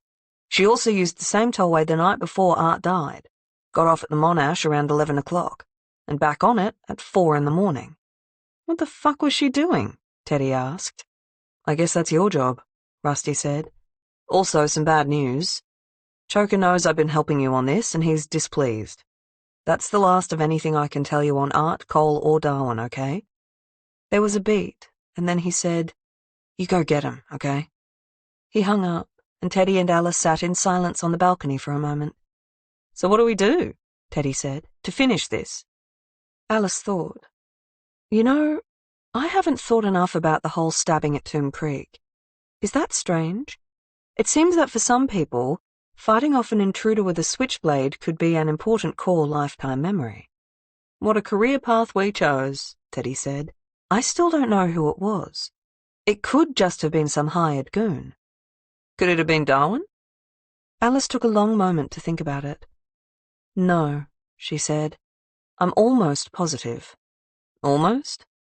I think the person was too tall. But there was... Now that I look back, there's a kind of familiarity to them.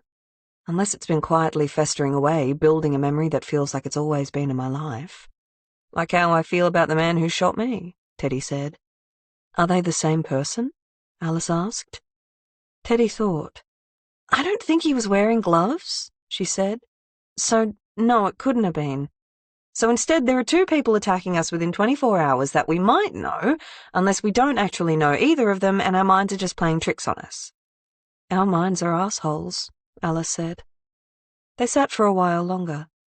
Teddy said, How confident do you think our girl Sally at the funeral home was about the body not being Darwin's? What do you mean? What if it was replaced at Chetna's? Like it was Darwin's, but then it was Cole's. And you think she had something to do with it? I mean, you did get assaulted on her property. Not by her, I'm sure of it. But Valkyrie was out of your sight, right? Yes, but I'm the only one with a key to her. Unless there's a spare, but there's no way that spare was anywhere but in Pia's secure cupboard back in Melbourne. I was keeping her safe from outsiders, Alice said plaintively. Choker considered her safe. What if, Teddy said, it was Cole who tried to kill you? And after you stabbed him in the hand, he was dispatched by Chetna and put in the coffin. That's suitably dramatic, Alice said, but I can't see it. She couldn't get into Valkyrie, but let's pretend she could. It would also mean turfing out the dead body of Darwin Weiss from a coffin that Sadie sealed and burying him somewhere in Tomb Creek, which, yes, sounds incredibly apt. But I have a second reason that this doesn't fly. Cole did not look freshly dead the next day. He looked embalmed. Al, how do you think he died? His head was patched up, but how he got that injury, I don't know. I wish I'd done more when I was there, but when it happened, all I could think about was getting me and that tracker far away from each other. So, Teddy said, what are we doing tonight and tomorrow? I think, Alice said, we need to go for a drive. That's always your solution, Teddy said affectionately. We've stayed too close to home. Tonight we go over our notes. Keep talking, maybe something will come up. And tomorrow we go visit the people I was speaking to all those weeks ago. Teddy asked, You want to see Chetna? No, Alice said. I don't know if I trust her. So that's a yes? Well, probably. But I think we need to go see Toby first. Teddy tilted her head. Darwin's cousin? I just think he's a good starting point, and someone who might have information about his death. Sure, we could ask his grandmother instead, but I don't know if she'd take well to it. She might shoot me instead of the roses if I ask the wrong question. She sighed. Maybe we even need to go to where Darwin was supposed to be buried, see if his mother wants to talk. Seems unlikely, Teddy said. So we're doing that whole drive in one day? I'm setting our alarm for 5 o'clock in the morning. Get absolutely fucked. I'll take you to that good service station on the way in. Teddy grimaced. The one with the edamame? You know it. Well, Teddy said, fine. Chapter 35. They were 3 hours into sunset, looking over their notes and getting nowhere, and it was making them hungry. Teddy suggested takeaway, and Alice said, let's try one more place Art went. Why? You want to take up another job shifting coke or whatever the fuck it is? One illegal job is enough, thank you, Alice said. But we have to put ourselves where the information is, right? Teddy grouched and conceded Alice was right. I know a place, she said. It was in Kew. Art said he was going to go thank the chef in person, and he vanished into the kitchen for 10 minutes. I thought he was just being Art, but now, well, you know. All right, Alice said. Whereabouts in Kew? Teddy looked at Alice beseechingly. You don't remember? Alice asked. I'll remember when we get there. All these restaurants, Teddy said. Art was, what, selling for them? She paused and closed her eyes. He wasn't a gourmand at all. He was just a dealer taking us to his workplaces. But the food was so good, Alice said, in pain. We liked it. Because of Art, Teddy thought. Because he told us we would like it. So maybe Cole was selling too, Teddy said, and that bothered Darwin enough somehow to use him in his place? But he didn't die from anything drug-related, like an overdose. It was something more physically traumatic. Did Darwin push him off a building? Alice thought about him lying in the coffin. I don't know. But he did die somehow, and there's fucking nothing that tells us how. A fake body, Teddy said. A fake goddamn disappearance and probably a faked death. But why couldn't Art's be fake? I had to watch him die. I know, Alice said. And you nearly died too. And someone tried to shoot you as well, Teddy said, with a rifle. Why a rifle? Country people always have rifles. So you think it was a country person who tried to shoot you? Actually, Alice said, no, I don't. So no, I don't know where the rifle came from. Do you know anything? We know we're hungry, Alice said. So let's go find this place. They could not find the restaurant. They got a little lost, ended up on a few wrong roads, on a bridge by the river, down dark streets in front of rich houses. Alice didn't like being lost, but kept her temper until Teddy hollered, right, and they found the place, nestled between 2 townhouses. It was an Art Deco restaurant, all brass and deep reds, and it was closed. Teddy slapped her hand on the door and let out a growl of frustration. Alice peered in and said, the lights are still on. Maybe they've only just closed? Who closes this early on a Saturday? Teddy asked. I think it might be less early than you think, Alice said. She went to walk back to her car, but Teddy was scouting the place, heading around the back. Alice followed. Beside a skip, one of the waitstaff was smoking. He was handsome, with wild, curly hair and a streak of sauce on his cheek. Can I help you? He asked. We're a bit late, Teddy said. We were hoping for a drink. There are a few places around here a bit nicer than sitting next to a skip, he said. I could show you if you want. Teddy gave a little sigh. Alice said, we really only had time for this one drink. All right, he said, then pointed his cigarette at Teddy. I remember you. You've been here before with my friend Arthur. I'm Fraser. Have you heard what happened to him? Teddy asked, keeping her voice steady. I have, Fraser said. I didn't like it. Teddy said she didn't like it either. Alice was unmoving, trying not to distract him from his laser focus on Teddy's face. I don't suppose you have a sarsaparilla back here, do you? Teddy asked. Oh, you're looking for a job, he said. I'd have to get back to you. Art's not here to vouch for you. I'm not sure if I want the job, Teddy said. I'm just kind of grieving still, so there's no hurry. I'll finish in half an hour, he said, in case you would like to talk more. Teddy conceded that she did, and that maybe he would like to come back to hers for a drink afterwards. He thought that sounded pretty great. Teddy and Alice drove back to Teddy's apartment, put all the notes they'd left out into Alice's room, and Teddy changed her bedsheets while Alice washed the dishes and said, I can't believe I'm cleaning up for you to have a goddamn date. It's not a date, Teddy said. It's intel. Then why did you brush your hair? Well, Teddy said, it's because I want to have sex with that man from the restaurant. At 11 o'clock, when the doorbell rang, Teddy gave Alice her noise-cancelling headphones and a book and told Alice not to wait up. The headphones worked, but the request did not. Alice waited until both of them were snoring through the thin walls of the apartment, just before 2 in the morning, before she could relax enough to finally go to sleep. Chapter 36. At 5:30, Alice knocked on Teddy's bedroom door and yelled, We're leaving in half an hour. What the fuck? Fraser said, sitting up like he was about to fight someone. We're going on a road trip, Teddy told him, yawning. I told you that's why I had to get some sleep. I thought you just wanted to get me into bed. It was a little of both, she said. I'm having a shower, Alice hollered through the door. When she got out, no less tired than she was before she got in, a shirtless Fraser was in the kitchen, drinking a glass of milk like a thirsty teenager.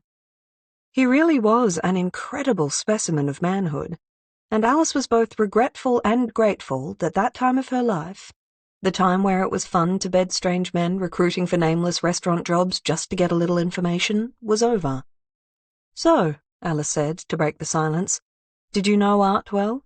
We hung out a bit, Fraser said. Sometimes we did a job together. The big guy's real particular about it all.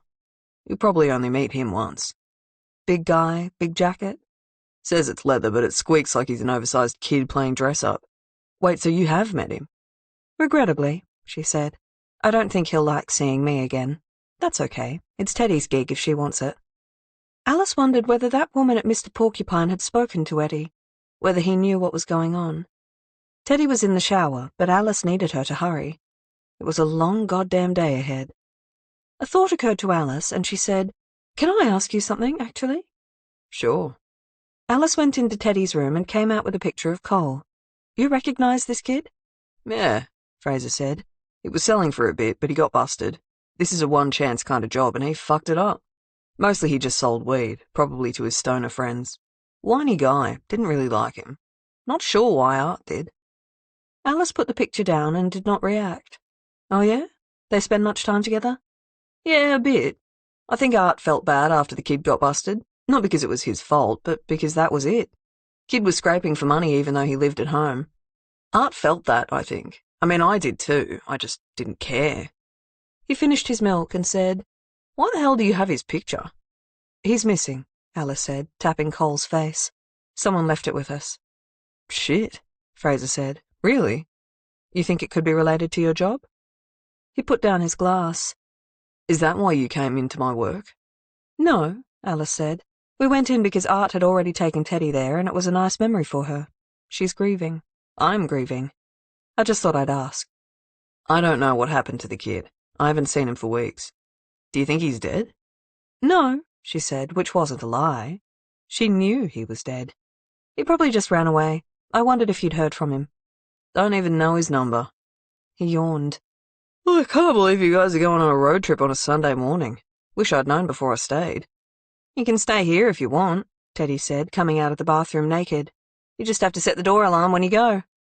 I think I'll probably leave, he said, unable to turn away from her. Teddy shrugged and went into her room to get dressed. When she reappeared, she handed a business card to him and said, You can call me if you want. He looked at her with genuine affection in his wide, sad eyes. Alice felt almost bad about taking Teddy away from her budding relationship with Fraser, who was increasing the temperature of the kitchen every moment he was in it. He got dressed, a shame, and left with a wave. That was nice, Teddy said, looking at the door wistfully. Did you get anything out of him? Turns out he wasn't interested in talking about another man. Perhaps this was an error of judgment. Actually, it wasn't, Alice said, Turns out I got something from him. I didn't even have to get naked. That's sad for you, Teddy said. What if I told you I know for sure that Art knew Cole beforehand? Teddy said, haven't we established that they both worked for Mr. Porcupine? Ted, Alice said, they properly knew each other. Fraser said they did some jobs together, Art and Cole.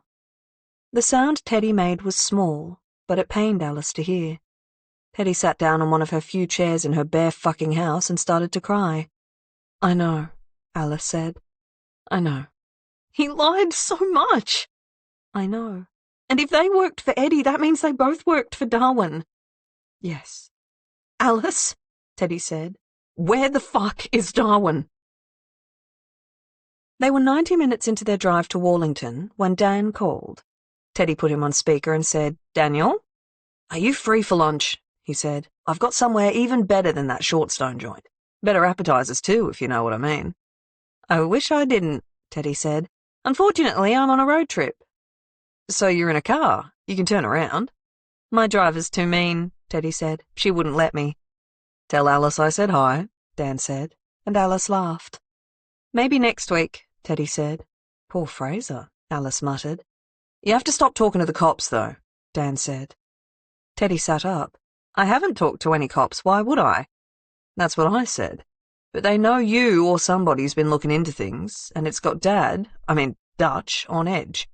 He doesn't want the cops onto him because he had contact with your boy Art just before he died, but not even for anything dodgy. It was a car wash service, which is legit. I even found the invoice. Car wash and flower delivery like a week before he got shot. I think he's just pissy because it said payment ongoing, which means a loaner, which means Art hasn't paid him back and he's not going to since he's dead. Nina, Alice mouthed to Teddy. How much was the amount for? Teddy asked. It's just that I think a car wash and a bunch of flowers doesn't really sound like the kind of long-term loan where people will harass someone's sister for the remaining amount. I don't know what you mean, Dan said. Of course you don't, Teddy said unkindly. Don't be such a dick. And the invoice didn't say. Sometimes they forget, on purpose. They just fix it later when they need to slide some other money into the business. But I saw it. Car wash and flower delivery.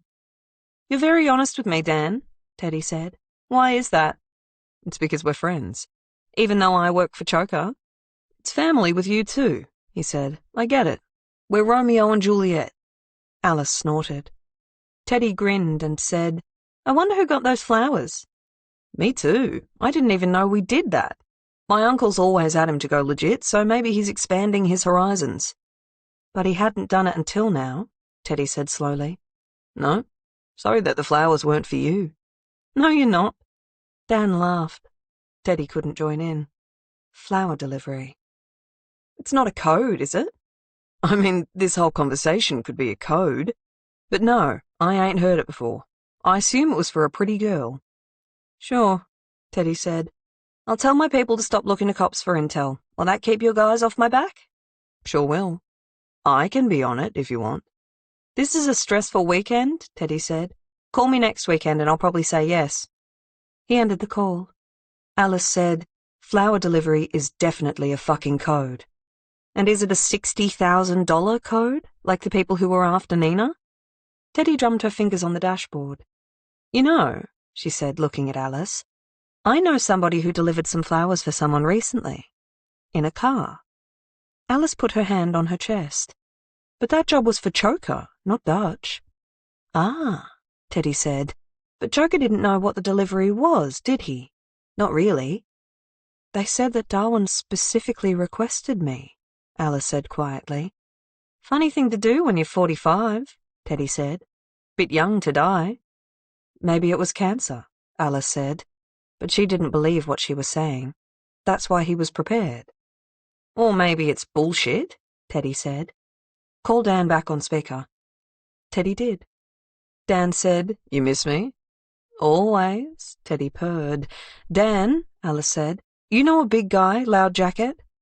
I know a lot of guys with jackets. Properly big, Alice said, tall. Takes up too much space. Dan paused and then said, I might. He work for you? Dan laughed, then said, I think this is where this conversation ends, ladies. I'll talk to you later. He rang off. Teddy said, Eddie works for Dutch, you think? or Dutch works for him, and Art works for Eddie, and so does Cole, and Eddie works for Darwin. And Darwin is dead, Teddy observed. Possibly, Alice said. Can this car go any faster? Don't you start with me, Alice warned. You want to get arrested just before we figure this shit out? Depends on who's doing the arresting, Teddy said. Jesus Christ, keep it in your pants, woman. How was I the one who got pregnant young? They called Cherry an hour later on the drive, just to hear her talk. She sang the alphabet, told them about a really fluffy dog she met, wanted to know about the sleepover they'd had the night before. Teddy told her about the pancakes Alice had made her for breakfast, each in the shape of a T. Cherry said she was the one who taught Alice about making pancakes into someone's initials. Where would I be without you? Teddy said with wonder. June got on the line, told Alice he loved her, asked if she'd be home for dinner. He'd grill salmon if she was. I'll try, she said, and meant it.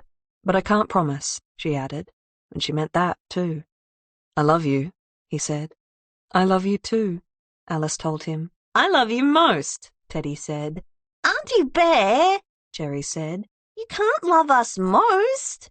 Try me. Half an hour later, Teddy said, I have a theory about what Dutch's flower delivery is. Choker has a different name for it, but he'll deny it. I heard my dad say it once, but when he realised I'd heard, he rained hell on me for listening in and told me never to remember it or talk about it. Of course, I always remembered it, but I never did talk about it. Until now. Alice said, Go on. Choker calls it hiring the brown skip. It's body disposal. Alice said, Fucking hell. It'd explain why Dan's never heard of it. He's too spaced out to be on that level of knowledge. And it would also explain the lack of exact remuneration on Art's invoice, because the brown skip would be the most expensive thing you could pay for. She paused and remembered Art's words. More than I earn in a year. The words he'd said he didn't mean. To push them out of her head, she said, Scratch that. Contract killing would be the most expensive thing, and even I don't know what that's called. Alice did. Choker had run the idea by her once, but she thought now was not the time to say it. Why the fuck would Art want to dispose of a body? They looked at each other. Whose body was it? Teddy asked, her voice strained. Alice, tell me it wasn't Cole's. Alice, tell me. It wasn't Cole's, Alice said. You're lying. Yes, Alice said. I am. God damn, Teddy said, and her face crumpled. Chapter 37. They stopped for petrol, edamame, and average coffee at the good service station, and ate their food outside, leaning against Alice's Golf so Teddy didn't get edamame shells all over the car. Alice was watching Teddy. Are you all right? I don't know. No? Not today, at least. Are you all right? Not even slightly, Alice said. I feel like every case we've ever done has been logical in comparison to this one. Me too, Teddy said.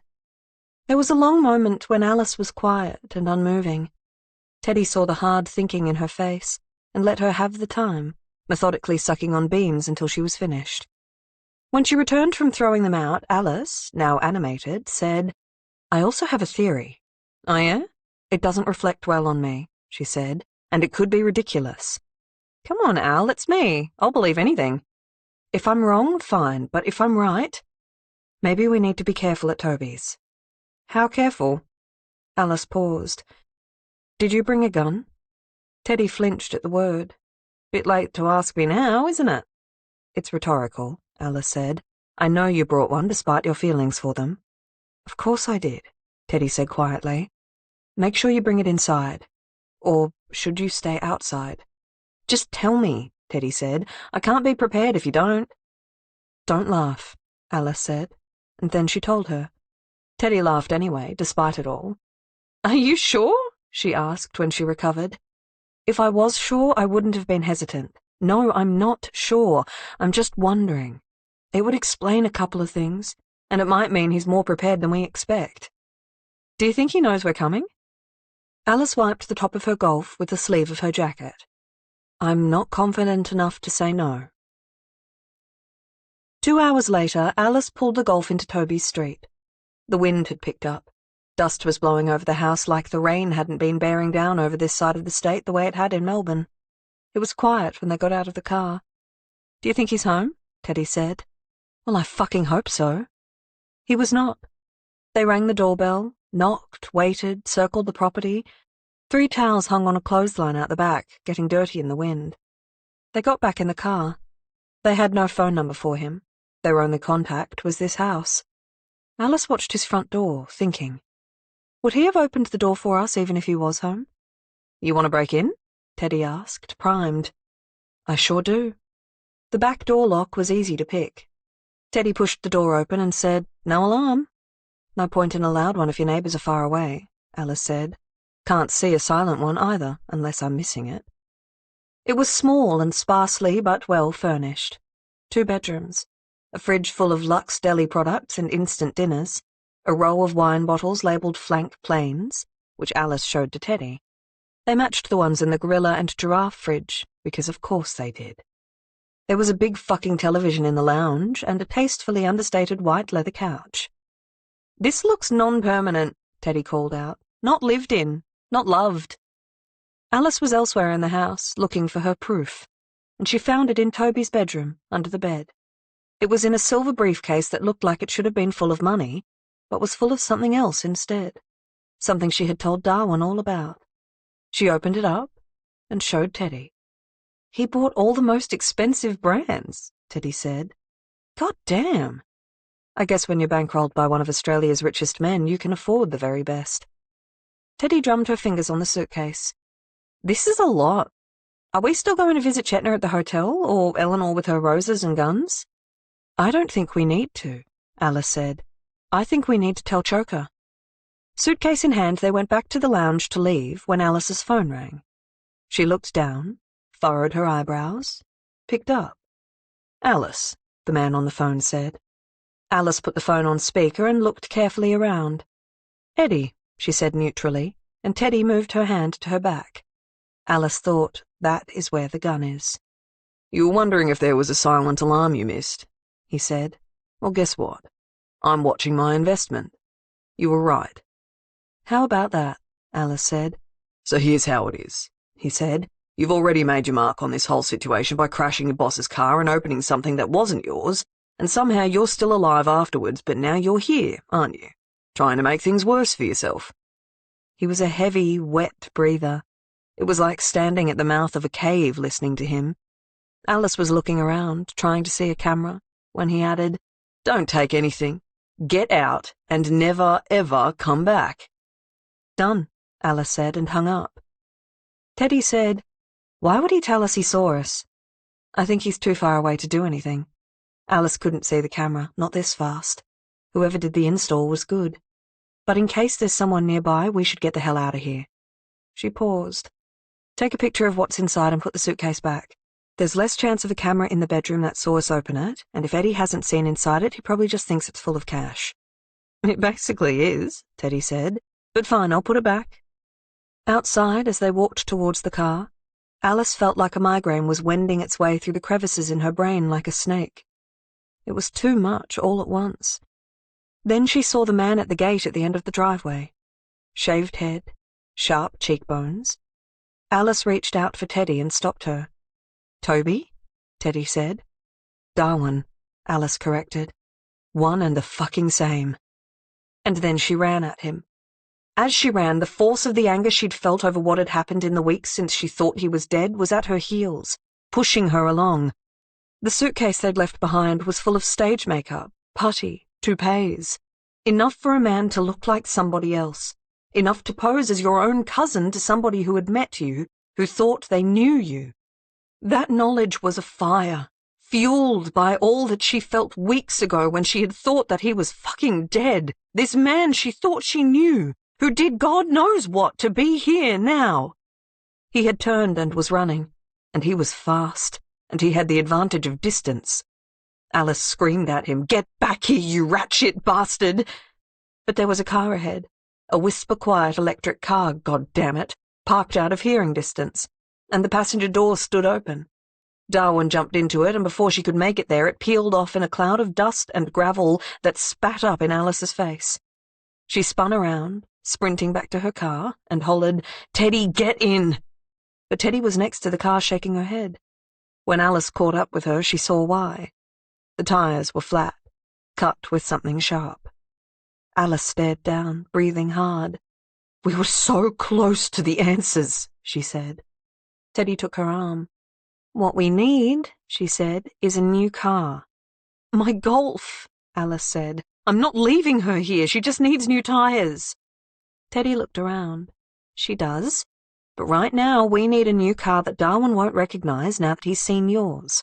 And we need to do it away from any cameras he's got out here to watch his property. So we start walking, and I'll start calling." "I'll call," Alice said miserably. "Pia probably knows someone who can hook us up for cheap. And she might not tell Choker." "Just in case Pia doesn't want to speak to you right now," Teddy said gently, "I'll call." Alice wiped her nose. "Okay." And with nothing else in sight but dust, gravel, and sparse, grassy fields, they started to walk. Chapter 38. They didn't go visit Eleanor after all. They didn't try to find Toby in Wallington. Instead, they hiked all the way to town, met Pia's contact, and drove back to Melbourne in a stumpy black Mazda 3 that smelled like pizza and old cigarettes. "This is Pia getting revenge on me for ruining Valkyrie," Alice said, winding the window down despite the cold. "Oh, honey, of course not," Teddy lied. On the way, they called Nina to see if she was home. She was, she said, and what did they have to tell her? Was it about who shot her brother? Just a few extra questions, Teddy said, looking at Alice. They didn't stop for anything. The solution felt near, and the time they had to figure it out was shrinking with every kilometre they spent on the road. And so they went, hours of silence and rain and clouds and clear skies and freeways and the sun getting lower until there was the beach in the distance, and then Nina's parents' street, and Nina's family house. Art's house. "Why am I scared?" Teddy asked, looking at her hands, even though they weren't shaking. "Because we let our guard down back there," Alice said. "We can't do it this time." "Even with Nina?" "Especially with Nina." And when Nina's front door opened, Eddie was on the other side of it. He didn't look surprised to see them, but they supposed Nina had told him they were coming. Teddy said, "Shit." He was still in his goddamn squeaky jacket, and his face was contorted with some kind of glee to find them here in front of them. Alice asked carefully, "Is Nina here?" "I'm here," Nina called. Eddie stood back to let them in. Neither of them liked passing so closely by him, even as he raised his hands, acting defenseless. The house was cold, but Nina, when they saw her sitting in the front hallway at the bottom of the stairs, was sweating. "Why are you here?" Alice asked Eddie. "Ladies," he said, "I'm here to clean up problems. You asked me that time at that old woman's house what my other jobs were, and, well, it's this. It's smoothing things over. It's taking the fall. It's cleaning up. And I mean that in both what I do and how much I get paid to do it." Teddy caught the tone in his voice and asked Nina, alarmed, "Your folks around?" "They're indisposed," Eddie drawled. "Really, this family has to be a bit more careful about who they associate with. Some people might be dangerous. You think they would have learned already, really." Nina let out a choked, strangled sound at his words. "You want to sit on the deck?" Teddy said carefully. "Get some fresh air?" "Right here's fine," Nina said, looking at the front door. Eddie was still standing too close to both of them, his lips stretched in a toothless, mirthless smile. His hair was slicked back, and his whole body seemed oily, slippery. He was too close to the nearest exit, and could reach them easily before they got to another one. With Nina blocking the stairs, they had no height advantage. Teddy had her gun, but when she thought about it, about using it on a human, even one as oily as Eddie goddamn Rubicek, her hands flared with heat, like they were covered again in Art's blood. "What were you here to say?" Nina said. "How do you know Eddie?" Alice said. "I had his number," Eddie said. "Art used to work for him?" She shuddered, a full body vibration. "Before he died?" she finished. "But that's not what you were coming over to ask me." "Nina," Teddy said, thinking about Rusty's information about Nina's late-night drives. "Did you help your brother with something bad before he died?" Nina wrapped her arms around her legs. Eddie said, "Don't tell these bitches anything. You saw what they turned your brother into." Alice did not want to explore that in this moment, and spat at him. "I saw you scared off by a grandma." Teddy realized then that Alice had been creating some distance, very slowly, between herself and Eddie. "I'm not afraid of you," Alice said. "I think you might be," Eddie said. Teddy laughed. She couldn't help it. Eddie glared at her. Alice took another step back. "She's doing something," Nina said, pointing at Alice. Eddie said, "There's nothing she can do now." And then he reached for her. Nina's and Art's parents had a lot of heavy things in their houses. Vases, abstract chrome artworks on shelves, and a set of hefty books that, Teddy realized, were not actually books, but a solid ceramic display of them, a false pile, and too heavy. By the front door was a chrome sculpture about 30 centimeters high, 2 waves of silver like a flame. That, Teddy thought, she could lift. And, well, since Nina was pointing at Alice and Eddie was looking away from Teddy, it seemed like a good time to find out if she was right. She braced, grabbed a wave in each hand, and lifted it up. It was heavy, far heavier than she had thought, and the weight meant she took an extra moment to lift and swing while her shoulder sent white-hot pain through her whole body. It was enough time for Nina to yell, "Hey!" and enough time for Eddie to turn so that instead of hitting him on the back of the head, it caught him right on his face with a hard, loud sound. Metal, bones, muscle, blood, a sound that wasn't like when Art had died, but was also exactly like that. Nina ran, fast, up the stairs. Eddie put his hand on his face, on his mangled nose and lips which were bleeding all down his chin, and then took them away. He stumbled, and Alice and Teddy stood back, watching as he sat down heavily on the ground, his back against the wall, and kept reaching for his face and away from it and towards it. "You watch him," Alice said. "I'll go get Nina." Eddie did not stop moving. He wasn't dead, and Teddy didn't know if he would die, or if she should try to make it happen. If it was worse for him to be alive. She got out her gun and trained it on his forehead. It felt heavy and mean in her hands. A wrong thing. She left the safety on. Alice found Nina in the large linen cupboard, trying to hide in a wicker basket full of tea towels. When Alice grabbed her, she screamed and screamed. Alice said, "You really want someone to drag the police here? That fine with you?" Nina shut up.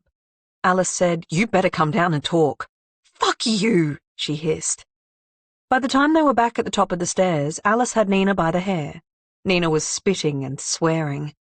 Alice said, "You can walk down the stairs or I can push you down them." She let go of Nina's hair and dropped her on the ground. Nina got up slowly, her eyes locked on Eddie on the floor below, and his hands that kept reaching for nothing. "Go on," Alice said. Nina went down the stairs, slowly, angrily. Teddy by the front door stepped back from where she'd been leaning over Eddie's semi-conscious body, wiping her hands on her jeans. He made a long, low gurgle, and Nina looked at him with revulsion. Teddy said, "Why did you decide to call Eddie when you knew we were coming?"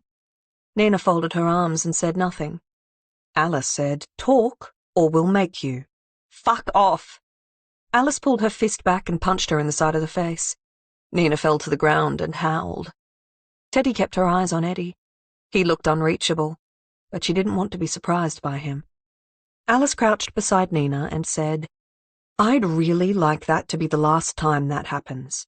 I didn't come here expecting to hurt you, but you called someone who absolutely expected to hurt us. So how about we just fucking talk, hey?" Nina nodded, then flinched in pain. "Great," Alice said. "So, would you like to answer Teddy's question? Or would you like her to aim her gun at you instead?" "Eddie asked me to," Nina said, her hand on her cheek. "He said to call if you called." "Do you know why?" "No." "Why do you think?" "Because you're violent bitches," Nina offered. "I mean, sure, but that's not a very good reason. We were just coming to ask some questions. Like that last trip you took with Art to Geelong. Where exactly did you guys go?" "To the fucking beach." "Oh yeah? Which one?" "What's it to you?" "Didn't we make a deal?" Alice asked, "about how you'd answer and I wouldn't kick your ass?" Nina held her arms around herself protectively. "Can't remember. I don't know what it's called." "Do you remember the weather?" "Cold." Uh-huh. Alice watched Teddy, who was looking at Eddie, whose eyes were slowly closing. He probably did need some help to come quite soon. Was it busy on the beach? Quiet, why are you asking me this? Who gives a fuck if it was sunny or cloudy? I tell you about my last nice date with my brother and you're trying to drill me on it? Yes, Teddy said simply. We want to know a lot more about Art's movements that day. Your best friend? That Art? Nina asked. Yes, Teddy said, and it hurt. She was thinking of a time that she and Art had to go tell someone to take their eviction notice a little more seriously and encourage them to leave extremely soon. They were not to use force, but were very good at implying otherwise, and had made the guy whimper before promising he would be out by tomorrow. It had been more like an acting class than a job, and then they bought beers and drove to the rooftop car park of a nearby shopping centre and watched a storm brew in the distance. There were black clouds and spikes of lightning moving closer, and it was a small-scale thrill. Art told Teddy all about his father being a bastard, and how now Art hated liars. Teddy said that they were professional liars, and he said, "Yes, but not where it counts." It had been a great day, but he did lie, where it counted. "What time were you there?" she asked Nina. "I don't know," Nina growled. "After lunch." "I guess night time is after lunch," Teddy said to Alice. "Technically, sure," Alice said. "What do you think, Nina?" Nina glared at her. "All right," Teddy said. "We'll stop playing. We know you didn't go to Geelong in the daytime, but to the Mornington Peninsula at night. We also know that Art knew the guy that he and I were looking for, and we know that he lied about one of the people we spoke to so that I would finish the case. We know that Art owed some bad people a lot of money, and that they are probably coming after you for it." Nina shuddered then and pointed at Eddie. "He was going to help me." "How?" "By paying it, if I did some work for him." "What kind of work?" "We didn't get that far. Something about a restaurant he owns and selling some stuff, I don't know. And now what the fuck am I supposed to do? I got to pay all this money and I got nobody to pay it." "We might be able to help," Alice said. Nina looked at her in desperation. It wasn't the truth, but Alice had a very honest face, and Teddy was not the one who'd said she hated liars. "Really?" "Just explain it to us," Teddy said. "We're not here to fuck up your life. We just want to know. And I have an in with Dutch." Nina sat up. "The guy Art owed money to?" "The one and fucking only." Nina was quiet. Eddie was making a long, strange sound.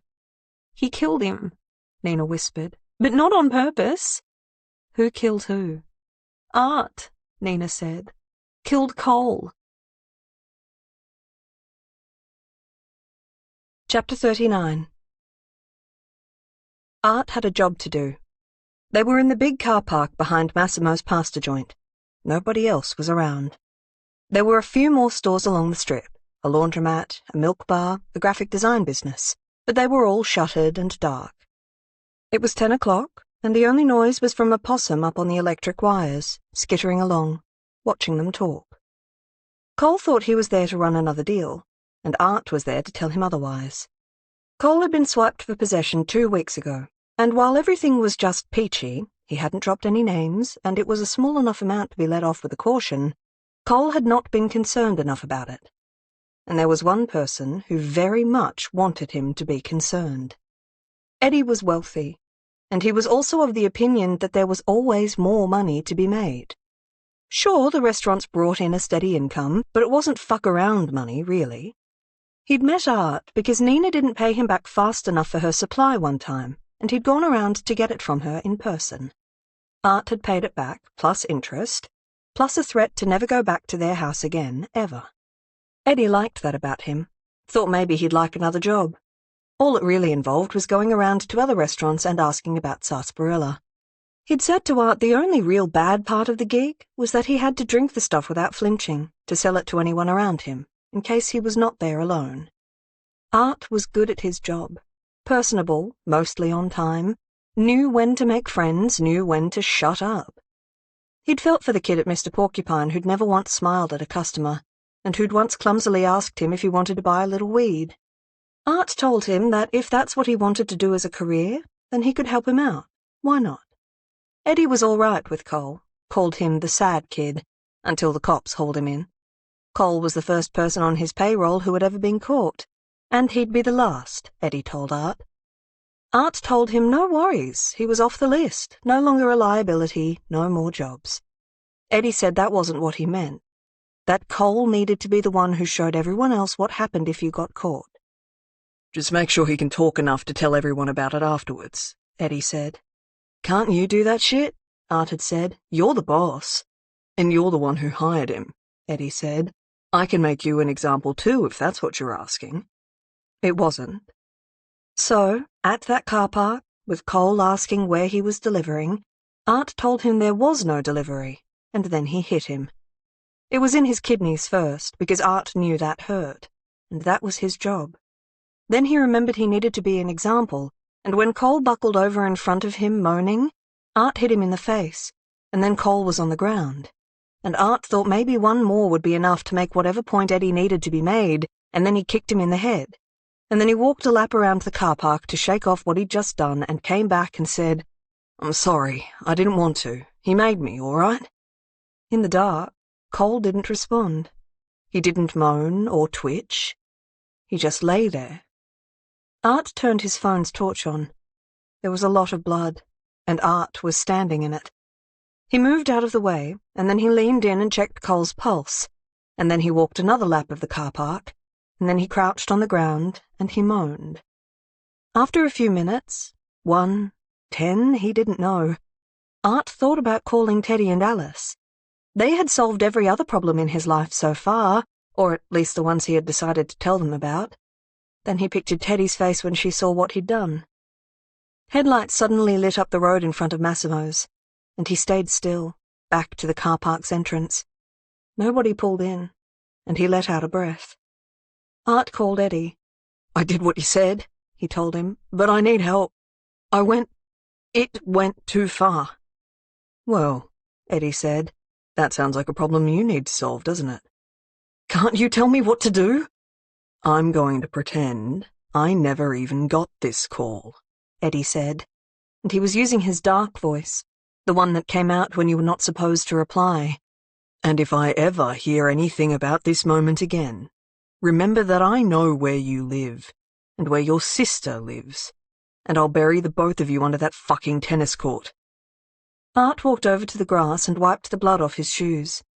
Then he thought, I'm tracking this man's blood all over the car park, and I'm making it worse. He called Dan instead. He still owed the guy a bunch of money about the whole eye thing, but Dan wasn't mad about it. He wasn't the type of person to stay mad. Hey, Art said, his voice cheerful. I got a little extra money to pay back your dad. You got a number I can call? Sure I do, Dan said. This means you can buy me a beer next time, right? Next week, Art said, for fucking sure, man. He called the number Dan sent. He explained who he was and said, if something's gone wrong, do you have someone who can help? Of course we do, the woman on the other end of the phone said. It'll cost you. How many people do you need? I don't know. 2? It's urgent. I got into a fight with this guy and he's not moving and— What's the address? He told her, and she told him the amount of money he would have to pay. He closed his eyes and said, That's fine. I can get that. While he waited, he thought about how he could get the money from his parents. They had it. He knew that. The easy way was to tell them he was getting engaged, and could he use Grandma's diamond? It was worth an obscene amount of money. He could get Teddy to put on one of her faces and pretend to be his hot fiancé. Then he could pawn it, and she could say she left him, and he would say he was sad, and probably it would be a while before they asked about the ring, and maybe by then he could get it back, if he cared about it, which he didn't. Grandma had been a vicious monster who shot rabbits on her farm for culling, and birds for fun. Or there was his father's Jaguar, or the yacht, or there was actually asking them for the money. He thought about all of it. Then a car pulled into the parking lot, and he thought, I'm fucked. But it was Dutch's people, a man with a huge beard and a woman in a black turtleneck. They got out of the car, and the woman sighed. What the fuck did you do? He told them. The woman sighed again. The bearded man was already rummaging in the back of Art's Jeep. He pulled out a thick, wide picnic blanket that Art's mother had bought for him for Easter. His dad had griped that it cost $250 goddamn. The man threw it next to Cole's body and said, "Here's what we're gonna do." They helped him wrap Cole up. They helped him put the body in the boot of Art's car. They told him what to do, gave him an address for where to take Cole's body, and another to take his car to clean it up afterwards. They had a tank of water in the back of their car and a hose attachment. He watched them start to spray the blood off the asphalt before the woman said, "What the fuck are you waiting for?" "We'll move his car from here," the man said slowly, like he was talking to a small child. "But we'll send you the address of where it's gone. You have to dispose of it after. Isn't that what I'm paying you for? The less people that know anything, the better," the man said. "You deal with his car, and we'll see that he's never fucking found. We'll see to it that nobody knows you were here. But mate," he said, and now he was growling, wolf-like, "you can't expect to kill a fucking teenager and not have to do anything to fix it." Art got into his car with Cole's body in the back and watched Cole's car drive away and out of the car park. He took a shaky breath and called his sister. "Nina," he said, "I need you to get some nice clothes out of my wardrobe and meet me at an address in Rye." "I'm tired," she said. "I don't want to." "I need you to be there and ask no questions," he said, his voice jagged, the car ice cold around him. "I need you to remember all of the times I paid for your fucking addictions and told our parents you weren't home when you were spiraling on your bed and gave fake names to paramedics. I'm calling in a favor. The big one. You know." Nina did know, and by the time he finished talking, she wasn't so tired anymore. He drove Cole to Sadie's funeral parlor, smoking every cigarette he could find in his car, and half of an old one from the center console. Nina was already there when he arrived, and she passed over the clothes she'd brought from his wardrobe while he told her what had happened. Sadie came out, rolled her eyes at them both, then opened the garage for Art to drive on in. Nina waited on the stairs outside, sitting in the dark and playing Tetris on her phone, because she'd heard you should do that after traumatic events, and it felt like helping to dispose of a dead body was a traumatic event. He was in there for half an hour, and then he came out, pale. "You all right?" "Sure I am," Art said. He drove to the car detailer, and she followed. She waited in her Mercedes, and when Art came back, he looked tired. So tired. She got out and hugged him. "You smell like shit," she said. "Can we just go home? I need a lot of showers." Nina drove. Art didn't speak for half an hour, then staring out of the window, he said, "Is the Alexandra a river?" "I don't think so." "That Sadie woman said they're going to put him in it." "They're not putting him in a river. People could find him." Art got out his phone, typed frantically. Nina tried to drive slowly, cautiously, even though it didn't really matter if the police found them anymore. Then he sighed, long and hard.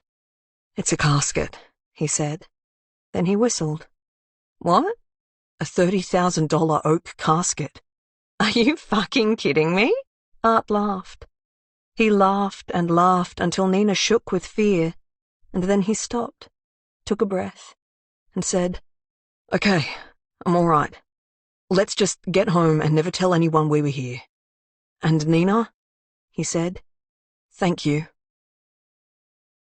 The sun moved down low outside as Nina finished telling them the story. Eddie was making a sound that was something like a snore. It was both reassuring and terrible. "Art killed him," Teddy whispered.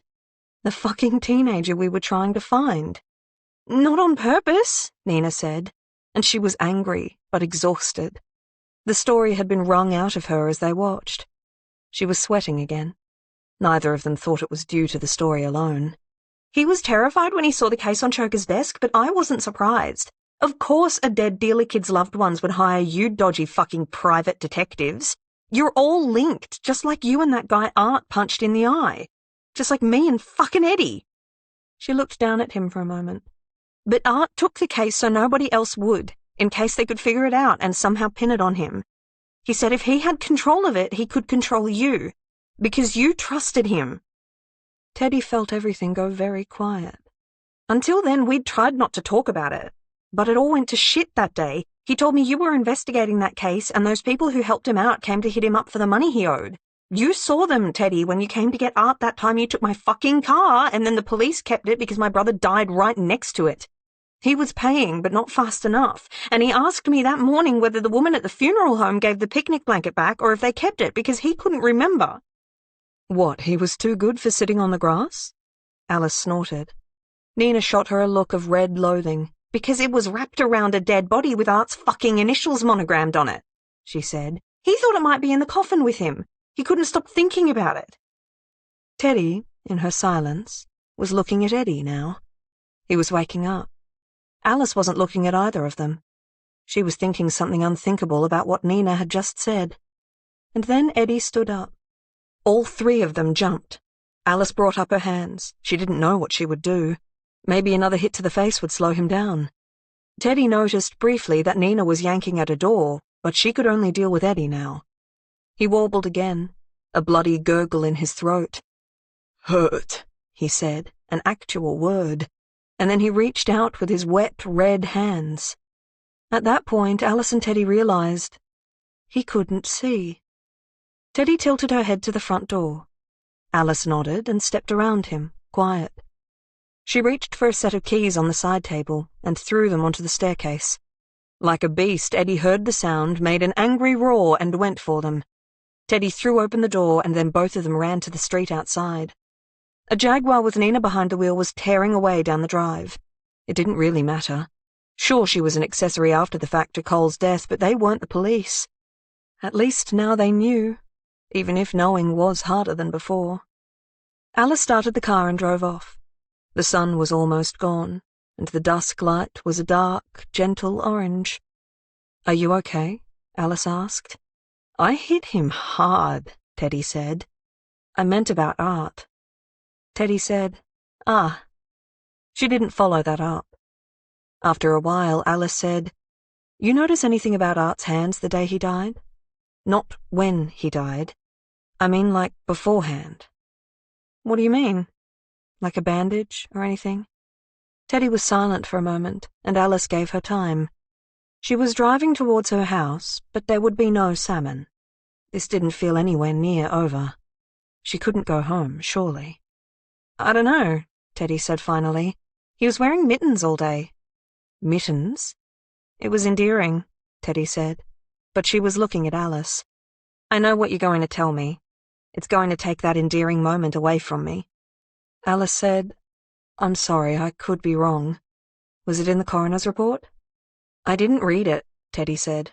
"Why would I want to read it? I was there when it happened." "Did you read it?"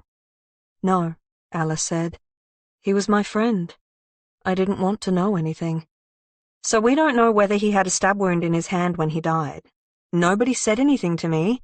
Maybe they thought it was from the actual fight?" "Maybe," Alice said. She stretched back in her seat. "I thought mostly that the person who broke in at Chetner's was there to hurt me, and I fought them off. But I also wondered if they were trying to get the keys to Valkyrie. Now I think that's exactly what happened." "You think he drove all the way to goddamn Tomb Creek to check the coffin for his $250 picnic rug?" She paused. "And that he did it in Cole's goddamn car and left blood in it from when you put my knife through his hand?" Alice did not want to say it, but she thought, yes. Teddy couldn't talk. She was just looking at her hands. "I never said who was in the coffin," Alice said, "but I told him it was Oak. He must have realized then that it was the one Cole's body was in. Still, how did he know where I was?" Alice asked quietly. "He never had the address. I know you tracked me, but he doesn't. Unless you showed him." "I didn't," Teddy said. And then she said, "Wait, I updated it in our docs when I was at Rusty's. I wrote the address you told me there." She breathed out. "I even said you had a key to the garage." Alice said, trying not to laugh, trying not to cry, "The first time that slack fucking prick ever bothered to look over the docs and he used it to find me with a fucking gun." Teddy put her hand on her mouth. "Not only the blanket," she said. "There was the shell," she said. "The shell in the pocket of Cole's pants." Once, on the beach with Alice and Cherry and June, Art had found a handful of shells for Cherry, who loved them. He said she could have them, and she had stared at them like he had given her the moon. He always picked up tiny, shiny shells. a beachside boy and his sandy pockets and the pants his sister gave to a dead fucking body. And Nina's car, Alice said, her voice smaller with every sentence. Getting off the Monash that night. She was picking him up from where he'd left Cole's car, and then later that morning he pretended he'd just come in when you got there. She let out a sound that was almost a whimper. I think I don't have any other ideas for who it was or why they were there. Give me any other one, anything, and I'll fucking listen. Teddy did not have any more ideas. Neither of them did. Alice pulled down a side street and idled in front of a dark, low house with palm trees in the front yard. What the fuck are we going to do now? I know what we can do, Teddy said. We need to meet up with Darwin. How the fuck are we supposed to find him? He could be anywhere. He could, Teddy agreed. But what if we made him come to us? No need to speak in mysterious questions, Alice said, almost smiling. Come on, I'm sufficiently enthralled. What if we told him to come and meet up with Eddie, Teddy said, but actually it was us? And how would we do that? Teddy held up a phone between her fingers. Is that fancy-ass Samsung possibly Eddie's telephone? It could be, Teddy said smugly. You sneak, Alice said admiringly. But how are you going to message him? Surely a prick like that has password protection. Fingerprint, Teddy said. You didn't, Alice said. I did, Teddy said. Teddy, not the whole finger, just the top. He won't miss it. I mean, he's a big guy, and it's just a tiny percentage of his body mass overall. We might have to put an electric pulse through it to fake his vitals if his phone is fussy, but I've got a small electric generator at home. Or there are some jumper cables in the boot of my car. You fucking ghoul. You love it, Teddy said. You know it, Alice said back. Chapter 40. Eddie was an elaborate texter. His messages were long. He used full words, no shortcuts, and explained everything in detail. He had a lot of recognizable names in his contacts, but Darwin's name was no longer listed. Toby's was. He called him Mr. Weiss, and Eddie had messaged him that afternoon, telling him that Alice and Teddy were at his house, and under no circumstances should he go inside. Teddy and Alice were back at Teddy's apartment, both showered and changed. Alice texted June and told him she would be late, and that she loved them both very much. Teddy composed the message on Eddie's phone while Alice dried her hair with a towel. Mr. Weiss, I have had another encounter with those two women who have been following you and need to discuss. They took a punt. Should we meet at Mr. Porcupine? They kept the disguises light. They just needed to not be identifiable at first glance. Alice found a cropped black pixie-cut wig, and Teddy went to put on a long blonde one before realizing she hadn't cleaned up the blood from the last time. She left it soaking in the kitchen sink and stood over the pink water before letting out a sob. I just realized, she said. Remember how Heidi said Cole stole her jacket? Alice was leaning on the bench, holding a baby carrot she hadn't been able to eat. The one that looked like Art's. I think that's why Cole stole it, Teddy said, rubbing her hands, like she was erasing the thought of it. He took his mother's jacket to look more like Art. Because he admired him, Alice whispered. Teddy rubbed her hands harder. Alice came over and put a hand on Teddy's arm and said, I hope he felt great when he wore it. I should have known, Teddy said, and her voice was strangled. None of us did. I mean it. Not even Choker, and he's been doing this for longer than any of us. I'm so angry at him. I don't know if I'm mad that he killed Cole or that he didn't tell me about it, or if it's because he's not here for me to scold about it. She looked up at Alice. I've never killed anyone. Neither have I, Alice said, but the whole ride from Nina's, all I could think about was all the times I could have. I don't know how to feel about him, Teddy said plaintively. I'm furious with him and still so sad. Where do I put all of my feelings? I've put mine in a box, Alice said. If it helps, there's space for your feelings too. We can open it again later. Or never, Teddy said. That, Alice said, is a terrible idea. While Teddy pinned herself into a brown wig, Darwin finally texted back. 10 o'clock. Make sure they don't follow you. They parked a block from Mr. Porcupine, down a suburban street, out of sight. Teddy looked up through the windscreen at the clouds in the night sky, lit up by the city lights, and said, "Looks like rain." Alice reached into the back seat and handed over an umbrella. "This weapon sucks," Teddy said. "Mary Poppins says you're being a pussy," Alice said. "I'll see you there." Darwin wasn't anywhere to be seen when Alice arrived. She went around the back, crouched between two skips in the stink of old food, and waited. It was just past 10 when a sleek electric MG, the same one she had seen driving away from her at Toby's house, pulled into the driveway behind the restaurant, and Darwin got out of the passenger seat, wearing a paper face mask as an easy disguise. Alice sent a text to Teddy. Not alone. Darwin looked around, but missed Alice in the dark. He walked up to the back door of Mr. Porcupine and knocked on the window. The chauffeur got out, a man with a neat little driver's cap on who looked old, hollow, and mean. He didn't have a weapon in his hand, but he might have one concealed. Darwin could too.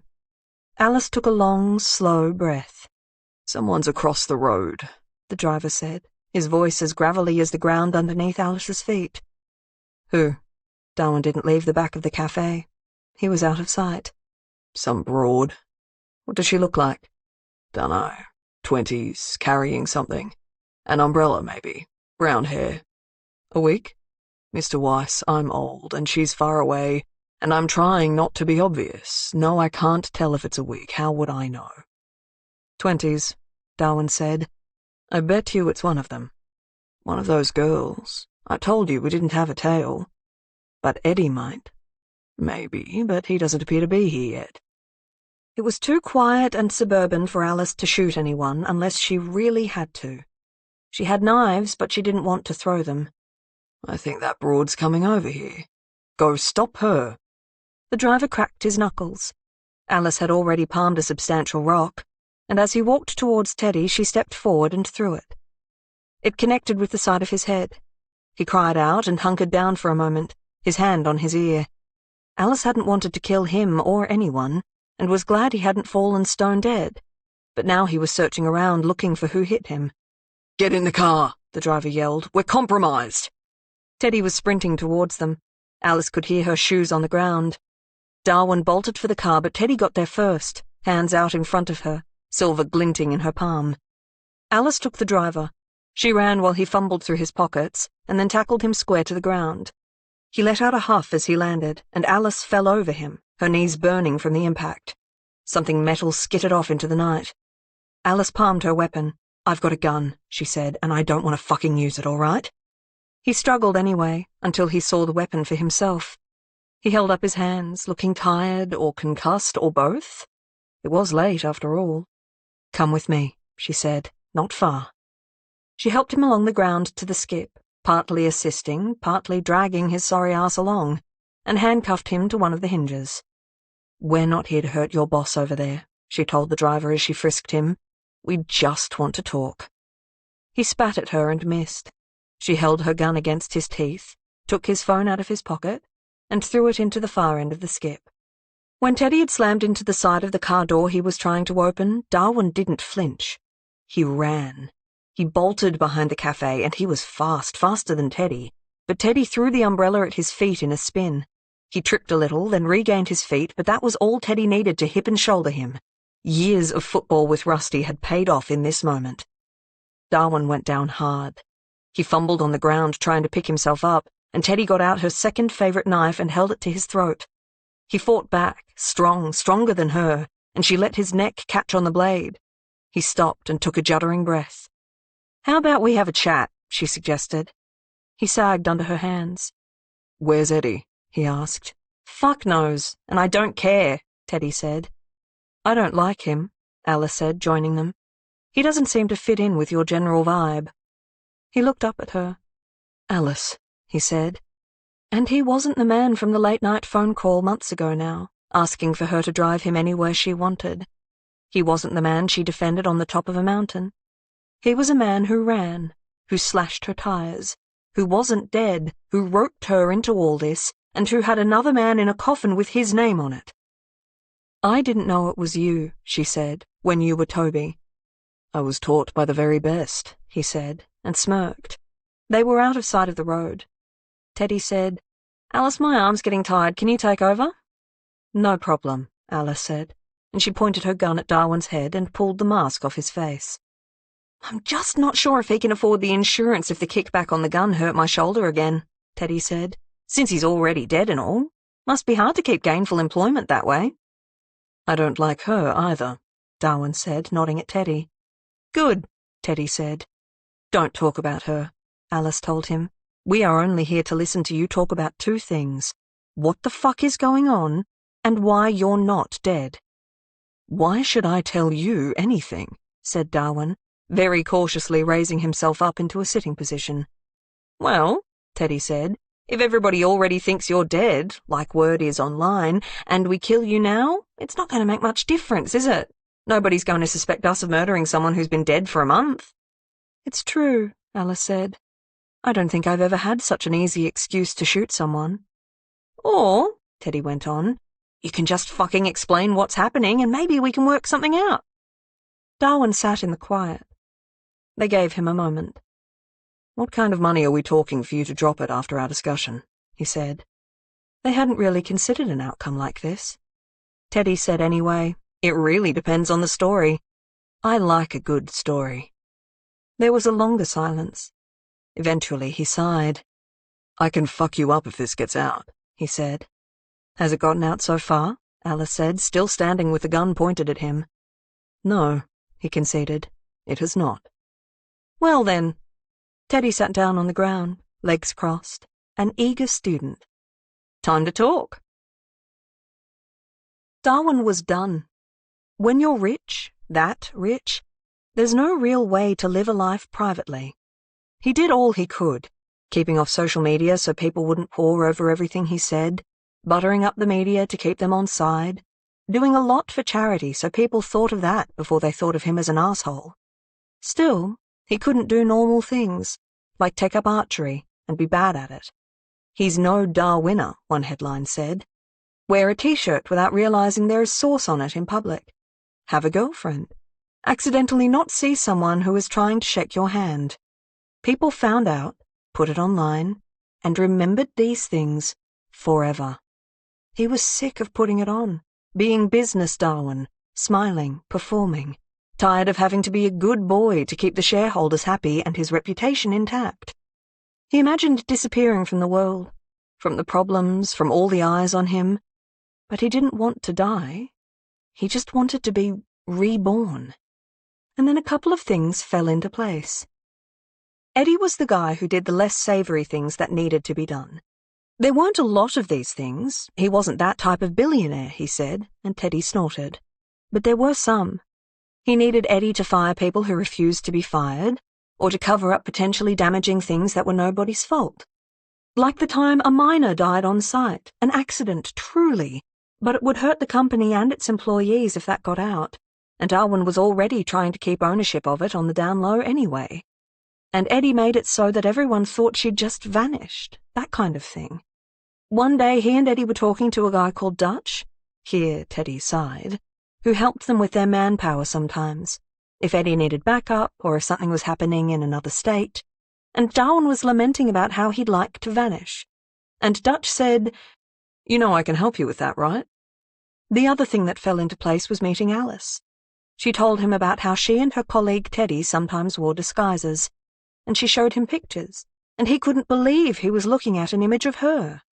He listened to what she said, and started watching cosplay videos like she had, and practicing at home, widening his nose, taping his skin behind his ears, lace front wigs. He went out into the world a few times, anonymous. Nobody stopped to talk to him. Nobody thanked him or told him to fuck off. He went to the supermarket and bought some strawberries and a packet of salt and vinegar chips, and nobody even took a picture of him, not one. He paid Dutch a lot of money and was put on a waiting list. "It works this way," he said. "We need to dispose of a body of our own. We put that body in your casket. Darwin Weiss is buried, and then nobody sees him again. Toby Weiss is free to exist, briefly, only to people who need to know he exists until he knows everything has worked. Then Toby can disappear too. Darwin can dye his hair, visit a plastic surgeon in Amsterdam, the world's best, and he'd already paid the deposit. and then he can go live his life wherever he wants, however he wants, with an enormous amount of money. There had been only one stipulation with the deal. Darwin wasn't a bad person. He'd told the guy very clearly that he didn't want some nice person buried in his grave. It'd have to be some shithead, someone who deserved to die. Then one day he was told, "We have him, your boy. A real lowlife, drug-dealing, unloved kind of shithead," they said. Dead and needing to be disposed of. The surprise element worked in Darwin's favor. He'd given nobody any hint he was going to disappear, and then, one day, he was gone. Eddie had been the one who spread the word that Darwin was indisposed, that he wasn't well, that everyone had to keep it under wraps. It was all fine and under control, and he was almost definitely dead and buried. And then a few things fell out of place. One of them was Alice, and the other one was Art. "In my fucking defense," Alice said, "I didn't want to look in your casket, but people kept following me." "This is good," Darwin said. "I have some unanswered questions as well. Tell me what happened." Alice did. About Nick and Eddie, and a little about the man who stabbed her in the hand at Chetna's, and Nick again, the prick. "Okay," he said. "Here's what I can tell you. Nick, he got the story from that funeral home girl, right? And he's not saying anything now because his journalistic integrity only goes so far when someone offers him a lot of money to shut the hell up. Not hard when he had minimal integrity in the first place." "You're not going to do anything about Sally, right?" Teddy asked, even though she told Nick. "In my line of business, that is, every line of business, it's prudent to have a lot of favors owed in a lot of different places. And so now I have one in the funeral business. A big one. I know she told you about it. You hold that gun to a lot of people's heads, Alice." "Makes a lot of people talk," she said, shrugging. "I prefer not to use it." He turned to Teddy. "And you? You like using yours?" Teddy went cold. "I thought for a while you were the one who tried to shoot me in my hotel room," Alice said. "Why would I do that? I didn't need you taken down. The whole point was to keep everything safe, give you enough time to avoid any problems, and see if you and my grandmother, and by extension whoever you both told about it, could buy what had happened. I sent you to Chetna because she's one of the few people I trust enough to make sure you hadn't opened my coffin." He snorted, which you hadn't, at that point, at least. "She couldn't get into the car," Alice said. "I had the only key." Darwin looked at her with patronizing sympathy. "I know you think you're the only ones here with any skills, but I'm sorry to tell you that she didn't need your key. It's why we changed the accommodation to hers. She might not know I'm alive, but I'm the only reason she's close to being able to cut loose of that dive any time soon. She owes me. But I didn't need her to hurt you. If anything, I'm surprised she didn't defend you." "I didn't tell her," Alice said. "I didn't know if I could trust her." "And so where is my coffin right now?" "We don't know," Teddy said. "I wish I did. I too have unanswered questions about coal, but anybody who knows will never tell us." "Your boss," Darwin said. "He keeps his secrets, doesn't he?" "That's an understatement," Alice said. "Does he sell them?" "Not ever," Teddy said. "Then nobody'd give them to him, would they?" "That's a shame," Darwin said. He shifted on the ground, and both women tensed. "How did you find out about Cole? About who he was close to? It was you paying off all his family members, right?" "I have a lot of friends in a lot of places," he said, "including our honest and true police force. All the people you spoke to, the police also spoke to, right?" "They definitely hadn't at the time." "No," he said, "they hadn't. But once they had, I knew what would pay everyone off so they were happy. Enough for new furniture for his empty void of a mother, to pay back his father the money he probably stole, give his cheating girlfriend enough money to move out of home, send some promotional wine to his workplace." "Why did you do all that?" Alice asked. "I'm not a bad person," he said. "The more you say it, the worse it sounds," Teddy said. "I was involved. Why didn't you pay me off?" "Two reasons," Darwin said. "One, I look up everybody. All my people do. I knew that you and Alice were friends. I know who your boss is. What was money going to do but rile you up more?" "Fair," Teddy said. "What was the other reason?" Darwin ignored her, turning to Alice. He said, "It was you who made me realize what was going on. When you told me, Toby, about Cole, the person Teddy was looking for, I'm sure nobody expected him to arrive on my radar, but then there he was. All because I'd hired you, Alice, to drive my hearse." Alice said nothing. "It was the picture, you know," he said. "I didn't know his name. It wasn't part of the deal to care. But Eddie had shown me his picture, and it was him. But you were telling quite a different story to what I'd heard." "Criminals," Teddy said, making light of what was heavy in her mind. "You can't trust 'em." Darwin was quiet for a moment. The air started to smell like rain. Something scurried in the distance. The driver called out in a weak voice, "You all right, Mr. Weiss?" "I'm all right," Darwin called back. The night was ticking on. There was no reason for anybody to come back here, but the more time that passed, the more someone might just come anyway. "Just get to the point," Alice said. He looked up at her. "Weren't we friends? Or more?" Teddy looked at Alice. She ignored it. "I don't get paid by my friends," Alice said. "I was your employee. And now I'm the fucking boss, all right? So you figured out that Cole wasn't the deadbeat asshole you were hoping for, so what?" "So I found out the truth," Darwin said. "I had some questions that needed answering face to face. This was a spanner in the works. If he wasn't the man I thought he was, then what else in this plan had I been lied to about? I wasn't going to be officially declared dead until I knew all my ducks were in a row.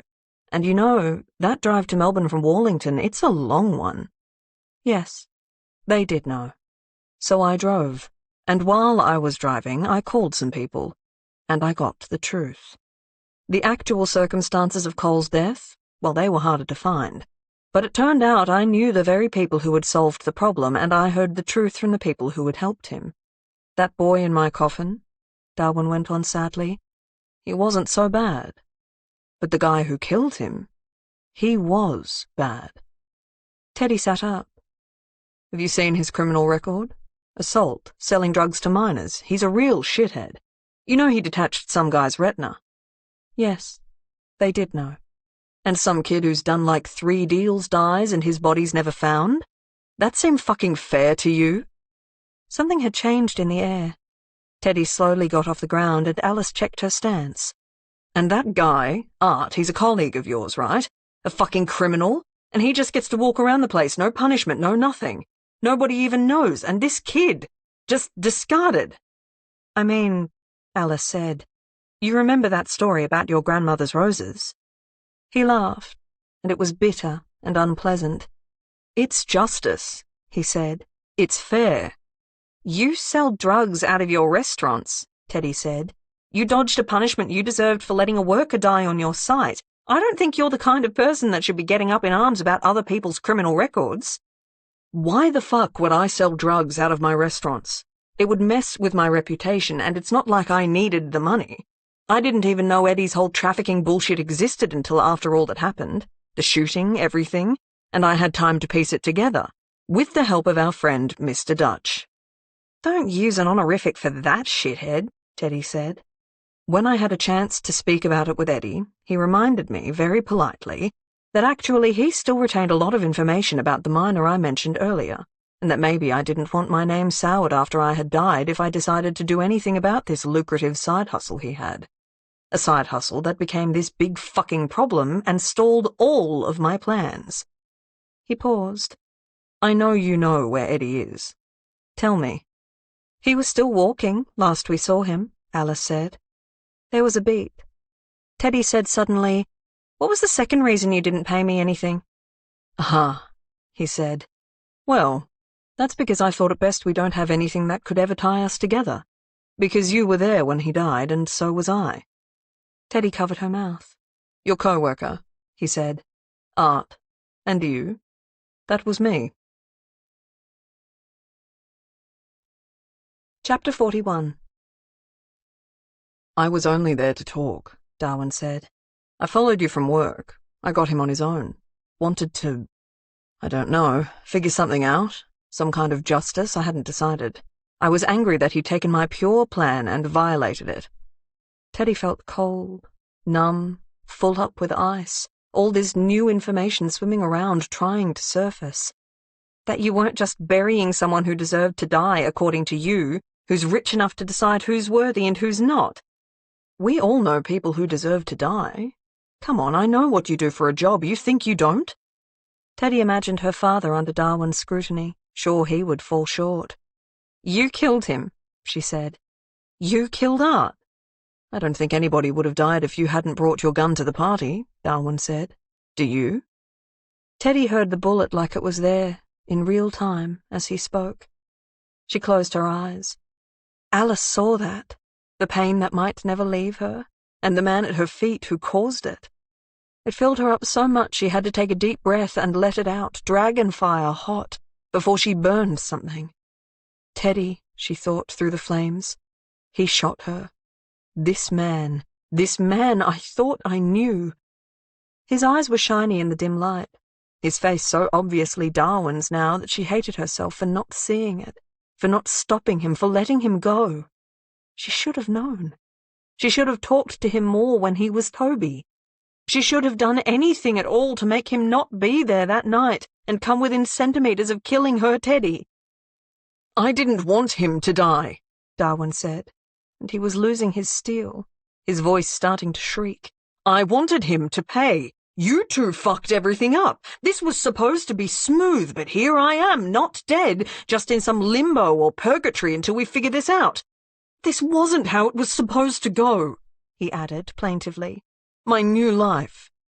You think people just leave everything behind and it's easy, Alice said, hot with it, with not understanding it. You don't think there's violence in cheating the whole goddamn world? This was your price, being wanted for murder. It was self-defense, he said, pleading and angry all at once. And who's coming for me? Dead people aren't on anybody's suspect list for a murder that happened after they died, and hopefully I'll never have to shoot anyone again. Alice couldn't tear her eyes away from him. This killer who had killed her friend, who had killed some poor boy. Teddy, beside her, asked, "What did you say to him at the end, before I got there?" I said that I knew he'd killed the kid, and he said it was an accident.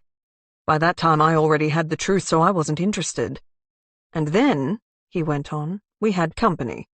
And you shot me, she said. Yes, he said. I didn't mean that. But again, self-defense. You'll heal. Teddy felt it all through her, like it came up from the ground, taking root in her veins. An anger so ripe and pure she could have exploded from it. A constant pain she had been denying because of her grief and guilt, which he could only counter by saying, "You'll heal?" As if watching Art die, as if losing him physically, and then losing all that he meant to her afterwards when she heard the truth, was something she was going to heal from, like her shoulder eventually would. As if being shot with purpose was like tripping on a pavement.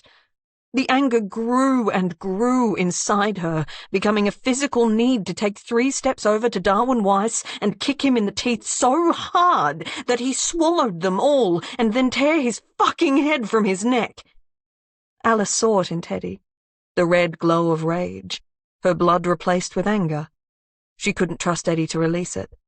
The fire needed to be hers alone. She kept the gun on Darwin, stepped around him to Teddy, and put her shoulder against her friend for a moment. She put all of her calm into her voice and very quietly said, "Don't." Alice was cool against her shoulder. She was support. She was clarity. Teddy let some of the rage leach into her friend, but kept just enough to stay sharp. "You could have killed me," Teddy said to him, her voice steadying. "But I didn't," he said. "I killed Art, and I am sorry about your arm." "It still hurts," Teddy said, and she didn't just mean her shoulder. "It might every day forever." "You know," he said, "it's not just your fault I shot you. It's hers, too." He nodded at Alice. Alice stared down at him. Get fucked. "Not only the disguises," he said, "but the self-defense. Sure, I have bodyguards, but normal guys like Toby don't have them, do they? So I trained up, took some lessons. Thanks to Alice, I won that fight because I'd learned how to disarm an intruder with a gun." "Disarm this," Teddy hissed and took a swing. She didn't miss. Darwin screamed and leaned forward into the asphalt, spitting blood. One tooth, Teddy saw. Not enough. Alice put one hand on Teddy's arm, then back on her gun. Mr. Weiss? The driver called out again, anxious this time. He's fine, Alice said. Just needs a moment to think about what he's saying. Darwin sat up, blood over his chin, hands on his knees. You shouldn't do that, he said. I think it's a little late to talk about what shouldn't happen, Teddy said. You think you get to decide who somebody is, if they should die. Did you know how he looked after his sister? Do you know how he looked after us? Until this moment, Teddy had mostly been angry at Art, at the way he'd left this trail of horror behind him that she and Alice had to navigate. Now she could only remember one thing, that when her father had died, Art had called all the people on her list, relatives, funeral homes, the doctor, the chemist, so that she didn't have to. Do you even know who told Art to hurt that kid? She said to him. Fucking Eddie, that's who. Darwin said, Eddie wouldn't have told him to kill the kid. Hurt, sure, but not kill. It's always a possibility, Alice said, when you pay for violence. So really, Teddy observed, I guess that if Eddie is working for you, then really you are the reason Art killed Cole. No, no, no, Darwin said, his fingers scrambling through his own blood on the ground, trying to show them. The kid's death is on your dead friend, and this, he held up his red fingertips, is on you. Consider it a favour, Teddy said. Now your dental records differ from Darwin fucking Weiss's. The rain started. It was faint and cool. It landed on Alice's skin like a sear, and it made her pause. She needed to think beyond this, beyond now, beyond whatever blood she wanted to shed. This night had to end, and they needed to survive it. She needed to pour water all over herself and keep Teddy alive. She took a shuddering, deep breath. Look, she said, we all want to leave here today. At this point, I don't really know how that's feasible. You shot my friend. And I still have her gun, Darwin said, nodding to Teddy. I know you didn't tell any of the police it was yours. But you can't come back to life, Alice said. Teddy, she added, could you know, click, click. Teddy did know. She got out her phone and took a picture before Darwin could react. Don't, he hissed. You don't want to be reborn because you can't die again easily if you do, Alice said. So what's our plan? I vote we kill him, Teddy said.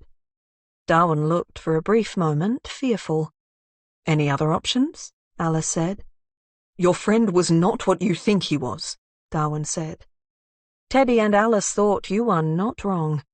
Teddy said anyway, he was better than you thought he was. And he was better than you. Or he was just the same as me, Darwin said, so maybe we can work something out. What, and let you get away with murder because you're rich? Teddy said. Not murder, he spat. Self-defense. From you. What do you propose? Alice asked. Teddy moaned softly. Do you mean how can I buy your silence? Alice said, more like, how will you buy your own death a second time? You think the money I paid before was even noticeable? Name a price. You think I can put a price on the pain I had watching my friend die? Teddy asked. Yes, he said. I think you can. For a moment, Alice imagined buying a house. Imagined her daughter leading a life where she didn't feel compelled to go into crime to sustain a family of her own. Imagined a life without this job. Teddy imagined paying off her father's apartment. Imagined giving Rusty the money for all the surgery he needed. Imagined taking Cherry on a long trip to the beach, where they could stay in a big fucking holiday house and eat potato cakes every single night on the sand. Maybe she'd buy a proper couch set for her apartment. They both thought something like, we shouldn't take the money. They both thought something like, but my best friend could really use it. Finally, they both thought something like, it's not like we're such moral upstanding citizens anyway. Teddy spoke first. Money, then. Plus some promises. Anything, he said. Probably. Alice said, get Eddie off our backs, if he's alive. Jesus, Darwin said. If. But fine. Gladly. I didn't want him to encounter you on that trip to see my grandmother, and I certainly didn't ask him to. He says he was just checking, but he wasn't supposed to be there and spook Eleanor. You know what I think?" They were silent. "I think he was trying to get to my coffin. I think he thought about it and wanted proof of what had happened, to blackmail me. I told him to keep out of it. He didn't. And he almost got blown away." There was a wash of pride over his face then, for his grandmother. Alice said slowly, "He was out of the house so fast to see Cole's coffin when your grandmother asked to." He said, "I don't want to think about her face when you told her." Alice thought he did probably want to know, so she gave him nothing. "What else?" he asked. "What do you want? I'll make a fucking donation to your favorite charities, all right?" There was another moment of silence. "Build a men's mental health clinic in your name," Teddy said eventually. "A big one. Something that might help lost men like Cole, if he'd ever known about it, and all the people that pricks like you leave in your wake. And I want the land sale and announcement for it by the end of the month, no dicking around." "All right," he said. "And," Alice said, "donate a giant wad of cash to the Ichthyosis Foundation. I knew a man who had it, and he was one of the best dads I ever met." Teddy said, "The very best." Then, wiping at her eyes, she moved away. "And he was a prince among fuckers." "I don't think that's the phrase," Darwin said and got up. Alice stood back and let him. The night, it seemed, was close to over. "Your wishes are my command," he said. "So are we done here, friends?" The sound of the safety on Lucky's gun clicking off made both him and Alice turn. Teddy was standing with her feet planted on the ground, and her hands still and sure around the Beretta. "To be clear," she said, "we are not friends." The sound of the gun firing sent the bats in the trees above screeching and cawing. Darwin fell to the ground. "Mr. Weiss!" the driver wailed. Teddy and Alice walked over to Darwin on the ground. He was writhing, gritting his teeth. "Fuck you!" he cried out, hand on his shoulder. "Keep the pressure on," Teddy said. "In the immortal words of the dearly departed Darwin Weiss, you'll heal." Blood was leaking through his fingers. Alice felt horrified and proud all at once. "Consider it a gift," Teddy said, "from me and from Cole, who would still be alive if it wasn't for you, you know. If you didn't hire assholes like Eddie who peddle that shit, then maybe Cole and Art would never have met, and Art would never have been forced to teach Cole a lesson. Maybe if you weren't such an asshole who pretended he was the best boy in the world, you wouldn't have had to skip out on your blessed life being the richest person in the country." She leaned close. "This is all your fault, you prick." Alice saw Darwin's bloody tooth on the ground and reached down to put it in his pocket. "Don't want anybody finding any evidence of you here, do we?" she said. And then they left. Chapter 42. Alice had Jun's leftover salmon, with rice, for breakfast on Monday morning. He gave her a kiss as she ate and said, "It was a long weekend." "We were on call all night in case this super-rich, extremely secretive client or his entourage wanted late-night McDonald's," Alice said. "I'm so sorry. But it'll pay well, and we can take a holiday soon. Try that whole beach thing again. You can go surfing in the mornings, and I can hang out with my littlest and bestest lady for a while." Cherry had some salmon in her cornflakes. Nothing would convince her it was a bad idea, and she was staunchly eating it. "Are we going to see Auntie Bear?" "Maybe not for a few days," Alice said. "She needs a little break from me, I think." She waved Jun goodbye at the front door. He told her not to do too much, that she should rest. She said she would.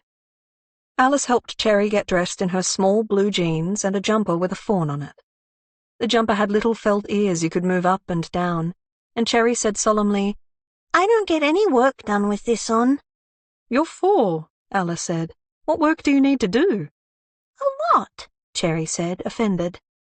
Alice took her daughter to Kinder, then left for Teddy's house. When Teddy opened the door, she wrapped her arms around Alice's neck, and they held each other for a long, silent time. The Monday roads were quiet around them as they drove to the treehouse. They had been at Choker's office all morning, explaining themselves, explaining Darwin and Art and Eddie and Nina and all of it. Choker sat with his hands clasped under his chin and listened to all of it, and when they finished he said, "Well, I'm not paying you any fucking overtime for figuring this all out, all right?" "In our language it's pronounced thank you," Teddy said. "Listen," Choker said, "I told you not to fucking do this, and you ignored me. Now there's one of the richest men on this planet with both a grudge and a bullet he'll be holding on to for a while, and a driver I have to arrange from Wallington to deliver a certain Golf with 4 new tyres which, I might add, will come out of your pay, Alice, and a man you, Teddy, hit in the face with steel who is not where you last left him." "I'm sure he's fine," Teddy said. "Listen, if you go behind my back like this again, I'll cut you loose, Lucky's daughter or not," he said. "Besides, if I paid you now, you'd always ignore me." "We would never," said Teddy, shocked. Alice asked, "What did the people you had on Art's case say when you told them we'd figured it out?" "They said, 'Are you paying for the rest of our wages?'" "They did not," Teddy said. "And you're lucky they didn't. They would have figured this out with a lot less bloodshed." "I don't think so," Alice said, and all 3 of them knew she was right. "You know," he said, "that Art picked Cole's case up in the first place. That he was here, right at this fucking desk, pestering me for work, and he went through my files and picked Cole's up and said, 'You know, Teddy would love this.'" He shook his head. What a fucking snake. Teddy almost couldn't bear to think about it. She pulled her chair closer to the desk. "Choker," she said, "what happened to Cole?" He sighed. "Ted, I can't tell you what you want to know." "Can you tell me anything at all?" "I only know that his body is buried somewhere in Western Victoria, on acres of land owned by the same family for generations, which will still be owned by the same family for generations to come. It's large enough in size that maybe nobody has stood on that patch of ground since it was taken from people who didn't want to give it away more than 150 years ago. Maybe nobody will ever stand on it again." He leaned into Teddy. "I can never tell you where he was buried, and that's only partly because I'll never know myself. One person, and one person only, knows that, all right?" "Was it respectful?" Teddy asked. "Did they say a few words?" Choker said, "I can tell you yes if it'll make you feel better." Teddy thought, Cole hadn't deserved any of this. Alice thought, I had delivered him to the person who dug his lonely grave. "He did say," Choker said, "that it was a nice place." Teddy thought, I'm glad he said that.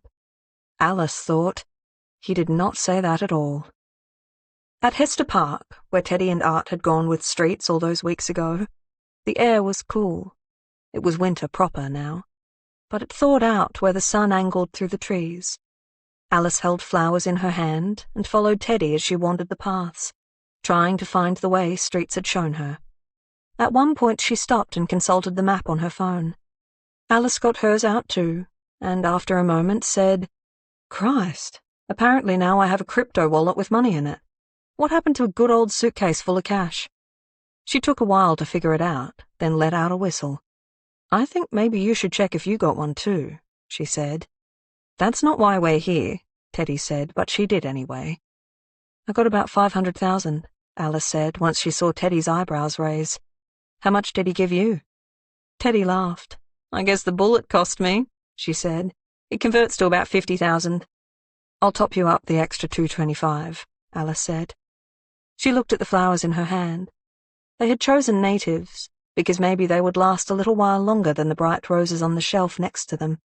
They had spent $45, because half an hour ago that had seemed like a lot of money. It's not much for Darwin, but it's so much, Ted. I guess, Teddy said, when you're rich, this counts for nothing. How are you going to make that money wash with Jun? I don't know. Dish it out into our account slowly, so that I had a few well-paying tips, so that we got extra payment for some job I'll make up, a bonus. Have we been getting underpaid this whole time? I mean, it's likely. Teddy kept searching, and eventually found her way, walking with determination down the path, past 2 little kids on trikes and their jogging father, who nodded politely. When he was far enough away, she said, It's not enough, what we told Darwin to do. We sold Cole out. Yes, Alice said. We did. They walked for a while in silence, in that knowledge. Alice said slowly, "But what else could we do? If we told the truth of it all, to get Darwin arrested, then there's a lot of arresting on our horizons too.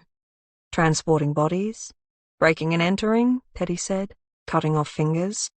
"I guess you could count that shooting as a little light attempted murder." Alice almost smiled, then said, "It's shit, and we're shit. But we aren't the bad guys, remember? We didn't start this. It sure feels like we're bad guys. We got the money, and Cole just got dead." Teddy veered off the path and through the bushes. After a minute, she stood and looked up, and Alice followed her gaze. "Anyone up there?" Teddy called. Nobody replied. "It's nice," Alice said. They climbed up. It was empty inside. Even the rubbish was gone. Teddy found the little loose piece of wood with the compartment underneath and opened it up. There were some old wrappers and sticks she cleared away, and then Alice handed over the little bouquet, and she put it back in there and closed it up, then gave the wood a soft pat, like it was a puppy. For a while they were both quiet in the treehouse. Teddy was thinking about Eddie. If she had killed him. She thought about his fingertip, in a paper bag in a bin outside the supermarket where she had picked up toilet paper and a loaf of bread early that morning. She thought about Art, about him trying to shoot her friend with his mother's country rifle in a dark, faraway town. Alice thought about Eleanor, confused and sad about her dearly departed grandson. She thought about Darwin, and how he got away with it all, with killing Art, with shooting her Teddy, and they'd let him. She thought about when she had arrived home the night before and there was a little bowl of salmon and rice for her in the fridge in case she was hungry. The sun came through the slats in the treehouse walls, and stripes of warmth fell on their hands. Rusty sent the two of them a text that said, "First real rumors that Darwin is dead are online. The main contenders are heart attack, drugs, and suicide. Somebody said his heart was too big to go on." He followed it with a vomit emoji. Teddy sent him 6 more in reply. Alice asked, "Heard about Nina?" He said, "She's disappeared. Eddie's disappeared. The parents were released from their imprisonment in their own laundry room. They're not pressing charges." Sometimes later they heard kids down below. A voice saying, "Is that a real treehouse?"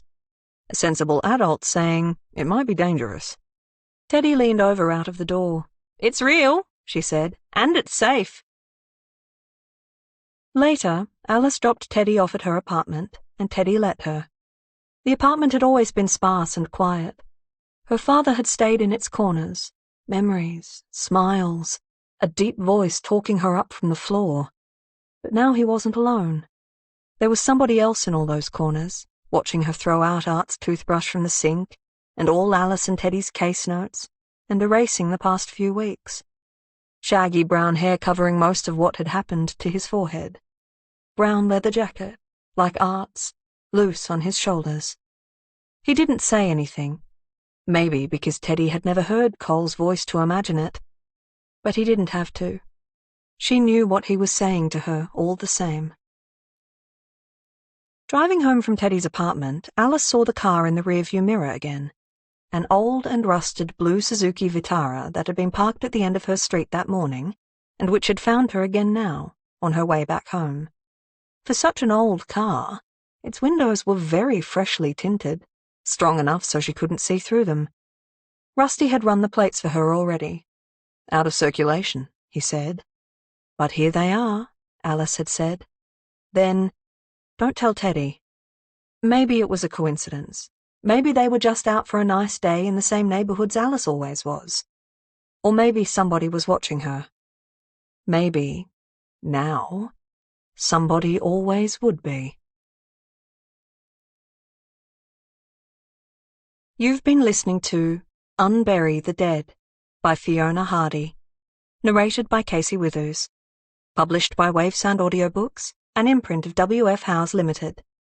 This recording is copyrighted by W.F. Howes Limited.